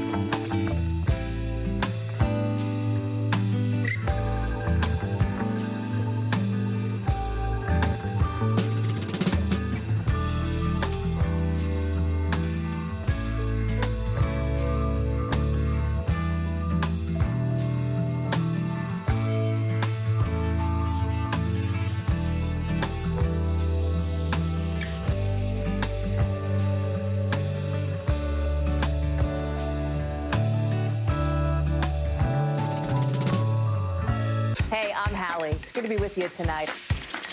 The debt ceiling. Here's why this matters. Please, please don't have your eyeballs glaze over. Here's why this matters. Talk to us about what we're supposed to call this. Is it a bailout? Is it a backstop? There's a difference because it matters whose money is being used to prop up these banks. We think we're getting close to this news conference. I will be honest with people. This is like an awkward moment where we think we're like right there. You're going to have to like tap dance with us maybe a little bit. I do have my tap dancing shoes on, not to worry. A new study reveals a growing shortage of friendships among American adults. And while making new connections can be challenging for women, it's apparently becoming a greater problem for men. Here's NBC News correspondent Gotti Schwartz with how two friends are using their bromance to help others. Matt Ritter and Aaron Cairo call themselves champions of friendship. Hey! Hey! Friends for over 35 years, the two, along with 7 others, gather every fall over a steak dinner and take a vote. Who had the best year? The winner is crowned Man of the Year and gets a big old trophy. What do people think when you tell them about the trophy? I'd say their first reaction is, I wish I had something like that. It's a physical manifestation of friendship ensconced in silver and wood. We always say it's not really about the physical trophy. It's just about something bringing us together 365 days a year. But theirs is an unusual connection. For years, adult friendships have been on the decline, resulting in a so-called friendship recession. And while women haven't completely escaped the trend, the problem seems to be hitting adult men particularly hard. According to a recent survey, 15% of American men say they have no close friends, and 50% say they have 3 or fewer friends outside of family members. Guys have been taught to prioritize career and family, and then they get to our age and they're like, oh, wait, I haven't talked to my friends in 10 years. And the wives are like, get out of the house. That's why Cairo and Ritter started the Man of the Year podcast. Welcome to Man of the Year. Using their own experiences to help others make and keep friends. I think we've forgotten how much we need that human connection, especially in the past years of the pandemic. We need that human connection as much as we need, money and exercise and everything else. Friendship, as it turns out, can be good for your health, with the Harvard study showing loneliness can be as bad for you as smoking or excessive alcohol use. The same study found close relationships keep people happy and have a larger effect on mood over time, more than money or financial success. And if you're looking to make new friends, step outside. Oh! We tell people to find your third place, which is your home is your first place, work is the second place, third place is any place that people socialize besides those. So place of worship, bar, Topgolf. In the spring, when the weather gets nice, that's what we call friendship cuffing season. There's a lot more activities, things to do. You want to go out and be social, so you need friends to go do that with. Cairo and Ritter say the thing to remember: be the ball. Be the friend. Well, we always say be the friend, as opposed to waiting for someone else to be the friend to you. I got these tickets, this is where I'm going, and this is what we're happening. The best equation for a friendship is simple. 2 words. Showing up. Yeah, you just got to show up for your friends on the good times, the birthdays, the bad times, the illnesses. It's actually not that complicated or difficult. We want to just help you a little bit. You just need to do a tiny bit more. The effort is low and the rewards are super high. Gotti Schwartz, NBC News. I love you, buddy. I love you too. Love to see that. Showing up, some great advice. All right, let's take a look at what's trending now. Grammy Award-winning artist Lizzo protested Tennessee's law against drag shows by bringing drag queens on stage during her performance in Knoxville, Tennessee, Friday. The law was signed by Governor Bill Lee in February, putting restrictions on adult cabaret, but the new law was put on pause by a federal judge who didn't think the law was specific enough. Addressing calls to cancel her shows, Lizzo said she wants to create a safe space in Tennessee to celebrate drag entertainers and our differences. And the Super Mario Brothers movie is leading the box office for a 3rd straight week. It brought in another $58.2 million this past weekend, totaling almost $1 billion so far. It is now the highest earning animated film from the pandemic era. No one can stop Mario, not even Bowser. Country music star Morgan Wallen canceled his show at Ole Miss last night after losing his voice. Our local NBC station reports that messages suddenly popped up inside the stadium saying the show was canceled. Here's the thing, it was right after the show openers performed, so as you can imagine, there were thousands of disappointed fans. They will get refunds. I do hope the show opener, whoever that person or people were, was good. You know, it could be a tough call, making that last-minute decision. Exactly. But those fans, must have been rough. Got to be disappointing. Well, thank you so much for joining us. I'm Gabe Gutierrez. I'm Joe Fryer. You're watching NBC News Daily. Oh, and you can watch us free 24/7 on our streaming network, NBC News Now. That's wherever you stream, including YouTube, Hulu, Roku, and Peacock. The news continues after this.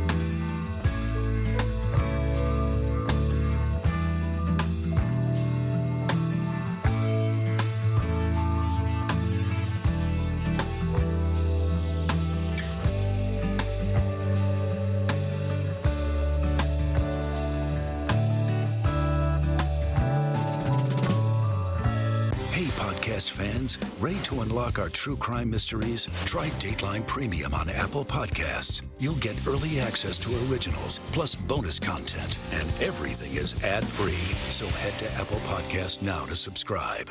Your music is so familiar. What do you think when people start humming back your tunes? How you doing, Lester?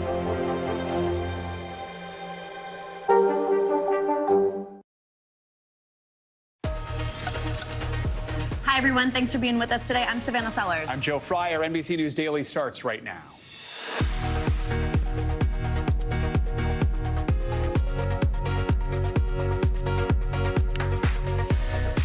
Today, Monday, April 24th, 2023, urgent escape. The U.S. rushing to evacuate Americans from Sudan as the country descends deeper into chaos.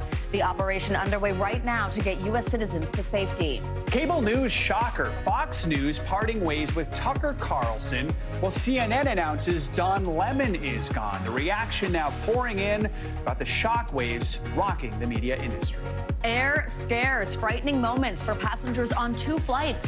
A mid-air bird strike on one and engine fire on the other. What we've learned about what happened. And chemical mystery, why homeowners in one small town are being told to get ready to leave home at a moment's notice. It is 11 a.m. in Reno, 1 p.m. in Milwaukee, and 2 p.m. here in New York. That's right. We begin overseas, though, in Sudan, where it's a race for American citizens and others to get out as violence escalates in the northeast African country. On Saturday, the U.S. launched a military operation to evacuate Americans at the embassy in Sudan's capital of Khartoum. The State Department has temporarily suspended operations there. More than a dozen other nations have rushed to get their citizens out as well. This includes France, as you see right here. We are now in the second week of fighting in Sudan after several attempted ceasefires have failed. Now, this conflict centers around two rival military forces that are fighting for control of the country. NBC News foreign correspondent Megan Fitzgerald has been following the latest here for us. Hey, Megan, so there are still thousands of Americans stuck in Sudan. Those who weren't at the embassy, didn't work for the embassy, or a family member of someone who did. So what is the U.S. doing to help them get out?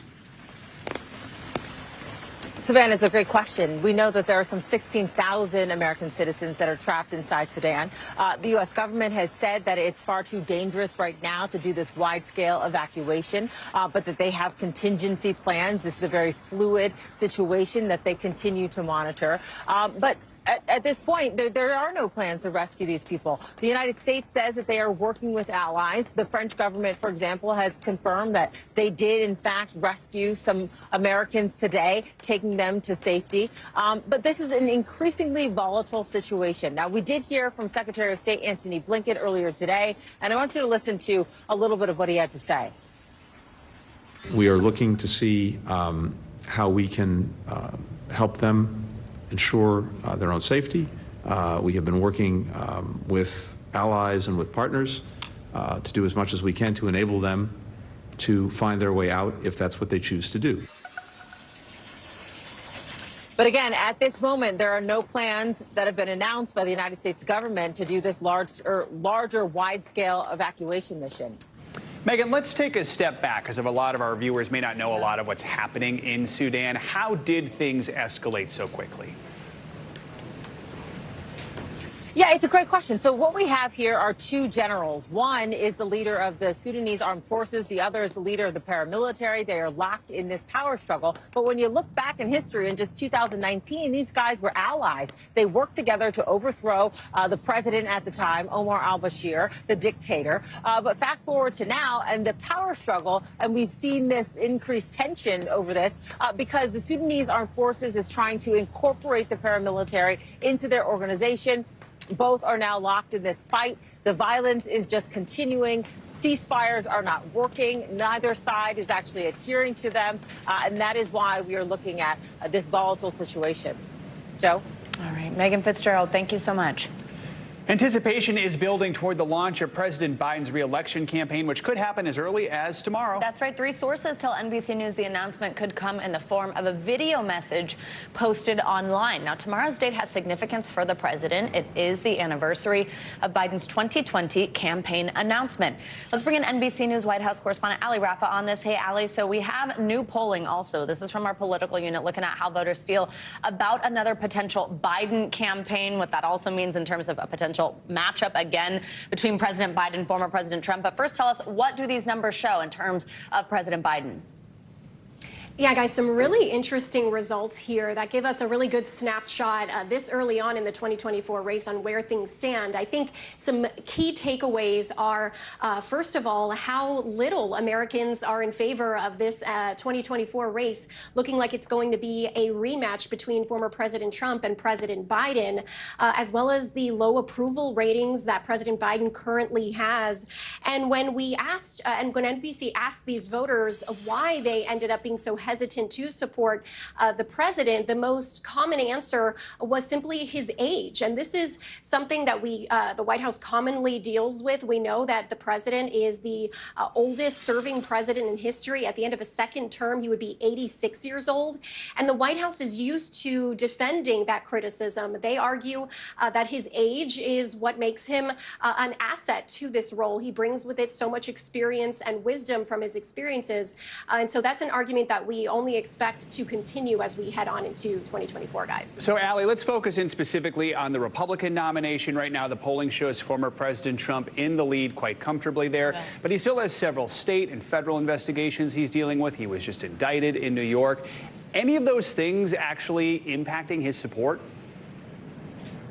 Well, according to this poll, it's had a very positive impact. If you look at these poll numbers, nearly 70% of Republicans in this poll say they believe they should stand by the former president through his legal perils, which they say are politically motivated and unfair. That's compared to 26% of Republicans who say they need someone else to face off in a general election against President Biden. So that's something that's going to be very interesting to watch as we see the GOP side of this sort of shape up as far as primary rivals and how they approach really their strategy to take on former President Trump into the general election, guys. Yeah, Ali, also let's quickly talk about a specific issue. This poll also tackled that abortion shaping up to be a major issue in the upcoming cycle. What's the data we have there? Yeah, guys, abortion access continuing to be a major issue for voters. Remember, in the immediate aftermath of the overturning of Roe v. Wade, that drove many voters to the polls. That's looking like it's continuing to be a motivating factor as we head into 2024. So this has long been a flashpoint in American politics. And according to these poll numbers, we're only expecting that to continue into 2024. All right, Ali Rafa covering the White House for us. Ali, thank you so much. Thanks, Ali. Well, there's been lots of breaking media news today. Let's start with Fox News abruptly announcing they're parting ways with Tucker Carlson after 14 years with the network. Carlson hosted one of the most watched programs in all of television, but he was also at the center of many controversies about a variety of topics, including conspiracies about the 2020 election, conspiracies about voting machines, which were also covered by other Fox News personalities, just cost the company $787 million in a settlement with Dominion Voting Systems. Let's bring in NBC News correspondent Stephanie Gosk, who's following this breaking news. This was a shocking announcement. Tell us, what are we learning, and how big of a blow is this for the network? A huge blow. I mean, this is the most popular cable news broadcast in the country. Yeah. Regularly getting more than 3 million viewers a night. You may remember that Carlson came in replacing Bill O'Reilly after he was let go following accusations of sexual harassment. He took over and has brought stardom to that 8 p.m. hour. He has also courted controversy, as you mentioned, with tacking hard right on issues like immigration, cultural issues, gun control, saying things that really rattled people's cages and angered people. He talked a lot about replacement theory when it comes to immigration, but he has also been front and center in this lawsuit by Dominion Voting Systems against Fox News. There were 20 statements at the center of that lawsuit. His broadcast only had one, but there were a number of revelations, text messages that were revealed that he sent to his colleagues that became very public and got some headlines as well. I have to say, we don't know what led to him being let go in this departure. Yeah, so I think maybe people see this headline and that's a little confusing. It's like, okay, they just had that settlement. We don't know right now if those two things are related, and we don't know if we will know, right? We do not know. The settlement was last week, and we're getting this news on Monday. A lot of people are going to connect those lines. We've not heard back from Tucker Carlson or Fox News on what precipitated this, but it is a huge shakeup, and for Fox News, a gaping hole in their primetime lineup. We've not heard from Tucker Carlson at all yet today, right? We have not, no. I know we've reached out. All right, Steph Goss, thank you so much. Good to see you. Well, another big shakeup in the media world today. CNN announced Don Lemon, who had been hosting the network's morning show most recently, has parted ways with the network. Lemon had been with CNN for 17 years. In a statement on Twitter, the anchor said he was given no indication the decision was coming, even though he hosted his program just this morning. Well, in response, CNN's PR department issued a tweet saying Lemon's statement about this morning's events is inaccurate. He was offered an opportunity to meet with management, but instead released a statement on Twitter. Lemon came under fire after he said on air that 51-year-old Republican presidential candidate Nikki Haley was, quote, out of her prime. He apologized for those comments. It's unclear if that is related to why he was let go. We have reached out to CNN and Don Lemon for comment, but have not yet heard back. GM recalling thousands of pickup trucks, and Disney is laying off thousands of more workers. That's right. CNBC's Christina Partsinevelos joins us now with today's CNBC Money Minute. Hey, Christina. All right, well, let's start with General Motors recalling as many as 40,000 medium-duty Silverado trucks over a fire risk. The company said it found a potential brake fluid leak that could spark a fire. GM said it isn't aware of any accident or injuries related to the recall, but advises owners to park outside and away from any structures until a repair can be made. Disney is beginning its second larger wave of layoffs today. That brings the total number of job cuts in recent weeks to 4,000. Earlier this year, Disney said it would slash 7,000 jobs to cut costs by $5.5 billion. According to officials, unfortunately, a third round is expected to start before the beginning of the summer. And jury selection and opening statements are set to begin today in the copyright lawsuit against singer Ed Sheeran. The family of the co-writer of Marvin Gaye's song Let's Get It On is suing Sheeran and saying the English singer's hit Thinking Out Loud is just too similar. The lawsuit was first filed in 2017, and Sheeran is expected to appear in front of the Manhattan courtroom sometime later this week. This is an issue we've seen pop up a number of times in courts in recent years. Yeah, all right, definitely. Christina, thanks so much. Thank you. Well, the former police officer who mistook her gun for a taser, killing a black man, is out of prison. Coming up, where Kim Potter is headed now. You are watching NBC News Daily.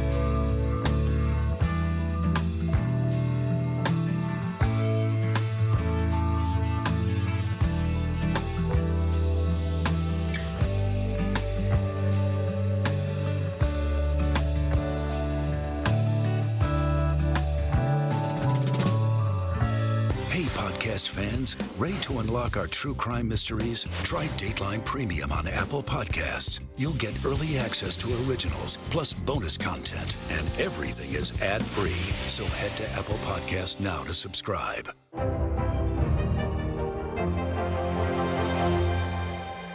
We begin tonight with breaking news just coming in. Whenever it happens, wherever you are, NBC News, streaming free now. A former Minnesota police officer is out of prison today. Kim Potter says she mistook her gun for a taser and ended up killing 20-year-old Dante Wright back in 2021. She was convicted of first and second-degree manslaughter. NBC News correspondent Jesse Kirsch is following this for us. So, Jesse, what can you tell us about her release very early this morning before business hours, and what is her supervised release going to look like now? Yeah, so Joe, this was done deliberately at a time when we, as the public, were not informed because there were concerns over security and safety, both for Potter and for the rest of the people who would have been at that prison facility. So this happened at 5 a.m. Eastern time, we're told, and I'm just checking with our assignment desk with our team to make sure that we have the latest information. So we still haven't seen anything about protests in the aftermath, and that's something that there was concern over from officials. So they did this at a time when they hoped that people would not be necessarily gathering because there was concern about violent protests specifically, I should say. And officials also said that they had seen some threatening comments directed at Potter. So they were trying to preserve her safety and the safety of everyone else at the facility. So here's what we know about her supervised release. She served 2/3 of her sentence behind bars. That's what happens in the state of Minnesota, according to officials. They say she will now be serving the rest of her term under supervised release in Wisconsin, not in Minnesota. And you can see right there, here are a couple of the things. So she has to be in touch with officials. There can be drug and alcohol testing. She's not allowed to possess a gun. Obviously, this all centered around a taser, a gun being mistaken for a taser, I should say. That's what Potter says happened when she shot Dante Wright. So she cannot own a gun at this point. And that is what goes on for about 8 months. That is the rest of her 2-year prison sentence, which again, the last third is served under the supervised release. And we'll obviously be looking to see if there's comment from her or from the family of Dante Wright, Joe. Yeah, and Jesse, I was going to just say, this was not a surprise, as you mentioned, based on Minnesota law. Still, have we heard anything from Dante Wright's family since the release? Yeah, we've reached out. Our team has reached out to the family. We haven't heard anything officially from them, but we do know at the time that the sentence was announced, the 2-year sentence, it was below what prosecutors wanted. It's less than what the family wanted, and they were dismayed by it at the time. But again, we do not have an updated comment now that Kim Potter has been released from prison, Joe. All right, Jesse Kirsch, we know you'll stay on it. Thank you, Jesse. Well, a surge in attacks on mail carriers is prompting new calls for protection. The Postal Service says in recent years there's been an increase in workers who have been robbed, often in broad daylight. Here's NBC News correspondent Aaron Gilchrist. Fear enveloping postal workers across the country. I just got held up. He has the truck keys. Caught on camera, neighborhood mail carriers targeted by robbers, many, like this one near Boston, held up at gunpoint. Near Houston, a mailman forced to put his hands in the air when a thief charged at him with a weapon. In Milwaukee, postal employee Andre Cross shot to death on his route, investigators believe, over a package.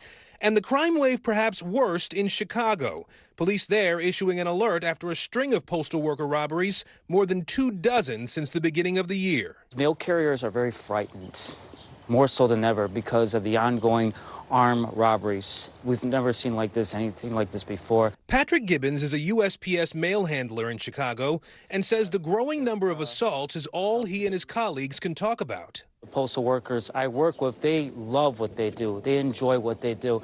They love to serve the community. They're very scared. They're very nervous. The Postal Service wouldn't immediately provide data, but acknowledging to NBC News, over the past several years, its employees and the mail have increasingly been marks for criminals. Their target's an arrow key, a sort of master key that'll open any one of these collection boxes and almost any locked mailbox on a carrier's routes. So for criminals, that means quick, easy access to your mail. Case in point, the blue box being dumped several months ago near Philly, and a suspect using a stolen key in an Oakland apartment building. Makes it easy to grab checks, to wash, and it's just the perfect opportunity for crime. It gives you access to all of the mailboxes within a certain zip code, not only the blue collection boxes, but the cluster boxes that mail is delivered to as well. Marlon Barber is on the Postal Inspection Service police force and a union rep in Chicago.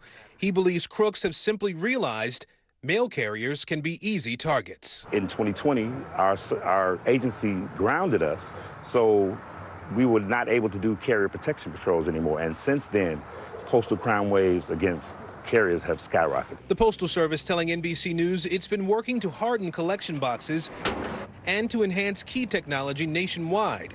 It plans to implement more safety measures later this spring. Aaron Gilchrist, NBC News, Chicago. A prom after party in Texas rocked by gun violence over the weekend. Coming up, what we know about the search for the suspected gunman. You're watching NBC News Daily. We're also streaming free 24/7 on NBC News Now. You can watch us wherever you stream live. The news continues after this.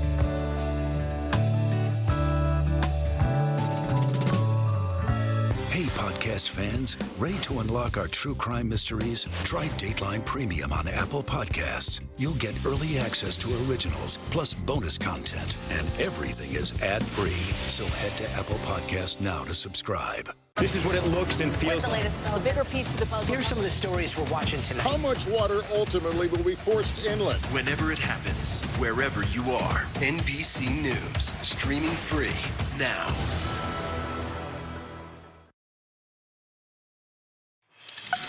Welcome back. Well, it's the store that seemed to carry everything, but today retailer Bed Bath & Beyond is prepared to sell off everything and close its doors after filing for bankruptcy on Sunday. The company is set to close down its 360 store locations across the country. NBC News business and data reporter Brian Chung joins us. Now, Brian, this is like some nostalgia here. You know, you just said it best to me commercial. The Beyond was the everything else. They really did sell everything. What led up to this? Did we know it was this bad? Yeah, well, they did. They had wedding registries there. You could buy some snacks that maybe were sitting there since the Bush administration while you were checking out. Look, either way, Bed Bath & Beyond, an iconic brand that filed for Chapter 11 bankruptcy just yesterday. That means that the 360 or so Bed Bath & Beyond stores, as well as 120 or so Bye Bye Baby stores, will be closing in just a few weeks, essentially. Now, for what it's worth, the dates that you have to be aware of: Wednesday, that's the day that you will no longer be able to use those iconic 20% off coupons that you probably got in the mail. The reason being, that's when the major sales are going to begin in store. They're going to be liquidating a lot of those bath towels and ironing boards, shower caddies. So maybe head to the store because after that, things could be flying off the shelves, certainly. Wow. All right. That is good to know. Wednesday. It's happening fast. Brian, so what's next for Bed Bath & Beyond? Are all of the stores closing? Is just fully the end? Yeah, well, bankruptcy filings say that they could be done and completely moved out of all of their brick and mortar locations by June 30th. However, they are auctioning off the assets of both Bed Bath & Beyond and Bye Bye Baby. And if Toys R Us, by the way, is any sort of example, you could see a potential buyer come in, buy the intellectual property, and attempt to resurrect this brand in some other form. Maybe that means that even though Bed Bath & Beyond, as we know it, could be going away, maybe it could find itself resurrecting at some point in the future, guys. Yeah, wow. That's another good date behind you right there. May 8th, last day to use gift cards. Everybody run to Bed Bath & Beyond. Brian, thank you. I'm beyond saddened. The Biden administration is working to get carbon emissions to net zero by 2050. But to get there, we need to transform our cars, our trucks, and planes. Now, some researchers say hydrogen is our best option for clean fuel. Here's NBC News technology correspondent Jake Ward. Let's go back to science class. Water is made up of 2 parts hydrogen and 1 part oxygen. Got it? Okay, but what happens when you separate them?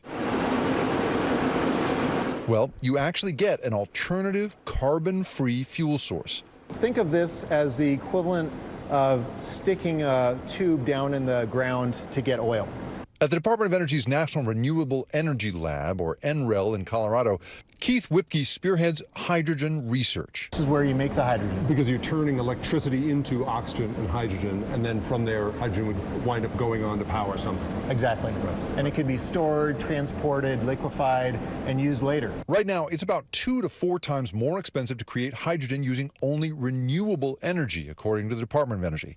That is called green or clean hydrogen. The Biden administration is betting big on green hydrogen, investing billions of dollars in tax incentives and research and development. All in all, it's part of efforts they say to 1, bring down the price of hydrogen, and 2, reach its ambitious goal of getting our nation to be net zero emissions by 2050.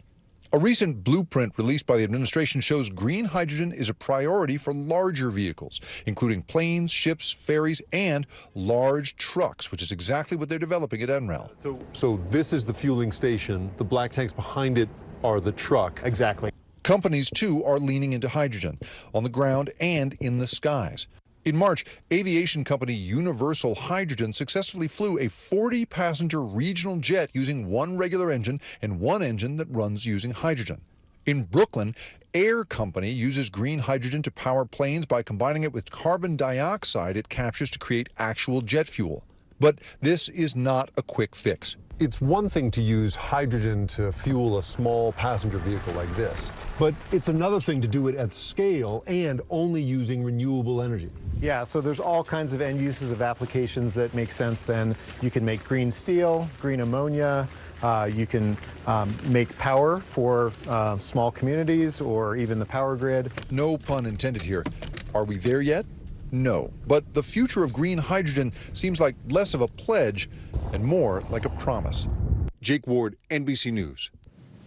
Pretty cool stuff, right? Well, a New Jersey town is on edge. Coming up, the toxic threat that could force them to evacuate, but get this, at just a moment's notice. You are watching NBC News Daily.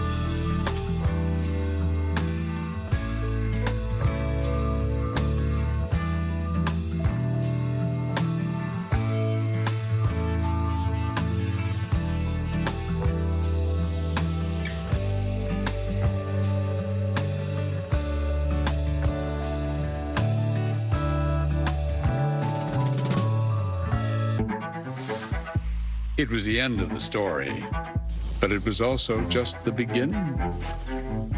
We couldn't know then that following the mystery would take us to places as strange as any fiction. The mind whirled among dreadful possibilities. What happened here? The True Crime Original. Dateline, Fridays and Sundays. Welcome back. Bottom of the hour now. Here are some of the stories making headlines on NBC News Daily. Closing arguments are underway in the trial of 5 Proud Boys leaders. They're accused of spearheading the January 6, 2021 attack on the Capitol. Prosecutor told jurors today, quote, "These defendants saw themselves as Donald Trump's army fighting to keep their preferred leader in power." Defense attorneys have said there is no evidence of a conspiracy or a plan for the Proud Boys to attack the Capitol. Disneyland parkgoers in California captured this video. Look at this. It's the Maleficent dragon during the Phantasmic show going up in flames at the theme park on Saturday. Disney employees were treated for smoke inhalation, but no one was seriously hurt. Now Disneyland is temporarily suspending similar special effects in other locations. The cause of the fire is still under investigation. Fans of the shows Dancing with the Stars and Strictly Come Dancing are remembering the life of longtime judge Len Goodman. The former professional ballroom dancer served as head judge on Dancing with the Stars for 15 years. His agent says that he died Saturday. Goodman was known for helping revive interest in ballroom dancing, as well as his dry wit and colorful phrases. Len Goodman was 78. Well, a Texas community was rocked by gun violence over the weekend. 9 teenagers were shot at an after-prom party in the city of Jasper. That's about 2 hours from Houston. Police say about 250 teens were at the party when those shots were fired. NBC News correspondent Gabe Gutierrez is following this for us. Hey, Gabe, what do we know about the shooting, and how are these teens doing at this point? Hey there, Savannah. Police responded to the shooting at a private home just after midnight on Sunday. They found 9 victims with gunshot wounds, and 8 of them were taken to the hospital. According to Jasper County officials, the injuries are expected to be non-life-threatening. The sheriff says the investigation is still ongoing, and investigators are asking anyone with information to come forward. We need help in solving this case. This was a huge party. There's lots of kids there. We need the kids to come forward that was there and tell us what they've seen or what they heard.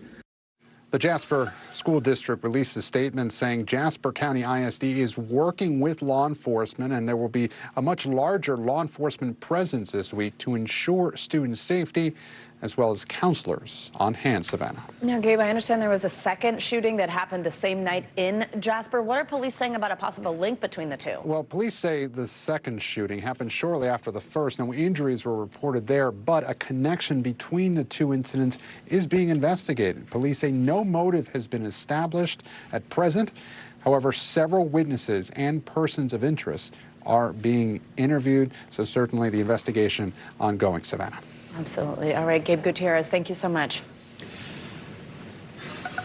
Federal investigators are closely examining 2 frightening incidents on U.S. jetliners. In Columbus, Ohio, an apparent bird strike caused a departing flight to return shortly after takeoff. And in Charlotte, North Carolina, there was a possible plane engine fire on the runway before takeoff. No one was hurt in either incident. Let's bring in NBC News aviation correspondent Tom Costello. So, Tom, these incidents do seem pretty serious. What are experts telling you about how concerned passengers should be? Listen, I think anytime you have an engine fire, it's serious, and they need to get to the bottom of it. But specifically on the bird issue, it appears that a bird strike took out the engine on that American Airlines flight leaving out of Columbus on its way to Phoenix. Took out the number 2 engine. That's the right side engine. That's what you see there. That's serious. Now, the good news is the pilots were able to immediately declare an emergency. They landed on a single engine. No problem. Everybody okay. But what's interesting is that there has been a sudden increase over the last couple of years in animal strikes, wildlife strikes, about 15,000 last year alone. Now, the vast majority of those are bird strikes, but it's rare for a bird strike to actually take out an engine. Of course, you'll recall that back in 2009, the Miracle on the Hudson landing in New York, that was caused by a flock of Canada geese that were ingested into the engine of a U.S. Airways flight. Thankfully, that plane landed safely on the Hudson River. Everybody got out alive. But that's the threat. It's rare, but that's the threat, that a flock of geese, big birds, could take out an engine like that. So, Tom, let's take a look at the numbers. The FAA does report wildlife strikes with planes are increasing. So here's a number. There were more than 15,000 in the U.S. in 2021. Yep. Are major airports doing anything about this? Yeah, they are. And by the way, that's not all birds, right? You could literally have a deer that's hit. You could have a coyote that's hit, but most are birds. So what the airports are doing around the country is they're first of all, they're deploying bird radar in some cases. They can see flocks of birds. They're also firing off cannons. They deploy dogs that will scare away birds. They cut the grass slow because, of course, you don't want any of the varmint, if you will, the mice that birds feed on. You don't want them in there.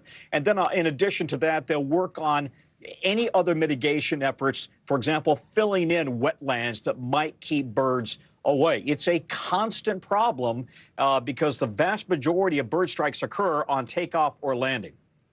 All right, Tom Costello. Tom, thank you so much. You bet. Well, homeowners in a New Jersey town are being told to be ready to evacuate at a moment's notice. It's because EPA crews are intensely working at a former industrial plant to find out what's inside these barrels that you're seeing here. Well, the plant's shut down, but the barrels have remained. It's unclear what's inside or how safe it is to even move them in the first place. NBC News correspondent George Solis is in Howell Township, New Jersey for us. He joins us on this. Hey, George, I mean, this is pretty wild. Tell us, what is the situation like on the ground right now? Yeah, that's right, Savannah. It is a very alarming situation. Obviously, when you walk into a site and you have 3 to 4, almost 500 gallons of unknown substance, some reports that some of this stuff was actually going up in flames. Very concerning for the residents, very concerning for the EPA, who is now taking control of the situation and is on the ground right now. Not only are they providing security there at the site to make sure no one goes in, but they're also testing all of the material there. Aside from the drums there, these 55-gallon drums, there's also other materials that are on this site that they are currently testing just to find out what is in these barrels, what is in this material, and then hopefully clean it up. Obviously, you're also considering some of the groundwater effects when you're talking about this many chemicals. So there's going to be a lot of work to do here. Meanwhile, the residents, of course, are very concerned. Take a listen to what one of them told our affiliate. I remember when my children were younger and we were coming home from school lunchtime, and we saw the lids exploding in the air. Yeah, it's something the EPA wants to be very clear about right now. It's an evacuation plan should they need it. It's not an order yet, so no one's being told to leave their homes at this time, but it's something they'd rather have and not need it than have it, and then obviously things kind of take a turn for the worse there, guys. Yeah, absolutely. So, George, that woman that we just heard from there, I know what she's referencing, that event that she said she saw the lids exploding, that was decades ago, she said plural, decades. I mean, why now then? How are these barrels allowed to stay there for so many years? Right, and so we're still waiting for some updating reporting on this, but as our understanding is, this site was purchased in a stock sale by a new developer, and so it seems that in February of this year, they found a breach at one of the fence sites. So firefighters responded when they heard reports of a fire on the property. And so that sort of led them to find all of these barrels here on this site. So there's obviously going to be an investigation into why these barrels were left behind, what was in there. And as far as what we know from the former company that was there, a lot of the material that was being processed at the site were glues, adhesives, and asphalt material. So more to come on this for sure, guys. Absolutely. And before I let you go, George, any idea how long this is going to take, this removal process by the EPA? Yeah, it's a fluid situation. The EPA is saying now that they're here on site, again, not only just making sure that nobody goes into this site, they're going to be individually testing all of this material. They're estimating several weeks, but they're obviously giving a pretty wide berth on that depending on what they find at the site. Savannah? All right, George Solis, thank you so much.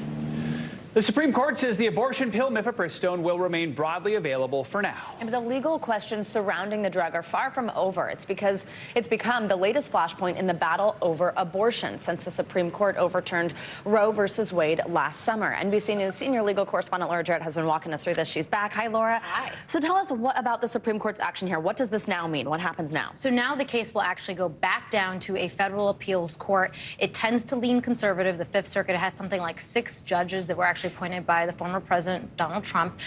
We don't know who exactly is on that panel of 3 judges. It's a random selection on the wheel. We'll find out about a week before oral argument, and that's supposed to happen on May 17th. But we could be right back here again, guys, if that federal appeals court once again refuses to put on hold a lower court's order by a federal judge in Texas, which is the one who actually invalidated the approval of mifepristone originally.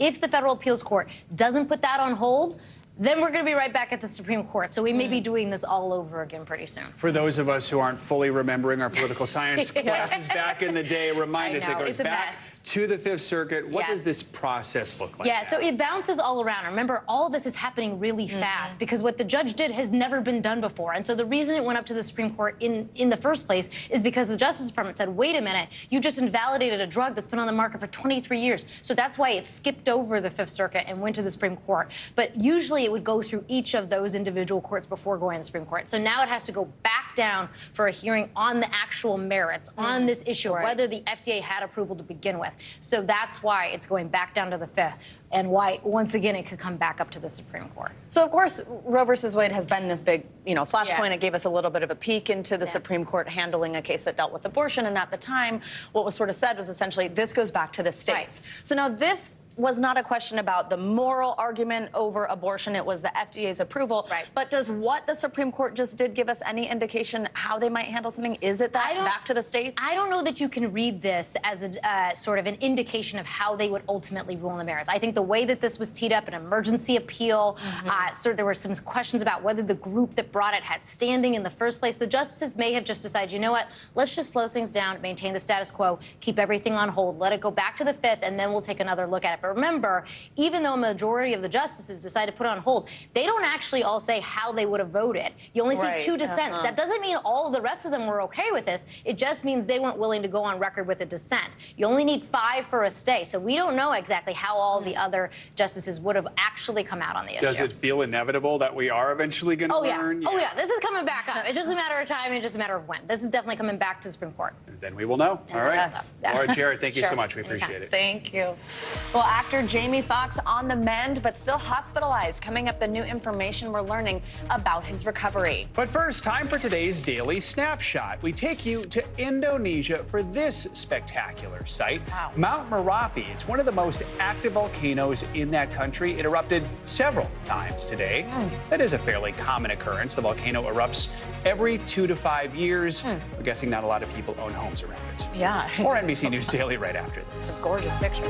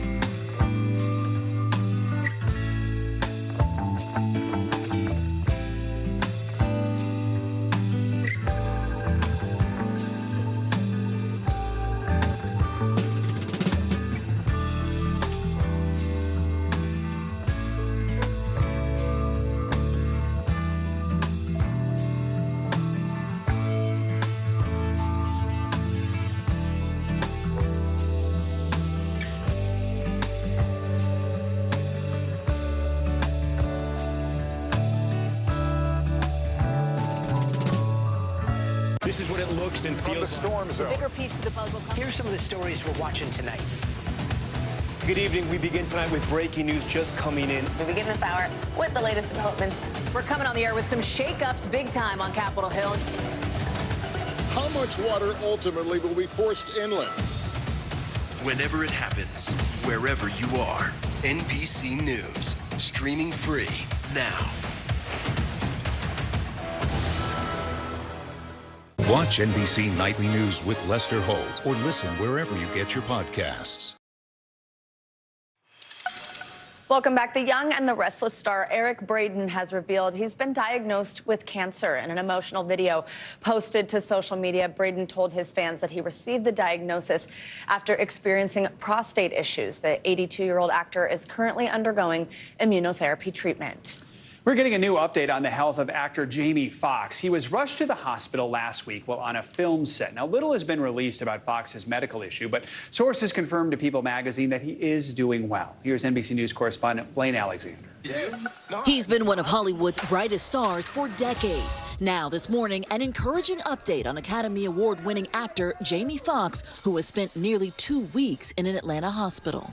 Multiple sources tell People magazine the star's condition is steadily improving. Foxx was suddenly rushed to the hospital on April 11th while in Atlanta shooting for an upcoming movie. In a statement the next day, his daughter indicated he suffered a medical complication but did not elaborate further, writing on Instagram, "Due to quick action and great care, he is already on his way to recovery." The 55-year-old actor was filming for his upcoming Netflix movie Back in Action alongside Cameron Diaz in her first movie since 2014. Foxx has been widely credited with convincing her to come out of retirement to do the movie. Foxx even tweeted this lighthearted phone call last year. Oh my God, is this Tom Brady? I was talking to Jamie, and he said you need a few tips on how to unretire. This photo from the set, taken last week, shows an apparent body double standing in for Foxx. For decades, Jamie Foxx has shined in every corner of the red carpet. Well, I guess if you say so, I'll have to pack my things and go. That's right, hit the road, Jack. Reaching the height of Hollywood success in 2005 when his portrayal of Ray Charles won him the Academy Award for Best Actor. But he's perhaps just as famous for his stellar singing voice. Now, his fellow stars are flooding social media with support, coming together to wish Foxx well. He's going to be stronger and better than ever. And Foxx's team has not commented or given any updates on his condition. Meanwhile, the filming wasn't just happening here in Atlanta. He and Cameron Diaz were spotted shooting in London for the movie in recent months. Back to you. In today's Daily Health, a Long Island man is calling his survival a miracle. He suffered a heart attack while he was on the golf course. That's right, but then he actually drove himself to the hospital. Here's Paisley Chang from our New York City station. On the 9th tee at Christopher Morley Park, 64-year-old Kevin Capella suddenly felt ill. I took out my driver. I swung for the stars, up and over the tree. And as soon as I swung, I felt lightning bolts going down my arms. Kevin somehow managed to walk with his clubs to his car and then drive 3.5 miles to North Shore University Hospital, and even called his wife. He says to me, "I don't feel good." He goes, "Meet me at North Shore." I said, "What's the matter?" He goes, "I don't know, my elbows are killing me. I feel like I can't even talk, G." He goes, "Just get there." The pain was excruciating, and Kevin thought it could only be one thing: his heart. He was sweating, he was clutching on his chest, he could barely speak, and obviously it was just your classic massive heart attack. Pictures immediately told Dr. Gaurav Rayo that Kevin was suffering what's referred to as a widowmaker heart attack, his artery completely blocked. This artery in movies and newspapers are referred to as the widowmaker. And the reason for that is because it is the most important heart vessel that anyone has. Dr. Rayo put in 2 stents and then used this machine to deliver supersaturated oxygen to help heal Kevin's heart muscle, one of the first times this novel therapy has been used. And surprisingly, Kevin says that playing golf probably saved his life, because had this happened at home, he would have probably just taken a nap and not gone to the hospital to get the life-saving attention he needed. Everything kind of just went Miracle. Miracle that I'm here. The American Heart Association says only 12% of people suffering widowmakers outside the hospital survive. And while doctors are glad Kevin made it to the ER in time, they recommend you call 911. We're very lucky that Kevin is here today, but I do not recommend driving to the hospital when you're having a heart attack. Wow. Oh. That is some good advice right Good there. advice, but you know what? Worked out for him. Good Yeah, for him. exactly. I mean, amazing. And to hear that it was one of the first time that technology's been used is also pretty awesome. All right, well, there is more news ahead. You are watching NBC News Daily.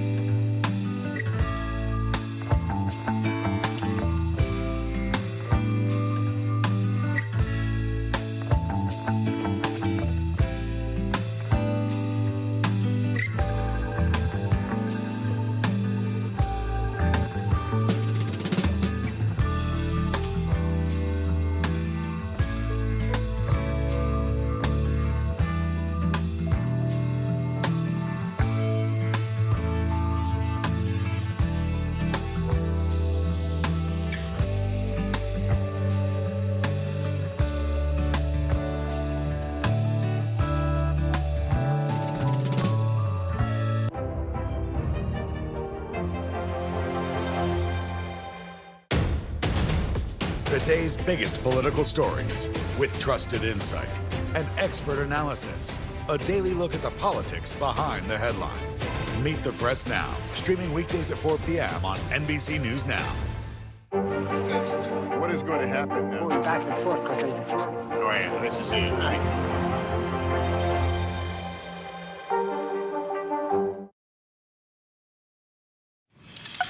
Well, people across the UK and worldwide are counting down to the coronation of King Charles. The historic event now less than 2 weeks away, as I'm sure your calendar shows. One person we know who won't be attending, that's Meghan Markle. Now, new details are emerging as to why. NBC's Kelly Kobiea reports from Buckingham Palace.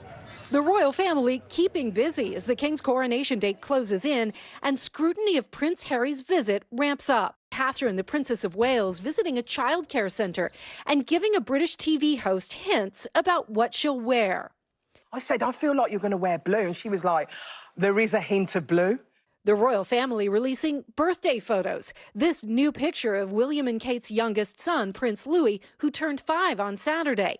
And on Friday, this picture of the Queen with some of her grandchildren and great-grandchildren at Balmoral Castle in Scotland on what would have been her 97th birthday.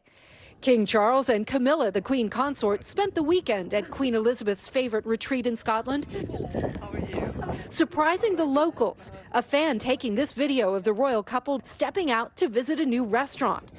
Though Prince Harry is set to join the rest of his family in less than 2 weeks, he and his wife Meghan, the Duchess of Sussex, continuing to attract distracting headlines.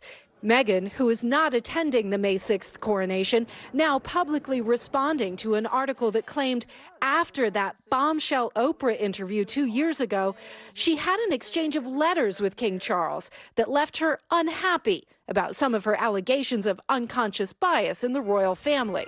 A spokesperson for the Sussexes calling the story false and frankly ridiculous, saying in part, the Duchess of Sussex is going about her life, not thinking about correspondence from 2 years ago related to conversations from 4 years ago. And we encourage the tabloid media and various royal correspondents to stop the exhausting circus that they alone are creating. Kelly Kobiella, NBC News. All right, well, this is sort of like straight out of Ted Lasso. It's a major comeback for a British football club. Yeah, the Wrexham club is celebrating quite the underdog victory. NBC's Keir Simmons shows us how they reached a truly incredible goal. Champions!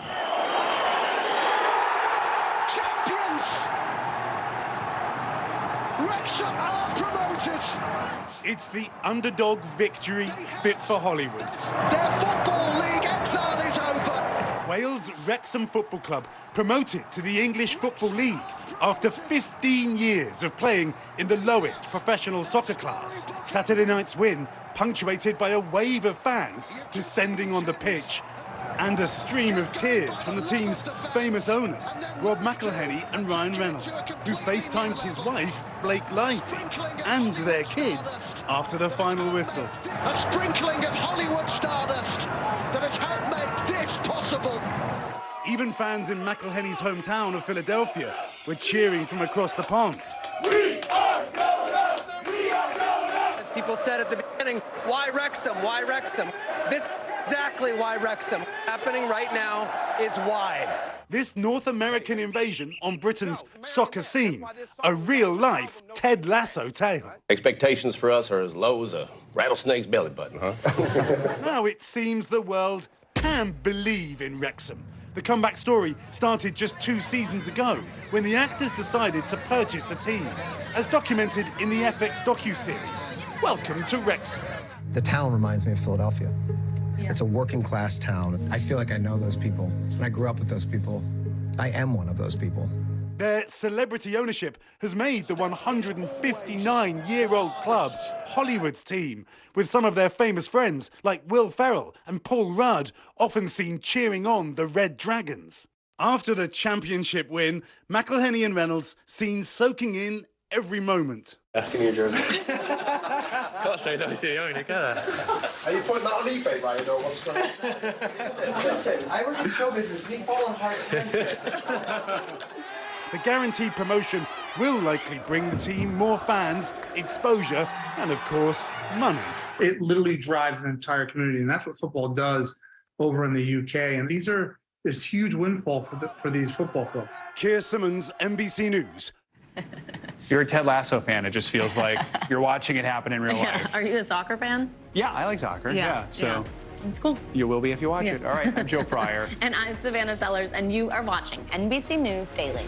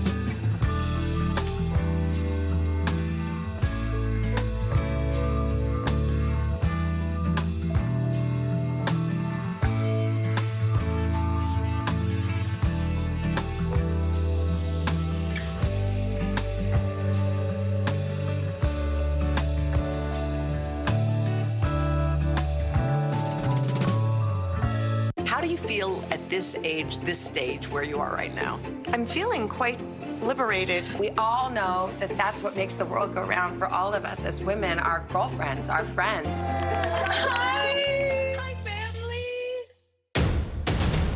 The day's biggest political stories with trusted insight and expert analysis. A daily look at the politics behind the headlines. Meet the Press Now, streaming weekdays at 4 p.m. on NBC News Now. Everyone, thanks for joining us. I'm Joe Fryer. And I'm Savannah Sellers. Thanks for starting your week with us. NBC News Daily starts right now.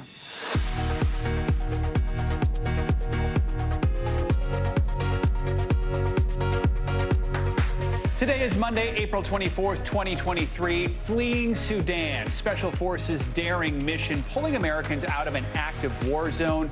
But we're now learning about that risky operation as that country slips deeper into chaos. Ready to run, President Biden expected to announce his bid for re-election as early as tomorrow. What our new NBC News poll reveals about a Trump-Biden potential rematch. Cable shockwaves. Fox News parting ways with Tucker Carlson, while CNN announces Don Lemon is gone. The reaction now pouring in about the on-air shakeups that are rocking the media industry. And fire it up. A change Disney's making after, look at this video, a dragon at one of its shows bursts into flames. Good to have you with us. We begin in Sudan, where it is a race for American citizens and others to get out as violence escalates in the northeast African country. On Saturday, the U.S. launched a military operation to evacuate Americans at the embassy in Sudan's capital of Khartoum. The State Department has temporarily suspended operations there. More than a dozen other nations have rushed to get their citizens out as well. That includes France. That's the video you're seeing here. Well, we are now in the second week of fighting in Sudan after several attempted ceasefires have failed. Now, this conflict all centers around two rival military forces who are fighting for control of the country. NBC News foreign correspondent Megan Fitzgerald is following the latest for us. So, Megan, we just got an update from the Defense Department on the evacuation efforts. What are we learning? Yeah, guys, that information is just coming in. In fact, I want to read for you a little bit of what we're learning here. The DOD is saying that they are planning and organizing and looking at ways to work with the State Department to evacuate Americans who want out. We're also hearing from the White House that they are facilitating the departure of U.S. citizens, but they don't have troops on the ground. Of course, as we've been reporting, this is a very fluid situation, but it's also a very volatile situation that is rapidly deteriorating inside Sudan. We know that there are some 16,000 U.S. citizens that are trapped in the crossfire, being told to hunker down and stay inside their homes. But again, it's a deteriorating situation. People are running out of food. They don't have access to medication. There's limited amounts of water as people try to leave their homes, which is they're being advised not to do that. There's looting. There's robberies that are taking place. There's carjacking. So this is a very dangerous situation, but what we're learning right now is that we are beginning the process of trying to get Americans out of Sudan, but there are no troops on the ground, according to the U.S. government, guys. All right, Megan, let's take a step back and kind of try to put this in context. I had mentioned that this is these two rival military forces here. How did this escalate to this? That's right. So we're talking about two generals. The one is the general of the Sudanese armed forces. The other is the general of the paramilitary. And these two were allies. 2019, just a couple of years ago, they worked together to overthrow the then president, dictator, Omar al-Bashir. Fast forward to now, and we have seen escalating tensions just bubbling over, which is what triggered this violence, because the Sudanese armed forces is trying to incorporate the paramilitary into their forces, and that is where we've got this conflict here that just continues to spiral. There have been multiple attempts at a ceasefire that have not been adhered to, and the violence just continues. And at this hour, there's certainly no signs that either side is willing to compromise and to stop the violence. All right, Megan Fitzgerald. Megan, thank you.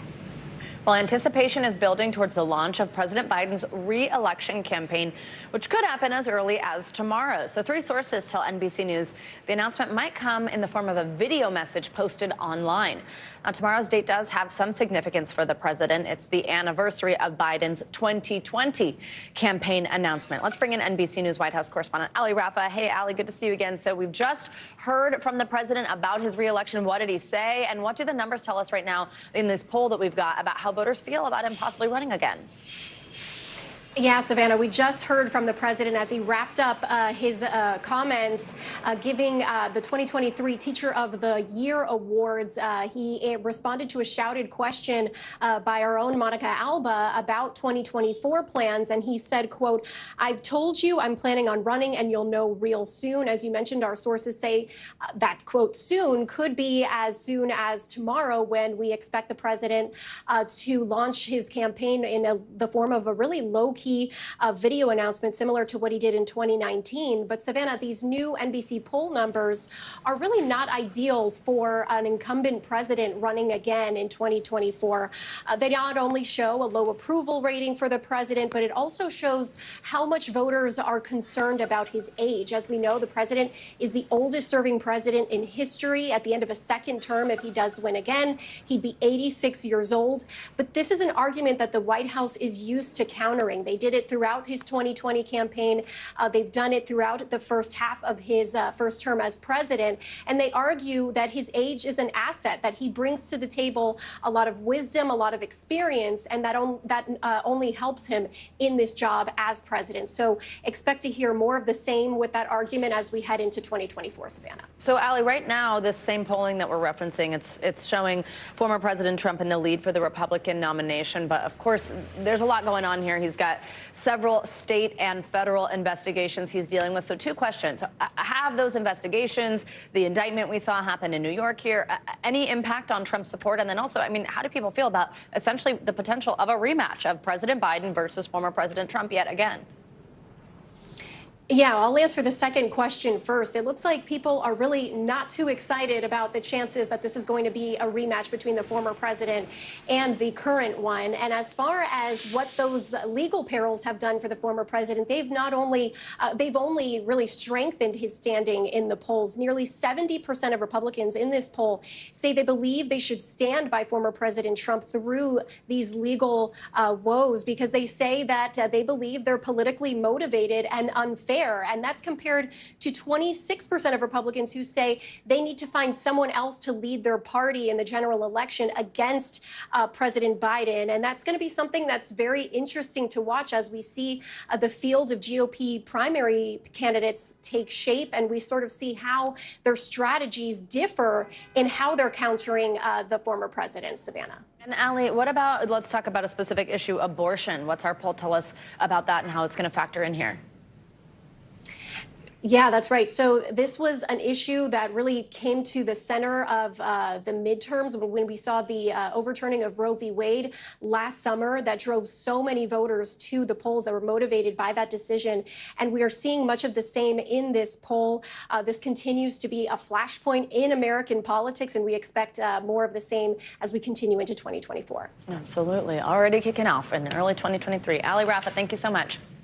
Breaking media news today, Fox News abruptly announced it is parting ways with Tucker Carlson after he has spent 14 years with the network. Carlson hosted one of the most watched programs in all of television, but he was also at the center of many controversies about a variety of topics, including conspiracies about the 2020 election. Conspiracies about voting machines, which were also covered by other Fox News personalities, just cost the company $787 million in a settlement with Dominion Voting Systems. Let's bring in NBC News senior reporter Jane Tim, who's been following all this for us. So, Jane, I mean, this announcement was a shock. Tell us what we're learning today and how big of a blow this is for Fox News.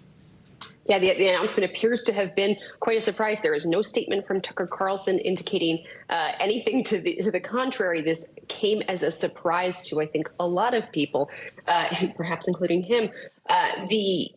What we do know is that Tucker Carlson was a ratings giant for Fox News, drawing millions of viewers, more than 3 million, often the most watched cable host network show in America during some weeks. This is a big blow to Fox News and definitely to their ratings numbers until they replace him. But what we do know is that there's been a lot of controversy, a lot of back and forth, and a big settlement. We don't have any reporting that ties this to the settlement, but we learned a lot about Tucker Carlson, his private text message exchanges, and also his show during the Dominion lawsuit. And we should note he has already done his last show. It was last Friday, which he ended by saying, "See you Monday." So clearly this surprised him as well. All right, Jane Tim, thanks so much for your reporting. We appreciate it. Well, another big shakeup in the media world. Today, CNN announced Don Lemon, who had been hosting the network's morning show, has parted ways with the network. Lemon had been with CNN for 17 years. In a statement on Twitter, the anchor said he was given no indication the decision was coming, even though he hosted his program this morning. In response, CNN's PR department issued a tweet saying Lemon's statement about this morning's events is inaccurate. He was offered an opportunity to meet with management, but instead released a statement on Twitter. Lemon came under fire after he said on air that 51-year-old Republican presidential candidate Nikki Haley was, quote, out of her prime. He apologized for those comments. It is unclear if that is related to why he was let go. We have reached out to CNN and Don Lemon, but so far we have not heard back. Well, Disney's laying off thousands of workers and gas prices are surging. Morgan Brennan joins us now with today's CNBC Money Minute. Hey, Morgan. Hi, Joe and Savannah. Well, Disney is beginning its second round of layoffs today, bringing total job cuts in recent weeks to 4,000 when this round is completed. A third round is expected to start before the beginning of summer as the company continues to reduce its workforce as part of a larger reorganization that will see the company cut $5.5 billion in costs. Gas prices have been creeping higher. The national average for a gallon of gas is currently $3.67. That's according to AAA. That's up 23 cents from just a month ago. It's near the highest levels of the year. Still, prices are down nearly 50 cents from this time last year. And an undisclosed buyer just bought a plot of sand in Dubai for $34 million. This was a record. The land is on an artificial luxury island in Dubai. It's about the size of half a football field. And according to reports, the buyer is a foreigner planning to build a vacation home on the record-setting parcel. Sandcastle? Anyone? Yeah. I like that. The most expensive sandcastle ever built. 34 million. It's not even that big, it sounds like. No, half an acre. Half an acre. All right, Morgan, thank you. Thanks. Well, the former police officer who mistook her gun for a taser killing a black man is out of prison. Coming up, where Kim Potter is headed now. You are watching NBC News Daily.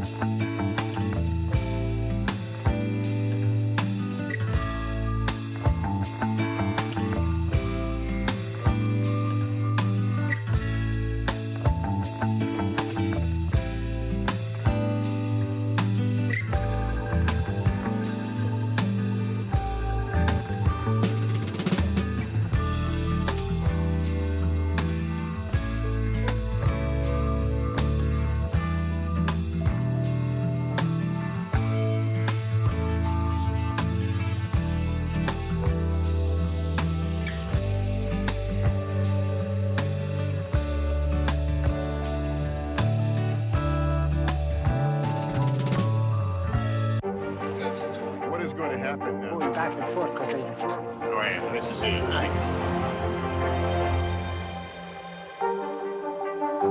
For Dateline Premium, subscribe now on Apple Podcasts. Your music is so familiar. What do you think when people start humming back your tunes? How you doing, Lester?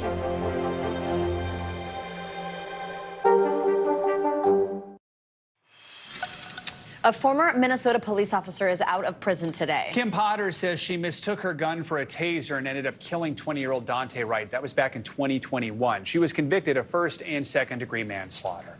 Let's bring in NBC News correspondent Jesse Kirsch, who's following this one. So, Jesse, what have we learned about her release, which was very early this morning, and what is her supervised release now going to look like? Yeah, and Joe, the timing of that was explicitly done by officials. They did this at 5 a.m. Eastern time. That's the timing, we're told. And that's because they didn't want people to know exactly when this release would come. Officials had told us that they weren't going to disclose that timing ahead of time. They only announced it after the fact that she had, in fact, been released. So here's what we know about this supervised release. She has served 2/3 of her term behind bars. That's what officials say is typical in the state of Minnesota. The rest will be under supervised release. She must stay in contact with officials. She can be drug and alcohol tested. She cannot own a gun. And obviously, she was convicted of convicted of manslaughter tied to the fact that she had shot and killed Dante Wright, thinking, she says, that she was pulling her taser. So those are some of the conditions. She, again, has the potential to be tested, and this is going to go on for 8 months. That is what the supervised release portion of this is. It is standard in the state of Minnesota, officials tell us. Now, the family and prosecutors had wanted a far greater sentence than what was handed down by a judge. She was sentenced to 2 years behind bars. However, the prosecutors had been asking for something in line with 7 years behind bars. So obviously, this is far earlier than the family would have wanted. Yeah, and Jesse, I know at the time of that sentencing, we had heard from Dante Wright's family. Have we today? And if not, remind us what we heard then. Yeah, so the family was dismayed by the judge's decision back when it happened. They equated it with going through the trauma all over again. We have not yet heard from the family today, but we've reached out to the family. We're looking for a response there. We're also looking for the possibility of any protests in that community, because that was a part of the concern from officials as well, that protests could turn violent. They said that they had information about messages with some, or I should say, some concerning comments made against Potter. So there were concerns over her safety and the safety of others where she was being released from. And that's part of why they were so tight-lipped about when exactly she was going to be released. All right, Jesse Kirsch, thank you so much. Opening statements are underway today in the retrial of that 70s show star, Danny Masterson. Masterson is accused of raping 3 women between 2001 and 2003. He could get 45 years in prison if convicted. Well, this new trial comes 5 months after a deadlocked jury led to a mistrial. Masterson denies all the charges. We have NBC News legal analyst Danny Savalas with us here to talk through this. Hey, Danny, so why would the prosecution push this to trial again? What would be different this time than that deadlocked jury? Anytime you have a deadlocked jury, the prosecution has to consider the cost to the state and the value in prosecuting a case that could be either an acquittal or another hung jury. Because after all, the first one was a hung jury. There's no reason why you can't assume that the jury is having difficulty with these facts. So it's really, sadly, always a business decision for the DA. Is it worth is it the value to a possible conviction worth the risk of possibly another acquittal or a hung jury? And for whatever reason, the balancing it out led to them prosecuting this case again. So if you're the defense here, do you change things up at all, or do you try and approach this the same way you did the first time, hope for the same results? Yeah, the defense needs to do exactly the same thing again, because, you know, even though they are trying this case again, you could argue that a mistrial was a win. It doesn't feel like a win because double jeopardy doesn't attach and you can be tried again. And if you're the defendant, it doesn't feel like a win at all. It just feels like another spin of the roulette wheel. But the defense obviously did something right because you had holdout jurors. So they need to do the same thing again. The real soul searching comes for the DA's office. What do we do differently this time? And reportedly, they're already taking a slightly different tack. I mean, do they focus a lot on Scientology, for example? Do they put Scientology on trial? Or do they remove it from trial and simply make this what it is, which is a he said, she said? It's a difficult case. You know, we've seen a lot of these in the Cosby case. Anytime you try someone on allegations that happened 20 plus years ago, when you're not going to have a lot of forensic evidence and everything's going to come down to the credibility of witnesses, that is an uphill challenge for prosecutors because they have the burden of proof. Danny Savalas, as always, thank you so much. Well, happening today, President Biden will meet with the Tennessee Three. Those are the three Tennessee state lawmakers who faced expulsion over protests after a deadly school shooting in Nashville that killed 3 children and 3 adults. 2 of them, Justin Jones and Justin Pearson, were ousted but then later reinstated by local councils. Press Secretary Karine Jean-Pierre says the president personally invited them to the White House to, quote, continue that conversation about advancing gun control. Coming up, what the FAA blames for sparking this fire in the sky moments after takeoff. You're watching NBC News Daily. We are also streaming for free 24/7 on NBC News Now. You can watch us anywhere you stream live: Hulu, Peacock, Roku, you name it. The news continues right after this.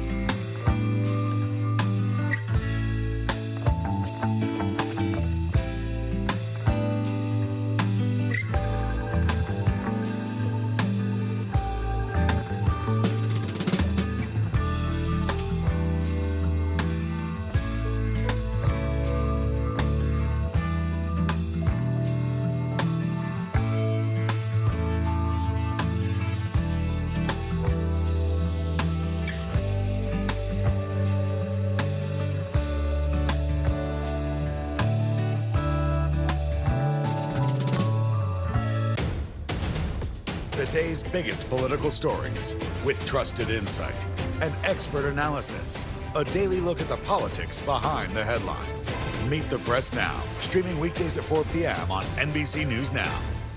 How do you feel at this age, this stage where you are right now? I'm feeling quite liberated. We all know that that's what makes the world go round for all of us as women, our girlfriends, our friends. Hi, family. The CEO of our parent company, NBC Universal, is out effective immediately. Yeah, the announcement about Jeff Shell was made over the weekend. It comes after an outside investigation revealed he had a workplace relationship, one that he himself called inappropriate. CNBC's Julia Borston is following this story for us. Hey, Julia. So NBC Universal is part of Comcast. What is Comcast saying about what's next for the company? Well, Comcast is saying that all of Jeff Shell's former direct reports will now report directly to Comcast President Mike Cavanaugh. And a source tells CNBC that Comcast CEO Brian Roberts will now be much more involved in the management of NBC Universal. Now, Cavanaugh does have good, strong relationships with Shell's former direct reports, so Comcast is in no rush to find a replacement for Shell in that CEO role.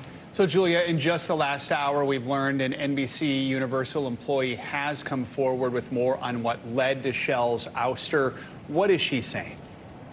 That's right. CNBC International anchor Hadley Gamble filed complaints of sexual harassment and discrimination against Jeff Shell.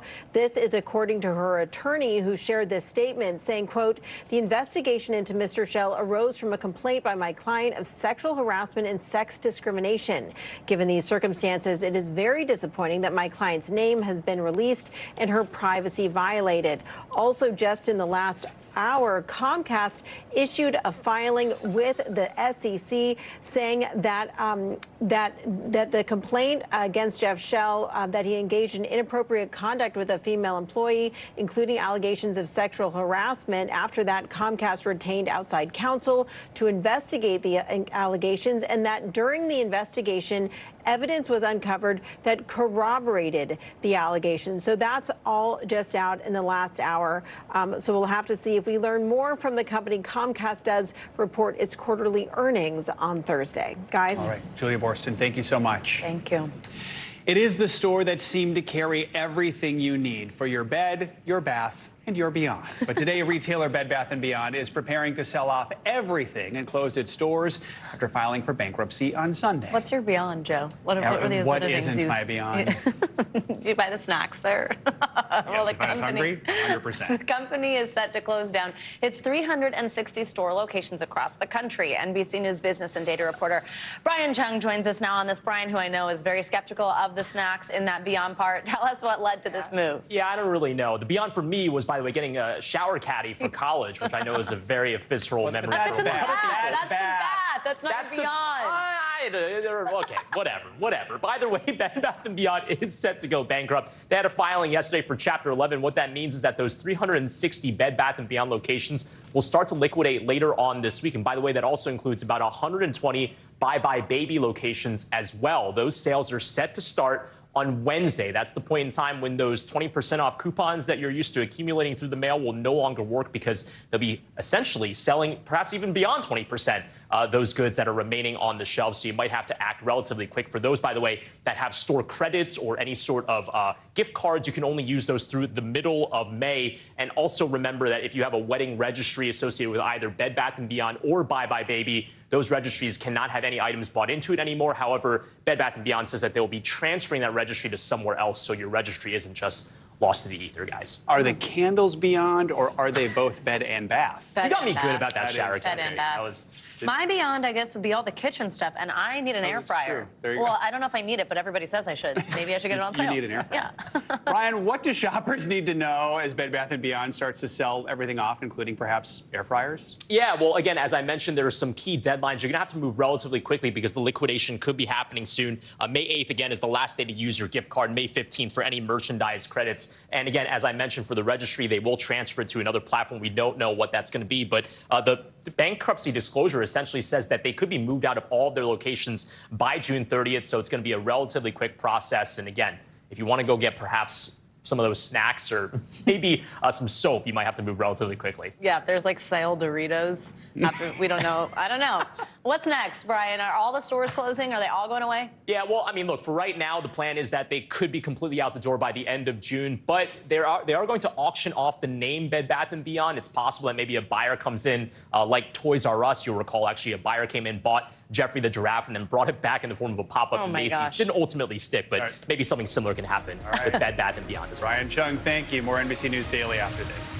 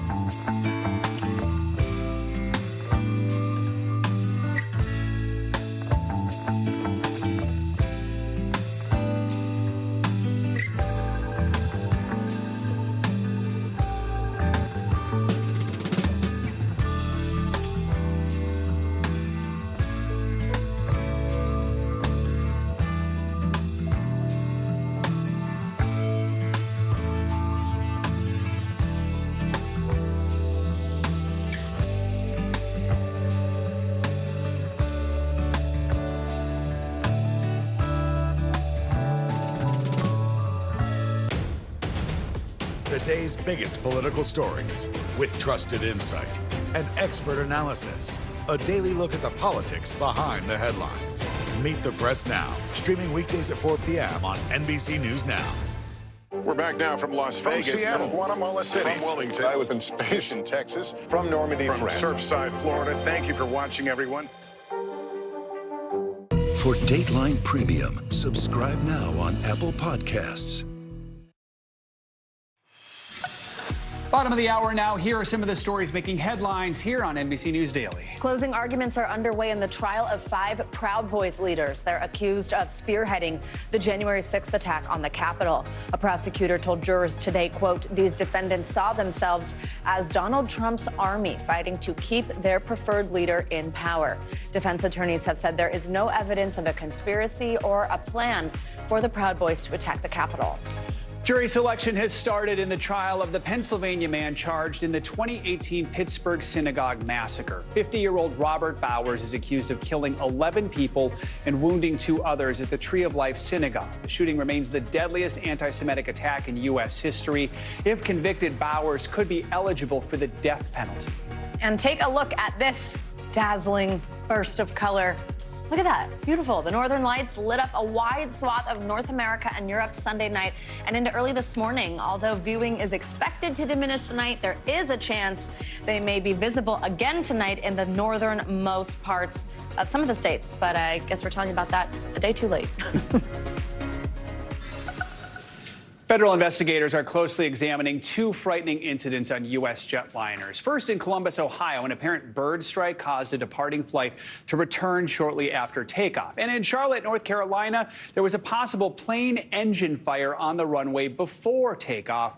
No one was hurt in either incident. NBC News aviation correspondent Tom Costello joins us now. So, Tom, obviously these are some pretty serious incidents. What are experts telling you about how concerned passengers should be about all of this? Well, let's focus really on the bird strike issue because the other incident in Charlotte, what appears to be an engine fire, the plane never took off. They literally shut the engine down, went back to the gate, no issues there. But as it relates to the bird strike, this was Columbus, Ohio. You're looking there at the images of the plane engine, the number 2 engine, appearing to backfire or catch fire after we had this bird strike. What they think was 1 or more of the Canada geese that flew into the number 2 engine, and it exploded or took apart the engine, and they declared an emergency and returned back to the Columbus, Ohio airport. No injuries.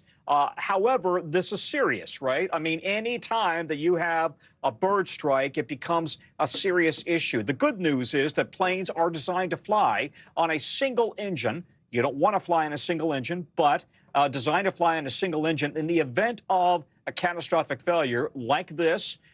And it is an ongoing issue at airports nationwide, mitigating the risk posed by wildlife and particularly big birds like a Canada goose.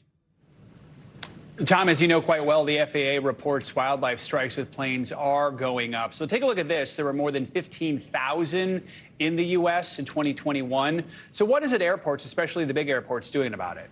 So the vast majority of those are, in fact, bird strikes. There are some deer, some coyotes of the like, but most are bird strikes. And the most serious bird strikes are those involving a big bird. In other words, a big goose like that. So airports have a variety of mitigation factors. Number one, they will blast cannons and horns. They will put netting out. They'll run dogs, especially collies, out into these areas. They'll mow the grass down to keep mice, for example, field mice that might be the attractive food for these birds, to keep that at a minimum.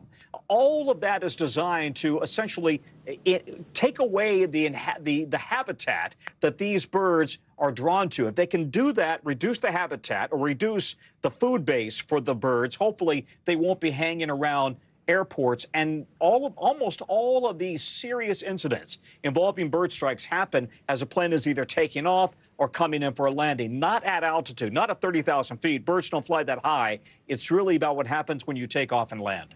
All right, Tom Costello. Tom, thank you. You bet. All right, well, imagine going to the happiest place on earth and seeing this. Look at this video. Disneyland parkgoers in California captured this video of the Maleficent dragon going up in flames at the theme park on Saturday. NBC News correspondent Aaron McLaughlin is following this story for us. Hey, Aaron, all right, I love Disney, and I have seen this show several times. So when I saw this video, I was like, whoa, how did this fire break out, and was anyone hurt? Well, it's still being investigated, Savannah. What we do know is it happened right at the end of the show, around 10:50 Saturday evening. You can see there the dragon completely up in flames. The head caught fire first, according to eyewitnesses. Take a listen to what one eyewitness had to say.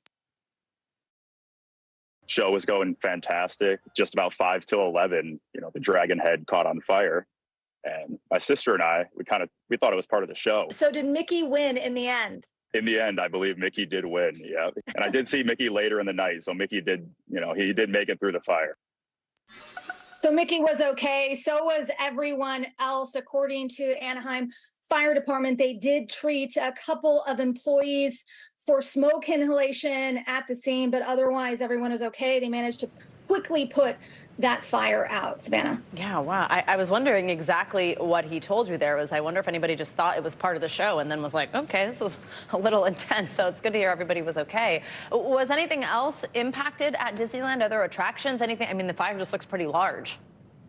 Yeah, this fire is having somewhat of a global impact at Disney parks across the world. Disneyland putting out a statement saying, quote, "We are temporarily suspending fire effects similar to those used at Disneyland's parks Fantasmic at select shows and entertainment experiences globally out of an abundance of caution following the Fantasmic prop fire at Disneyland Park." Again, they still don't know exactly what caused this fire, and that investigation is still underway. Yeah, and that's a prop and a show that's been going on for a long time, so pretty surprising to see. All right, Aaron McLaughlin, thank you so much.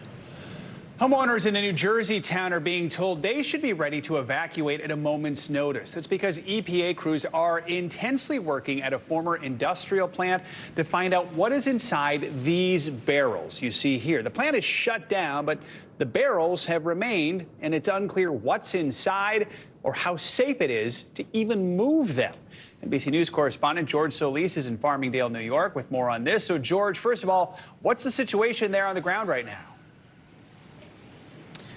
Yeah, good afternoon, Joe. That's probably the most alarming thing about this whole situation, right? There's these barrels, there are hundreds of them, and nobody seems to know what's inside of them. So the EPA is now here on the ground providing 24-hour surveillance of the site, and they're testing all of these compounds, not just what's in these barrels, but other materials that have been found at this site. A fire tipping off the local community here that something was even amiss here at this site. So now they are cleaning it up. They are testing this. We just got an update from the EPA not long ago informing them that informing us, I should say, that whatever they can't remove from this site, they're actually bringing in their own specialized containers to dump whatever's in there to then test it at a site where they can do this carefully without, exposing any of the public to any danger. Of course, the community here is concerned because this has been ongoing here for several years. I want you to take a listen to what one of the residents said. I remember when my children were younger and we were coming home from school lunchtime, and we saw the lids exploding in the air. Yeah, no reports of that happening in recent days, but the EPA wants to be very clear that this is an evacuation plan, not an order. They just want to have people prepared as they clean this up. If anything goes wrong, that people are ready to mobilize. Joe? I mean, George, do we know how these barrels were even allowed to stay there for so many years? Yeah, and that's part of the EPA investigation. They say they were going to work to hold somebody accountable for all of this. And as I mentioned, they got tipped off to this because a fire started at this site, and some other reports that I have seen. Apparently there was a cut in the fence there at the site, so who knows if someone has been dumping material at this site for years. So there's going to be a lengthy investigation to find how all of this went unnoticed. We know that the site was purchased by a new buyer, and they are cooperating with the EPA, but a lot of moving parts to this, Joe. And George, quickly, how long could it take for the EPA to remove everything? Yeah, well, step one, obviously getting on site and beginning their assessment. The EPA right now is estimating several weeks, but of course they want to amend that depending on what they find at the site and all depending on how smooth this cleanup goes. And how safe it is to move everything, too. All right, George Solis. George, thank you. Well, the Supreme Court says the abortion pill mifepristone will remain broadly available for now, but the legal questions surrounding the drug are far from over. It's become the latest flashpoint in the battle over abortion since the Supreme Court overturned Roe versus Wade last summer. NBC News Washington correspondent Yamiche Alcindor is following this for us. Hey, Yamiche, so walk us through all this. And it's a little confusing here, but what impact does the Supreme Court's action have right now? And then what happens next in this process? Well, the practical implications of the Supreme Court issuing a stay last week is that this abortion pill, mifepristone, remains widely accessible, and there's no change at all to anything that the FDA has approved at this time. That means people can still buy this pill by mail, they can still buy the generic version, and they can still use this for up to 10 weeks of pregnancy. This also means that the case goes back to the Fifth Circuit Court of Appeals, where there will now be oral arguments, which are expected to happen on May 17th. Still, legal experts believe this case will end up, they believe, back in the Supreme Court, because whoever loses on the appeal is sure to appeal this back to the Supreme Court. So this is definitely not the end of it, and definitely not the end of it for the Supreme Court, Savannah. And Yamiche, given the Supreme Court's decision to maintain access to the abortion pill, does anybody believe that this potentially signals how the justices could rule on future abortion cases? And I say that knowing that this particular case was really was calling into question the FDA's approval here, not necessarily the moral question. But what we saw with Roe versus Wade was the justices essentially saying we're sending this back to the states. Do we see any parallels here? Well, it's a key question because it's a complicated case, and the answer really is that this doesn't give us much insight into how the court will rule in future abortion cases. Last year, the court issued that 5-4 ruling, that really landmark ruling to overturn Roe v. Wade, of course, revoking the federal right to an abortion. This stay will keep in place access to that pill, but it was a ruling that was 7-2 with Justices Alito and Thomas dissenting and really having some strong words for why they believe the FDA's approval should have been taken away. That said, our latest NBC News polling, and I think this is important to remember, shows that nearly 6 in 10 adults, 58% of Americans, say that abortion should be legal either always or most of the time. Now, that won't impact the court's ruling, but it really just shows you sort of all of the different ways that this is going to impact just life in America, and it also shows you that Americans' views on abortion remain the same even before Roe v. Wade was overturned. So there are going to be a lot of people looking at the court for this, but it's still, I think, very complex what this means, because we've never had a case where you have an FDA-approved drug possibly getting pulled off the shelves because of a court ruling. So definitely something we're going to watch, Savannah. Yeah, especially one that's been on the shelves for, I think, 23 years now. All right, Yamiche Alcindor, thank you so much. Coming up, our financial expert, one of our favorites, Sharon Epperson, offers her 2 cents on how early you should start teaching your kids about money. But first, before we head to break, let's show you today's daily snapshot. We're taking you to Indonesia for this one. Look at this spectacular sight. That's Mount Merapi, one of the most active volcanoes in the country. It erupted several times today, but that's a fairly common occurrence.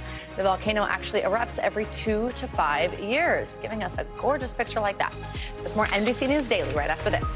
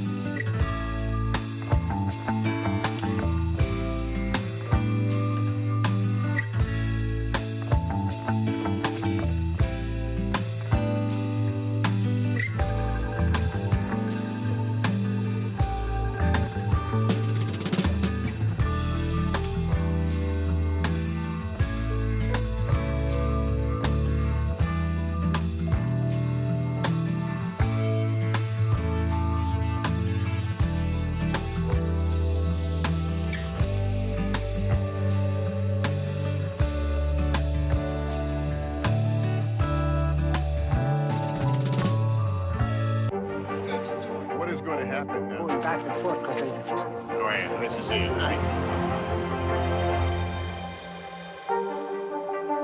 This is what it looks and feels What's the latest from the bigger piece of the puzzle? Here's some of the stories we're watching tonight. How much water ultimately will be forced inland? Whenever it happens, wherever you are, NBC News, streaming free now. What is going to happen now? Going back and forth because they... Oh, yeah, this is it, right?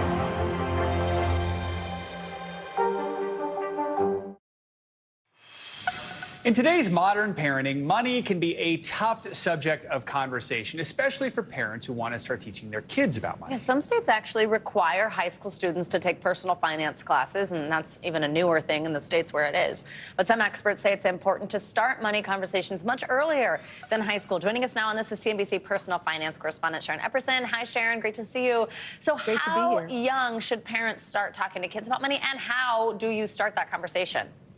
I think you can start talking to kids about money as soon as you start talking to your kids. I mean, this is something that should be part of a regular, everyday conversation. And it can start by just talking about some basic concept. How do you use money? How do you save money? How do you make sure that your money can grow and make money for you?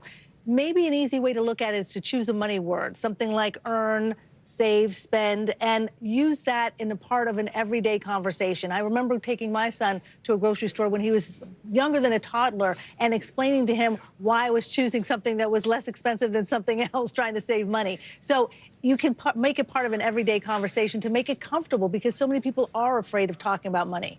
I know you say, I mean, preteen, teen years, those are good times to teach about budgeting and even investing. Why is that?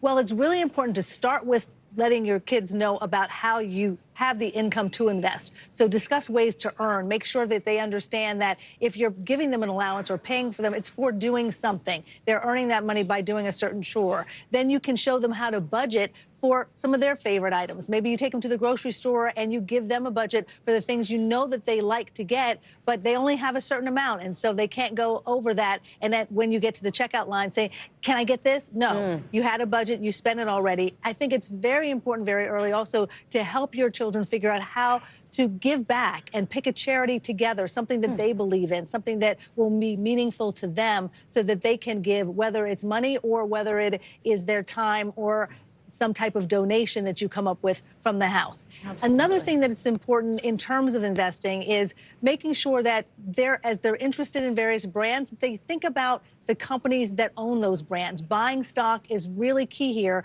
and they can get some hands-on investment experience if you work with them and open up an account for them. You want to encourage them, though, to save and invest. So as they're saving their own money, maybe you offer them a matching contribution of your money and something like a 401k match to kind of get them in the idea of saving for that rainy day and then saving some of that money to invest down the road.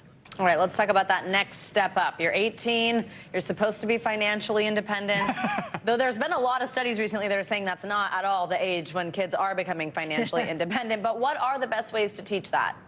Well, I think creating a budget is really important for all of us. It's difficult sometimes to follow even when we put one in place, but really encouraging your young person, your young adult to set a budget is very important. Also very important is explaining how taxes work, because you get that first paycheck and you're like, what?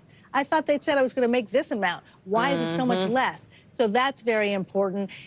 Having a credit card, you know that can be a recipe for disaster for some people if they're not taught how to do it. So maybe opening a credit card with a young person to make sure that you can see what they're spending, and also encourage them to pay off that bill right when it's due and manage that debt. And that's a very important thing to do as well. Those are all things I wish I had learned when I was younger. You know, we have less than a minute here, but what are some ways parents can help monitor their kids' spending habits? Well, I think one of the things that they should think about is making sure that, again, if they have a credit card together, they can monitor it that way. You know, the other thing that we're looking at is a lot more kids, but now adults, coming back home. And so I think there's an opportunity as well to consider how you can work with them to set boundaries, make sure that they're paying for something. If it's not rent, what's the big monthly expense? And how can you have, again, that money talk to set the financial goals? That's also so very important. Absolutely. By the way, spoiler alert, that whole tax thing doesn't get less painful. It doesn't. It doesn't. I know. You learn it early and it's with you those of us who turned in our returns on time and those of us who asked for an extension knowing that you would do that. But, you know, those of us who did, we all feel it. We all feel it. But, you know, a lot of people just need more tips. They need more information. You know, I have the newsletter, Savannah, so hopefully people will go to Money 101 and look for it. Definitely. All right, Sharon Epperson, thank you. There's more news ahead. You're watching News Daily.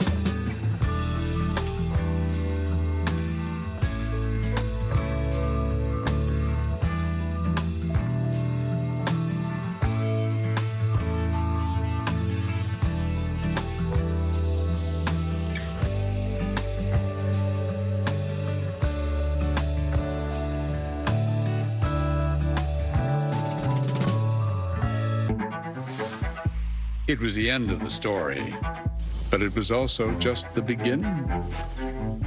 We couldn't know then that following the mystery would take us to places as strange as any fiction. The mind whirled among dreadful possibilities. What happened here?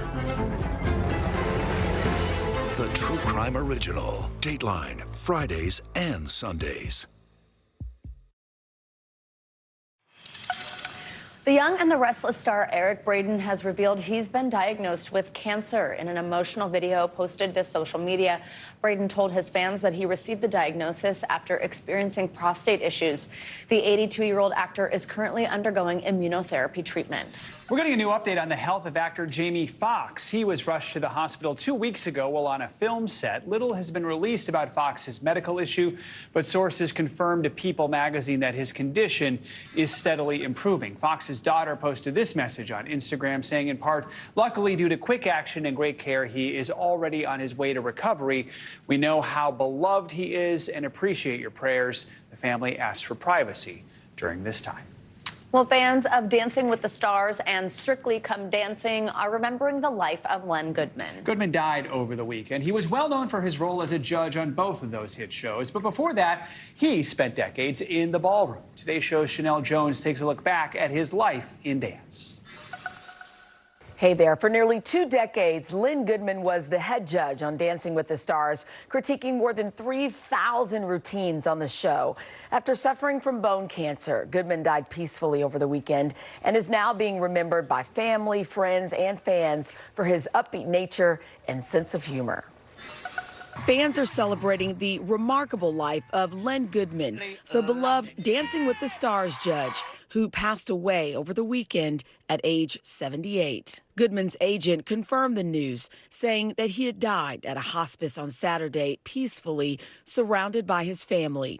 He had been suffering from bone cancer. Goodman served as the head judge on Dancing with the Stars for 17 years, shepherding the hit show since season 1. What a fabulous way to start this off. Back in November, he announced his retirement, saying he wanted to spend more time with his family back in Britain. I've been with the show since it started in 2005, and it has been a huge pleasure to be a part of such a wonderful show. The audience paying tribute with a standing ovation. Goodman began dancing as a young adult, winning the British Championships in his late 20s. He was almost 60 years old, running a dance school, according to the BBC, when the call came to judge the popular British show Strictly Come Dancing in 2004. He rose to stardom in the U.S. with his longtime run on Strictly's U.S. adaptation, Dancing with the Stars. He was praised for his straightforward approach to giving feedback to contestants. He was also complimentary and kind. This morning, celebrities sending condolences via social media. Goodman's fellow judge, Bruno Tanioli, writing, "I will treasure the memory of our incredible adventures and hundreds of shows we did together. We will miss you." Chanel Jones, NBC News. Oh, great tribute there. Well, let's take a look at some other trending stories right now. Legendary gymnast Simone Biles just tied the knot with NFL star Jonathan Owens, the newlywed couple, keeping the celebration going on an Instagram Live with their fans. Biles announced she and Owens will have a second ceremony in a few weeks. Their plan is to have a much bigger destination wedding. I just love her. Love her so much. So happy to see that. All right, country singer Morgan Wallen is under fire. He canceled a live performance over the weekend just minutes before it was supposed to start. Now, Wallen's team says he lost his voice and was unable to sing. All tickets were refunded. No word on whether that concert is going to be rescheduled. Actor Kevin Bacon and his wife Kara Sedgwick are going viral in a new video. It shows the pair dancing to Taylor Swift's Karma with matching shirts that say drag is an art and drag is a right. Bacon has been outspoken against a number of bills that restrict drag, which have been gaining traction in some states. It's a pretty good dance they got going there. Look at that. All right, Lizzo also voiced her support for the drag community in Knoxville, Tennessee over the weekend. At the end of her show, this video you're seeing on your screen is her bringing out several drag performers on stage to dance with her. She later posted on Instagram thanking the performers for, quote, showing their pride in Tennessee. And Coachella might be over, but fans are still talking about a surprise performance from Zendaya. Star of HBO's Euphoria joined singer Labyrinth to perform 2 songs written for the hit TV series. It was the actor's first live performance in 7 years. Wow. The reaction was so loud, people watching at home said on social media they could barely hear Zendaya sing. Love. It's so cool, all the surprises that happen at Coachella. Exactly. Like, wow. It's awesome. worth the price of admission, Yeah. hopefully. Yeah. Joe Fryer. I'm Savannah Sellers. You're watching NBC News Daily.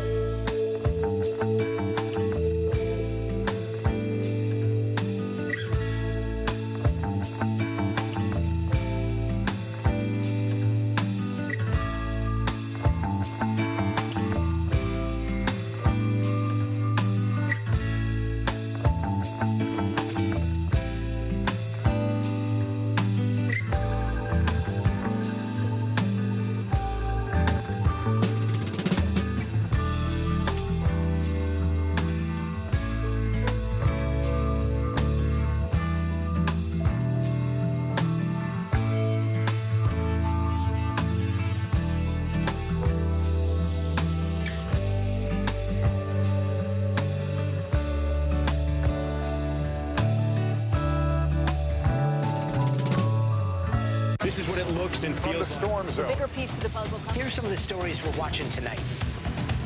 Good evening. We begin tonight with breaking news just coming in. We begin this hour with the latest developments. We're coming on the air with some shakeups big time on Capitol Hill. How much water ultimately will be forced inland? Whenever it happens, wherever you are, NBC News, streaming free now.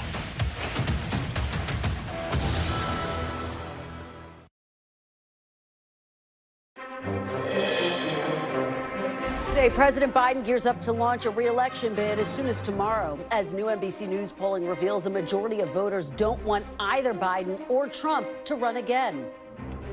Plus, can the Speaker of the House once again tame an unruly Republican caucus? Kevin McCarthy tries to ramp up pressure on the White House to begin talks over raising the debt limit as Congress faces a ticking economic time bomb. And the crisis deepening in Sudan. The U.S. military executes an emergency evacuation of embassy staff from Sudan's capital, as Secretary of State Blinken says more Americans are trying to leave but can't.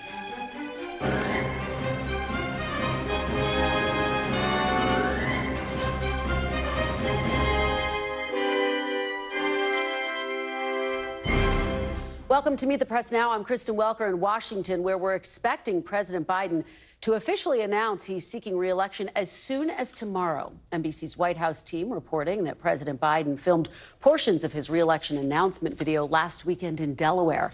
NBC News also reports Biden's campaign will be managed by Julie Chavez Rodriguez, a veteran of the Obama and Biden White Houses and granddaughter of labor leader Cesar Chavez.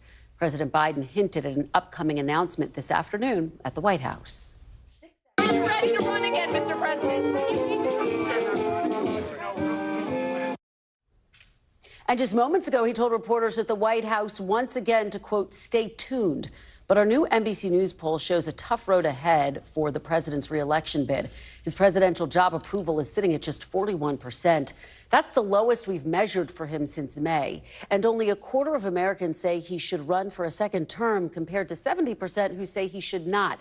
More than half of Democrats think Biden should sit out the 2024 presidential race. We've never seen those sorts of numbers for an incumbent president in modern politics. Nearly half of those who say Biden shouldn't run cite his age as a major reason. President Biden would be 82 on Inauguration Day. But top allies are dismissing Biden's age as an issue. Here's Senator Dick Durbin with Chuck on Meet the Press. With him time after time, his performance tells me he's up to the job and does it well. Let's concede the obvious, what his age is, but let's look at the obvious. He is an active president who is meeting the challenges of America every day. But as we've heard Mr. Biden say dozens of times, don't judge me against the almighty, judge me against the alternative. He'll likely make that argument again.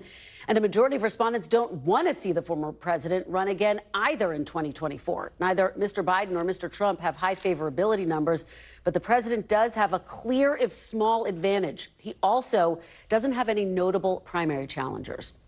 While Mr. Trump, of course, has challengers from within his own party, and critics like New Hampshire Republican Governor Chris Sununu sounding the alarm about his electability. Here's what he told Chuck yesterday. We want a winner, right? Republicans want someone who can win in November of 24. Donald Trump is a loser. He has not just lost once. He lost us in our House seats in 2018. He lost everything in 20. We should have 54 U.S. senators right now. We don't because of his message. So Donald Trump is positioning himself to be a four-time loser in 2024. We need candidates that can win. But electability questions aside, Mr. Trump remains the clear frontrunner for the GOP nomination. He got a 15-point lead over Florida Governor Ron DeSantis in our poll. No other candidate is even polling above double digits.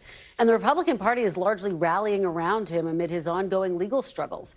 Nearly 7 in 10 Republicans say investigations into Trump are politically motivated and warrant supporting the former president, while just 1 in 4 say it's important to nominate a candidate that does not have legal distractions. Joining me now to discuss all of this is Monica Alba with what we can expect from President Biden's re-election announcement. Also with us to break down our latest poll numbers, Steve Kornacki, of course, is at the big board. Monica, so I have to start with you. What are we expecting? You and I have been working our sources throughout the weekend. We're learning a little bit more about this announcement, which we are expecting could come as soon as tomorrow. Yeah, we are kind of in that incremental phase, Kristen, where we're looking for every little sign to point to what we are expecting could happen as soon as tomorrow. And the reason we continue to couch this the way we have been is that anyone who knows Joe Biden or has covered him for years, as you have, knows that nothing is final with him until he really gives that ultimate green light and things move forward. And that sometimes at the 11th hour, with some kind of doubt or some kind of concern or for some reason to delay, that those things can happen. But setting that aside and that possibility, we are expecting that tomorrow really could be one of these days that the president does want to announce his re-election bid, because it's the 4-year anniversary of when he launched his successful 2020 campaign back in 2019.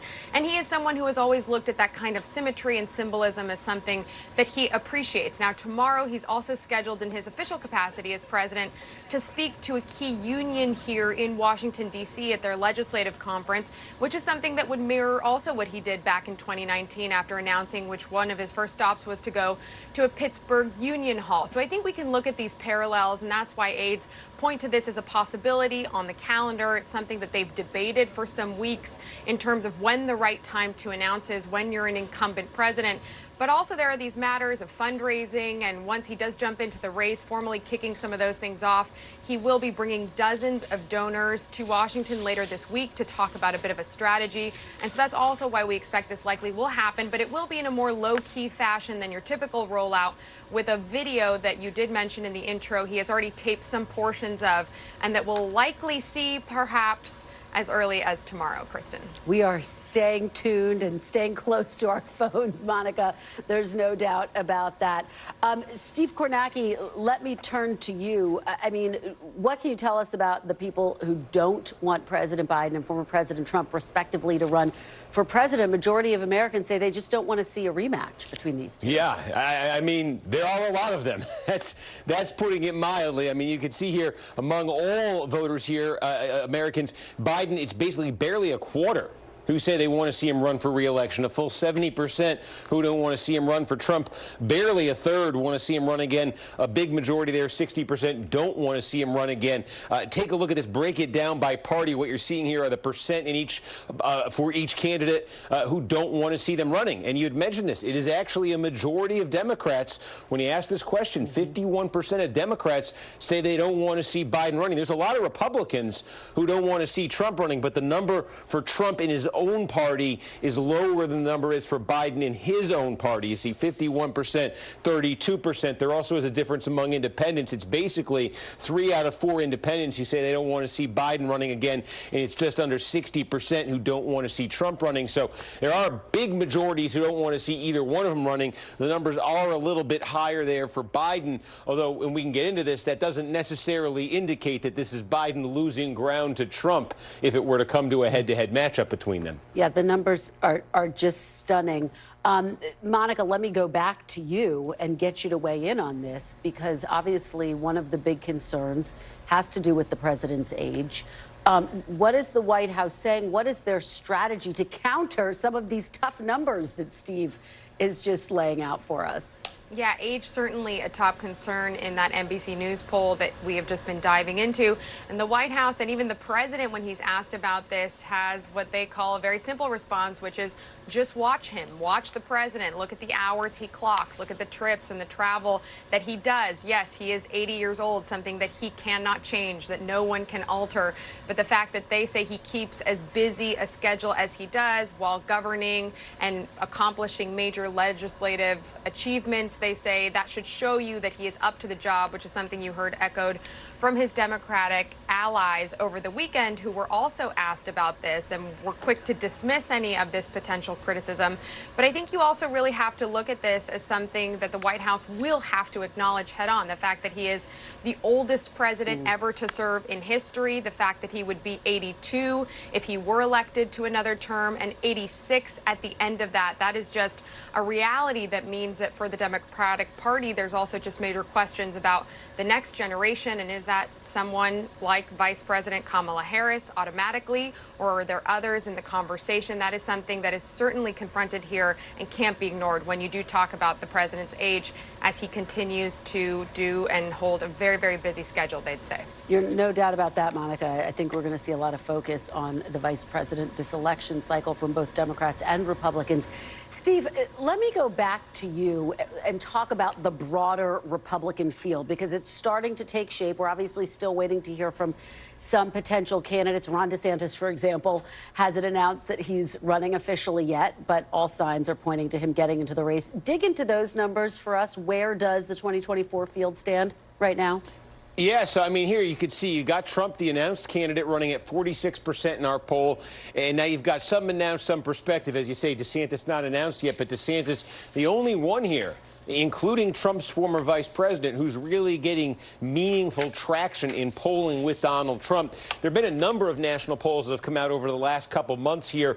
This is actually one of the better ones recently for DeSantis versus Trump. He's trailed Trump basically in all of them, but some have had the margin 20, 30 points. This one puts it at 15 points. One factor that may be going on here is you had the legal action taken against Donald Trump in New York City. Now it's been several weeks since that happened.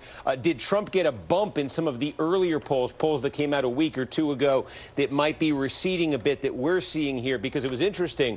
We have a question in this poll where we asked Republican voters basically, how do you view these investigations, these legal investigations into Trump? Do you view it from the standpoint of, hey, it's too much of a distraction, should nominate someone else who can focus on just beating Biden? Not even 30% say yes to that. When you ask them no, we ask them, are these investigations partisan, motivated to stop Trump, and therefore we should rally around Trump?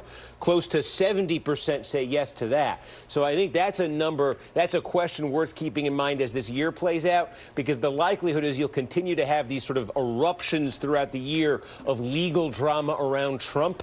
And when that happens, our poll is suggesting there is a rally around Trump effect that takes place among Republican primary voters. And that could end up, I don't know what that'll do for him in the general election, but that could be something that helps him throughout 2023 as the Republican primary takes shape. Yeah, and that is the question. Will there, in fact, be more indictments, more legal challenges? Thank you for that, Steve Kornacki, Monica Alba. Really appreciate it. Joining me now to discuss all of this, Eugene Scott, senior politics reporter at Axios. Simone Sanders Townsend, former senior advisor to Vice President Harris. She's also, of course, the host of Simone on MSNBC. And Stephen Hayes, editor and CEO of The Dispatch and an NBC News contributor. Thanks to all of you for being here on a busy Monday. Eugene, I want to start with you and this lack of enthusiasm for both of the potential candidates in the general election. How do these potential campaigns counter that? How, and does turnout become, I mean, we always talk about turnout, but is that now really the focus? Absolutely. And we have to remember in 2020, there was some early lack of enthusiasm for these candidates. And I think what we've seen both of the candidates do then was make their voters turn out. They've put forward ideas and convictions and policies and promises that made people who initially said, you know what, I'm not crazy about this, ultimately do what they needed to do when Election Day came around. Stephen, what's your take on this? I mean, only 5% want to see President Biden and former President Trump run again. That's staggeringly low. I mean, what are the implications of that? In my view, that suggests the American people have a tremendous amount of common sense. I mean, they weren't enthusiastic about these choices in 2020. Even as Eugene says, they eventually rallied to the side. But that, I think, is an effect of negative partisanship, not of enthusiasm for the candidates. You know, in your discussion with Monica and Steve, you called it stunning. I think it is absolutely stunning when you look at these numbers. When you look at the Joe Biden numbers in particular, we all know that there's a strong group of Republicans, independents, and Democrats who are opposed to Donald Trump. But the Joe Biden numbers in particular are stunning because he's the sitting president. He's the incumbent. He has this huge advantage built in. And Monica told you that she thinks the White House strategy is going to be to say, well, watch him. I would just say we'd like to watch him. We actually don't see that much of him. He's not doing press conferences. He's not giving a lot of interviews. He's not out there. And if he runs, he's going to have to be on the campaign trail. I would suggest to you that the White House might not be as confident in private when they tell us to watch them as they are in public when they give comments like that. Simone, what about that? And does the president, the administration, his campaign need to make him more available on the campaign trail? Look, I think that it is retail politics that wins campaigns, and retail politics is being out there with the people. That's where we hit a lot of diners, the coffee shops, you know, what we were all used to prior to, you know, COVID-19 and the pandemic hitting us. And frankly, retail politics is where Joe Biden shines. And so I do think that the president himself is going to want more face time with people, with individuals, but this is going to be very different than 2020, right? This is, first of all, he is the sitting president of the United States of America, which means, yes, he wants to go out there and campaign, but he's got a trip to Ireland coming up. He will be making more international trips, and increasingly it is hard to make the case domestically while you are out about in the world doing the business of the presidency. So I think there'll be a balance and a rope that they have to walk, but it is going to be absolutely critical that the president is out there with the people, speaking with folks, not behind a podium on prompter. And I think we have a word cloud of voters' concerns about President Biden running again, and it really kind of underscores some of the points that you're making here, Simone, that voters are concerned about the issue of age at 80 years old. Eugene, he obviously is the oldest president. Here, age, too old, younger. The White House, the president's emerging campaign knows that they have to address this. But you heard Monica talk a little bit about strategy, but how do they do this in an effective way? Because to some extent, it is what it is. It is what it is, and I think to a lesser degree, some of these issues were concerns in 2020, and what the White House did at the time when he was a candidate was convince voters that he had the most experience, and this was going to show up as wisdom, and especially compared to, you know, opponent who did not have this type of, like, institutional wisdom and experience and discipline. And so I think they're going to lean in on that. They're also likely going to get younger surrogates. We saw the Instagram influencers come on board. I was talking to some people with Maxwell Frost's team. There really is going to be an effort, I believe, to try to get some surrogates who can convince people that he has what's best. It's interesting because Biden is just a little bit more liked by voters, Stephen, than former President Trump. Is that significant given how far out we are from 2024? I mean, it matters. Likability matters in a general election. That's no secret. But if you look at the splits among Republican enthusiasm for Trump and Democratic enthusiasm for Biden, Republicans are more enthusiastic about Donald Trump at this point. Now, that befuddles me, but there are a lot of Republicans who do like Donald Trump. And as Steve pointed out, he goes through these legal battles and these legal moments, and there seems to be this rallying around the Trump effect. I will say, what we saw in the Manhattan DA may well be very different from his role in the insurrection, his role in trying to steal an election, where I think voters, Republican voters in particular, will be reminded of some of the things that have given them the most pause about Donald Trump, rather than this sort of triple bank shot case that we're seeing out of New York. Yeah, and as Steve said, the big X factor here are the legal issues swirling around the former president. Will there be more indictments? More indictments, and will those indictments push voters, not the Republican Party apparatus as a whole, but will it push the voters to say, maybe Donald Trump has too much baggage for us. Maybe I want to go with another candidate. We don't know. Again, end of August is the first debate on the Republican primary side, so we have to wait and see. I will say this about the enthusiasm or the lack thereof for either of the candidates. I think what matters, the follow-up here, I think is very important. If candidate X or candidate A, if Joe Biden or Trump are on the ballot, will you vote for them? And I think that Democrats increasingly say, we think Joe Biden is too old, but oh yeah, if it's him or Donald Trump, I'm voting for Joe Biden. So I don't know. By that argument?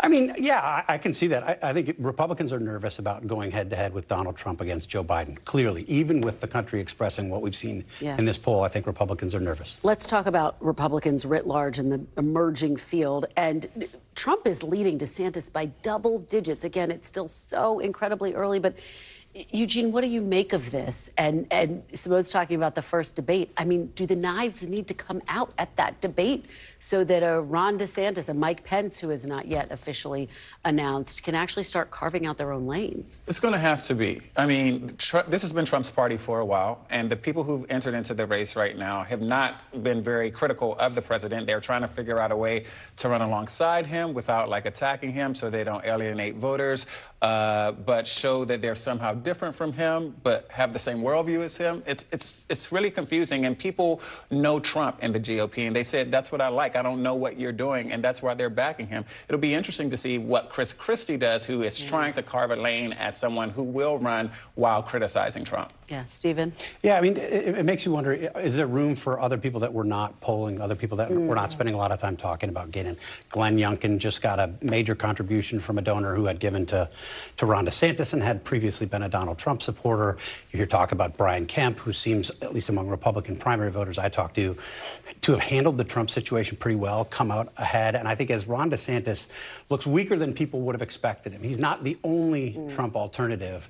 Do you start to see other people who have thought maybe they wouldn't run say, I might take my shot? Simone, is this a moment where we see abortion becoming, for as large of an issue as it is, does it become the central theme for the president? And does he, what he did in 2022 effective? Does he need to build on that? I think absolutely. Abortion is, in fact, a 2024 issue for Democrats and Republicans, because when rights are rolled back, when the bans come in place across the country, it's not just bans for women who voted for Joe Biden. It is the ban, period, blanket ban, and it affects Democrats, Republicans, and independents. And I do think that while Republicans have to get their good answer on every candidate has to figure out where they stand and just lean into wherever that is, just pick a place and plant your feet. I think Democrats concurrently, when and if he announces his re-election campaign, he will also have to come out strong on it. I think his administration has a record, but I do think that there are folks among the base that want to hear more from the president, and I think that he is poised and ready to give them what they're looking for. Stephen? Yeah, I mean, Republicans, it's been interesting to watch Republicans struggle with this issue because for 50 years they've been arguing that it should be returned to politics and that it should go to the state level. You would think that pro-life elected Republicans would have had a better answer when that's in fact what happened. But as Simone says, they're trying to figure out where they land on this. They're worried about primary fights from the right, and they're worried about a general election challenge in the main. And notably, actually, former Vice President Pence took a swipe at his former boss for saying this is a state's issue and not being firmer on that point. Thank you so much for a great conversation, Eugene, Simone, and Stephen. And coming up, taking it to the limit, can Speaker McCarthy get his raucous caucus in line on a plan to raise the debt limit as he tries to ramp up pressure on the White House? We're live on Capitol Hill. Plus, what's next in the fight over abortion, what we were just talking about after the Supreme Court said a widely used abortion pill will remain available as the legal battle over access to the medication moves forward. That's ahead. You're watching Meet the Press Now.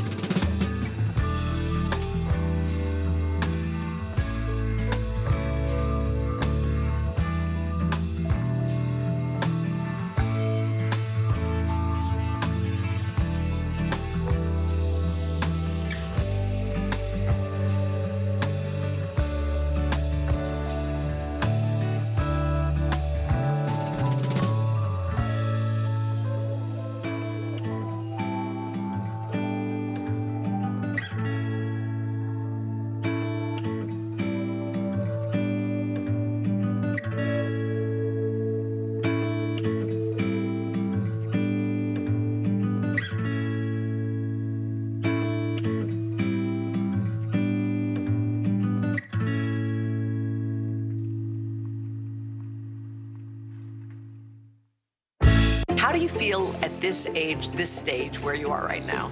I'm feeling quite liberated. We all know that that's what makes the world go round for all of us as women, our girlfriends, our friends. Hi! Hi, family! What is going to happen now? Going back and forth because Go ahead. Nice to see you.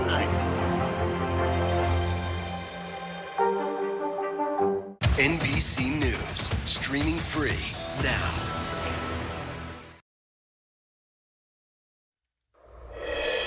Welcome back. It's the start of a consequential week for House Republicans as the U.S. faces a looming economic crisis over raising the country's borrowing limit. House Speaker Kevin McCarthy is hoping to hold a vote in the coming days on his plan to raise the debt limit while cutting spending. McCarthy unveiled his plan last week to raise the debt limit by $1.5 trillion or through the end of next March in exchange for, among other things, capping budget growth at 1% per year, clawing back unspent COVID money, stripping funding for tens of thousands of IRS employees, and imposing new work requirements for government aid. The White House is vehemently opposed to the plan. They want the debt limit raised without preconditions. McCarthy is hoping to ramp up pressure on the White House to come to the negotiating table on this issue, but he won't have much leverage if he can't get his caucus on the same page first. NBC News senior Capitol Hill correspondent Garrett Hakes joins me now with all of this. So, Garrett, what is the timing of a potential vote on McCarthy's plan? Well, Kristen, the bill is expected to go through the Rules Committee tomorrow night when the House is back in session. That means the earliest we could see it on the floor is Wednesday. The House is in until Friday this week, so McCarthy's given himself basically a few days of a grace period here to make sure he's got the votes he needs. Remember, 5-seat majority, which means he can afford to lose 4. That number can rise or fall depending on absences and so forth. But the bottom line here is it's a very narrow margin. He's got to have basically everyone on board by the time they take this thing to the floor. A defeat on the floor would be almost more damaging than the political benefit he'd get just by passing a bill that, as you correctly point out in the intro, is basically his ante into getting into the White House with Joe Biden to start negotiating. Well, Garrett, you know, you talk about the stakes, and I guess the question is, take us inside what Speaker McCarthy is thinking and feeling right now. How confident is he heading into this week?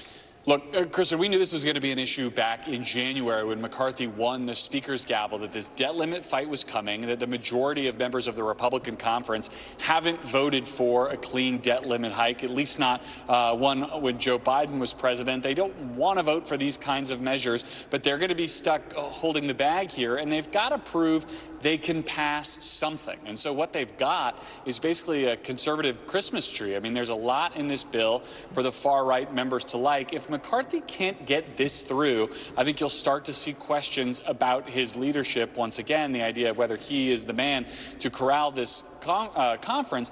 But I think the challenge there will be the same as it was back in January, if not him, who? With margins this thin and a conference this divided with, you know, kind of like the moderates from New York State who put the Republicans in the majority on one end and the Freedom Caucus folks and the sort of more MAGA folks like a Matt Gaetz on the other end who want to make a bill like this even more conservative. It just may not be possible to keep all the cats in the wheelbarrow here, you know, and whether you're Kevin McCarthy or anybody else. But make no mistake, if he can't do it this week, those questions will start up again. Well, you always have a way of putting things, Garrett. Let me ask you bluntly, I mean, could his speakership be in jeopardy if he doesn't get this vote through? And just kind of remind folks of how easy it is to challenge him. Well, it's very easy to challenge him. Only one member can call for basically a no confidence vote in McCarthy. That was one of the concessions he made beginning this process. I think there will be questions if he can't get the vote through this week, but I don't know that this would be the end of the road if he can't get it through this week. And the reason I say that is because the bill that he's putting on the floor is quite popular with the most conservative members. They're probably the ones who'd be most likely to challenge him. The moderate members, we use that term, aren't just moderate politically. In many cases, they're more moderate sort of stylistically in how they view the House. If you're a Mike Lawler or a D'Esposito or one of these other new members from New York State or Nancy Mace from South Carolina, it's not in your best interest to throw McCarthy over the side because whoever comes after him is likely to be more conservative. So while I think that you could have the crows circling if he has a problem this week, the mess that a McCarthy-less Republican House would be in would be deeper than the mess that with him at the helm would be. So I think it's not like he's going to not survive this week if the vote doesn't go through, but the questions will start. Fantastic context and reporting, as always. Garrett Haake, thank you so much. Great to see you. Thanks, Chris. Coming up next, voters weigh in on the issue of abortion as the legal case over limiting access to one of the most widely used abortion methods moves forward. The latest legal and political developments next. You're watching Meet the Press Now.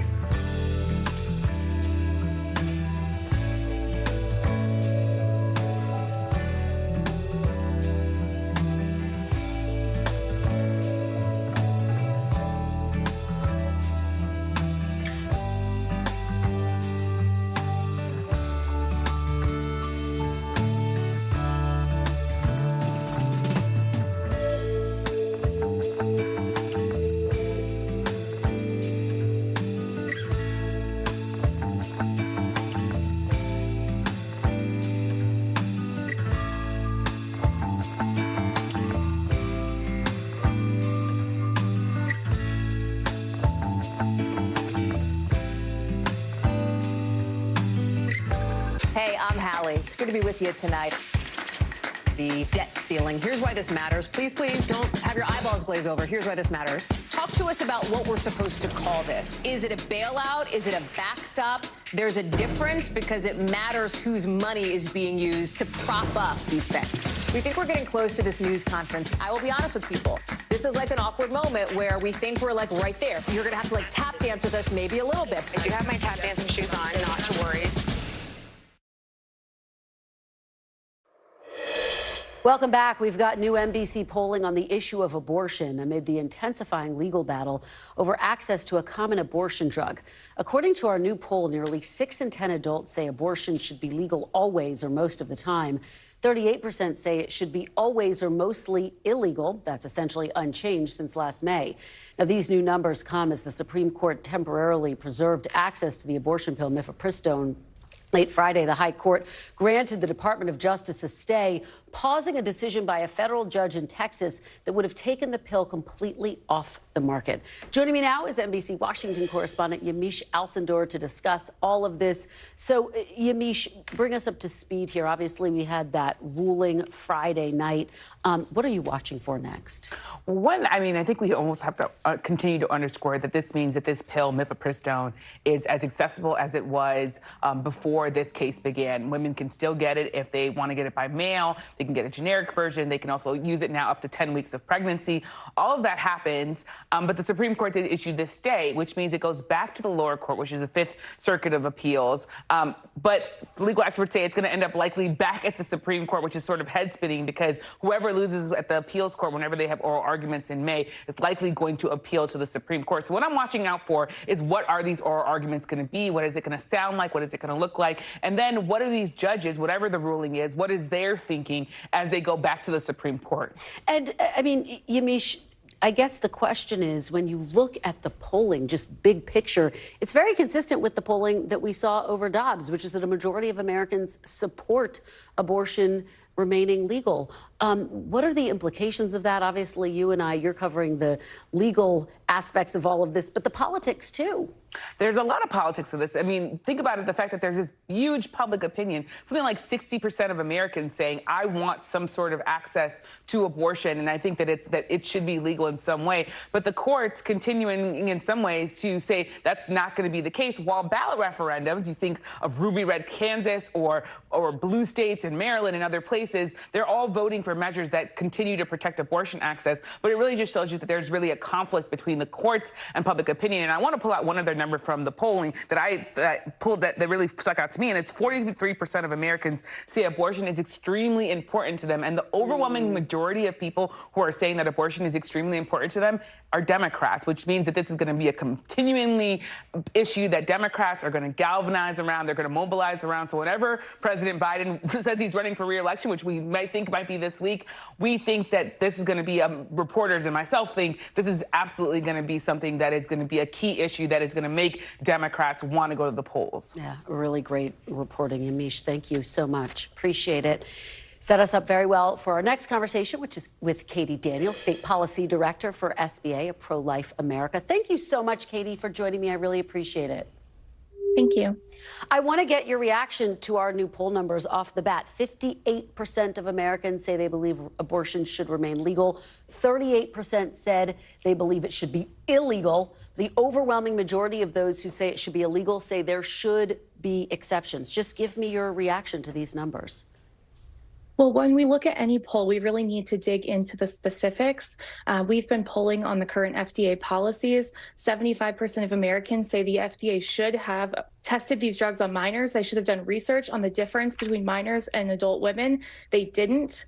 Over 60% of Americans say that these drugs should not be sent through the mail. So when you ask a broad question, you're going to get a broad answer. What we really need to be doing is digging into specifics. And I know we've polled various states and shown over 60% of Americans support a heartbeat law. So they would many of them would call themselves pro-choice, but they would support a pretty significant protection. Katie, and I want to get to the mifepristone ruling in just 1 minute, but the question before these voters was about abortion writ large, and you have 58% of Americans, nearly 60%, saying they believe that abortion should remain legal. On its face, when you look at this poll, and this is not about mifepristone, this is about abortion writ large, what do you say to that? And do you worry that you are not in line with most Americans? I think we need a lot more information. We need to understand what limits, what protections they support. If you ask people about 15 weeks, you get around 70% of Americans, including many, many pro-choice Americans who say, I support 15 weeks. We can get over 60% in many states on heartbeat. So when you break it down by what people actually support, they are much closer to the pro-life position than to the Democratic Party platform, which is abortion on demand with no limits at any time in pregnancy. But Americans don't support that. Well, Katie, let me look. Among people who say abortion should be illegal, but with exceptions, let me read you some of these numbers. 91% of those people said that the life of the mother should be an exception. 88% said rape should be an exception. And 86% said incest should be an exception. Do you believe some states have gone too far in removing those exceptions? Well, the great news is every single state protects the life of the mother. There is no state's law that does not protect that. And the pro-life movement has been repeatedly and consistently on the record saying that we support laws that protect the life of the mother. So we can all agree on that. But Katie, there are about a dozen states that have a total ban on abortion. It includes Idaho, Texas, Oklahoma, Missouri that don't have exceptions for rape, don't have exceptions for incest. I mean, what say you about that? Does that go too far? Well, we think that states should be as protective as possible. Of course, those are heartbreaking situations, but the humanity and the dignity of the child in that situation doesn't change.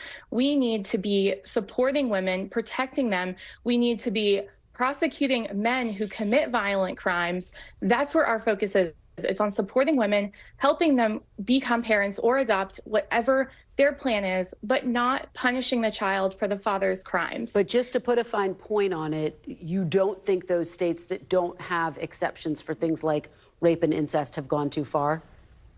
These states have heard from their voters. They have discussed this in hearings. One of the great things about the Dobbs decision is it brought the public back into the conversation rather than keeping this all behind a wall of the Supreme Court. So these are laws that have been passed with public support, with ongoing public conversation. And we think it's great that states are able to protect children from conception and are going to continue to do what we can to support women as well. Now, I do want to get your reaction to mifepristone and the ruling. Just to be very clear, your organization, obviously, as you just laid out, you think there should be more research. This was approved 20 years ago by the FDA. Yes, it is used for abortion, but it's used for a range of other medical purposes as well. I guess the question is the issue here for you access to the drug altogether, or that the drug be allowed to be sold over state lines?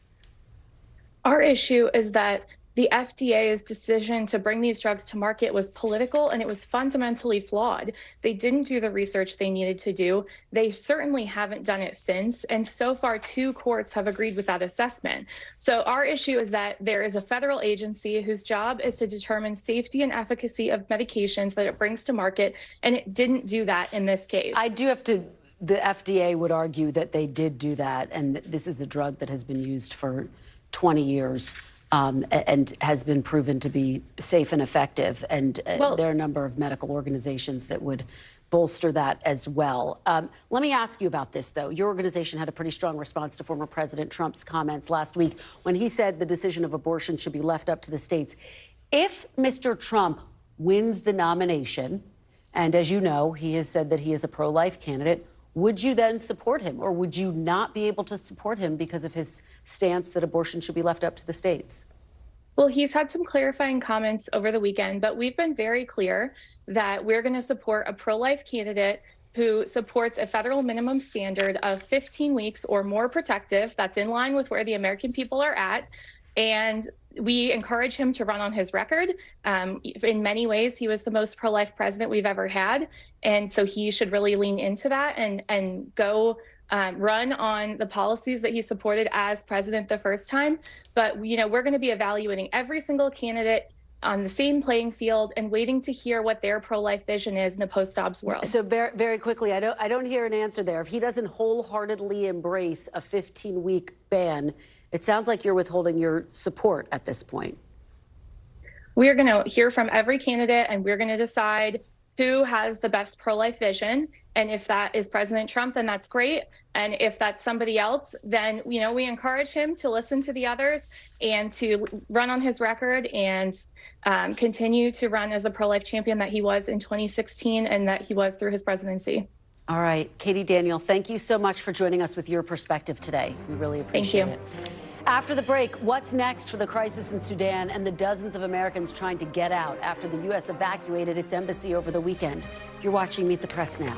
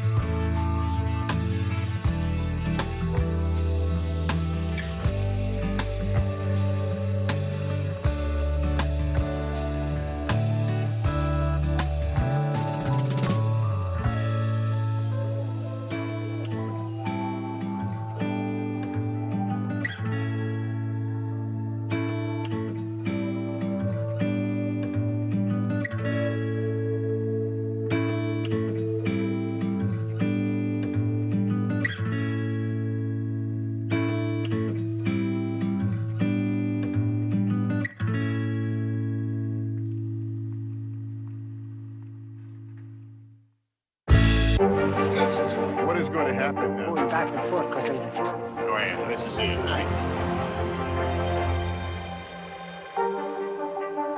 NBC News, streaming free now. Your music is so familiar. What do you think when people start humming back your tunes? How you doing, Lester?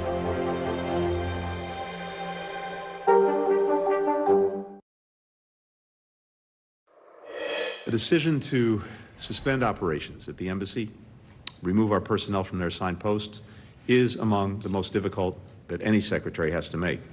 But my first priority is the safety of our people, and I determined that the deteriorating security conditions in Khartoum posed an unacceptable risk to keeping our team there at this time. Welcome back. That was Secretary of State Antony Blinken this morning following the evacuation of U.S. Embassy personnel from Sudan. And moments ago, Secretary Blinken announced in a statement that the rival military groups have agreed to implement a 72-hour nationwide ceasefire beginning at midnight. That, of course, comes after the failed ceasefire that was supposed to start a few days ago. Over the weekend, amid a deteriorating security situation on the ground, the U.S. and dozens of other countries began evacuating embassy staff and their families from the capital. The Biden administration says U.S. special forces that took off from Djibouti were able to evacuate about 80 people from the American embassy. In a statement, President Biden called the operation a success, thanking Djibouti, Ethiopia, and Saudi Arabia for assistance. But despite all of this, approximately 16,000 Americans, some dual citizens, still remain in Sudan as the two military factions continue to fight for control. Joining me now is NBC News Pentagon correspondent Courtney Kube. So, Courtney, a lot of moving parts right now. There are still Americans in Sudan. What's the latest? Yeah, that's right. I mean, the estimates are somewhere in the neighborhood of about 16,000 Americans. The question is, how many of those actually want to leave or are trying to leave? And those numbers are a little bit tougher to come by. Most officials we speak to say it's probably in the hundreds who may want to evacuate. But at this point, there is no real plan to actually do a larger scale evacuation of all the Americans there in Sudan. Now, that being said, the military is always planning, so they have the capability there in the region to do it. They just have not been ordered to do so. And I have to say, according to a number of officials that we've been speaking to all weekend long, at this point, the Biden administration is leaning in the exact opposite direction of any real large-scale evacuation, but beyond what we've already seen. Now, that being said, the evacuation of the U.S. government personnel over the weekend went off without a hitch. Since then, a number of other nations have come to the U.S. and asked for help to help evacuate their government personnel. And U.S. officials tell me that there is there's a possibility that the U.S. may help some other nations. We've seen a little bit of that today with this escorting a UN convoy to Port Sudan. So, Courtney, let me ask you, because we just talked about this ceasefire that's set to go into effect at midnight that Secretary Blinken talked about. How much confidence is there in this ceasefire? You've obviously covered all sorts of conflicts, and they can be quite tenuous, to say the least. Yeah, and unfortunately, with this specific situation, there have been a number of ceasefires, and none of them have held. I mean, they haven't even lasted a matter of hours. So I think there's always a little bit of hopefulness at the beginning when one is declared, especially in the case of the one that Secretary Blinken just announced, and in the case of the one that was supposed to be 72 hours over the weekend to celebrate the end of Ramadan. In both cases, both sides actually came out and said they had agreed to it. Unfortunately, neither of them is held. Again, there is a hope. The reality is, even if there is some sort of a ceasefire, it's not even so much about both sides stopping with the firing and the clashing. It's about them then, each side believes the other needs to also retreat back. And neither is doing that. And that's what keeps being and that seems to be the catalyst for the fighting to begin again. Courtney Kube, thank you so much. Really appreciate your great reporting. I know you'll continue to watch this situation. I now want to bring in Susan Stigant, Director of the Africa Program at the U.S. Institute of Peace. Susan, thank you so much for being here. Really appreciate it. Let me just have you respond to this ceasefire. How optimistic are you? What are your key concerns here? Well, I think it's encouraging that there's a move to try to silence the guns. We're seeing a pretty horrendous humanitarian situation develop in Khartoum at the moment and other parts of the country where the fighting's taking place. But I think people are nervous. As you talked about, there have been numerous attempts already. So there's, I think, hope. But it will be important to get very concrete about what the cessation of hostilities looks like. So in concrete terms, who needs to stop fighting? Where do lines need to be drawn? Where do people need to be pulling back? And to ensure that it's being communicated to those who are on the front lines as well. And you were just there. You were just in Sudan. What did you see? What were your key takeaways? I was there about 2 weeks ago, and there was a lot of tension at the time. It was at the point where the political dialogue was getting to some of the hardest issues about the integration of the forces, the command structure, and who would be in charge. And already there was deployment of some of the rapid support forces into Khartoum and an increase of those forces, as well as deployment of heavy tanks and machinery. And so there were signs that things were tense. I think everybody believed that they would posture and step back. And that didn't happen. This is now a country that many believe could be on the brink of a civil war. What needs to happen to prevent that from happening? I mean, I think the first step is to get an end of the fighting immediately to allow for the humanitarian access. I mean, people have been stuck in urban centers since the fighting started 8 days ago without food, without water, without electricity. And we're seeing a mass exodus of people. 60,000 people arrived into Port Sudan on the east coast today. People are fleeing to Egypt. People are starting to flee across the border to Ethiopia. And so that really needs to be the first order priority. Is there a country you think that could best serve as mediator in this instance? I think it's going to take a collaboration across various countries. The United States is an important partner. The countries in the region have stepped forward and said that they wish to mediate and want to see an end to the violence.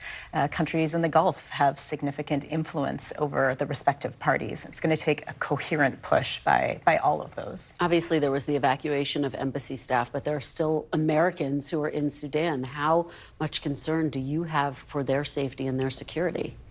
I have a deep concern for the Americans, a deep concern for the Sudanese as well. I think I talk to people who are making some of the hardest decisions of their lives about whether to stay in their homes or whether to flee, whether to move when there's quiet or stay and hope that a ceasefire will actually hold. And imagining what could be the repercussions if the violence continues. Sudan really relies heavily on aid organizations that are not able to access and fulfill their normal duties that they would be. How is that impacting this already dire humanitarian situation there?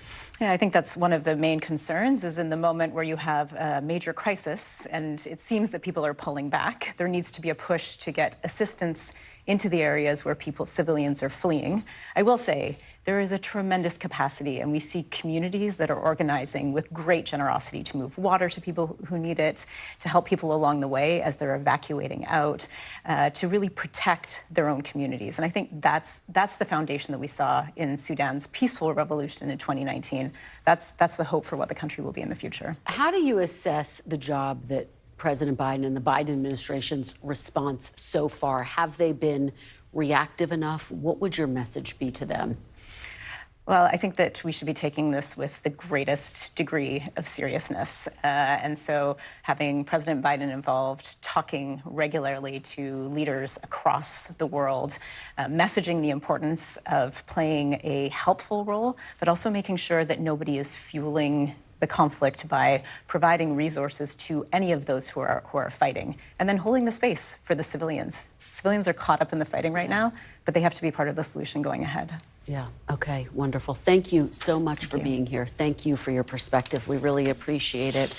Susan Stingent, really appreciate all of your information. Still to come, thirsting for violence and organizing for action. That's how the Justice Department described the actions of 5 Proud Boys on trial for seditious conspiracy. We're live outside the D.C. courthouse, where closing arguments are now officially underway. You're watching Meet the Press now.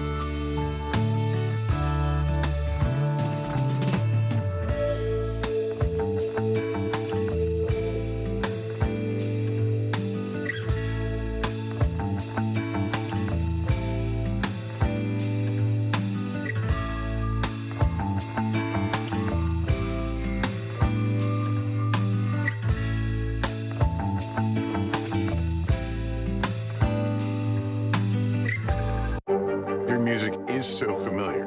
What do you think when people start humming back your tunes? How you doing, Lester?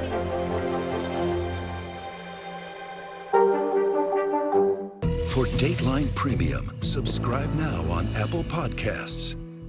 We begin tonight with breaking news just coming in. Whenever it happens, wherever you are, NBC News, streaming free now.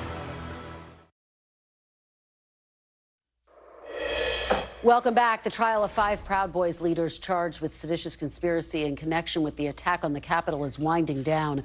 Jurors heard closing arguments today in the trial of Proud Boys leader Enrique Tarrio and 4 of his associates.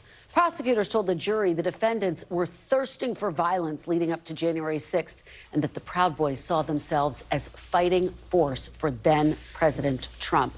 Joining me now to discuss this from outside the district courthouse is NBC News Justice reporter Ryan Riley. Ryan, thank you so much for joining me. I understand there's an ice cream truck behind you, so that is the noise that we hear. We'll just get that off the table. Talk to me about these closing arguments. What was the centerpiece, the crux of the government's closing argument today? You know, the government came in pretty strong, and they have a lot of evidence against these defendants. Of course, you know, some of the defendants, 2 of them testified and admitted at least some of their conduct. Dominic Prezzola is the individual who's in that infamous video holding a stolen police shield, using it to smash open the window of the Capitol during that first breach. And of course, he had to kind of admit that. It's on video, not much arguing there, and apologize for his actions. But when he was on the stand, you know, last week, he was talking about this idea that there wasn't this plan ahead of time for storming the Capitol. And, you know, prosecutors really haven't shown much evidence in terms of a specific plan about we're actually going to invade the Capitol. There is some talk about, you know, occupying Capitol buildings in one document. It wasn't clear if all the defendants actually saw that. But more what prosecutors have argued is that this really came together in those final moments, and that even if the conspiracy really formed as soon as the initial breach of those Capitol barriers took place, that's still a conspiracy. You can still enter into a criminal conspiracy in those final moments. I do think one of the most stunning moments in this trial was during this testimony last week, as the government cross-examined Zachary Rehl, who's the head of the Philadelphia Proud Boys. They just at the last moment received this new evidence from online sleuths that online sleuths were able to obtain over a long weekend that showed Zachary Rehl pointing a canister of what appeared to be pepper spray at officers. And the government says that is in fact what that was. And Zachary Rehl was sort of a little bit wiggly on the stand about whether or not that was him, and said that he did not, quote, recall whether or not he pepper sprayed any officers that day, which is not the same as saying that I did not pepper spray any officers that day. So that was a last-minute surprise that we saw in this trial last week. Yeah, that's interesting, Ryan. And what was the broader closing argument that we heard from defendants? From defendants, you know, that there essentially wasn't a plan. That's basically been their major emphasis here. They've also obviously taken some issue, you know, particularly in Zachary Rehl's case, with whether or not that video does indeed show him that day. But, you know, basically saying that there was a lot of violent rhetoric. They used a lot of this violent rhetoric, but that wasn't what they were actually planning on January 6th. And a lot of this was just tough talk.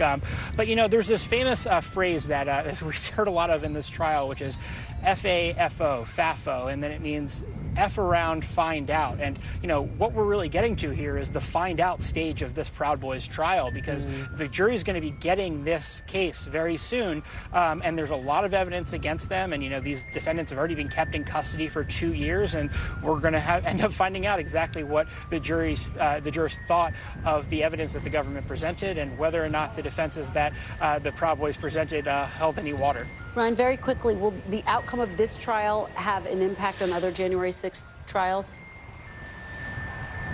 Potentially, but I think the government is getting towards the end of some of the more broader cases that it had. We've already had these major cases, 3 trials against the Oath Keepers. The Proud Boys really is, for the time being at least, one of the bigger conspiracy trials that we have on the agenda. Although there are 1,000 other defendants who have been charged, and hundreds of whom have already been convicted in their individual cases. All right, Ryan Riley, thanks so much. Really appreciate it. And thank you for being with us this hour. I'm back tomorrow with more Meet the Press Now. NBC News Now coverage continues with Hallie Jackson right now.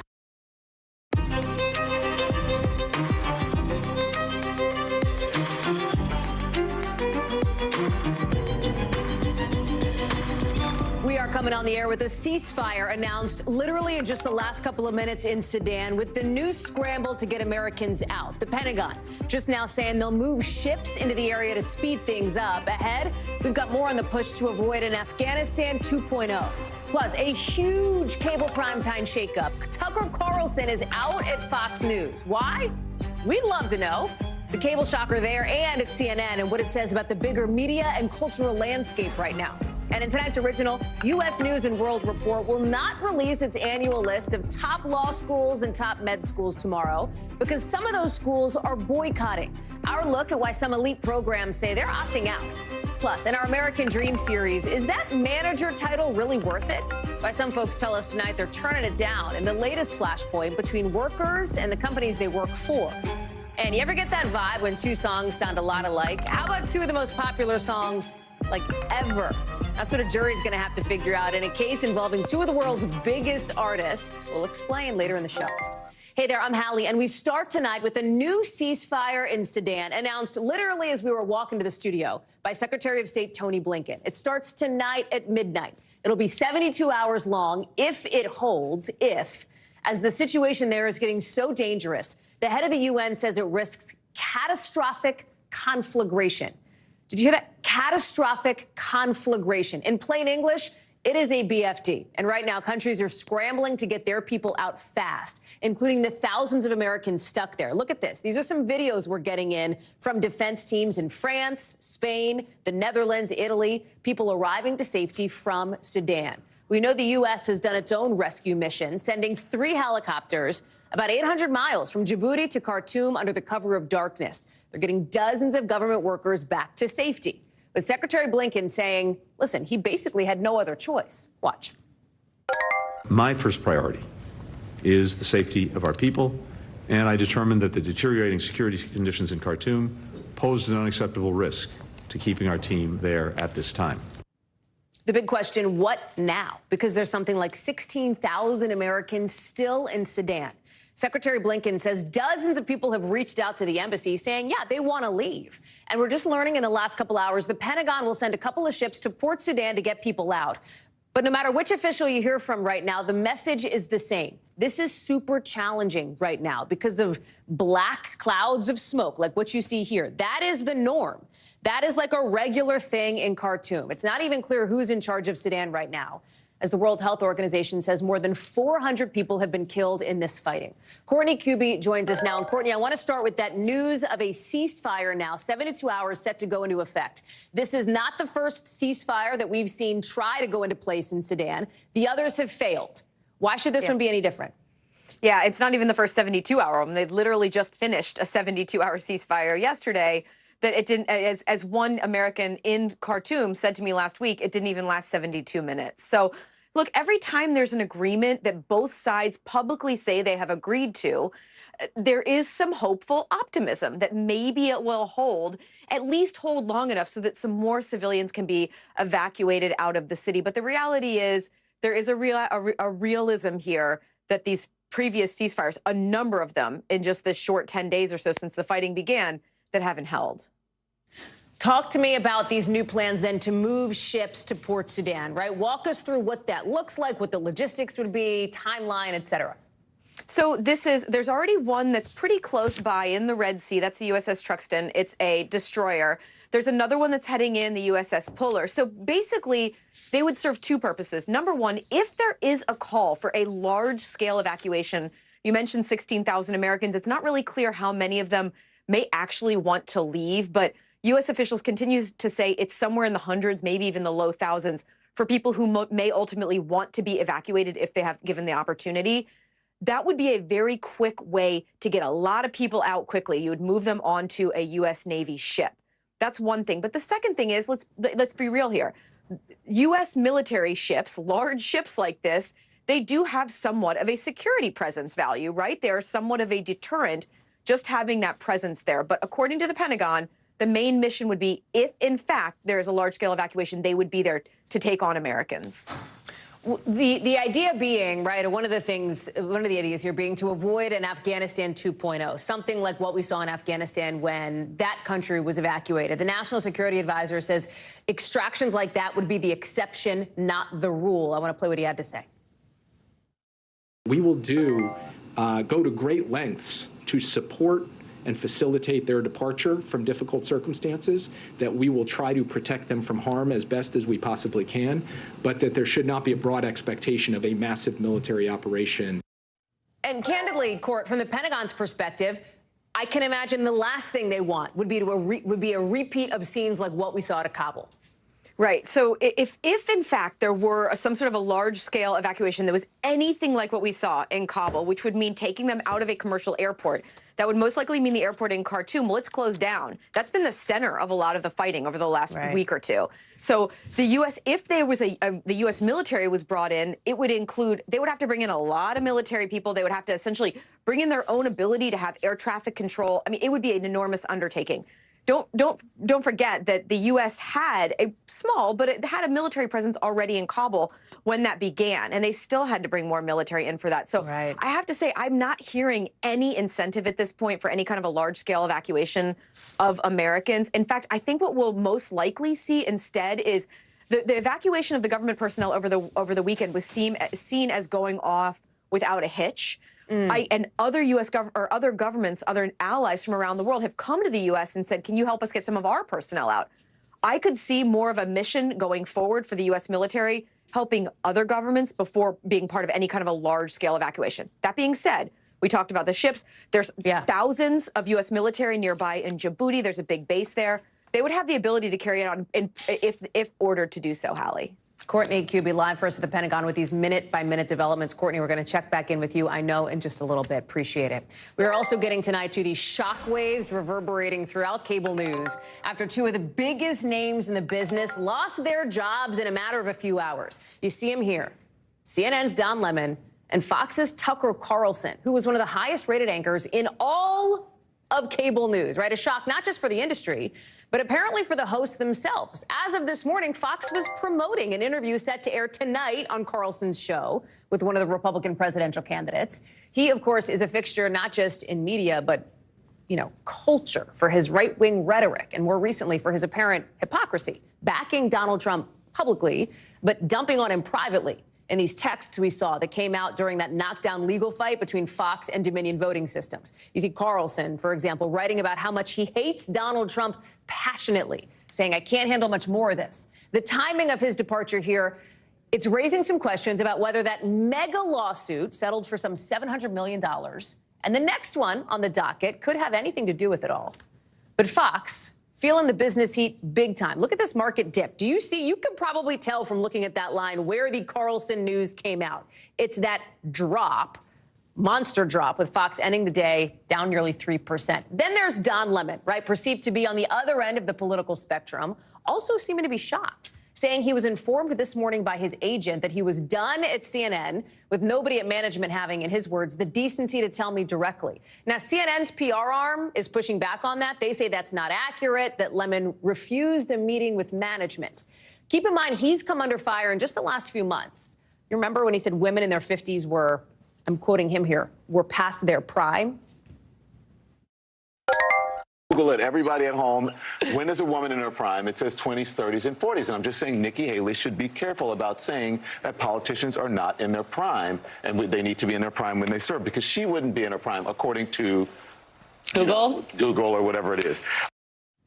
Nikki Haley kind of dunking on Lemon today. He later apologized, but reports started surfacing of what was described as misogynistic behavior that went back years. As Variety reports, Lemon called one of his producers fat to her face. Not long before he was identified as sending threatening texts to Kira Phillips, he mocked Nancy Grace on air by mimicking her, shocking fellow colleagues. Brian Stelter, who covered the media for CNN, he's the author of the books Hoax and the forthcoming Network of Lies, is joining us now. Brian, this is your bread and butter, right? The cable news media landscape. And I want to just be clear for people. This isn't navel, like we're not covering this because we work in the news business. This is truly, truly a huge moment for the media industry writ large. Start with Tucker. Why now and what's next? Well, I think you're right, because Tucker Carlson basically controls the Republican Party. When Tucker wanted to see those January 6th surveillance tapes, Kevin McCarthy handed them right over to Tucker Carlson, and only to Tucker. That is an example of how Carlson has unique power in the GOP, and all of a sudden, that power has just vanished. You know, Tucker has been silent today for almost 6 hours, ever since he was fired. And let's be clear, he was fired from Fox News. He did not see this coming. I believe this is related to the Dominion lawsuit in the following way. Dominion was able to obtain all those messages, like the one you read where Tucker was making fun of Donald Trump. But there are so many other messages that Dominion obtained that have never been seen in the public because Fox had them redacted. So in other words, Fox knows all the things Tucker Carlson was texting his friends, but they are remaining secret. And I suspect the answer to why he's been removed is in those emails and text messages. Why do you, you're being careful in the way that you're couching your sourcing, and I don't want to push you on it because I want to respect the fact that, you're going to report what you can. What do you know? I mean, you talk to everybody in this business. What are you hearing as far as how this went down? I know you tried to text with Carlson. He didn't respond. I get it. Yeah, he's not talking to anybody today. It's so interesting, right, Hallie, that he is not giving his side of the story. He's not commenting. Normally in television, it's a wonderful thing to be able to sign off. When I was at CNN and my show was canceled, I was really happy I was able to sign off. Tucker Carlson is not being given that chance. So in other words, whatever happened here, it is ugly. It is hostile. And, you know, we're going to see him. He's going to be back. I mean, this guy's been at MSNBC and CNN and Fox. He's like a cat with 9 lives. So Tucker Carlson will reemerge. But it's incredible that he's being silent today. One of the biggest loudmouths on TV has been basically muted. What about Don Lemon? Because that had been, with these reports coming out, it seemed like week after week, ever since, what, November, December, if you will. Was this a business decision by the new CEO, the new head, relatively new, of CNN, Chris Licht? I believe it was, but I think we don't have a lot of visibility yet into why it happened today. You know, Don Lemon was rumored to be on thin ice for many months, and yet he was given this new morning show perch where he's been co-hosting a morning show. You know, I think about Don as one of the figures of the Trump era, right? He was trying to speak truth to power, calling out the lies of the Trump era. He was trying to be louder than the liars, but that also made him very controversial. And that may have ultimately led CNN to decide, you know, let's go with someone who's going to be less noisy, less controversial, less polarizing. Now, here comes an interesting question then. Is it possible to be non-polarizing, non-political, is it possible to not tick anybody off when you're covering the news these days? I think it's probably not possible, but it's fun to try. What's that? But like, was it that, or was it the idea that, and again, I don't know if I've ever talked to Don, like, I don't know him, right? But these reports came out that he acted like kind of a jerk, frankly. Like, was it his on-air presence, or was it the stuff behind the scenes that was the bigger issue for him? I don't know the answer to that, and I don't know if you do either. Right, and we're waiting to find out. I think we'll know more in the coming days. What I don't understand is, why did it happen on a Monday morning? I am told, I've been calling around all day, it is a complete coincidence that CNN and Fox both fired some of their biggest stars on the same day. But why on a Monday after he anchored his show? Why not on a Friday? Why not on the weekend? Yeah. There's something here that doesn't quite add up. But, you know, people love a mystery about TV. The only thing weirder than what's on TV is what happens off TV. Brian Stelter, I'll let you continue to work the phone, as I know you do. Appreciate it. Thank you very much. We've got another development, of course, in media world news. A lawyer for CNBC anchor Hadley Gamble saying her complaint of sexual harassment and sex discrimination is what prompted the investigation of NBC Universal CEO Jeff Shell, the former CEO, who is out of his job tonight. That lawyer saying she is disappointed that Gamble's name was released and that, quote, her privacy violated. Shell, who was the CEO of NBCU up until about 24 hours ago, put out a statement Sunday acknowledging an inappropriate relationship with somebody at the company, saying he was, in his words, truly sorry I let my Comcast and NBC Universal colleagues down. NBC News has reached out to Shell for comment on Gamble's lawyer's statement. We have not heard back. Comcast, of course, is the owner of NBC Universal, which is the parent company of NBC News, as well as CNBC. Just in the last couple of hours here in Washington, President Biden getting together with some Democratic newsmakers, the so-called Tennessee Three, just hours away from what we expect will be the official launch of his 2024 campaign. Remember, these folks from Tennessee, they're the 3 state lawmakers who were targeted by Republicans after they joined a protest against gun violence. 2 of them, both black, were voted out of the legislature and then reinstated to their original positions by local officials. A vote to kick the 3rd one out of the State House failed. The meeting comes before the release of a video message that we expect to kick off President Biden's re-election campaign, expected as soon as tomorrow. The timing on that could slide, although our sources tell our team that The Biden folks are already hard at work on that video, with the president filming parts of it in Delaware last weekend. NBC's Ali Rafa is joining us now. It feels like it could be two disparate stories, Ali, right? This meeting with the Tennessee Three and then the president's re-election push. But there's kind of an interesting connection here on the idea of the new generation of Democrats and why the president might want to be seen right now with folks who are a part of that movement. Absolutely, Hallie. There's a couple layers to this. I think the most tangible and obvious reason for this meeting is, of course, because we know the president and his administration, because they've said so, is supportive of these efforts by these three Tennessee lawmakers to push for more gun reform. And that's something that he talked about in this meeting. Take a listen to a bit of that meeting when it started. She's standing up for her kids. You're standing up for our communities, safe communities, and democratic values. That's what it's all about. And you're all three of you speak so well about why you're doing what you did and why you continue to do it. But Hallie, as you mentioned, there's sort of an underlying reason for this, or why this could potentially help the president and his team at this exact time. And that's because, according to this most recent NBC poll, we know that a lot of Americans, as a matter of fact, nearly half of Americans polled in this new NBC poll said the president's age is a factor in why they're hesitant to support him in 2024. Remember, he's the oldest president in history. He'd be 86 at the end of a second term. And the White House is used to defending this age hesitation, this age concern. They did it in 2020. They continue to do it into his presidency. They say that his age, his wisdom, his experience brings more things to the table that help him in his job as president.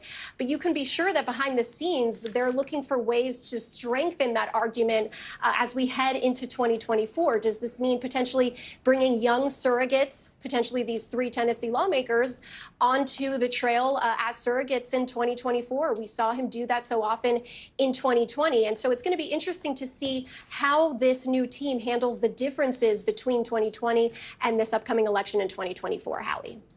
Ali Rafa, live for us outside the White House. Ali, thank you. In Texas, police are begging for any information on who might have opened fire at a packed after prom party, sending 9 teens to the hospital. This time it happened in Jasper, Texas, a town of about 6,800 people, a couple hours north of Houston. You see it there. Here's what we know right now. 3 of those teenagers are still hospitalized. Fortunately, we're told not for anything life-threatening. You can imagine how packed this party must have been. 250 people there, and still the suspect got away. The only lead we know of right now is a link to a possible second shooting, with the county sheriff basically begging for any new info. Watch. We need the kids to come forward that was there and tell us what they seen or what they heard. Priscilla Thompson is live for us in Jasper, Texas. No word, of course, yet on motive, Priscilla, but they're looking at the second possibly connected shooting. Help us understand how the dots are connected here.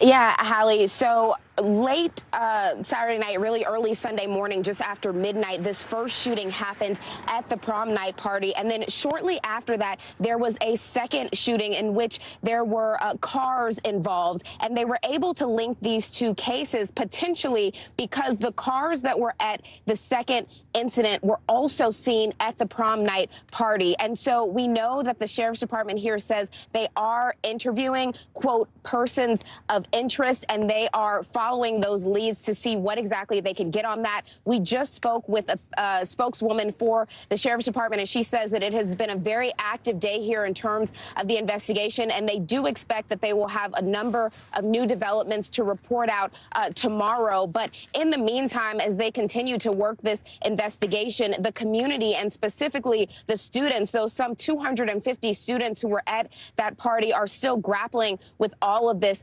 One of the witnesses, Madeline Collins, a senior, described what it was like when she heard the gunshots and she hit the ground and she could just hear her cousin calling her name, saying, "Maddie, help, help." And she turned around and her cousin had been shot. So certainly a very traumatic prom night for so many students here. We know that the school district is offering counseling, and the superintendent actually released a statement describing some of what this was like for students and staff. He says several students present at the scene administered first aid and responded to the events in a courageous manner. That JISD staff were at the ER most of the night to check on our students and will be there for all of their families in the days to come. So just heartbreaking, Hallie. And this is the latest incident of bullets shattering these high school milestones. Just a week earlier, there was that shooting in Dadeville, Alabama, where 4 people were killed and dozens more injured. And in fact, one of those victims was laid to rest just today.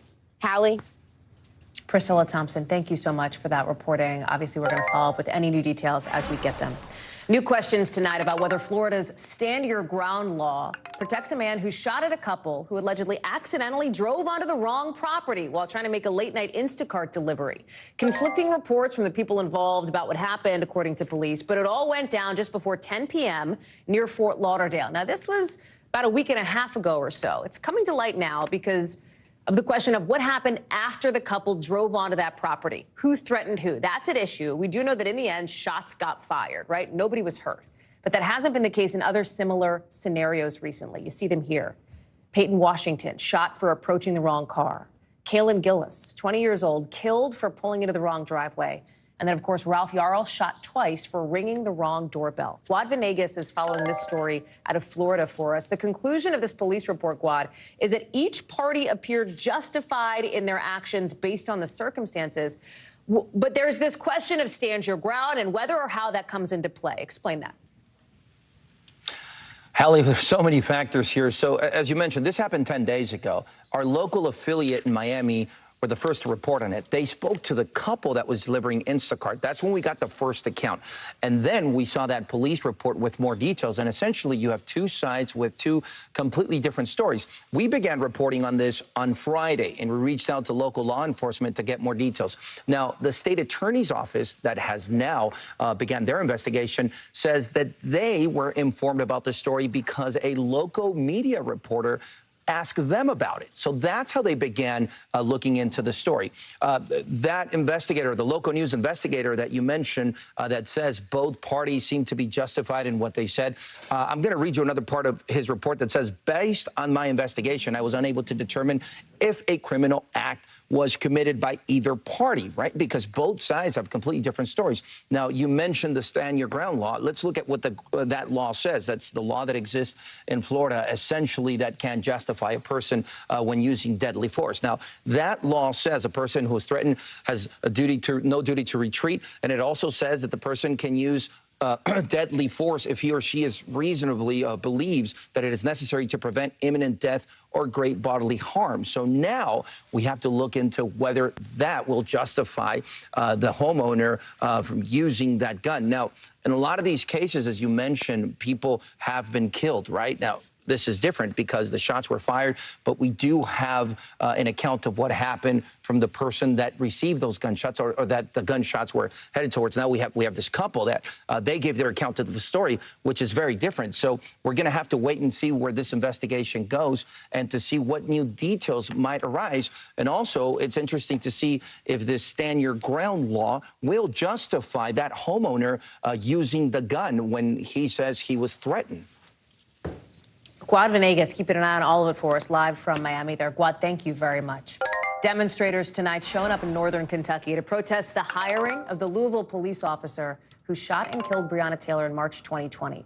The Carroll County Sheriff's Office, which is about an hour from Louisville, rehiring Miles Cosgrove, the chief deputy there, telling the Courier-Journal that the department thinks Cosgrove was a good candidate to help us with things like the flow of drugs in the area and property crime.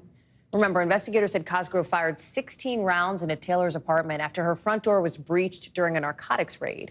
Thinking that somebody was breaking in, Taylor's boyfriend shot at the officers. That's when officers shot back, killing Taylor in her hallway. Her death, as you, I'm sure, remember, triggering protests, demands for justice across the country. Louisville Metro Police eventually fired Cosgrove for violating use of force procedures and for failing to use a body camera during that raid on Breonna Taylor's apartment. A 2020 state grand jury decided to not charge Cosgrove and another officer who shot Taylor. Both officers were cleared of any charges after a 2-year FBI investigation. NBC News has reached out to the Carroll County Sheriff's Office, but we have not heard back. A standoff tonight in New York, diplomatically here, between the U.S. and Russia, as the Kremlin's foreign minister calls the world possibly even more dangerous than the Cold War, and a top U.S. official blasting him for leading this Security Council meeting in the first place. That official, the UN ambassador, standing in a kind of show of unity, a show of force, with the woman you see next to her there. That's the sister of Paul Whelan, the American who's been detained in Russia for more than 4 years now. And I am here to tell Russia, free Paul Whelan. Paul has not committed a crime, but a crime has been committed against him. This is coming about 3 weeks after Russia jailed an American journalist, Evan Gershkovich. You see him there. He works for the Wall Street Journal. With the ambassador Linda Thomas-Greenfield calling it an April Fool's joke that Russia is in charge of the Security Council meeting this month at all. NBC News Global Affairs reporter Dan DeLuce is with us now. I mean, like, war of words is a news cliche, but in this instance, if the shoe fits, I think we can call it that, right? There's that. There's this issue of Russia claiming the U.S. denied visas to journalists who are covering this trip to New York. The U.S. obviously pushing for Whelan's release, Gershkovich's release. Things are messy at the moment. They are, and really tense and really reminiscent of the Cold War, that kind of really scary tension. And it was really a dramatic moment, right? It's pretty rare to have the chance to have a family member there in the room whose loved one is imprisoned by the regime in Russia. And I think it was really kind of a dramatic moment where the U.S. ambassador called on the Russian foreign minister and said, I dare you to look into her eyes and see the suffering. But there's no quick solution here. And we all know that, they arrested a professional basketball player, star basketball player, and the only way she got out was for the U.S. to release a convicted arms dealer. So the prospects are still really difficult. And yet, all the U.S. can do is keep demanding the release of both Paul Whelan and Evan Gershkovich. But something has to change, right? Because right now you're seeing Sergei Lavrov, you're seeing the Kremlin continue to hold the posture that they've been holding, which is they're not doing anything right now. They are not going to negotiate. They're not going to, work on any kind of, as far as we know, public-facingly at least, any kind of release for these two. They use these prisoners as bargaining chips. Yeah. That is what they do. And so the U.S. will have to figure out some way to get those Americans out without sacrificing American interests. But, Biden came under criticism for what he had to do to get the last American out. And then the broader context is this is a superpower with a very serious nuclear arsenal, and we still have to talk to them. We still have to be able to communicate with them, even if we disapprove and condemn this invasion of Ukraine. So you still have to keep the communication channels open, and that's really a challenge. Still an extraordinary scene today at that Security Council meeting. Totally. I mean, really emotional, really. I mean, you couldn't help but see the emotion in Paul Whelan's sister and Linda Thomas-Greenfield really taking it to the Russians on this. Here, the Russians hoped this would be their moment where they get to preside over the Security Council. Right, they get to kind of dictate the narrative here. And the narrative kind of imploded, and all of the other countries were condemning them for the invasion and then also for this imprisonment of these Americans. Dan DeLuce, thank you for being all over it. It's good to see you. Appreciate it. Coming up here on the show, some developing news just into us. New details on when a Georgia DA could announce whether former President Donald Trump will face charges. We'll give you that timeline as soon as Blaine Alexander hops in front of a camera in a second. Plus, U.S. News and World Report was supposed to drop its college rankings tomorrow, but some lists aren't going to go out. TBD on if they'll ever get released because so many schools pulled out of this process. We're getting into it next.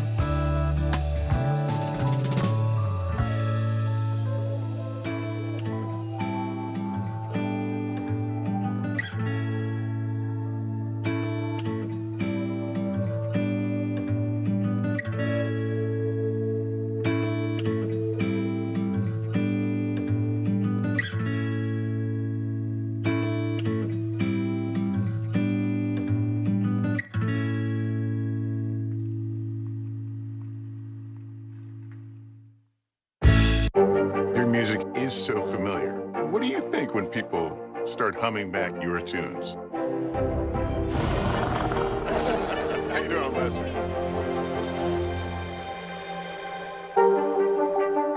This is what it looks and feels What's the like. latest from the bigger piece to the puzzle? Here's some of the stories we're watching tonight. How much water ultimately will be forced inland? Whenever it happens, wherever you are, NBC News, streaming free now.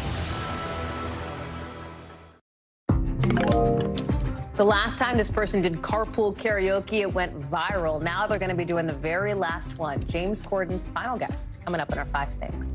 But first, to tonight's original with in-depth reporting on a topic we've been watching. And tonight, it's pushback against those rankings U.S. News and World Report puts out for grad schools. Some of those rankings are set to be released just hours from now, except for the law school list and the med school list, both on hold indefinitely, after a bunch of top schools boycotted U.S. News in what seems to be a moment of ranking reckoning. Ron Allen has more. Some students at Columbia University say the U.S. News and World Report college ranking was an important factor in their decision to attend the school. Looking at rankings made me choose Columbia over another school just because it was ranked slightly higher. I took into account the rankings regarding the salary after graduation and also the job placement that it had. U.S. News and World Report was supposed to put out all of its annual best grad school list tomorrow, but now it's indefinitely delaying the release of 2 lists, the med and law school rankings, after more than a dozen elite colleges dropped out of the process.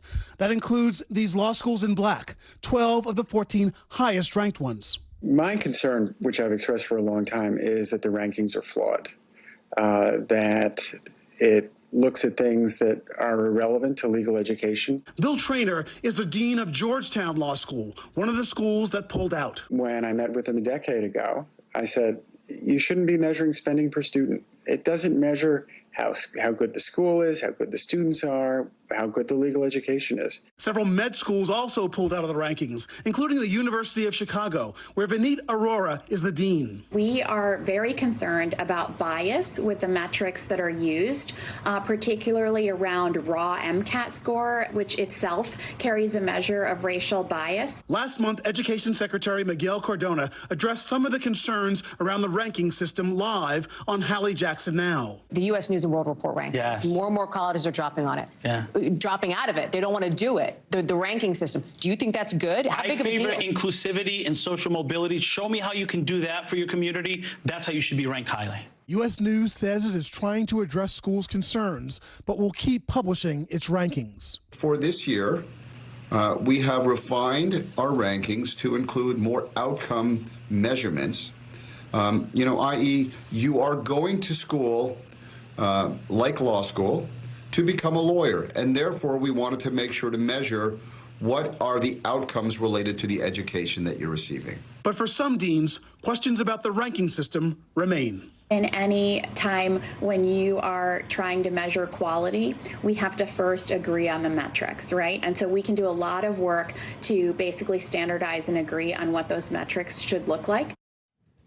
Ron Allen is joining us now. Ron, it is such a fascinating look at the dynamics here, right? For something that I think a lot of people have known about. It's the U.S. News rankings have been in the ether for years and years. They've been literally doing these rankings since the 80s, right? Talk about the timing now for this moment of reckoning to come up, these elite institutions leading the charge. Well, that's what it seems to be, a moment of reckoning. The dean of the Yale Law School, Heather Gerken, for example, said that it's about equity and that for a long time, law schools have been recruiting and training the same kinds of students from the same kinds of backgrounds. And these ranking systems, U.S. News and others, tend to reward that kind of student selectivity and that kind of student performance. And at the back end, the kinds of jobs that they tend to get, the kind of earnings they make are rewarded by the rankings. But Yale and other schools, their mission is changing, they say. They think that there should be more, a wider, diverse pool of students from working class backgrounds, from low income backgrounds, students who require scholarships and financial aid.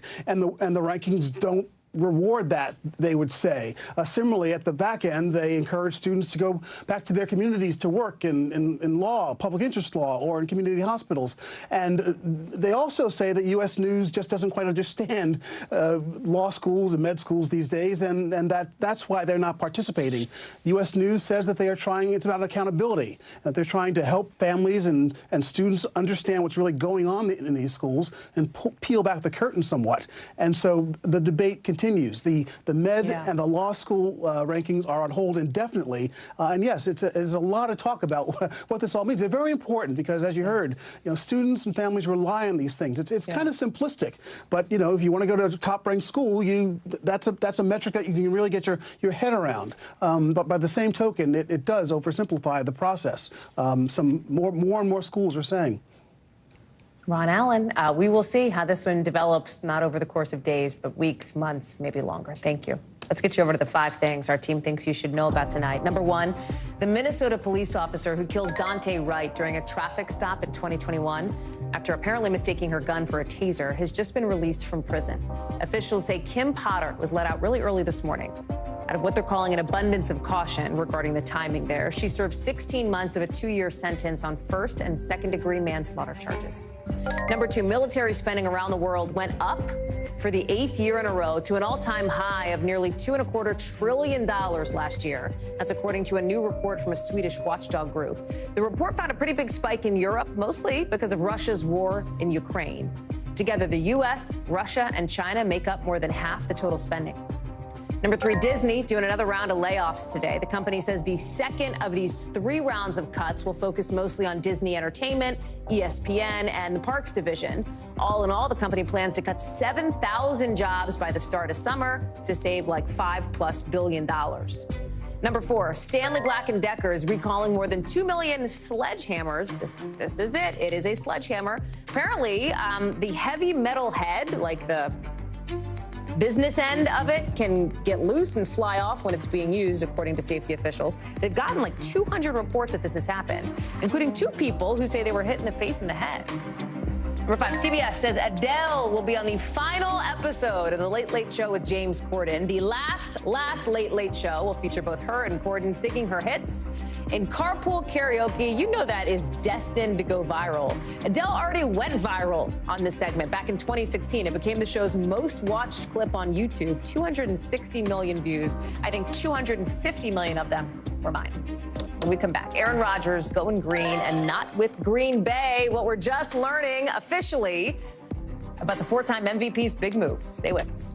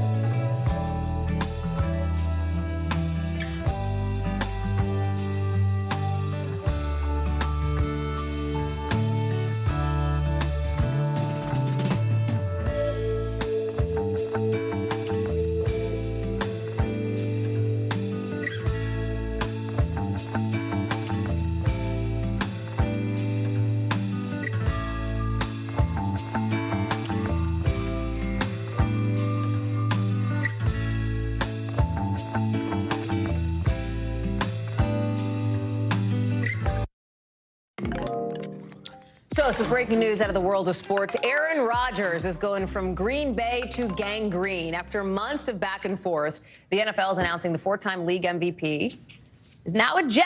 So, New York fans, well, that's for you. You see the terms here, swapping a first-round pick, a couple other picks going Green Bay's way. And you know why this like elevates to the level of like national news and not just sports news? It's because Rodgers is more than just a sports star. He's like a lightning rod, right? I mean, he's a cultural lightning rod. You had the vaccine stuff, his outspoken decision not to get the shot for COVID, the super confusing thing where he said he was immunized, he had to sit out for a few weeks for breaking league rules, and that's not all. Zach Rosenblatt covers the Jets for The Athletic for us. Okay, let me start with the terms of the deal here and what took so long to get it done, because we've known for a little bit now that Aaron Rodgers' days as a Packer seem numbered. I don't know what I said, but you know what I mean. Yeah, I think the sticking point was I think that the Packers really want to come out of this with a first-round pick, and the Jets wanted some protections in case Aaron Rodgers retired after 1 year, which is a possibility. And it seems like the Packers kind of won out of that arrangement because the terms of the deal kind of have it. So there's nothing really tied to Rodgers coming back next year. So ultimately, and if you want to play the leverage game, the Packers clearly had more leverage here. We talked about how Rodgers isn't just, I mean, he's known for football, obviously, but he's known for other stuff, especially increasingly so. How do you see that as somebody who's going to have to be covering this beat in perhaps with a different lens these days? Yeah, I mean, I think it's going to be pretty chaotic, but, you know, I think a lot of what New York wants is a quarterback that can lead the Jets to a winning season. I think a lot of people will be willing to look past all that other stuff, whether that's right or not. I think they will. So if they lose and things start coming out and Rodgers starts saying things on the Pat McAfee show and he starts saying controversial things about, you know, COVID, the vaccine, all that stuff like that, maybe that'll change. But I don't think the Jets are concerned about that yet. But that could change pretty quickly, obviously. For Rodgers, it's also somebody, I mean, he is somebody who is familiar with the white-hot spotlight of a media landscape, right? And nowhere is that more real than in the city of New York. I mean, the biggest stage in the country for sports. Yeah, I mean, look, he's going to be on the back page of, you know, all the tabloids every single day. There are going to be people tracking his dating life, where he goes to get coffee, what he does for dinner. Like he's in a very public place now. Where Green Bay, you can maybe hide a little more. He's not going to be able to hide in New York. You know, maybe he'll be living in the middle of nowhere, New Jersey, by their facility in Florham Park. But, you know, he's the most famous person in this area now. He's, you know, they're going to be the #1 topic on every radio show. Everything he says is going to be, you know, analyzed and scrutinized. And whether he likes that or not, he's gonna learn really fast that, you know, you're not really going to get away with saying much here. Zach Rosenblatt, Zach, thank you very much. Appreciate it. Coming up here on the show, Disneyland suspending some of its fire features because this one, well, it clearly did not go as planned. We have more on that. Yikes, in the local.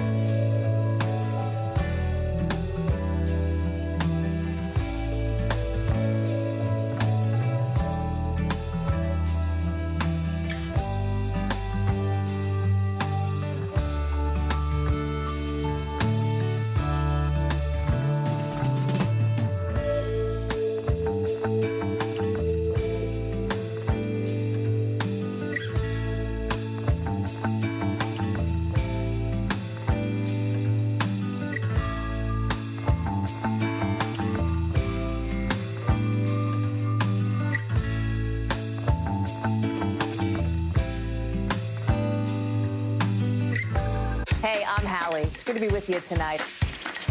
The debt ceiling. Here's why this matters. Please, please don't have your eyeballs glaze over. Here's why this matters. Talk to us about what we're supposed to call this. Is it a bailout? Is it a backstop? There's a difference because it matters whose money is being used to prop up these banks. We think we're getting close to this news conference. I will be honest with people. This is like an awkward moment where we think we're like right there. You're going to have to like tap dance with us maybe a little bit. I do have my tap dancing shoes on, not to worry. Hunter Biden going after Republican Congresswoman Marjorie Taylor Greene in a new letter obtained by NBC News tonight, part of a more and more public and more aggressive strategy by the president's son. You've got Hunter Biden's legal team accusing the Congresswoman of unethical conduct, asking Congress to look at her verbal attacks and promotion of conspiracy theories against him. You see it there. The younger Biden also wants the Treasury Department to look at a former White House aide, Garrett Ziegler, the guy standing next to former President Trump's left shoulder here, for circulating his banking records. Sarah Fitzpatrick is joining us now. Setting aside like the reality of whether a Republican-controlled House of Representatives will actually, at the request of Hunter Biden, look into a Republican member of Congress, the timing is interesting as Hunter Biden seems to be taking on this, seems to be getting more conspicuously present in the public eye. Absolutely, Hallie. I mean, I think we've reported previously that this legal strategy is over a year in the making, and today is kind of the next step in that. But it's also in response to very recent events. For example, Garrett Ziegler has recently sought to involve himself as an expert witness, a former White House aide in the Trump administration, in Hunter Biden's child custody case in Arkansas. And it has been suggested that that may have given him access to Hunter Biden's confidential financial information, which may or may not be appropriate. So I think we're seeing a response to very recent events as well as kind of the long-term planned goal for the Hunter Biden team. What are we hearing from the players involved here? So the Treasury Department today said that they are going to review the request, and that was a very quick response that we weren't quite expecting. Comer, who is overseeing the House Oversight Committee, Congressman Comer, Comer, has said that they're going to continue on with their investigations and has into Hunter Biden. Biden. So I think we're going to continue seeing this kind of back and forth playing out on a lot of different legal fronts, law enforcement fronts, and of course in Congress as well. Sarah Fitzpatrick, thank you very much. Appreciate it. We've got a bit more on the breaking news we told you about a couple minutes ago in the show. The district attorney out of Fulton County in Georgia is giving a timeline now for when she will announce whether or not she plans to charge former President Trump and others.